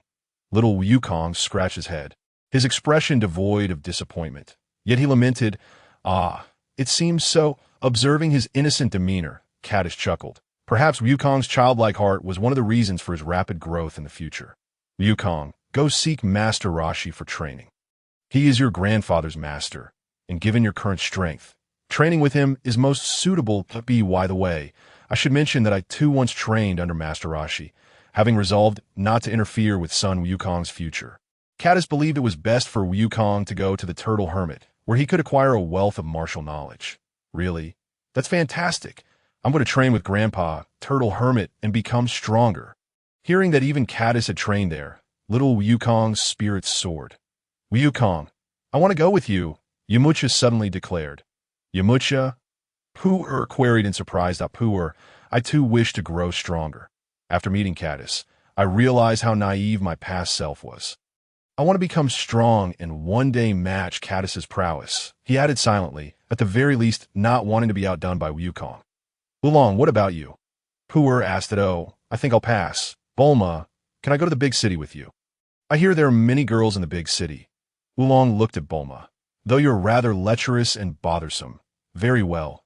If you're going to say no, just say it. Oolong replied, feeling aggrieved. Thus, each individual resolved their own paths and parted ways. Caddis took Bulma and Oolong and left the scene using instant transmission. Watching the three disappear, Wukong couldn't help but exclaim, Brother's technique is truly impressive. I didn't even see how he left. Indeed, Yamucha echoed, marveling at the many powerful beings in the world. On Earth, in West City. After bidding farewell to son Wukong and the others, Caddis and his companions arrived at Bulma's home through instant transmission. Here, Caddis also reunited with a long-missed Briefs couple. Over the years, due to the coordination between the Galactic Patrol headquarters and Tianwu Mountain, the Capsule Corporation had begun to expand into the cosmos. Upon its emergence, the Capsule Corporation was immediately embraced by other civilizations. It was a revolutionary invention. It was hard to believe that such a small capsule could contain a luxurious villa, making it a sensation in the market. Caddis could not have anticipated that the extraordinary technology once confined to Earth would suddenly thrive across the universe. Suddenly, a voice broke Caddis's reverie. It was Bulma's mother, warmly exclaiming, Caddis, you are looking more handsome than ever. Would you care to join me for afternoon tea and perhaps a date? I think I will pass. I am merely returning Bulma home. Caddis waved his hand and spoke, after a day of commotion at Bulma's residence. Caddis and Bulma agreed that he could visit Tianwu Mountain at any time, and thus he departed from the Capsule Corporation. However, instead of returning to Tianwu Mountain after leaving West City, Caddis ventured into a dense forest in the western part of the Earth, where a military base stood. This was the headquarters of the Red Ribbon Army. The Red Ribbon Army boasted high-tech equipment and immense financial resources, even commanding a ruthless army that instilled fear in the regular forces of the Earth Kingdom. Yet, Caddis's primary aim in coming here was to see if he could locate Dr. Gero. After all, he was a prominent figure in the realm of technology, albeit a villain, and the androids he created were not to be underestimated. At that moment, a barrage of firearms and cannons erupted from the vicinity of the Red Ribbon headquarters, while a multitude of helicopters ascended into the sky. Whoosh, whoosh, a storm of bullets and shells filled the air around Caddis. Yet these attacks posed no threat to him. He remained completely unmoved. Boom! Haha! No matter who you are, if you dare to trespass on the territory of the Red Ribbon Army, prepare to meet your doom. In a high-rise building of the headquarters, Commander It pounded the table as he spoke. Caddis observed the relentless onslaught of bullets and shells and casually waved his hand, obliterating a vast array of weaponry and artillery. The violent explosions sent tremors throughout the entire Red Ribbon headquarters. What is happening? What is going on outside? Commander It bellowed in fury. Moments ago, they had only seen Caddis wave his hand, and then the screens went dark, followed by an earthquake. Report to the commander. Just an instant ago, all our external defense systems failed, and several combat personnel have gone silent.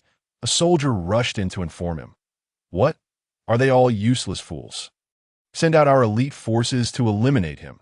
The diminutive Commander Ariete shouted in a fit of rage while standing on a stool as the Red Ribbon Army mobilized. Caddis had already conducted a thorough search of the entire base, but found no sign of Dr. Gero. It seemed he would need to inquire with their leader. With that thought, he made his way towards the tallest building. Along the way, he encountered some resistance fighters, and with a mere display of his prowess, he frightened them all away. Immediately summon all elite members back to headquarters, and also bring Tao Pai Pai here. Commander Ariete ordered his subordinates in the command room. Just then, with a resounding crash, the heavy door of the command room flew open, and a figure strolled in as if taking a leisurely walk. After Caddis entered, he scanned the still-shocked crowd and approached a short man standing on the table. You must be Commander Ariete, right? I have a few questions for you. How dare you? How did you get in here? Commander Ariete shouted furiously. At that moment, a large array of various aircraft appeared in the distance. which were the elite troops stationed nearby by the Red Ribbon Army. Seeing this, Commander I felt emboldened, and he pointed at Caddis, exclaiming, "Anyone who dares to defy me shall die. You are doomed." "Is that so?" Caddis extended a finger, aiming at the incoming army. Whoosh, the onlookers witnessed a beam of light shoot forth. The massive formation of warplanes erupted with a thunderous roar, and a small mushroom cloud rose, leaving no trace of the Red Ribbon Army's elite forces. In an instant, the command room fell silent, everyone dumbfounded as they gazed out the window. "All right, the annoying flies have been dealt with. Now, let us discuss business." Caddis's voice resonated once more, though this time, no one dared to disregard his words. Commander REIT and his assistant, Black, nodded involuntarily, beads of sweat trickling down their foreheads. "Oh, you know where Dr. Gero is?" "I searched all around, but could not find him." Caddis inquired, "Dr. Gero?" Commander REIT looked at Caddis with a face of panic, stammering and unable to articulate his thoughts. "Esteemed sir, Dr. Gero's laboratory is not located here at the headquarters. It is generally found in the northern ice mountains." Black, who had a dark complexion, stepped forward upon seeing his demeanor. Looking at the respectful Black before him, Caddis felt he had far greater potential than Commander REIT, and said, "I see. Then I shall take a trip there." With that, Caddis took a couple of steps toward the exit, but then reconsidered, realizing that keeping Commander REIT around might be a liability. This man was ruthless in the original story and would likely cause trouble for him in the future due to his vengeful nature.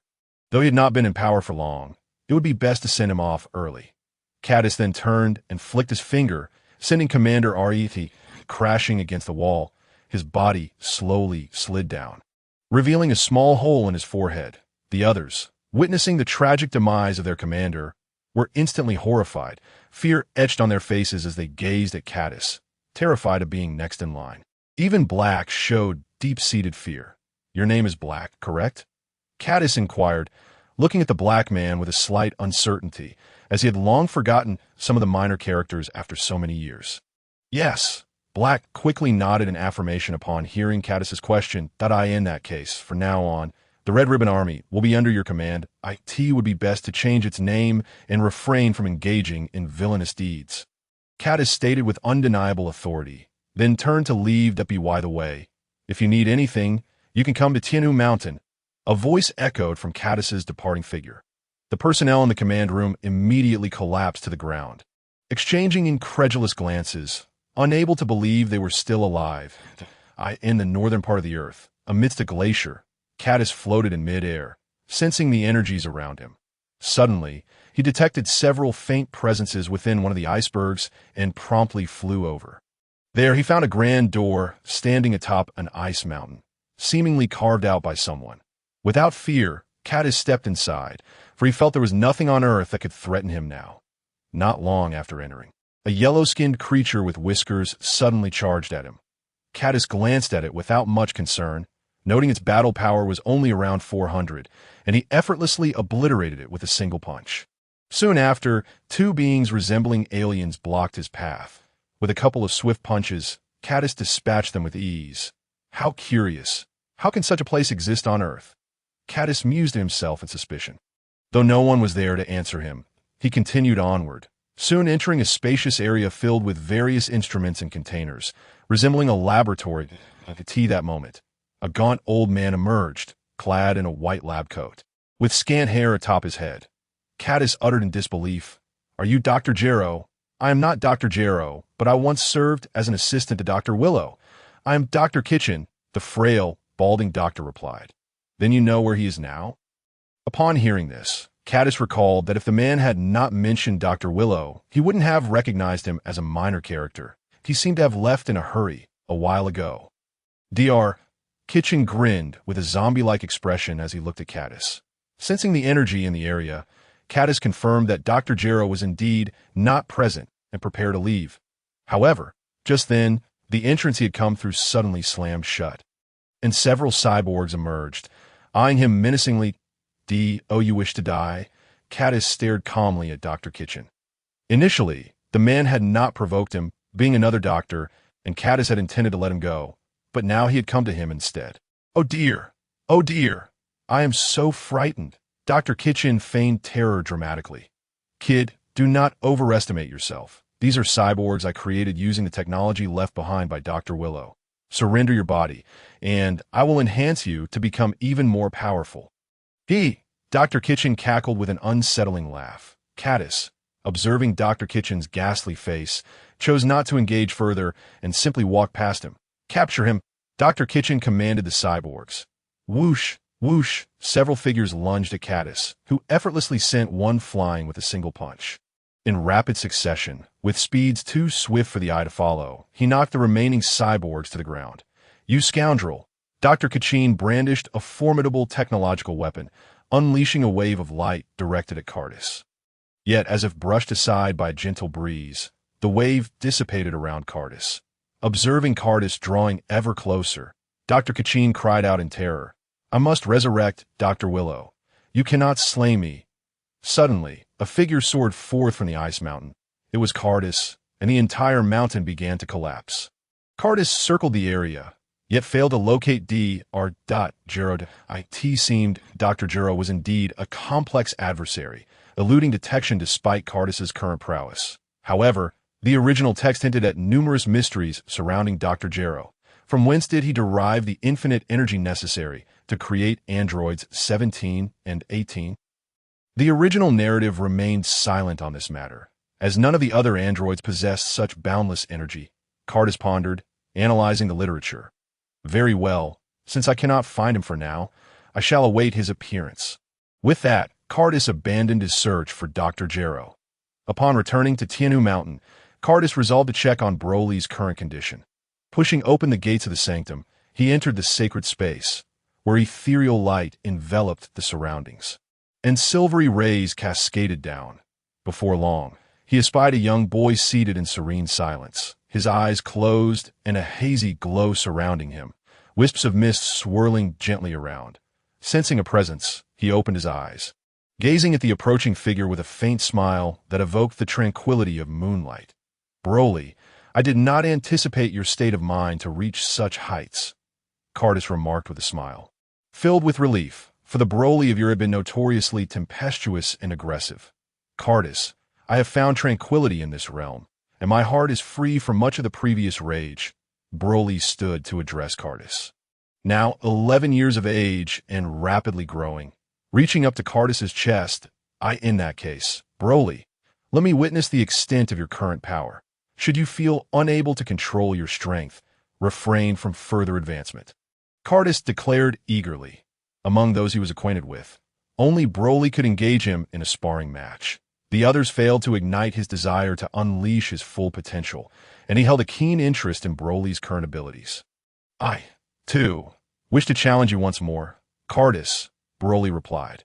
Although he was not particularly fond of combat, fearing he might lose control and cause unnecessary carnage, he felt no such apprehensions when facing Cardis. Broly, come at me with all your might. Cardis urged solemnly. Broly nodded silently, then clenched his fists, a powerful wind erupting around him as his combat prowess surged. 350, 000, is it? That remains manageable. Cardis marveled, recalling their initial encounter when Broly had exhibited similar ferocity.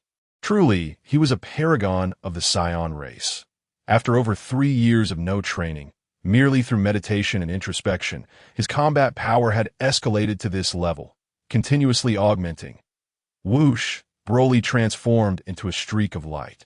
Instantly launching himself at Cardis, the two engaged in a primal brawl, their fists and feet colliding, generating immense pressure in the air. Bang! Bang! Waves of energy radiated outward from their epicenter, the two moving at a speed imperceptible to the naked eye, each impact resonating with thunderous roars. Fortunately, this was a space apart from the ordinary world. The tremendous destruction they wrought would not escape into the outside realm. As the battle intensified, Broly's power seemed to ascend without limits, until Cardis could barely contain him with the full extent of his regular strength. A surge of overwhelming force erupted from Broly, his body swelling momentarily, the fierce winds compelling Cardis to retreat. This is not good, Cardis thought, fearing Broly had once again succumbed to madness. However, upon seeing Broly's clear eyes and tranquil demeanor, he realized he had overreacted. Cardus, this is the strongest power I can currently control. You must be cautious. Broly's voice resonated, slightly deeper than before. Faced with Broly's staggering combat power exceeding 4 million, Cardus knew he had to take this encounter seriously. Silver-white lightning crackled around Cardus' body, followed by a burst of crimson flame that he unleashed a triple-strength divine motion fist, elevating his power above Broly. Crash. Bang. The space erupted in a fierce conflict as numerous green and gold energy orbs collided, resulting in violent explosions. The radiant light and mist enveloping the entire space scattered, leaving the battlefield solely for the two combatants. Cardus' expression grew increasingly grave, for he found himself at a disadvantage. Forced into a defensive stance, unable to retaliate. Fivefold divine motion fist. Cardus' aura surged once more, a greater flame encasing his form. Both his strength and speed surged dramatically as he began to comprehensively suppress Broly. Bang! Cardus charged toward Broly, delivering a knee strike to his abdomen, swiftly followed by a powerful punch that sent Broly plummeting. Oh no! Did I strike too hard? Cardus realized he had momentarily lost focus in their heated exchange. A low growl emanated from Broly, who once again swelled in size. His eyes glinted with a wild light, his expression becoming fierce as a tempestuous aura engulfed the space, his power escalating rapidly. I cannot allow Broly to grow stronger, Cardus resolved, rushing toward Broly, intent on ending his frenzy with a decisive blow. However, he felt a sudden tightness in his arm as Broly grasped him firmly, swinging him aside with immense force. Explosive strike. Broly's deep voice rumbled like that of a beast. Despite losing his rationality, his instinct for combat remained intact. A green energy sphere coalesced in Broly's hand and was hurled at the descending Cardus. In midair, sensing the intensity of the attack, Cardus unleashed a tenfold divine motion fist. Whoosh! The energy sphere narrowly missed him, detonating in the distance and unleashing a tremendous shockwave, sending fierce winds swirling throughout the space. Witnessing the devastation wrought, Cardus wiped his brow, exclaiming how perilously close he had come to disaster, when suddenly a towering figure loomed behind him. Instantly feeling a threat, Cardus spun around, bracing himself defensively. Bang! The force of the impact sent him skidding backward. Struggling to regain his footing in that moment, Broly appeared behind him, delivering a devastating blow that shattered Cardus' defenses. At the instant of breach, Cardus activated his instantaneous movement, narrowly evading further assault. Broly, enraged by Cardus' sudden disappearance, scoured the surroundings until he spotted a figure in the distance, unleashing a furious roar as he charged forth with overwhelming might. Cardus, witnessing Broly's titanic advance, unleashed a surge of energy, transforming into a streak of light that darted to meet Broly. Smack! Upon collision, Broly initiated the assault, but Cardus deftly evaded several successive punches. Observing Broly's futile attempts to land a blow, Cardus seized the opportunity to counterattack, landing a heavy strike to Broly's face, followed by a knee to his abdomen. To his astonishment, Broly absorbed both blows, countering with a headbutt that caught Cardus off guard, and as Cardus was propelled backward, Broly seized his ankle with a single hand. Bang! Bang! Broly swung the body of Cardus, slamming him heavily onto the ground with a resounding crash, accompanied by Cardus' anguished cries. Realizing he was at a disadvantage, Cardus quickly gathered a powerful shockwave in his hands and directed it towards Broly's upper body. With a momentary grunt of pain, Broly broke free. After liberating himself, Cardus kicked off the ground, propelling himself towards Broly. A straight punch struck Broly in the abdomen, followed by a powerful blow to his neck. Subsequently, Cardus placed both hands on Broly's chest, unleashing an astonishing shockwave. Broly was sent soaring into the sky by this energy blast, but with a sudden tremor of his arms, he dispersed the shockwave and turned to face the rapidly approaching Cardus, conjuring a multitude of green energy orbs to counterattack. Whoosh! Whoosh! Cardus dodged these energy spheres with remarkable speed and instantly closed the distance to Broly, leading to a fierce exchange of punches. Boom! A brilliant light erupted in the sky, centered around the two combatants, followed by the thunderous sound of their fists and feet colliding, sending waves of light and air rippling outward. With a loud smack, Cadis was struck down to the ground by Broly's blow. When Cadis rose, he was met with a shocking sight. Hovering above him, Broly was cradling an enormous green energy sphere above his head. "Ah!" Broly shouted, hurling the colossal energy sphere towards Cadis. Instantly, the entire sky transformed into a deep green hue. An overwhelming force bearing down upon him. As Cadis sensed the immense power within the approaching energy sphere, he realized that his current combat strength would not suffice to withstand it. It seemed he could not allow the battle to continue any longer. Cadis thought gravely. Although Broly's combat power could continue to increase, it was also prone to irreversible damage once it reached a critical point. Yet he had only 3 seconds. He needed to defeat Broly swiftly within that time. Cadis contemplated his fists, preparing to unleash his 20-fold Kaioken. Currently, both his physical strength and divine energy were insufficient to support such power. In the original story, Son Goku's battle power had already reached 3 million when he utilized the 20-fold Kaioken. In contrast, Cadis's current base power was merely 1.5 million. Shaking his head, Cadis decided it was not the time to ponder these matters. Stopping Broly was of paramount importance. The electric aura and crimson flames surrounding Cadis surged once again.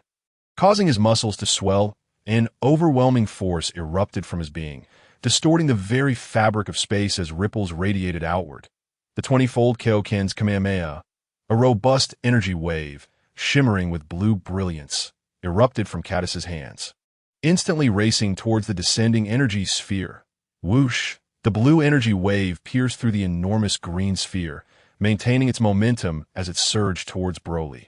Observing the incoming blue wave, Broly unleashed multiple green energy orbs from his hands. But they proved incapable of halting the unstoppable force of the powerful energy wave. Ugh! Broly's frenzied body instinctively sensed the threat of death, displaying a glimmer of fear. However, at that moment, Cadis appeared behind Broly in an instant, delivering a precise chop that rendered him unconscious. Cadis then swiftly dodged to the side, that a streak of blue light shot past Cadis, soaring into the distance until it reached the depths of a mysterious realm, where it illuminated the surroundings with a dazzling glow, followed by the emergence of a colossal mushroom cloud, the resulting shockwave lingering long after. Before long, Broly regained consciousness, and upon seeing Cadis, he wore an expression of deep remorse. "I'm sorry, Brother Cadis, I have disappointed you this time." Disappointed? Not at all. On the contrary, Broly, your ability to control your power to this extent has exceeded my expectations, Cadis replied. However, it seems that while you have made significant progress in meditation, there is still room for improvement in combat and the application of your strength. From this day forth, you shall learn how to master your power alongside me, Cadis said, patting Broly's shoulder. Master my power? Can I truly do that? Broly's heart trembled at the thought, recalling the 3 years he had spent in an alternate dimension attempting to control his strength, only to still lose his sanity. Had it not been for Brother Cadis's overwhelming strength, he might have inadvertently harmed him. Cadis was well aware of Broly's concerns, yet he understood this was a challenge they had to face eventually. Broly, you must confront your own strength with courage. Only by truly mastering it can you appreciate the beauty of this world. Upon hearing Cadis's encouragement, Broly felt a weight lift from his heart and resolved to diligently learn how to control his power alongside his brother. From that day forward, Cadis and Broly engaged in training sessions, carefully moderating their strength as Cadis aimed to gradually guide Broly in familiarizing himself with his abilities. Cadis also provided Broly with the fruits of the Spirit Tree, which, while not significantly enhancing his combat power, remarkably boosted his mental fortitude. Cadis generously offered Broly a substantial quantity of these fruits to consume at a steady pace, in addition to their training. Bulma frequently visited the Heavenly Lake Mountain, further strengthening the bond between her and Cadis. They occasionally ventured into the cosmos together, but years swiftly passed, due to the events surrounding the rise of the Second Karak. Combined with the influence of the Heavenly Lake Mountain Sanctuary, the Earth Kingdom placed immense emphasis on the cultivation of martial artists. Consequently, The upcoming World Martial Arts Tournament promised to be unprecedented in its grandeur compared to the original story. The Earth Kingdom harbored high hopes for this tournament, increasing the prize money and expanding its reach. Furthermore, competitors who reached the top 8 would gain access to the sanctum of Heavenly Lake Mountain for training. This year's participants were notably stronger than in previous years, with even some outer disciples from the Heavenly Lake Mountain Sanctuary joining the fray. Goku, there are so many people here, Krillin exclaimed, astonished by the bustling crowd. I never imagined this year's World Martial Arts Tournament would be so grand. There are indeed many young girls. The Turtle Hermit initially spoke with a serious demeanor, but upon spotting the passing young women, his true nature was revealed. Yamcha had overcome his fear of girls, yet he still felt a flush of embarrassment at the Turtle Hermit's behavior. I wonder if my brother and Bulma have arrived yet, Son Goku said, shaking his head as he scanned the area. Just then, 2 figures approached, one of whom called out, "Hey, Goku!" It was Caddis and Bulma who had just arrived, and upon reaching the venue, they spotted Goku and the others. "Brother, Bulma!" Son Goku joyfully rushed over. "Master Roshi," Caddis warned, casting a glance at the Turtle Hermit. The Turtle Hermit, feeling a strange chill run down his spine, sensed a hint of danger, but upon seeing Caddis's smiling face, decided it was best to focus on the other girls instead. "Krillin, this is my brother, and the lovely lady beside him is Bulma." Son Goku introduced his companions to the small, bald Krillin and the elegant launch. "Hello." Krillin, initially lacking confidence, felt shy at the thought of Goku's powerful brother and greeted them bashfully. In contrast, Launch, embodying her refined demeanor, greeted them with grace. "Wait for me." At that moment, Oolong the pig came running up from behind, holding 2 ice creams. "Thank you," Caddis said to Oolong, taking the ice cream and offering one to Bulma. Oolong looked at his empty hands, feeling utterly despondent. "Let's go. Registration is about to close." As the conversations drew to a close, Caddis interjected, prompting the others to realize that time was of the essence. Subsequently, a few members made their way to the registration desk, where only Wukong, Klin, and Yamcha signed up. Master Roshi opted not to register, as Caddis had informed him that disciples from Tianmu Mountain would be participating, rendering his involvement unnecessary. Thanks to Caddis's influence, the event organizers had arranged a prime viewing spot for them. Shortly thereafter, the preliminary rounds commenced, and due to the sheer number of participants, several characters from the original narrative, whose abilities were insufficient, did not make it into the top 8.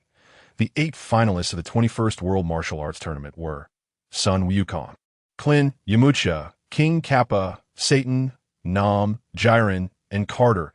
King Kappa had increased his visibility by entering this tournament early, while both Satan and Carter, disciples from Tianmu Mountain, were merely 14 years of age. After the host introduced the competitors, the matches among the top 8 began. In the first bout, Son Wukong faced Jiren, whose inherent might paled in comparison to Wukong's in a matter of moments. Jiren was swiftly dispatched. The second match featured Klin against Nam, in which Klin emerged victorious with relative ease. Considering Nam's hometown suffered from a lack of water, the organizers generously provided him with several versatile capsules capable of holding water. In the third contest, Satan squared off against King Kappa. Despite King Kappa's significant enhancement in strength compared to the original story, he fell short against Satan, who had trained in the sacred grounds. The fourth match, however, was the most fiercely contested of the quarterfinals, with Yamcha narrowly losing to Carter after employing the Wolf Fong Fist. Following the conclusion of the quarterfinals, the host announced a break that on their way to dine, Caddis and the others encountered Satan, who hurriedly approached Caddis and bowed. "Lord Caddis, I never expected to see you here." Observing the youthful and naive Satan before him, Caddis found it hard to envision him as the bearded, ostentatious hero he would later become. Yet since Satan had joined his ranks so early, Caddis considered nurturing him into a true hero. "Consume this and seize the championship," he said, tossing Satan a fruit from the tree of spirit. As Caddis followed Bulma and the others outside, he regarded the odd fruit with uncertainty. Nevertheless, reassured that Lord Caddis would not harm him, Satan decided to taste it. The effects were nothing short of astounding. Upon consuming the fruit, Satan felt a significant surge in his power and turned toward Cadis's retreating figure. Filled with gratitude, after the intermission, the host announced the commencement of the semi-finals. In the first bout, Sun Wukong faced Klin. Despite their shared training under Master Roshi, Klin's talent was evidently inferior to Wukong's, and he was soon defeated. In the second match, Satan, now significantly empowered, effortlessly overcame Carter, advancing to the finals. With the semi-finals concluded and both competitors ready, the host immediately initiated the final match. Sun Wukong regarded Satan with gravity. The latter had displayed formidable strength in his previous battle, necessitating a cautious approach. As the fight commenced, the two engaged in intense close-quarters combat, showcasing a flurry of techniques such as the afterimage fist and rapid movements. As the battle progressed, Satan began to gain the upper hand, repeatedly knocking Wukong down. Yet despite being toppled time and again, Wukong's Scion resilience allowed him to rise and continue fighting. Eventually, after Wukong unleashed the Kamehameha wave in response to Satan's energy clash, he found himself utterly drained and defeated, revealing the considerable gap in their powers, with Satan bolstered by the Tree of Spirit-S fruit. Cadis had merely come to relive old memories, and, as the tournament concluded, he bid farewell to Wukong and the others. He then prepared to embark on a quest for the Super Dragon Balls alongside Bulma, who, upon learning of their existence, insisted on joining him, her curiosity insatiable. Unable to refuse Bulma's persistent pleas, Cadis reluctantly acquiesced, recognizing that he could utilize her expertise in creating a larger version of the Dragon Radar. The Super Dragon Balls were essentially magnified versions of the Dragon Balls, necessitating only modifications to the standard radar for expanded detection capabilities and map adjustments. This task was far from daunting, and upon understanding Cadis's requirements, Bulma promptly set to work. But a month later, Cadis and Bulma boarded a spaceship that had been meticulously modified by Dr. Briefs, a state-of-the-art vessel equipped for intergalactic patrols, and set off on their quest for the Super Dragon Balls. Their first destination was the center of the galaxy. Earth resided on the universe's periphery. The Super Dragon Ball radar's search range was limited. Thus, reaching the galaxy's center was imperative for locating the Dragon Balls. However, rather than simply traveling by spaceship, Cadis had other plans. Once the vessel departed Earth, he instructed Bulma to don her spacesuit while he activated a protective shield, and together they exited the spacecraft. After storing the ship in a capsule, Cadis took Bulma's hand and executed instant transmission directly to the galaxy's center. Upon arrival, Cadis employed the Dragon Radar, swiftly pinpointing the location of the first Super Dragon Ball. After utilizing instant transmission to near the Dragon Ball, they resumed their seats in the spaceship and navigated towards it. Relying solely on the radar's general direction was insufficient for Cadis to execute instant transmission, making the spacecraft the more practical choice that to facilitate their quest for the Dragon Balls. Cadis had sought Dr. Briefs' assistance in enhancing the spaceship, ensuring it boasted remarkable speed alongside comfort and functionality. Beyond living quarters, the ship even featured a gravity training room capable of adjusting to 300 times normal gravity. While Bulma documented the cosmic vistas, Cadis engaged in rigorous training within the gravity chamber. After 3 days of serene travel, the tranquility of their journey was abruptly shattered by an alarm. In an instant, Cadis, drenched in sweat from his training, dashed to the cockpit. Cadis, the Dragon Radar indicates that the first Super Dragon Ball should be nearby, Bulma exclaimed, her eyes glued to the radar affixed to the control panel. Upon hearing this, Cadis leaned forward to gaze out the viewport into the vast cosmos, searching for signs of the Super Dragon Ball. From his recollections of the original story, he knew that the Super Dragon Balls were significantly larger than many planets. With a diameter of nearly 37,000 kilometers, such immense size should render them conspicuous. Suddenly, Cadis's voice rang out. "Found it!" Bulma rushed to join him, peering through the window. Before them loomed a colossal orange-red sphere resembling Jupiter. "Is that the Dragon Ball? It can't be a planet, can it?" Bulma gasped. Although she had never seen the Namekian Dragon Balls, her experiences with Earth-S paled in comparison to the enormity of the object before her. Cadis, too, was taken aback. Even having seen it in anime, Witnessing the Super Dragon Ball in person left him awestruck by its sheer size. Caddis, how are you going to move such a massive Dragon Ball? Bulma queried, astounded. The ball's dimensions suggested that transporting it would require at least hundreds of battleship-class spaceships. Indeed, in the original narrative, the Super Dragon Balls were gathered with the aid of Angels, Whis, and Beerus. "Stay here while I collect the Dragon Ball," Caddis declared, and with that, he executed instant transmission to the vicinity of the Dragon Ball, gazing upon the seemingly endless expanse of the enormous orb. He took a deep breath. "Rise," Caddis bellowed, unleashing his full divine power to manipulate space. In the next instant, the Dragon Ball before him vanished. Upon further reflection, it became evident that a Super Dragon Ball had indeed materialized within the spatial realm granted by the Earth Dragon. Subsequently, the duo embarked on their quest for the Super Dragon Balls that on the planet known as Gula 86. A figure resembling a demon from the depths of hell was mercilessly wreaking havoc. What a monstrous being! Is there no one to stop him? Where are the reinforcements from King Gula? Has he chosen to abandon us? With a thunderous roar as golden energy orbs rained down from the heavens like a torrential downpour. The anguished cries of the planet's inhabitants were silenced. Waves of golden energy shimmered across the surface of the planet, akin to fireworks, obliterating all man-made structures without leaving a shard intact. Ultimately, when the entire planet fell into a deathly silence, Caddis lingered momentarily upon the surface, and upon sensing no trace of life, ascended into the high atmosphere, breaking through the thin layers of the planet's atmosphere. Gazing below, he unleashed all his divine might to activate his spatial realm. With a surge of formidable telekinetic power, the planet trembled violently. The ground split apart, and the Earth began to collapse, as if this once thriving planet were on the brink of annihilation. Suddenly, the planet formerly known as Gula 86 revealed its long-concealed visage. Hidden for millennia in the vastness of space, a spacecraft hovered, and Bulma, observing the transformations of the planet beneath her, suddenly exclaimed, "It's the Dragon Ball! This planet is indeed the Super Dragon Ball." It appeared that beneath the fractured Earth lay another expanse of golden terrain. The true form of the Super Dragon Ball, specifically the 4-star Dragon Ball. Thus, we have already discovered 2 Super Dragon Balls. Counting the red star markings, Bulma confirmed, the Super Dragon Balls utilize the principle of refraction, allowing them to be visible from any angle. Caddis soared back towards the planet. He waved his hand, retrieving the 4-star Dragon Ball into his spatial realm. Meanwhile, at the headquarters of the Gula Legion in a distant part of the universe, a soldier hurriedly rushed toward a specific room, only to be intercepted by 3 members of the Gula Mech Battalion. "Halt! What is the matter?" inquired the leader of the Mech Battalion. "Savaiza.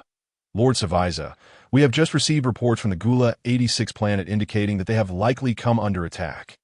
The soldier replied, panic evident in his voice. "Gula 89 does not possess any special resources. Who would dare attack there? Could there have been a mistake?" Savaiza questioned, puzzled. "There is no mistake. The 86 planet previously sent photos. We suspect the attackers could be Psions," the soldier asserted.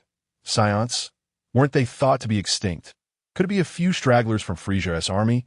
Savaiza inquired, further perplexed. King Frisia and King Gula are brothers. Despite their turbulent relationship, it is unlikely they would go to war. This subordinate is uncertain, but upon investigation, it was found that this Psion is not registered, so he likely does not belong to Frisia's forces. The soldier reported. Savaiza furrowed his brow and waved his hand. "Very well. I shall report this matter to King Gula. You may leave." "Yes, I take my leave." After the soldier departed, a lizard-like member of the Mech Battalion, Nez, queried, "Savaiza, could there truly be any Psions that have eluded our grasp in the universe?" "It is possible. After all, there may be a few Psions who were away at the time, and thus were not eliminated," Savaiza responded. After finishing their discussion, they proceeded towards the dark, silent palace. As they entered the ominous hall, they instinctively quieted their footsteps. After approximately 15 minutes, they arrived at a grand chamber. At the forefront of the hall sat a terrifying figure upon a throne, possessing blood-red eyes and a deep purple body, embodying the ultimate form of the frost demon race that was none other than Gula, Frisia's brother, who regarded Savaiza and his companions with an indifferent gaze. "I hope you bring intriguing news," a deep voice resonated. Upon hearing this voice, Savaiza and his comrades quickly knelt in reverence, proclaiming, "King Gula, we have just received word that the Gula 86 colonization planet has allegedly been attacked by Scions." "Oh, Scions?" came the cold response, spoken with mere syllables. Savaiza and his companions were instantly drenched in cold sweat, hastily adding, "They are not Scions from Frisia's army. They are those who have been lost and have never appeared before." "Oomph, I doubt Frisia would dare," Savaiza and his companions quickly concurred, fearing King Gula's displeasure. "Find them," the voice commanded, unwavering. "Yes, we shall promptly locate this Scion," Savaiza and his companions replied, slowly retreating from the eerie, foreboding hall. As they watched the trio depart, Gula gradually rose, revealing two blood-like streaks beneath his eyes. His purple exoskeleton gleamed with radiance, and his robust form loomed before the throne, emanating a terrifying aura in the blink of an eye. A year had elapsed. Relying on instant transmission and spacecraft, Cardis traversed nearly half the universe before finally collecting the third Dragon Ball. These 3 Dragon Balls were scattered across the farthest corners of the cosmos. Fortunately, 2 were located within the Milky Way, while the third was discovered in a distant galaxy. Even with the Dragon Ball radar and instant transmission, it required considerable effort to find them. The primary reason being that they had likely not been utilized for at least 10 million years. Thus, aside from the first Super Dragon Ball found by Cardis, the appearances of the other 2 had almost entirely transformed, resembling ordinary planets. The second Dragon Ball acquired not only looked similar to a typical planet, but also had a colony established upon it, inhabited by people. Had Cardis not confirmed repeatedly, it would have been incredibly difficult to believe that this planet was indeed a Super Dragon Ball.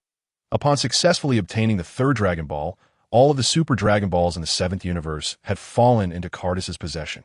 According to Cardis's recollection, the Super Dragon Balls were distributed between the 7th and 6th universes, with his current location being the 7th universe. However, he could scarcely remember the exact number of Dragon Balls present in the original 7th universe. Yet, after traversing most of the universe, he had not detected any new Dragon Ball signals. The 7th universe possessed only 3 Dragon Balls, implying that the remaining 3 were in the 6th universe. With another likely situated at the boundary of the 2 universes, Cardis murmured softly. However, although his current instant transmission could reach the 6th universe, he was unaware of the coordinates. "Bulma, we are going to meet a friend," Cardis announced to Bulma. This cosmic journey had exposed Bulma to a multitude of diverse civilizations and wonders of the universe, leaving her in a state of exhilaration. "Cardis, you actually have a friend? Surely they don't resemble some peculiar alien?" Bulma asked curiously, having assumed Cardis was solely devoted to training. Cardis contemplated the appearance of Gak and hesitated. "They might be somewhat unusual. They aren't terrifying monsters, are they?" Bulma's tension rose at Cardis's words that on a verdant planet, 2 figures suddenly materialized. As Cardis brought Bulma there, through instant transmission, in the distance lay a crystal-clear lake, where a young girl sat beneath a willow tree, engrossed in her writing and drawing. Beside her stood a figure resembling Ultraman, gazing profoundly into the distance while perched upon a rock. "The environment here is quite delightful," Cardis remarked as he approached Gak. "Cardis, what brings you here?" Gak's expression shifted from inscrutable to welcoming upon recognizing his visitor. Before Cardis could explain, Bulma exclaimed in surprise, "Sister!" The girl beneath the tree was none other than Bulma's sister, Tai Si. Having aspired to be a writer, Tai Si had forsaken a life of privilege at a young age to embark on her own adventures. Through her friendship with Gak, she had been able to travel to various planets aboard a spacecraft for inspiration. However, the novel inspired by Jack is not particularly popular.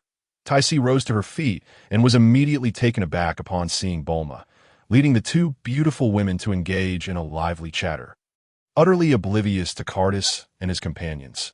Initially, Cardis had intended to introduce Bulma to Jack, but it seemed that such introductions could wait, and he decided to address the matter at hand directly with Jack. "Jack, do you know the whereabouts of Zuno?" "Lord Zuno.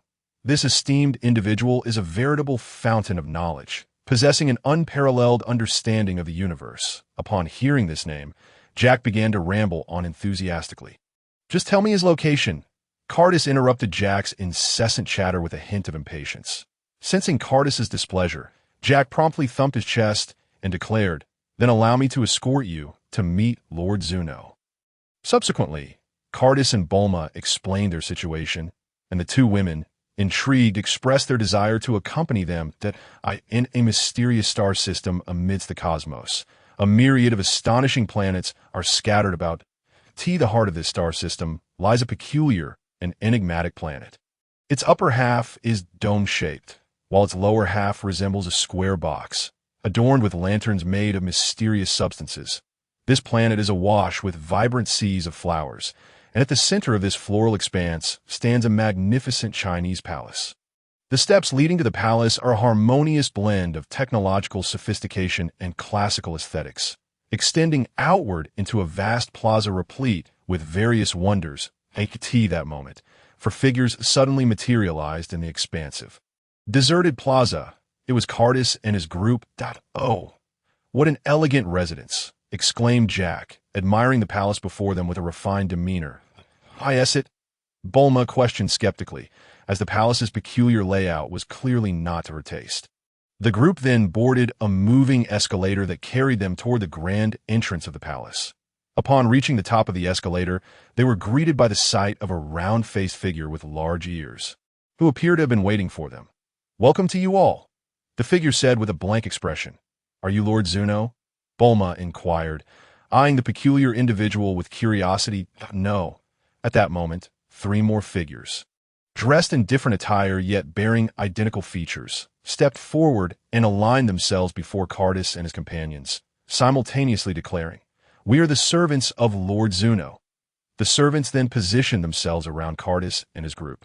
One servant, clad in yellow, proclaimed, "Lord Zuno does not meet with those who lack an appointment. If you wish to schedule a meeting now, you may wait 7 years for an audience." Both Bulma and Jack were taken aback, astonished that merely to meet him would require a 7-year wait. "I can pay any amount. Is there no way to make an exception?" Bulma confidently asserted, for the Universal Capsule Corporation had grown immensely wealthy over the years.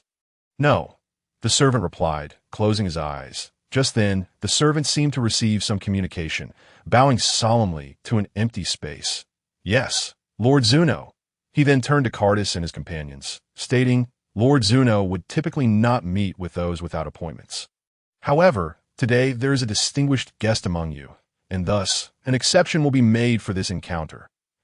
A distinguished guest? Bulma, Tai Si, and Jack exchanged puzzled glances. Nonetheless, Jack puffed out his chest, hands on his hips, and cleared his throat with pride, believing that his status as a galactic patrolman, who had contributed so much to universal peace, must surely be the reason for this distinction. That's more like it.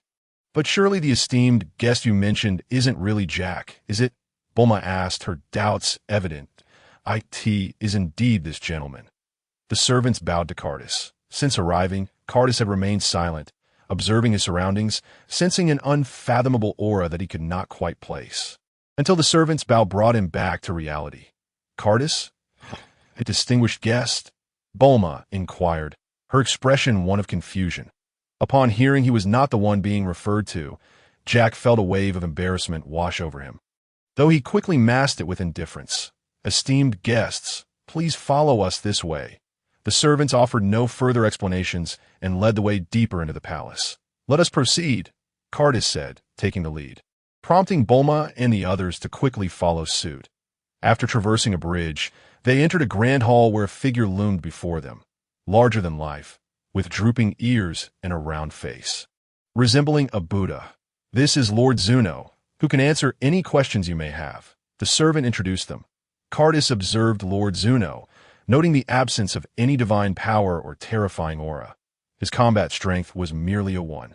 Yet, upon employing his mystical eye, he found Zuno somewhat inscrutable. "Aside from this honored guest, each of you may ask one question for free." The servant gestured towards Bulma and her companions, excluding Cardis. "Is there no offering required here?" Jack had intended to offer his kiss, but was pleasantly surprised to learn they could ask questions free of charge. Indeed, because of this esteemed guest, You are permitted to ask one question without cost. The servant clarified. Then allow me to go first, Jack declared eagerly, wishing to showcase Lord Zuno's vast knowledge. Lord Zuno, I wish to know the origins of these two ladies beside me. Jack pointed to Bulma and Tai Si.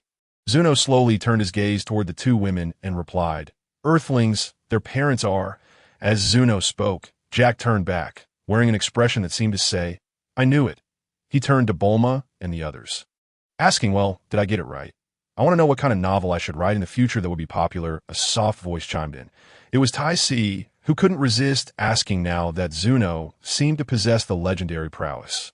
Novels based on the Scion race will be quite popular in the future, Zuno responded. Noticing that Zuno had finished answering, the other lady remained shy and hesitant. The nearby servant inquired, Madam, do you have a question as well? Of course I do. Otherwise, what am I doing here? Bulma snapped back, seemingly having made up her mind. She then boldly asked, Please tell me, where's my future husband? Zuno gazed at her impassively and slowly replied, He is right beside you. Upon hearing this, Bulma turned to look beside her, where Cardis stood, and her face flushed crimson. Cardis, too, scratched his head in slight embarrassment.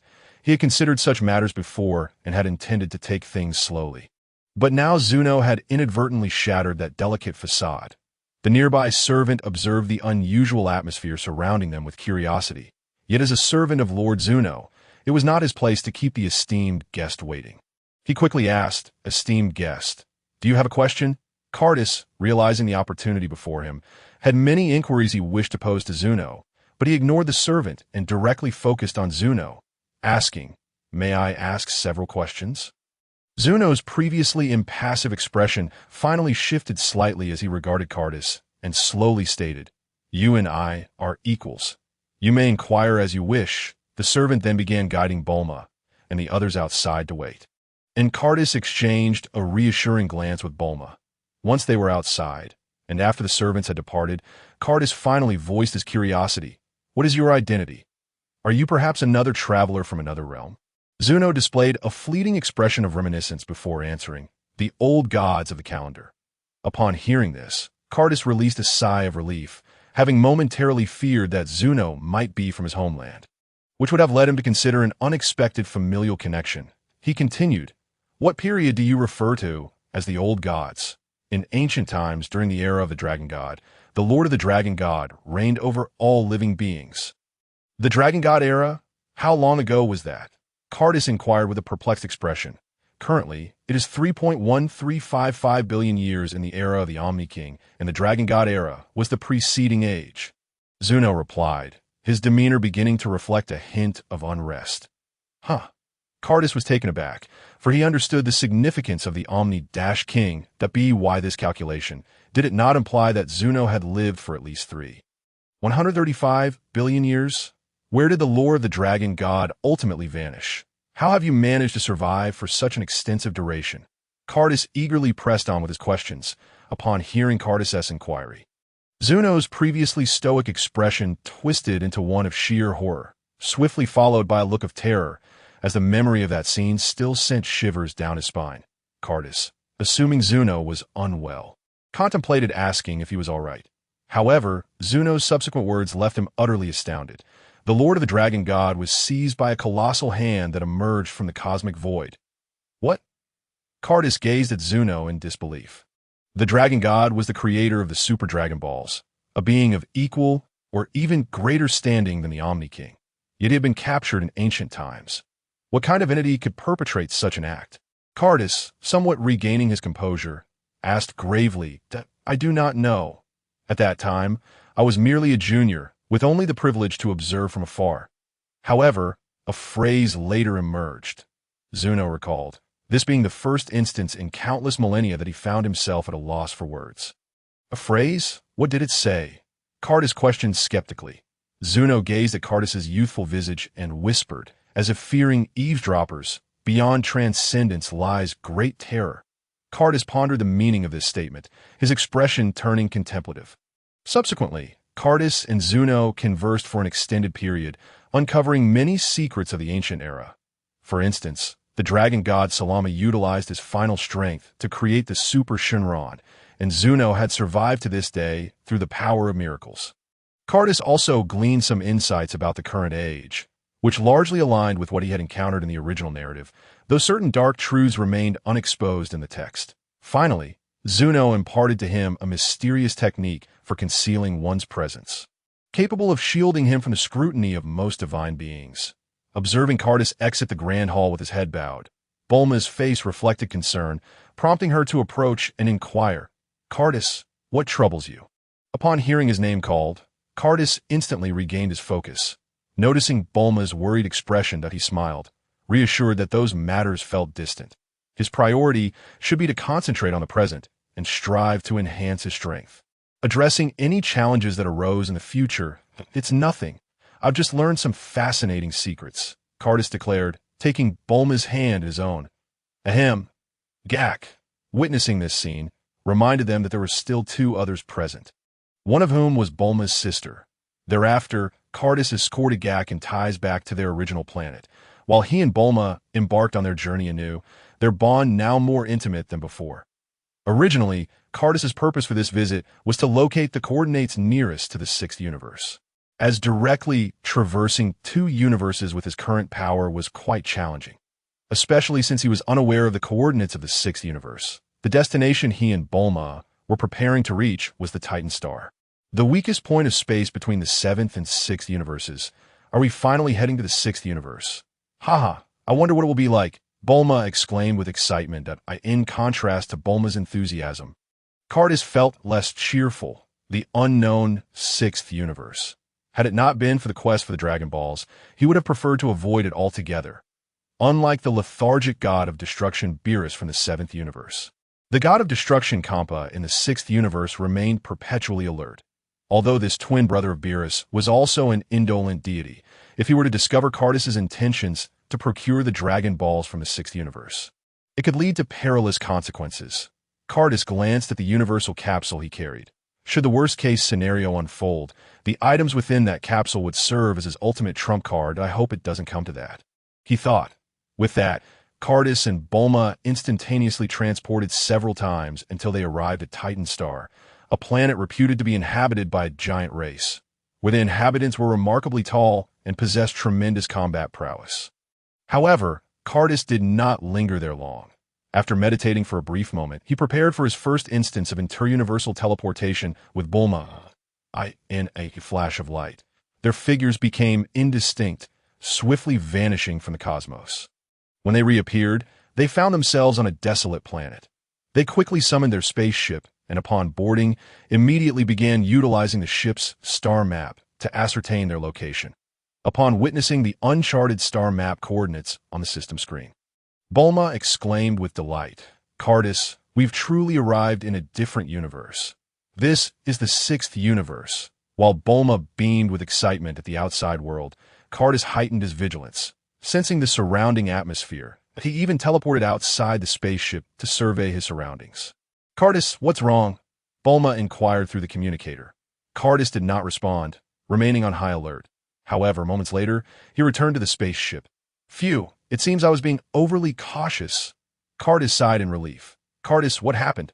I've never seen you this wary before." Bulma asked, puzzled. "I can't afford to be careless.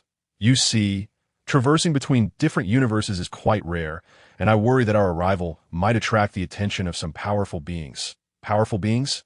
How strong could they be? Stronger than you?" Bulma chuckled, having witnessed Cardis's formidable strength during their previous travels, where his astonishing combat power had left her in awe for quite some time. "With my current strength, should I encounter such beings, they could likely eliminate me with a mere thought," Cardis replied with a wry smile. "What?" Bulma's eyes widened in disbelief. Cardis continued to clarify, "The powerful beings I refer to are the gods of destruction and angels. They are divine entities that, as you now know, there are 12 universes, each with its own god of destruction and angel.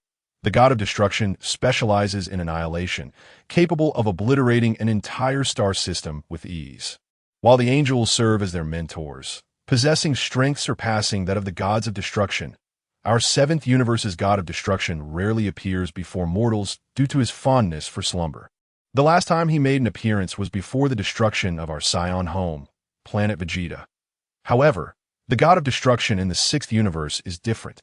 If they were to notice our presence during this interuniversal journey, they may very well confront us. Just imagine, if they find us displeasing or object to our interference with their Dragon Balls, what would we do?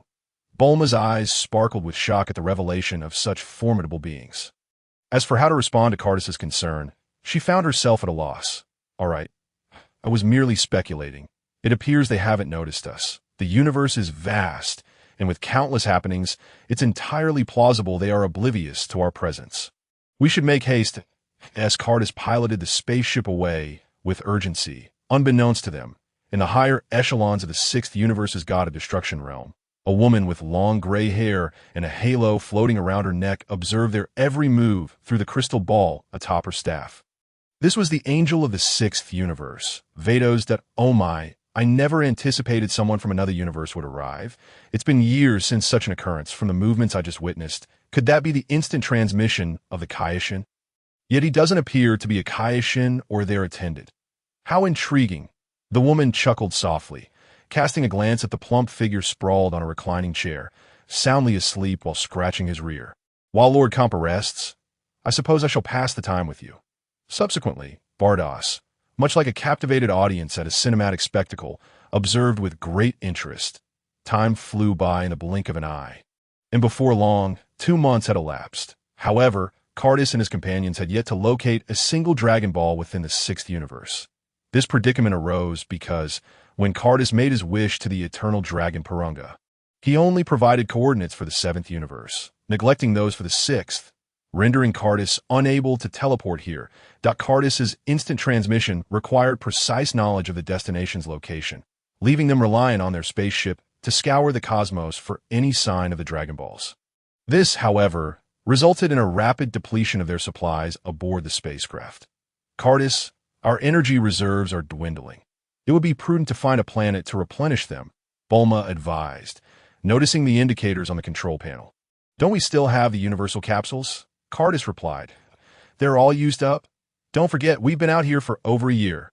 Not only our energy is low, but our food supplies are also running scarce. Bulma remarked, frowning as she held up several empty universal capsules. The Scion appetite was well known. Although they had initially stocked ample provisions, Cardus's voracious consumption had taken its toll. Additionally, the spaceship's energy usage was substantial, which had only been sustainable due to Cardus's frequent use of instant transmission during their prior travels in the seventh universe. Very well. Let us seek out a planet for resupply. Ideally, it should be a developed civilization. So we can also acquire a star map, Bulma suggested. Cardus extended his senses and soon detected a planet teeming with signs of life not far from their position. Found it, he exclaimed. The duo swiftly stowed their spacecraft and, utilizing Cardus's instant transmission, arrived at the vicinity of the planet. The planet was a water-blue orb comparable in size to Earth, with numerous ships visibly traversing its surface. Wow, this is fantastic. It must be a developed world. Bulma exclaimed with enthusiasm.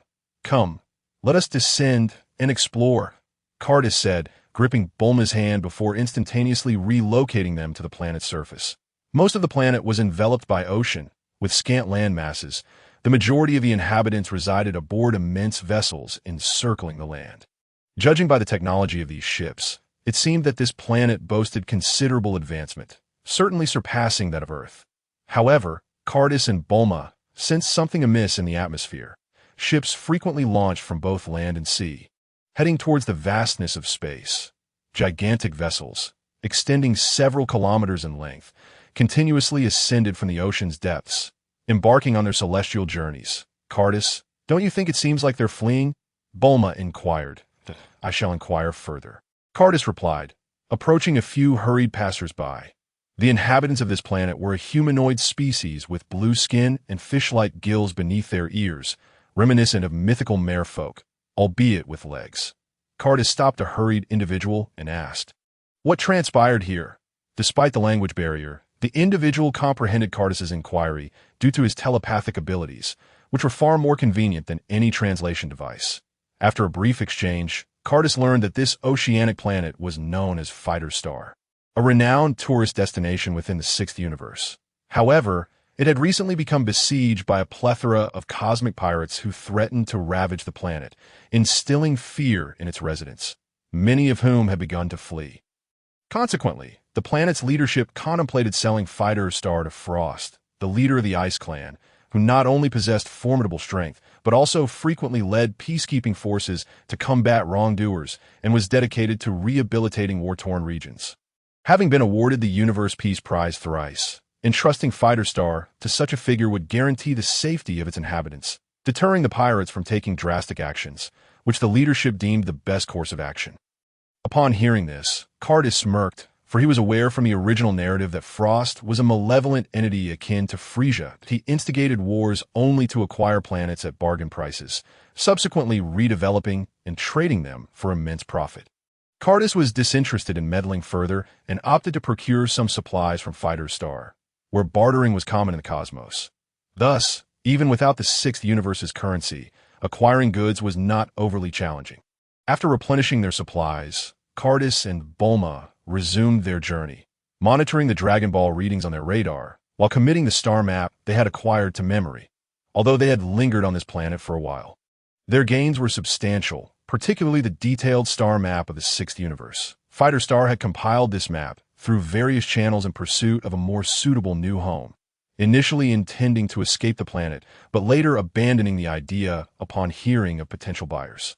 After traveling for some time, Cardis detected numerous life signs in their vicinity and maximized the sensitivity of the ship's sensors.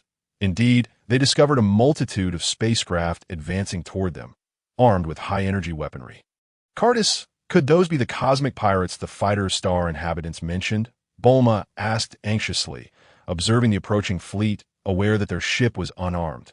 Regardless of their identity, we should land on a nearby planet to avoid damage to our vessel, Cardis declared. Bulma, responding to his command, deftly piloted the spaceship toward a nearby ochre-hued planet. As they descended towards the nearby planet, the surrounding warships followed closely behind. Once they stowed their spacecraft in a universal capsule, they noticed several ships landing nearby, quickly followed by a horde of extraterrestrials converging upon them. Cardis felt no trepidation at the sight of these aliens. Had it not been for the potential damage to their ship, he would have had no qualms about engaging in battle. Nevertheless, he turned to Bulma and said, "Stay here and do not wander off." He enveloped Bulma in a protective barrier, created through his formidable powers, to shield her from any potential combat fallout. "Cardis, please be cautious," Bulma urged, her concern evident. "Do not worry.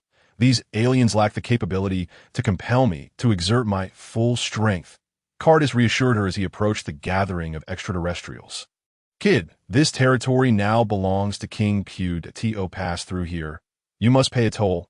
If you cannot, you shall forfeit your life." A frog-headed alien shouted at Cardis, prompting derisive laughter from the surrounding crowd. "So, you are the cosmic pirates of this region?" Cardis inquired nonchalantly. "Oh, since you recognize our profession, why not comply promptly? When King Pewd arrives, that little lady behind you might just be taken as well." "Ah," one of the aliens taunted. "Indeed, that girl should also be taken. Who knows, King Pewd might fancy her. We could be rewarded with some fine liquor." The others joined in, laughing heartily, oblivious to Cardis's increasingly darkening expression.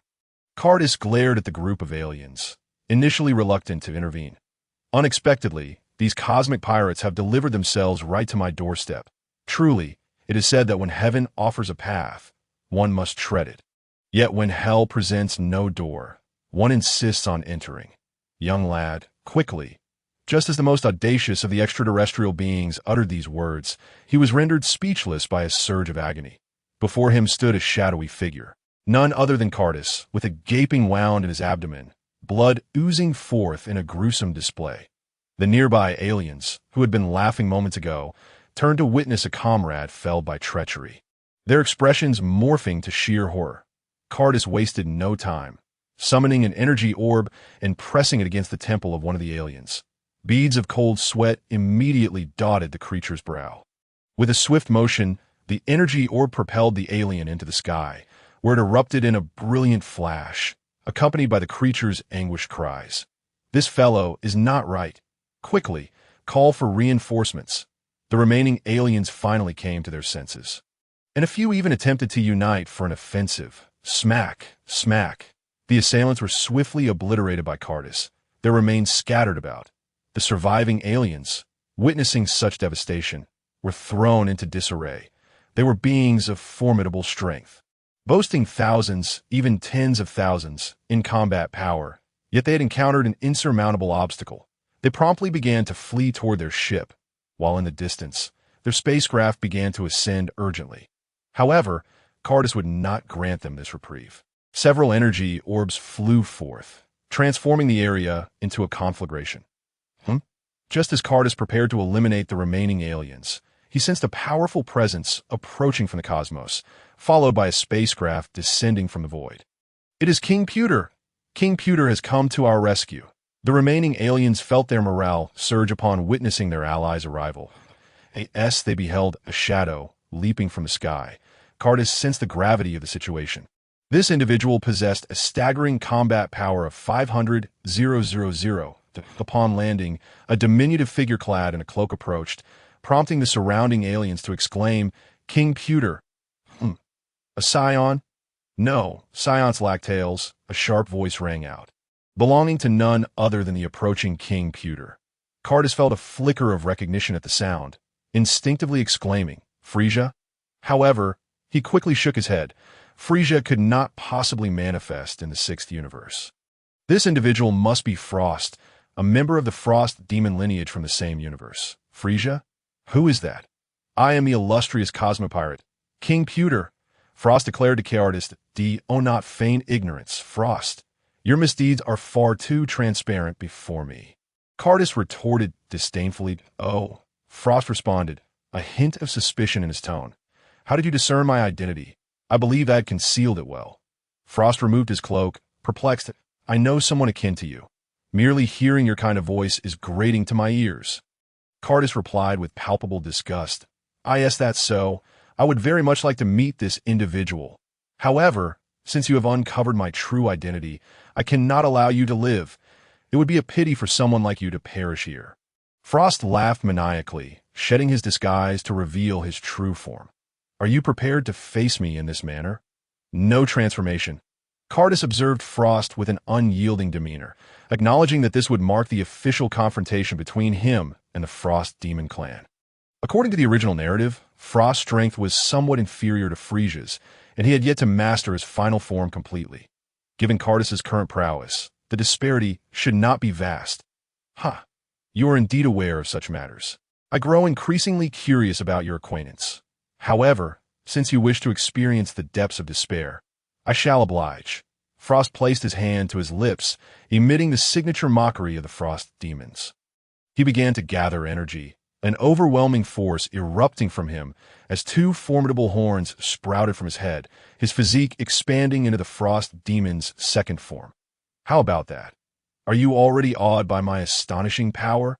Frost mocked Cardis upon completing his transformation, that "If you seek death, I shall grant it." Cardis replied, noting that Frost had not yet unleashed his full strength.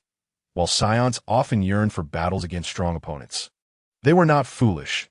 Cardis had already offered Frost one chance and would not extend a second. At this moment, Frost's second form possessed merely 1 million in combat power, whereas Cardis, having honed his skills during this period, consistently wielded 2,000,000. Cease your grandstanding.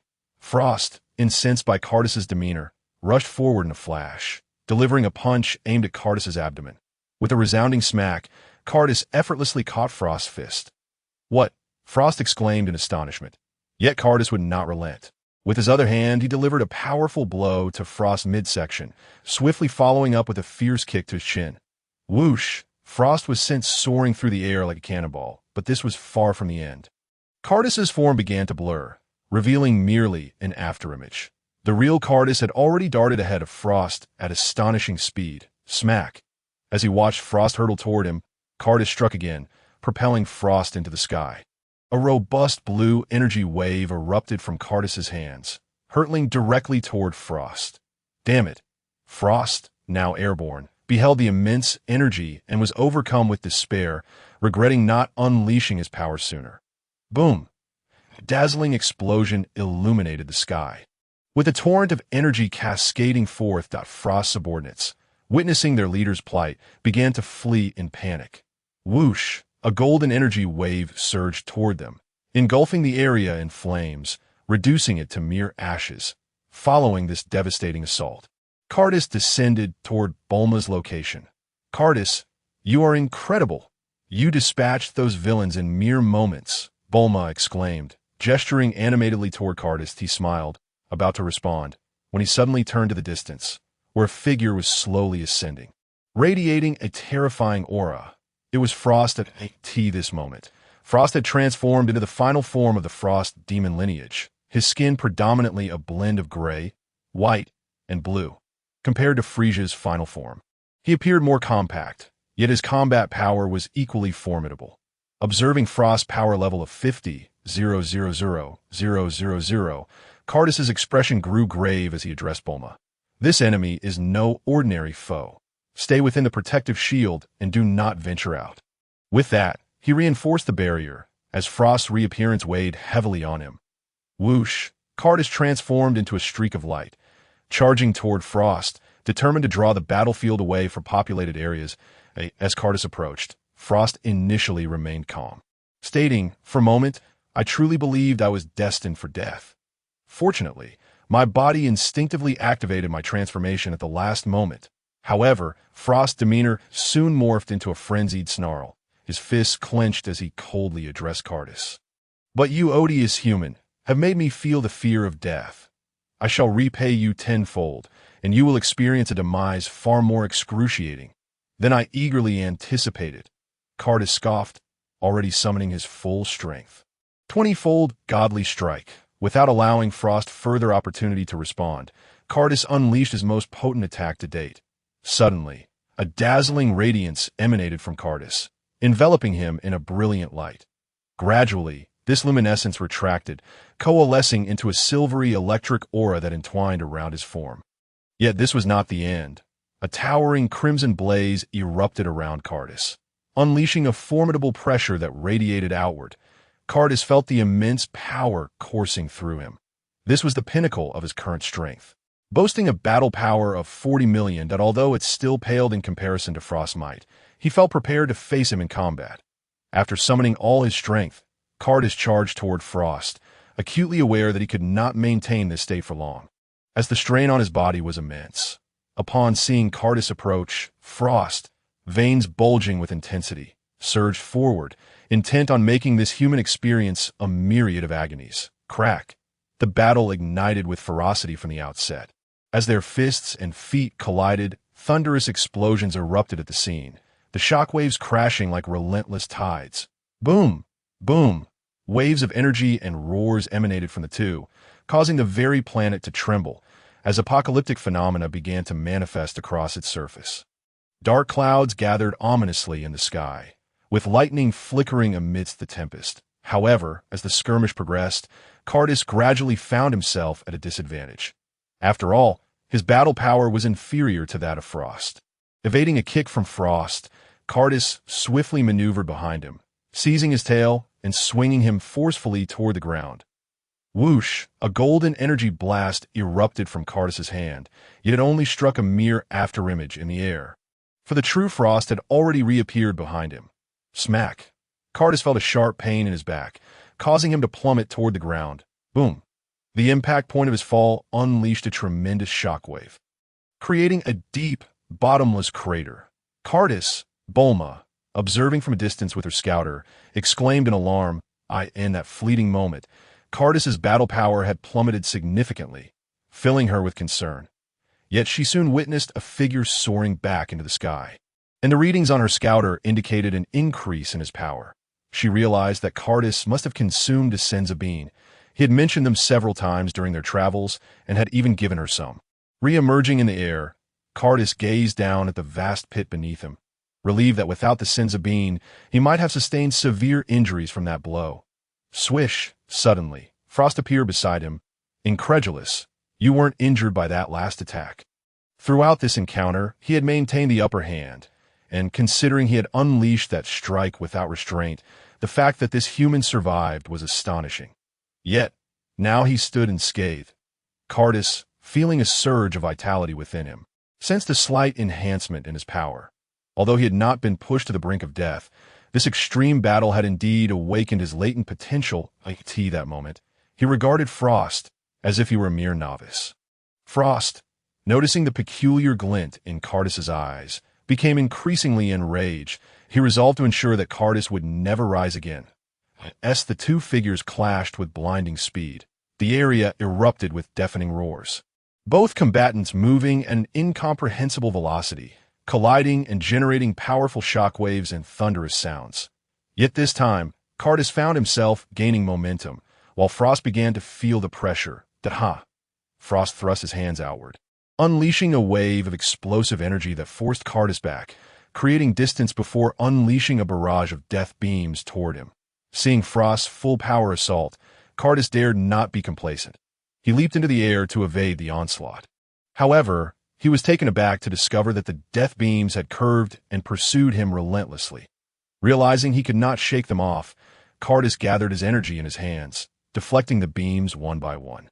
But when the dust settled, Frost's presence had vanished. Sensing the energy around him, Cardis was suddenly struck by a punch from the side. After blocking the attack, he immediately countered. Bam! Boom! Gradually, Cardis's strikes became more precise and formidable.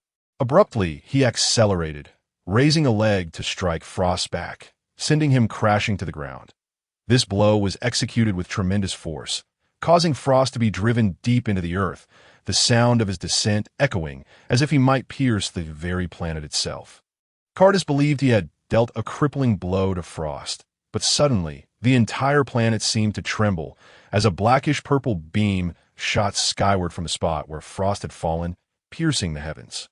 As the beam dissipated, a massive figure hovered above the crater, its muscles bulging. Frost had transformed. Cardis was taken aback. This was an unmistakable manifestation of Frisia's final form from the original story. It appeared that not only was he growing stronger, but his adversary was also continually surpassing limits in this battle. One must never underestimate anyone.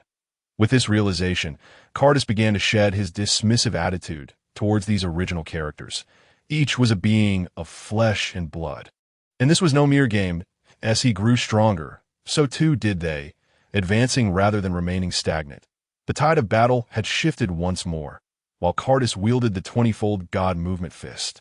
His power stood at 50 million, whereas Frost had reached a staggering 100 million. Thanks to you, I have perfected the ultimate form of our Frost demon race, Frost exclaimed, a maniacal grin spreading across his face. This is my true power at 100 as a reward. I will ensure you experience exquisite suffering. With his wounds nearly healed, Frost charged at Cardis with lightning speed, reigniting the fierce close-quarters combat.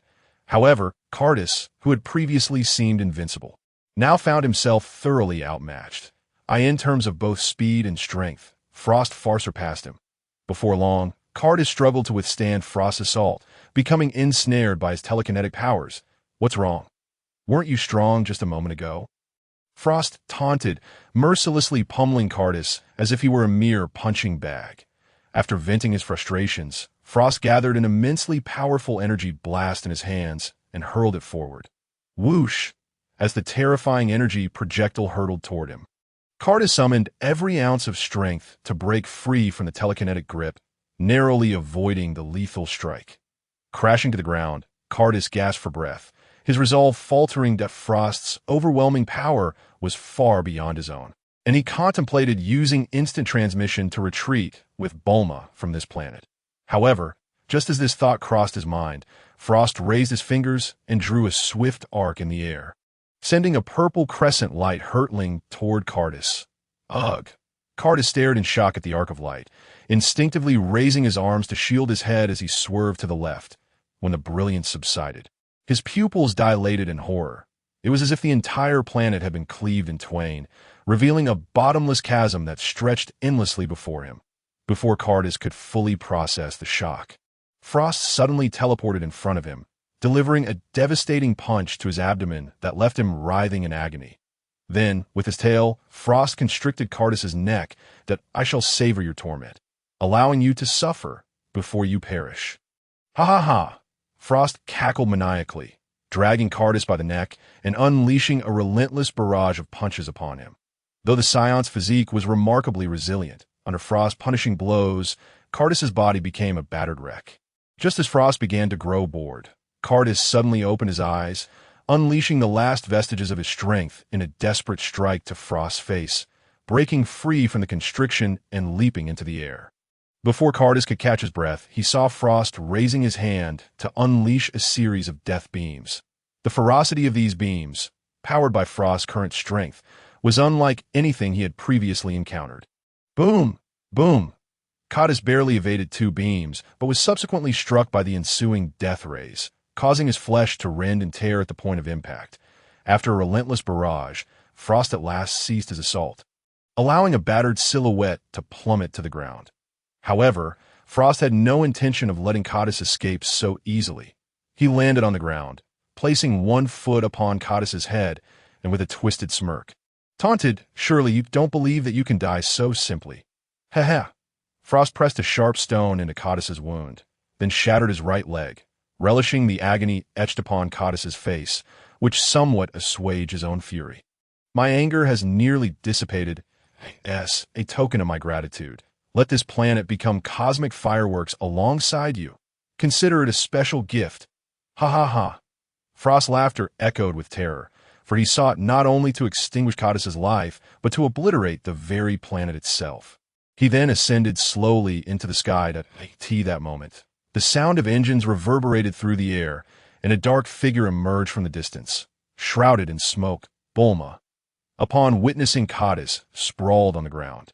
With the readings on her detector plummeting rapidly, she wasted no time in bursting forth from her protective shield.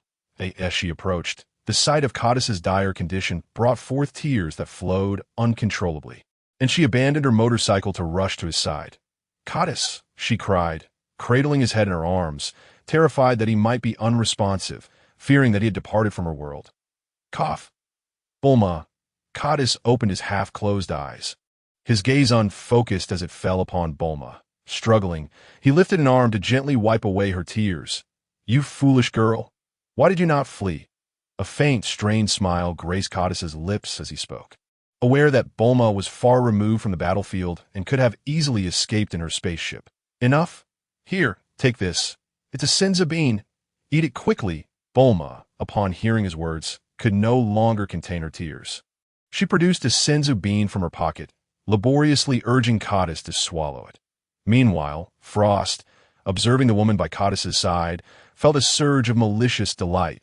He wished to make her witness the demise of her friend, her loved ones, inflicting upon her a deeper anguish and a lasting guilt in the afterlife. With that thought, Frost slowly raised his hand, unleashing a crimson glow from his fingertips. Cardis felt as though he had returned to a former life, where he toiled in the monotony of a 9-to-5 existence. Yet a voice shattered this tranquility, as if someone were calling out to him. "It's Bulma." He suddenly opened his eyes wide. Before him was a delicate face streaked with tears. Bulma. Just as he reached out to touch her cheek, a red beam pierced through Bulma's body, rendering her exquisite visage seemingly frozen in time. Suddenly, time resumed its normal pace as Bulma's body slumped toward him. Cardis questioned whether this was but a dream. Yet, reality struck him as he felt the warm blood on his hands, disbelief washing over him as he cradled Bulma's lifeless form, recalling their moments together. With a heavy heart, he rose slowly, carefully placing Bulma's body into his spatial pocket. Like tea that moment, a torrent of unexpressed rage surged within Cardis's chest. He was furious at his own inadequacy, at his inability to protect Bulma, and enraged at Frost for taking away the one he cherished. A blinding bolt of electricity struck nearby, illuminating his fearsome expression. It was as if the entire planet were undergoing an extraordinary transformation. A terrifying aura began to brew. Heavy clouds gathered in the sky, and flashes of lightning danced within, occasionally striking near Cardis. Unforgivable! You dare to harm Bulma! Cardis trembled with rage, blood seeping from his clenched fists, his hair shifting between black and gold. Debris swirled around him as the earth quaked violently, fissures appearing in multiple locations. As the chaos escalated, even Frost in the sky, turned to gaze in astonishment at the scene unfolding below. At that moment, Codis unleashed a primal roar. A golden flame enveloped him, his hair standing on end, transformed into a brilliant gold, while his eyes glimmered with a vibrant green, an immense power surging forth. Beholding the golden-haired, emerald-eyed Codis, Frost exclaimed in shock, "He is transformed." Yet Frost quickly regained his composure, sneering, "A mere human, even with some changes, cannot hope to defeat me." He raised his hand, preparing to unleash a series of death rays toward Codis. However, before he could execute his attack, Codis appeared before him in an instant, his piercing green eyes fixed coldly upon him, and grasped Frost's raised hand with a vice-like grip. Ugh! As Codis exerted his strength, Frost began to wail in agony, dark purple flames igniting around him. With all his might, he struggled free and hastily distanced himself from Codis. "Frost, you alone are unforgivable," Codis roared, igniting a torrent of golden energy that erupted from his body. Shooting in all directions like a rain of energy, the dense barrage of energy blasts surrounded Frost, causing him to feel a chill creep down his spine. He shouted in desperation, his breath erupting as he frantically waved his arms in an attempt to deflect the onslaught. One blast, then another. First, Frost succeeded in deflecting a few energy orbs. Yet Codis's relentless assault continued unabated, like a machine gun firing without pause. Frost could block a few, but he could not withstand the onslaught of dozens, even hundreds that followed. Soon, explosions erupted all around him, and Frost found himself overwhelmed by the furious barrage. In the distance, Codis, having expended his energy, transformed into a streak of golden light, charging toward Frost and engaging him in close combat. The once arrogant Frost, faced with the overwhelming power of Codis, found himself utterly defenseless, pummeled mercilessly like a punching bag. With each strike, the air reverberated with violent shockwaves as the landscape erupted in chaos, the mountains crumbling, the seas roiling, and a deafening roar echoing as volcanoes erupted, reminiscent of an apocalyptic scene, yet even more terrifying. As the two battled, a nearby space station observed the unfolding events as a group of aliens monitored the surrounding data. Report, we have detected King Pewd's energy signature on a desolate planet in the six-star system. It appears he is in combat, one alien at the control panel announced. Assess King Pewd's combat power and prepare the reserve team for immediate support, commanded a frog-faced alien, prompting the others to spring into action. Shortly thereafter, the earlier alien reported, "We have detected King Pewd's combat power. Good heavens, it exceeds 100 million. King Pewd is truly formidable. Long live King Pewd." The surrounding aliens erupted in fervent cheers. What about the enemy facing King Pewd? The frog-faced alien inquired further. "I'll check immediately. There's a reading of 150 million in combat power beside King Pewd." Upon hearing this number, the once enthusiastic crowd felt as though cold water had been doused upon them, plunging the space station into a heavy silence. Just then, an alarm blared from the control panel, indicating a detection limit warning. That IT turned out the combat power reading continued to rise, throwing everyone into a state of panic. In an instant, a blinding light flashed, and the space station was obliterated into a cloud of debris. On the desolate planet in the sixth universe, under the relentless assault of Codis, Frost was dazed and filled with dread. As the pain coursed through his body, fear began to take root in his heart. Could it be? You truly are a Scion, but how could the Scions be so formidable? Shouldn't the most powerful race in the universe be us, the Frost Demons? Gritting his teeth, Frost forcefully thrust both palms forward, unleashing two shockwaves radiating with brutal energy that collided head-on with Codis. Yet this strike, capable of annihilating a planet, failed to even make Codis take a single step back. Instead, he surged forward through the shockwaves, seizing Frost's left arm and twisting it with great force. Crack! Frost's left arm was instantly broken. Codis then raised his foot and kicked Frost several thousand meters away, severing his left arm in the process. Frost's face contorted in agony as he let out a pained roar. How infuriating! This is not how the script should unfold. Frost stared incredulously at the figure before him, radiating a golden glow, veins bulging on his forehead. "I have attained perfect power.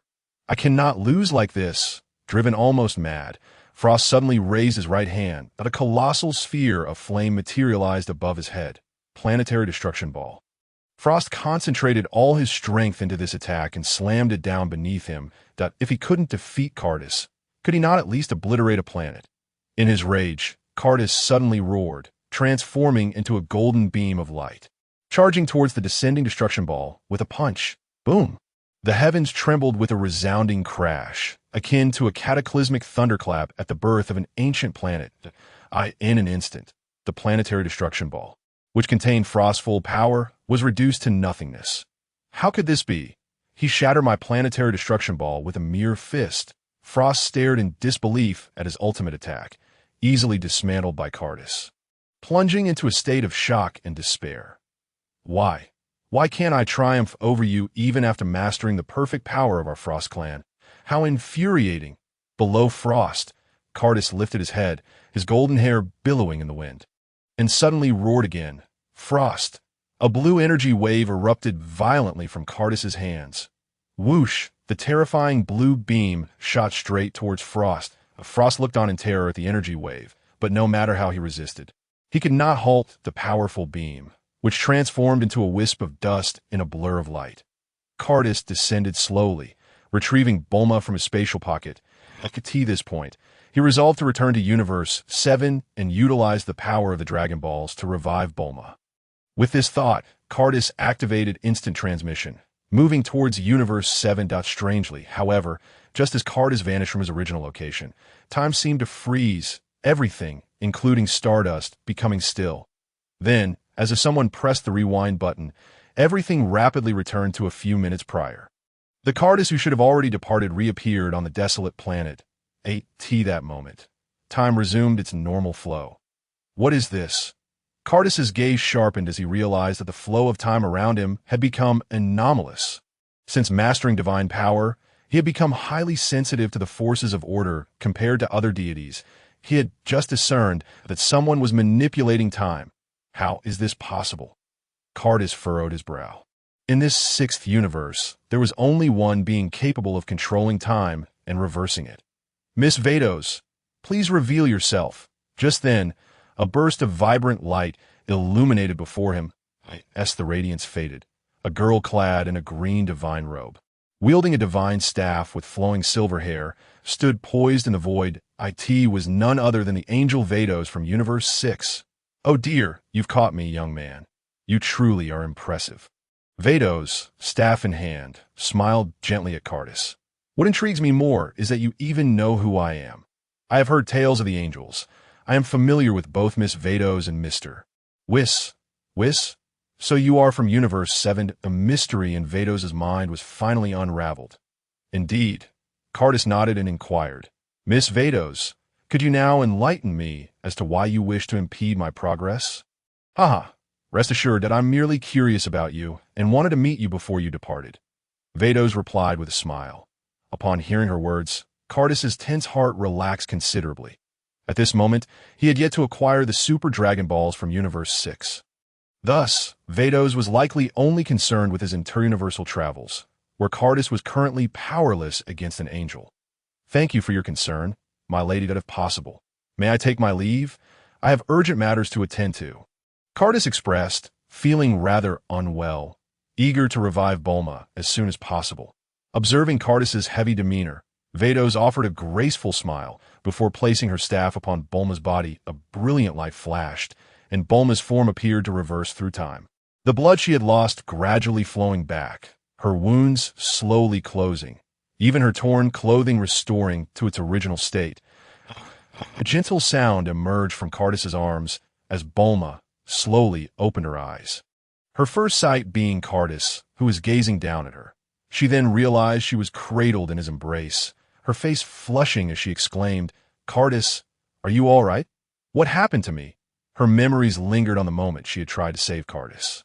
Cardus, witnessing Bulma's revival, was instantly filled with joy, tightly embracing her, fearful of losing her again. Through this experience, he comprehended that one often realizes what is truly cherished only after experiencing loss. Even if one could revive someone with the Dragon Balls, not everyone could bear to watch a loved one die before their eyes. After a while, the two finally separated under Vados' curious gaze, Bulma shyly lowering her head. "Thank you, Miss Vados." Cardus sincerely expressed his gratitude towards Vados. While he could return to Universe 7 to find the Dragon Balls to revive Bulma, it was evident that Vados had come with goodwill, and he was truly appreciative that I am a scion from Universe 7. Seeking the Super Dragon Balls to fulfill my wish, Cardus conveyed his intentions to Vados, uncertain whether she would permit him to collect the Super Dragon Balls from Universe 6. If not, he may have to leave. "Is it the Super Dragon Balls created by Lord Zalama?" Vados' staff flickered a few times before she began her investigation.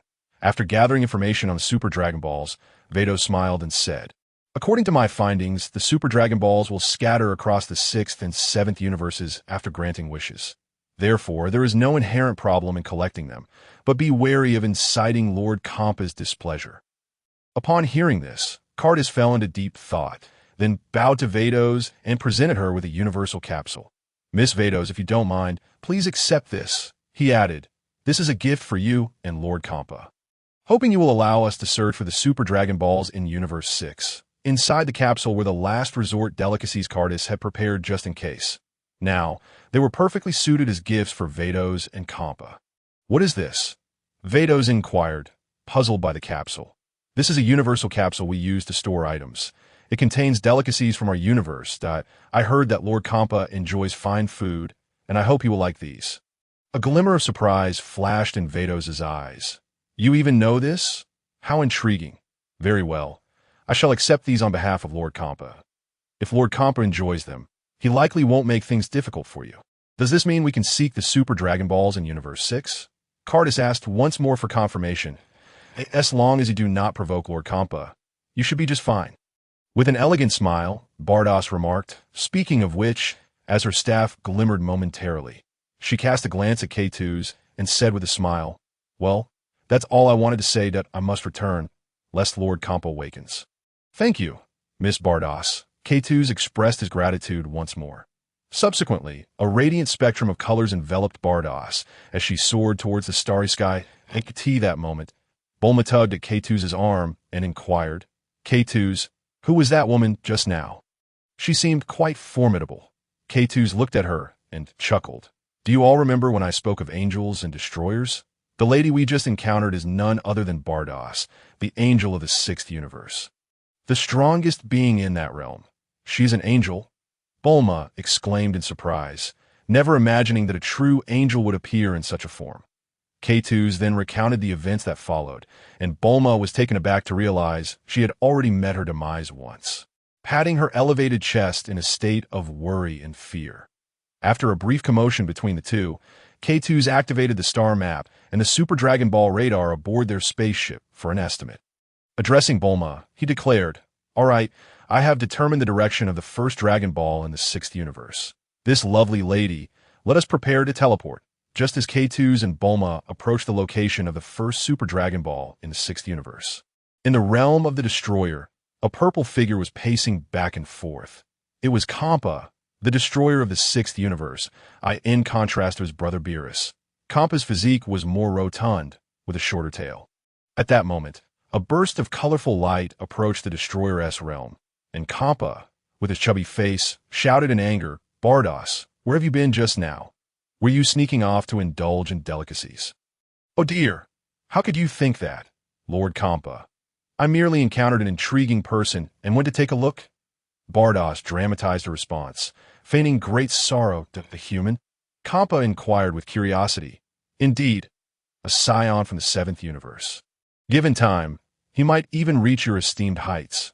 "Lord Kampa," Bardos replied, returning to her normal demeanor. "The 7th universe? Is that the one that Beerus sent to steal our dumpling bird eggs?" Upon hearing about the 7th universe, Kampa's malicious speculation arose. "Not at all, Lord Kampa. This scion has come to the 6th universe in search of the Super Dragon Balls," Bardos clarified. "Super Dragon Balls?" Kampa echoed. "Those are the Super Dragon Balls created by Lord Zalama. Totaling 7 in number, scattered across the 6th and 7th universes, capable of granting any wish," Bardos enlightened Kampa. "How could we allow anyone to take them? Especially someone from Beerus' side. No, I must personally eliminate him." Kampa declared, unable to remain still at the thought of his possessions being taken away. But, Lord Kampa, the Super Dragon Balls will return to our 6th universe after the wishes are granted, and this scion even brings gifts for you, Bardoss said nonchalantly. Gifts? Kampa's mind conjured images of dumpling bird eggs, rumored to be a delectable delicacy. Bardoss tapped her staff, and a capsule materialized. Kampa squatted down, scrutinizing the capsule, but could not discern any sign of food. Lord Kampa, it's right here. Bardoss pressed a button on the capsule, and a container appeared.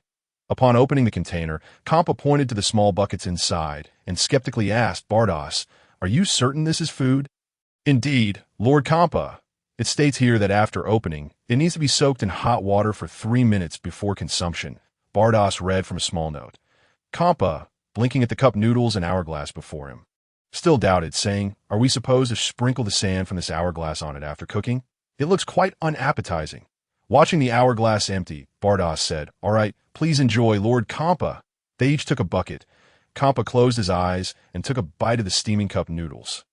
Ugh! He suddenly opened his eyes, devouring them fervently, finishing every drop of broth. Ah! This is simply exquisite. This dish is unbelievably delicious, Kampa exclaimed, beads of sweat forming on his brow, a look of sheer delight on his face. Then, Lord Kampa, what of that Scion's quest for the Dragon Balls in the 6th universe? Bardoss, having finished her cup noodles, asked with a beaming smile. Considering the splendid gift he presented, I shall not pursue him, Kampa casually remarked, gazing at the mountain of cup noodles before him. However, just as he was about to grab another bucket, Bardoss's staff intervened. Lord Kampa, for your health, you may only have 1 bucket per day. Furthermore, you have yet to complete your exercise for today. Otherwise, you will have to forego dinner and breakfast tomorrow. Bardoss collected the mountain of cup noodles and addressed Kampa. Kampa, gazing at the vanishing mountain of noodles, wore a conflicted expression on his chubby face. Soon after, a purple figure in the Destroyer realm commenced various weight loss exercises.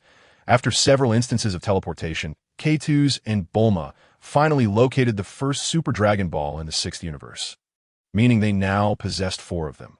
Following an additional 3 months of searching, they finally detected a signal for the 2nd Super Dragon Ball.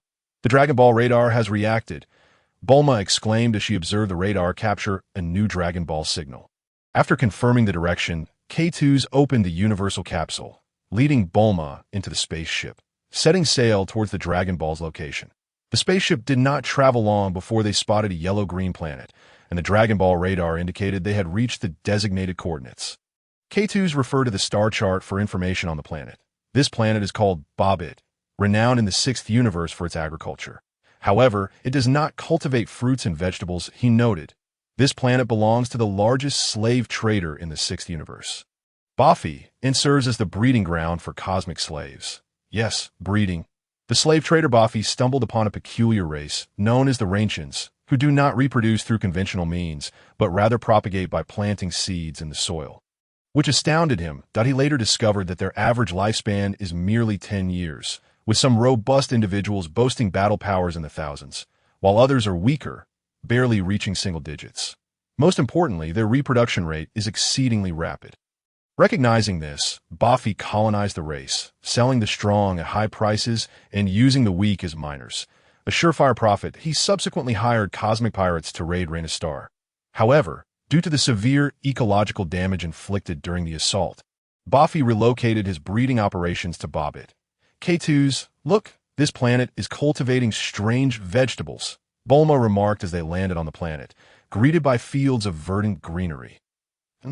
K2s felt a strange sensation emanating from the green vegetables. At that moment, several cosmic beings approached, each possessing battle powers around 5,000, spotting K2s and Bulma.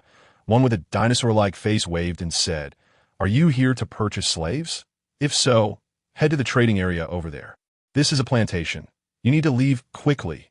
The group of cosmic beings then ignored K2s and Bulma, resuming their vegetable harvesting as they uprooted the vegetables. Human bodies were uncovered beneath, their green skin standing at half the height of a person, with hair resembling vegetables sprouting from their heads. "Please spare me. Please spare me." The vegetables that had been uprooted were predominantly neutral in nature, their faces etched with expressions of terror as they cried out. Yet, the extraterrestrials paid no heed to their desperate pleas. Seemingly accustomed to such scenes, they proceeded to bring forth cages to classify them, securing the stronger ones with advanced technological chains, while the weaker ones were unceremoniously thrust into cages. Before moving on to the next plantation, Cartes, Bulma approached, her heart heavy with compassion. These reinterrs bore some resemblance to the vegetable beings of the seventh universe. However, the latter were mere consumables with much shorter lifespans.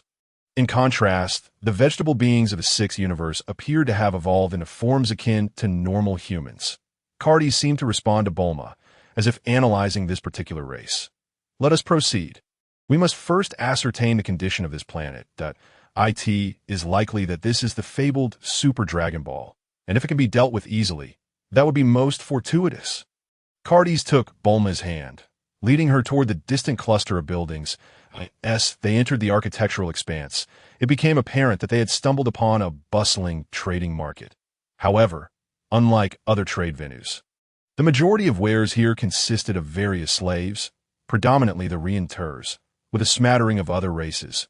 Bulma watched the various slaves being whipped, her heart aching at the sight, and buried her face in Cartes' embrace. Do not fear. Let us investigate that grandest edifice. Cartes comforted Bulma, guiding her into the most opulent structure, which bore the inscription in the universal language, Babbitt Star Slave Trade Committee. Upon their arrival, several attendants promptly approached, as patrons entering this domain typically engaged in substantial transactions, often involving clients too formidable for their proprietor, Barfi, to offend. May I inquire, esteemed guest, what type of slave you seek? For mining? Or perhaps for gladiatorial combat? Or do you require someone more formidable? One of the attendants offered, presenting refreshments, while another, a creature with a draconic visage, inquired. Fetch your most prominent master. The business I propose is beyond your station. Cartes replied matter-of-factly. The trade of slaves was of no concern to him.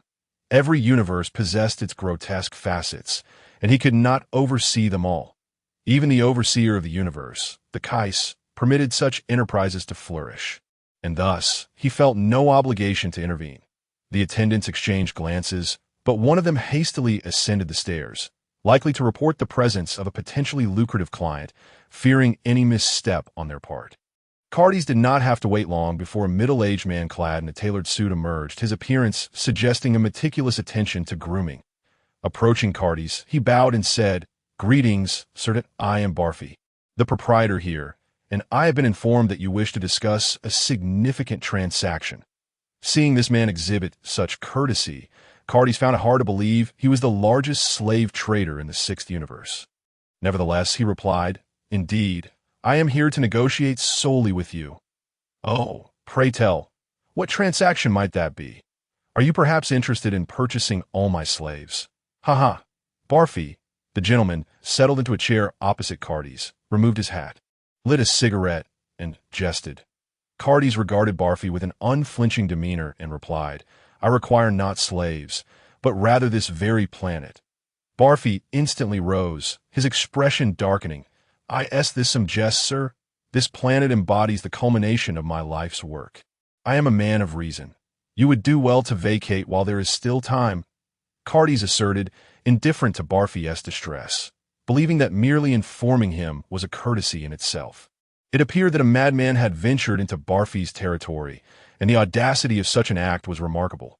"Seize him and feed him to the dogs," Barfi ordered his guards, adjusting his attire and flicking the ash from his cigarette. Over the years, Barfi had invested significantly in his bodyguards, having dealt with many who attempted to disrupt his business, all of whom met grim fates. For an extended period, his name had become synonymous with terror within this star domain. It seemed these newcomers had forgotten his ruthless methods. Yet, in an instant, two blurs shot forth, his guards having been effortlessly dispatched, crashing through the structure's walls. Barfi looked on in shock at Cartes. His guards were formidable warriors with battle powers of 10,000. "If you refuse, I shall simply have to exert myself," Cartes declared, rising to his feet. "Yes, Cartes, dispose of this villain. He treats other races with such cruelty." It is utterly abhorrent. Bulma stood, her fury directed at Barfi. As Cartes advanced, Barfi's composure faltered, panic creeping into his gaze. That moment, a figure with azure skin interposed between them. Master Leighton, you have arrived at last. Please apprehend this scoundrel. Leighton was a bodyguard Barfi had hired at great expense, the foundation of his standing in the universe over the years. You should know that I only engage in battle for my own sake. Leighton replied without turning to Barfi. He then faced Cartes. I can sense it. You are indeed extraordinary. Cartes regarded the imposing azure figure before him. Sensing a formidable power, he furrowed his brow. He had not previously detected this strength, indicating that this individual could conceal his presence. Leighton clenched his fists at his waist, an astonishing aura erupting from him, creating a tempest that swept through the building and the surrounding marketplace. Yet, this tempest could not approach Cartes. A faint golden energy shield enveloped him, and Bulma, you intend to fight me within the confines of this shield? Leighton inquired after the storm subsided. Bulma, please wait here, Cartes instructed, stepping outside the protective barrier. We shall battle outside. Should anyone dare to harm this woman, they shall face the wrath of Leighton. The first part of Leighton's words was directed at Cartes, while the latter half was aimed at Barfi and his guards. Cartes noted that this individual was unlike the others. He followed Leighton as they exited. The protective shield he had conjured for Bulma was not easily breached. Even without Leighton's assurance, it was improbable that these individuals could penetrate in a desolate canyon. Cartes and Leighton engaged in a fierce confrontation, their figures colliding amidst the rocky terrain. The intensity of their battle caused the very earth to tremble and debris to swirl. Boom! Amidst the cacophony, the two figures darted past each other, landing on the ground, each carving a deep scar into the solid rock. You exceed my expectations. However, the true battle is only just commencing, Leighton remarked, a hint of a smile gracing his lips. A surge of blue energy erupted from Leighton, rippling outward like waves from his feet. Indeed, this individual harnessed energy. Cartes mused as he observed Leighton's rapidly escalating battle power. Soon, Leighton's strength peaked at 5 million before gradually tapering off, his aura now resplendently full. I see you still possess reserves. Unleash them, or you shall miss your opportunity. Leighton confidently challenged Cartes. In that case, I shall reveal my true power, but do try not to be frightened. Cartes retorted. I, Leighton, am not so fragile. Leighton chuckled heartily, yet as Cartes unleashed his prowess, his expression shifted to one of grave concern.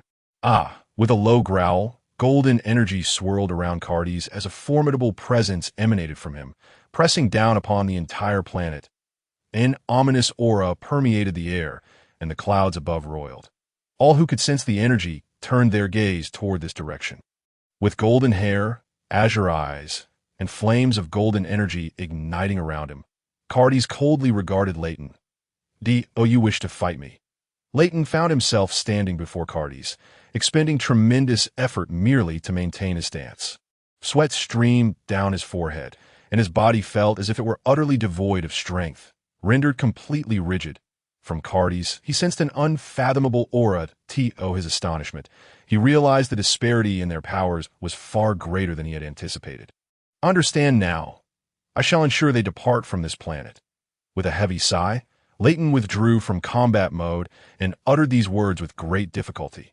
When the two returned to the hall, the expressions of the slave trader, Barfi, and his associates were exceedingly grim. Master Leighton, how did the battle go? Barfi inquired with a hint of expectation as he watched Leighton approach. Leighton cast a sidelong glance at him and declared, This planet no longer belongs to you. What? Master Leighton, I have invested considerable effort into this planet. Barfi protested, his face betraying his dissatisfaction. Leighton slowly passed by Barfi and his companions, pausing momentarily to say, Abandon your petty schemes. There are few in the cosmos who could rival that gentleman. The faint gratitude Barfi had once shown him had long been repaid over the years. His previous statement was merely a final piece of counsel. Whether or not Barfi chose to heed it was of no concern to Leighton. After delivering this message, he continued on his way toward the spaceport at the rear of the hall. Barfi turned, his expression one of shock, as he beheld Cartes. who was engaged in light-hearted conversation with Bulma. He could hardly fathom that someone of such youthful appearance could possess such terrifying power. Shortly thereafter, numerous spacecraft ascended from the planet. Barfi even went so far as to hire a fleet from a nearby advanced planet. Upon witnessing the now desolate Bespin star, Cartes instructed Bulma to board the spacecraft and depart into outer space before he himself began to levitate slowly. With an overwhelming surge of telekinetic energy, the entire planet began to tremble. The ground cracked, and the Earth began to collapse, as if the former largest slave plantation planet of the Sixth Universe were on the brink of cataclysm. As fissures widened, a glimmer of orange light emerged, unveiling a truth hidden for countless years. "It is a planet," Cartes exclaimed joyfully upon observing the colossal orange sphere adorned with a serpentine red mark, realizing that they had now collected 5 Super Dragon Balls. Meanwhile, in outer space, the many spacecraft that had not yet distanced themselves from the planet displayed expressions of astonishment at the violent transformations occurring beneath them. Barfi, in particular, could scarcely believe that the planet he had inhabited for so many years concealed such secrets. Yet, before he could continue to contemplate the implications, the immense orange sphere vanished from sight. Casting a glance towards Cartes in the distance, Barfi silently congratulated himself on making a wise decision.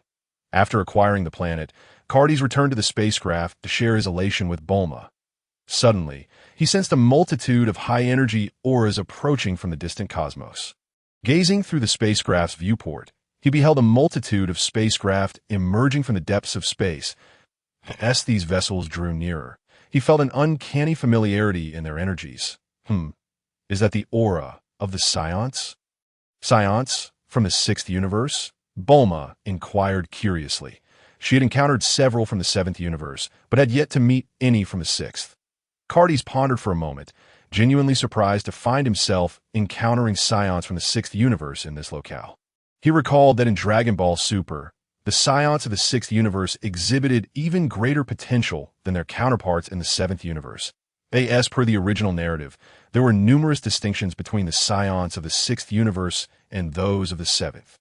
Although they were nominally the same race, the differences between the two had become so pronounced that, in Cartes' view, they no longer resembled one another.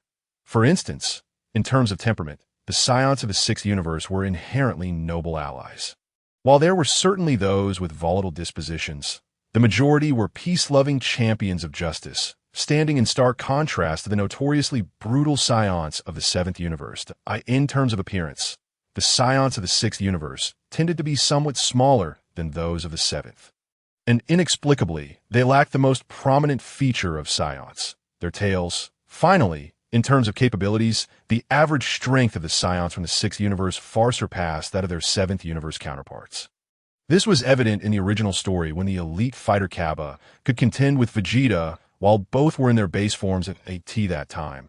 Vegeta was a seasoned warrior, and not transforming into a Super Saiyan did not provide him with a significant advantage over Cabba. Moreover, Cabba's ease in transforming into a Super Saiyan suggested that his innate talent and the S cells within his body were far superior to those of the Scions in the Seventh Universe. These myriad differences piqued Cartes' curiosity immensely. Not long after, a signal emanated from the approaching spacecraft. "We're the Scion Patrol Team, that we have detected unusual activity in this sector of space and have come to investigate. Who are you? Please present your identification promptly." Upon realizing the individuals were Scions, Barfi let out a sigh of relief. Scions were regarded as the embodiment of justice in this universe. After presenting their credentials and briefly explaining the situation without embellishment, they noted the disappearance of Bespin star. However, the Scion Patrol Team showed no inclination to let them go freely, signaling for Cartes' and Barfi's spacecraft to accompany them back to Planet Salad for further investigation. "Cartes, what should we do?" Bulma asked, a hint of concern in her voice. "Let us accompany them. I am eager to meet the Scions of this universe." Cartes replied with a smile that he had no intention of provoking conflict. He merely wished to visit the homeland of the Scions, especially since Planet Salad in the Seventh Universe had long been destroyed. Before long, they beheld a brown planet. "Cartes, shall we descend?" Bulma inquired. Naturally, Cartes nodded. and the two maneuvered their spacecraft toward Planet Salad's surface. Soon, they landed in the spaceport of Planet Salad. As they stepped out of the ship, an extraordinary emotion welled up within Cartes, just as they began to take in their surroundings. A flurry of figures suddenly materialized around them, soaring towards Cartes and Bulma. The newcomers were scions from Planet Salad, each possessing formidable strength, with battle powers exceeding tens of thousands. These scions swiftly landed, dispersing yet subtly encircling Cartes and Bulma. A robust leader stepped forward, inquiring, "Are you the ones responsible for the disappearance of Bastet Star?" Why do I sense that you resemble scions? Just then, another scion approached the leader, visibly anxious, and pointed at Cartes. Cartes noticed that the finger was directed at the tail coiled around his waist. A tail? How can you possess a tail? I am a scion. Of course I have a tail. Cartes replied, playfully swaying his tail. To his surprise, the scions of Planet Salad erupted into a chorus of gasps. A tail. He truly has a tail. This individual claims to be a scion with a tail. He is an anomaly. The leader raised his right hand, shouting, "Salad Defense Force, prepare for battle." In an instant, the surrounding scions unleashed their auras, preparing for combat. Cartes and Bulma were utterly perplexed by the sudden turn of events. "Your Excellency, there seems to be a misunderstanding. We are not your enemies. Impossible. You are anomalies. You must have ulterior motives for coming to Planet Salad," a scion shouted from the sidelines, as they seemed poised to attack. Cartes realized that mere words would not suffice in this situation. Raising his head, a chilling light flickered in his dark eyes, and an overwhelming aura erupted forth like a tempest. Present, Cartes' battle power in his base form exceeded 3 million. He did not need to transform into a super scion to be far superior to these individuals. The scions of Planet Salad lacked the equipment to measure battle power as the scions of the 7th universe did. However, they appeared to possess the same ability to perceive energy as the inhabitants of Earth. Sensing the overwhelming aura emanating from Cartes, the scions displayed expressions of astonishment. Those who initially intended to take action found themselves halting in their tracks. Observing this, Cartes began to retract his energy and remarked, "To be honest, the power I just unleashed was merely a fraction of my true strength." "What? Impossible! Such terrifying power is not even your full extent. We cannot possibly triumph against an opponent of this caliber." Noticing the fear etched on their faces, Cartes felt perplexed and continued, "However, there is no need for concern. I harbor no ill intentions." The leader of the scions furrowed his brow in contemplation and said, "Understood. The Sarada defense team should retreat for now. Captain Miller, everyone retreat. It's evident that this gentleman's energy has been felt by all. Please go and reassure the others to prevent chaos. That I will attend to this gentleman and his companion." "This is an order." Upon hearing this, although the others were reluctant, they complied and temporarily withdrew. Shortly thereafter, Cartes and his companion followed Miller to the palace of Sarada Star. After a brief introduction during their journey, they learned that this scion was Captain Miller of the Sarada defense team. Upon ascending a flight of stairs, they were greeted by the king of the 6th universe scions, Eirik. The moment Cartes laid eyes on King Eirik, a sense of familiarity washed over him. Upon closer reflection, he realized that this individual bore a striking resemblance to Gabe from the original tale, albeit appearing somewhat older. That moment, Miller knelt and reported, "Esteemed King Eirik, these two are the individuals responsible for the disappearance of Bastet Star, and this gentleman is a scion." Upon hearing that one of them was a scion, King Eirik rose and approached Cartes. Examining his tail with a hint of agitation, he remarked that astonishing power must have originated from this gentleman. "Indeed," Cartes replied nonchalantly, maintaining eye contact with King Eirik, showing no inclination to bow, as he considered himself the leader of the scions from the 7th universe, and thus not inferior to the king before him. "May I inquire from whence you hail?" King Eirik seemed uninterested in formalities and asked with curiosity. At this juncture, Cartes felt there was no need for subterfuge. "In truth, we are not from this universe. I am a scion from another universe. And this is Bulma, who hails from a place called Earth." "Earth? It appears to be true, for as far as I know. Our world's Earth should have been destroyed long ago," King Eirik responded, momentarily taken aback. "What? The Earth of this world has been destroyed? Bulma exclaimed in astonishment. King Eirik nodded. Yes, I have heard that the planet self-destructed due to war before it could develop a civilization capable of space travel. Thus, it seems that there are no Earthlings left in this world. Bulma appeared utterly bewildered. Cardus then inquired, Mr. Eirik, you seem quite tense upon seeing my tail. Is it possible that there are scions with tails in your realm? I had assumed that the absence of tails was due to interstellar differences. No, I have heard that long ago, the scions of Sarada Star all possess tails. However, due to a certain incident, all scions ultimately relinquished their tails. What incident? Cardus asked with curiosity. This is a legend that has been passed down on Sarada Star. King Eirik chuckled. It is said that in ancient times, all scions had tails, but one day, a peculiar scion suddenly appeared and disrupted the peace of Sarada Star. Who was this individual? Cardus inquired, frowning. His true identity remains unknown, only to be found in the oldest texts of Sarada. King Eirik said gravely he devised a peculiar technique that gradually transformed the scions of that era.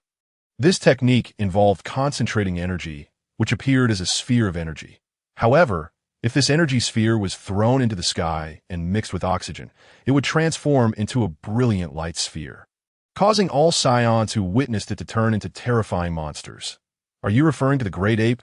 Bulma interrupted. King Eirik paused, then nodded with understanding. Indeed, the great ape. It seems you are familiar with it. Bulma, perplexed, remarked, but scions only transform into great apes upon seeing a full moon, right? Was there no moon on Sarada Star? Cardus suddenly interjected.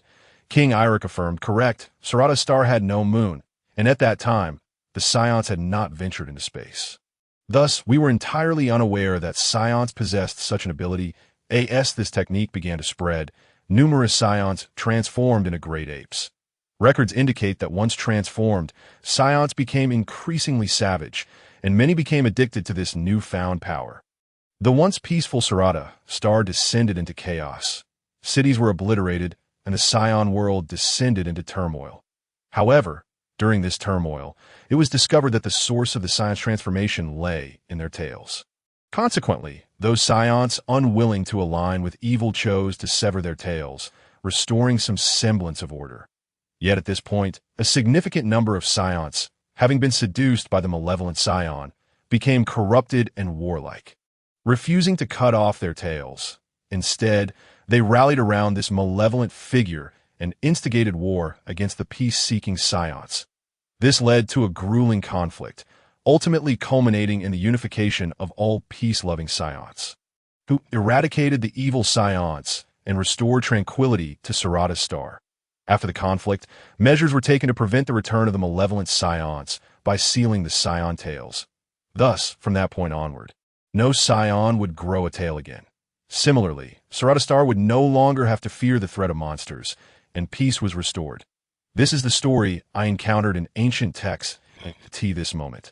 Cardus fell into silence, as King Eirik's tale evoked memories of a legend regarding the origins of the scions.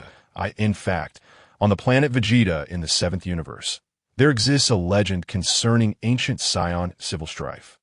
However, unlike the 6th universe, where the internal conflict ultimately reached a successful resolution, the scion discord in the 7th universe resulted in the loss of their homeland, Sarada, forcing them to migrate to the planet now known as Vegeta.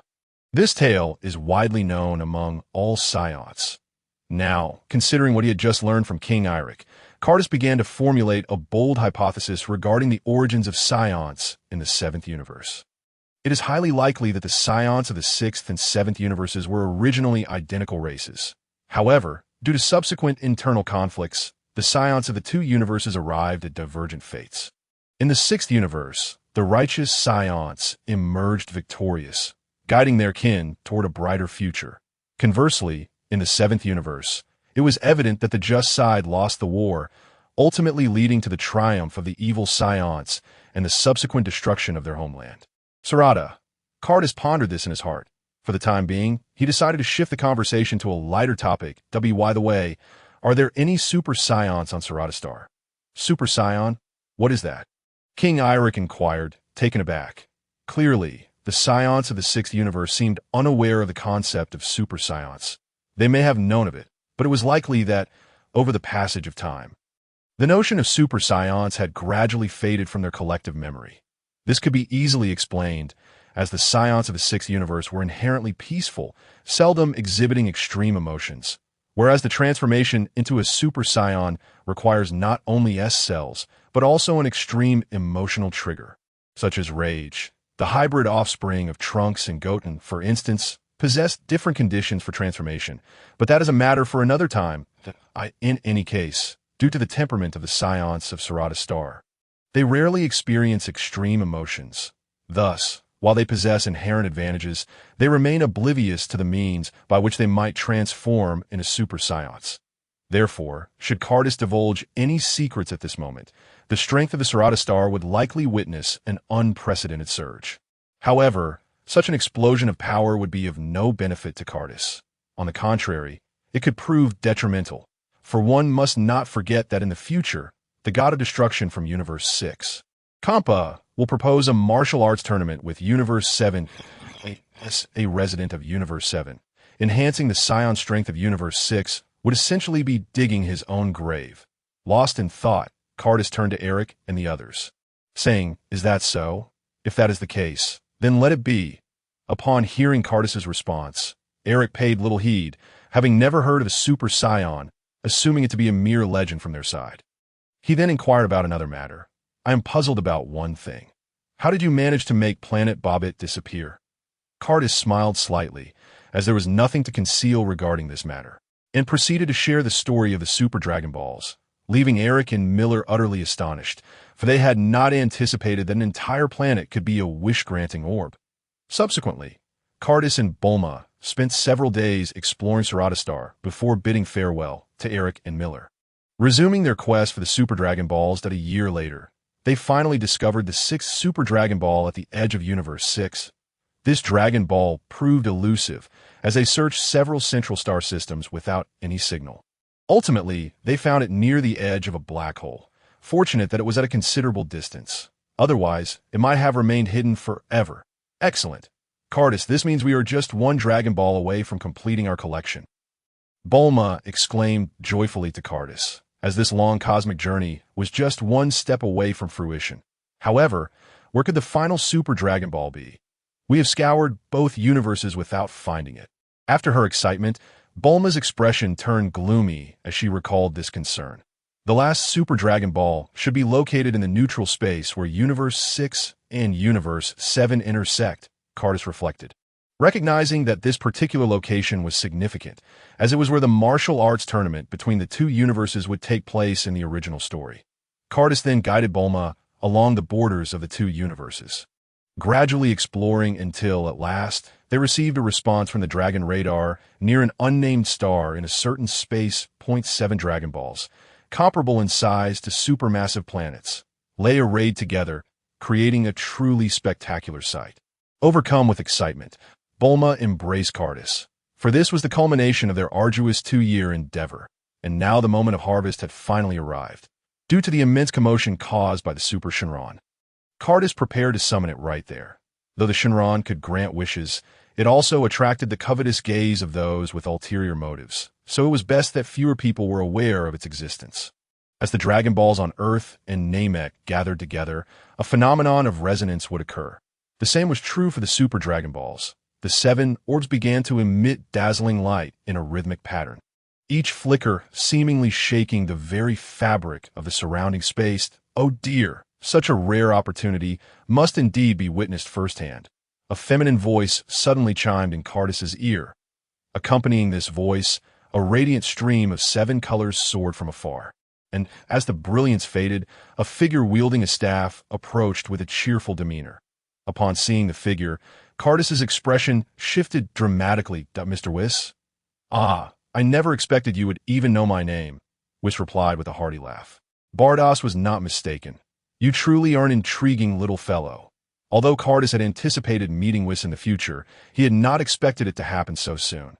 However, noticing that Whis was alone, he deduced that the god of destruction, Beerus, must still be asleep. In contrast to Cardus's composure, Bulma appeared anxious at Whis's arrival. "Fear not, young lady. I am not a villain," Whis assured, taking a couple of steps closer to Cardus. I merely came to see this interesting individual my sister mentioned. That he continued. I must say she was right. It is indeed fascinating to see a scion who is cultivated to the 5th level of divinity and mastered the instant transmission technique that is typically reserved for higher deities. Had I not witnessed it myself, I would scarcely believe it. Whis spoke lightly, a hint of delight gracing his features at Mr. Whis. Have you been monitoring me? Cardis inquired with a frown. Of course not. I merely received a notification when you retrieved the Super Dragon Balls. Whis reassured him. Well then, Cardis mused, feeling no apprehension that Whis would harbor any ill intentions toward him. As the angel race must maintain neutrality, that Whis's tone had initially seemed frivolous. But his next statement left Cardis and the others wide-eyed. So, you are Cardis? Would you be interested in becoming a candidate for the God of Destruction? A candidate for the God of Destruction? Bulma was still unaware of what that truly entailed. Yet Cardis understood that a God of Destruction was, for all intents and purposes, the most powerful deity within this universe. Even though Beerus appeared to be in fine form, seemingly far from retirement, the prospect of becoming a candidate implied that one was already on the threshold of divinity, with limitless potential ahead. However, being a God of Destruction meant treading the well-worn path of predecessors, while Cardis aspired to forge his own unique journey, one that had never been traversed before. Cardis then replied, Mr. Whis, I appreciate your invitation, but I believe it is premature. I have only lived for 20 years, and in terms of strength, I still fall significantly short of Lord Beerus. Upon hearing this, Whis chuckled. I never imagined someone would decline an invitation to become a deity. Mr. Whis, you misunderstand, Cardis exclaimed, fearing he might offend Whis. Yet Whis raised a hand to signal him to calm down. Mr. Cardis, there is no need to be anxious. I can understand your perspective. In truth, it is a bit early for my invitation. However, I believe that with your future accomplishments, you stand a great chance of reaching the level of a God of Destruction. To be why that time, I can extend another invitation. Nevertheless, if you wish to enhance your divine power sooner, you are welcome to seek my assistance. I can offer you guidance. With that, Whis handed Cardis a button. This item was familiar to him, as Whis had provided a similar one to Bulma in the original story. Allowing her to contact him at any time, I shall not interrupt your wish-making, Whis remarked, his interest piqued by the 7 Super Shenron. Taking a deep breath, Cardis prepared to summon the dragon, loudly proclaiming, Come forth, Shenron. I wish to make a wish. Whis regarded Cardis with mild surprise. Not expecting this scion to comprehend the sacred language of the gods, I asked that a wish directed at the Namekian dragon? Cardis explained. Whis nodded in understanding. Just then, a roar reminiscent of an ancient dragon echoed across light years of space. A dazzling golden light erupted from the 7 Super Dragon Balls within this blinding radiance. The majestic form of the Super Shenron emerged, a colossal dragon adorned with wings, exuding a divine luminosity that starkly contrasted with the Shenron of Earth and the Namekian dragon, descending before the two. However, rather than immediately responding to Cardis's call, the divine dragon suddenly opened its maw and swallowed both Cardis and Whis. Witnessing such a scene is always breathtaking, Whis remarked in awe. Mr. Whis, have you encountered the Super Shenron before? Cardis inquired with curiosity. Indeed, but that was a long time ago, Whis replied, offering no further elaboration. Cardis then refocused his attention on the Super Shenron. Inside the dragon's belly lay a wondrous space, filled with vibrant, kaleidoscopic sights. Shortly thereafter, the manifestation of the Super Shenron appeared within this realm. Although it could not compare to its external form, this avatar was already hundreds of times larger than the Namekian dragon. After a resounding dragon's roar, the magnificent Shenron lowered its colossal head, its 2 crimson eyes fixated upon Cardis, exuding an overwhelming aura of pressure. Gatherer of the 7 Dragon Balls, articulate your wish. The voice of the Super Shenron reverberated, deafening all who heard it, causing a buzzing sensation in their ears. So immense! Bulma exclaimed in astonishment, gazing at the Super Shenron, which rendered the Earth-S dragon appear as a mere toy in comparison. Cardis clasped his ears and let out a bitter smile, then spoke in the divine tongue. Dragon, I desire the ability to create Dragon Balls.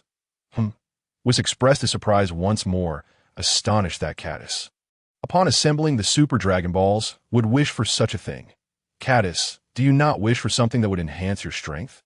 Even if the Super Shenron can fulfill your desire, the Dragon Balls you create shall not possess the same powers. I am aware, Caddis replied, but strengthening myself relies on my own efforts. Possessing the ability to create Dragon Balls is far more intriguing, T smiled, concealing a thought that lingered unspoken. As an ardent fan of Dragon Balls, who would not have once dreamed of wielding the power to conjure them, granting wishes at will? The exhilaration would be unparalleled.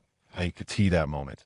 The Super Shenron emitted another dragon's roar and then opened its enormous maw. This wish is quite simple. No sooner had the words left its lips than its gigantic eyes radiated a brilliant golden light that shot straight towards Caddis. A wondrous sensation surged through Caddis's body in an instant. At that moment, his mind was flooded with the intricate knowledge of creating Dragon Balls, as if it were an innate ability. Your wish has been granted. With another dragon's roar, the colossal golden dragon shimmered with a golden light before transforming back into 7 gigantic Super Dragon Balls, rapidly dispersing in all directions.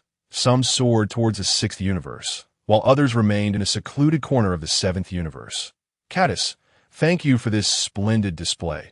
I must take my leave.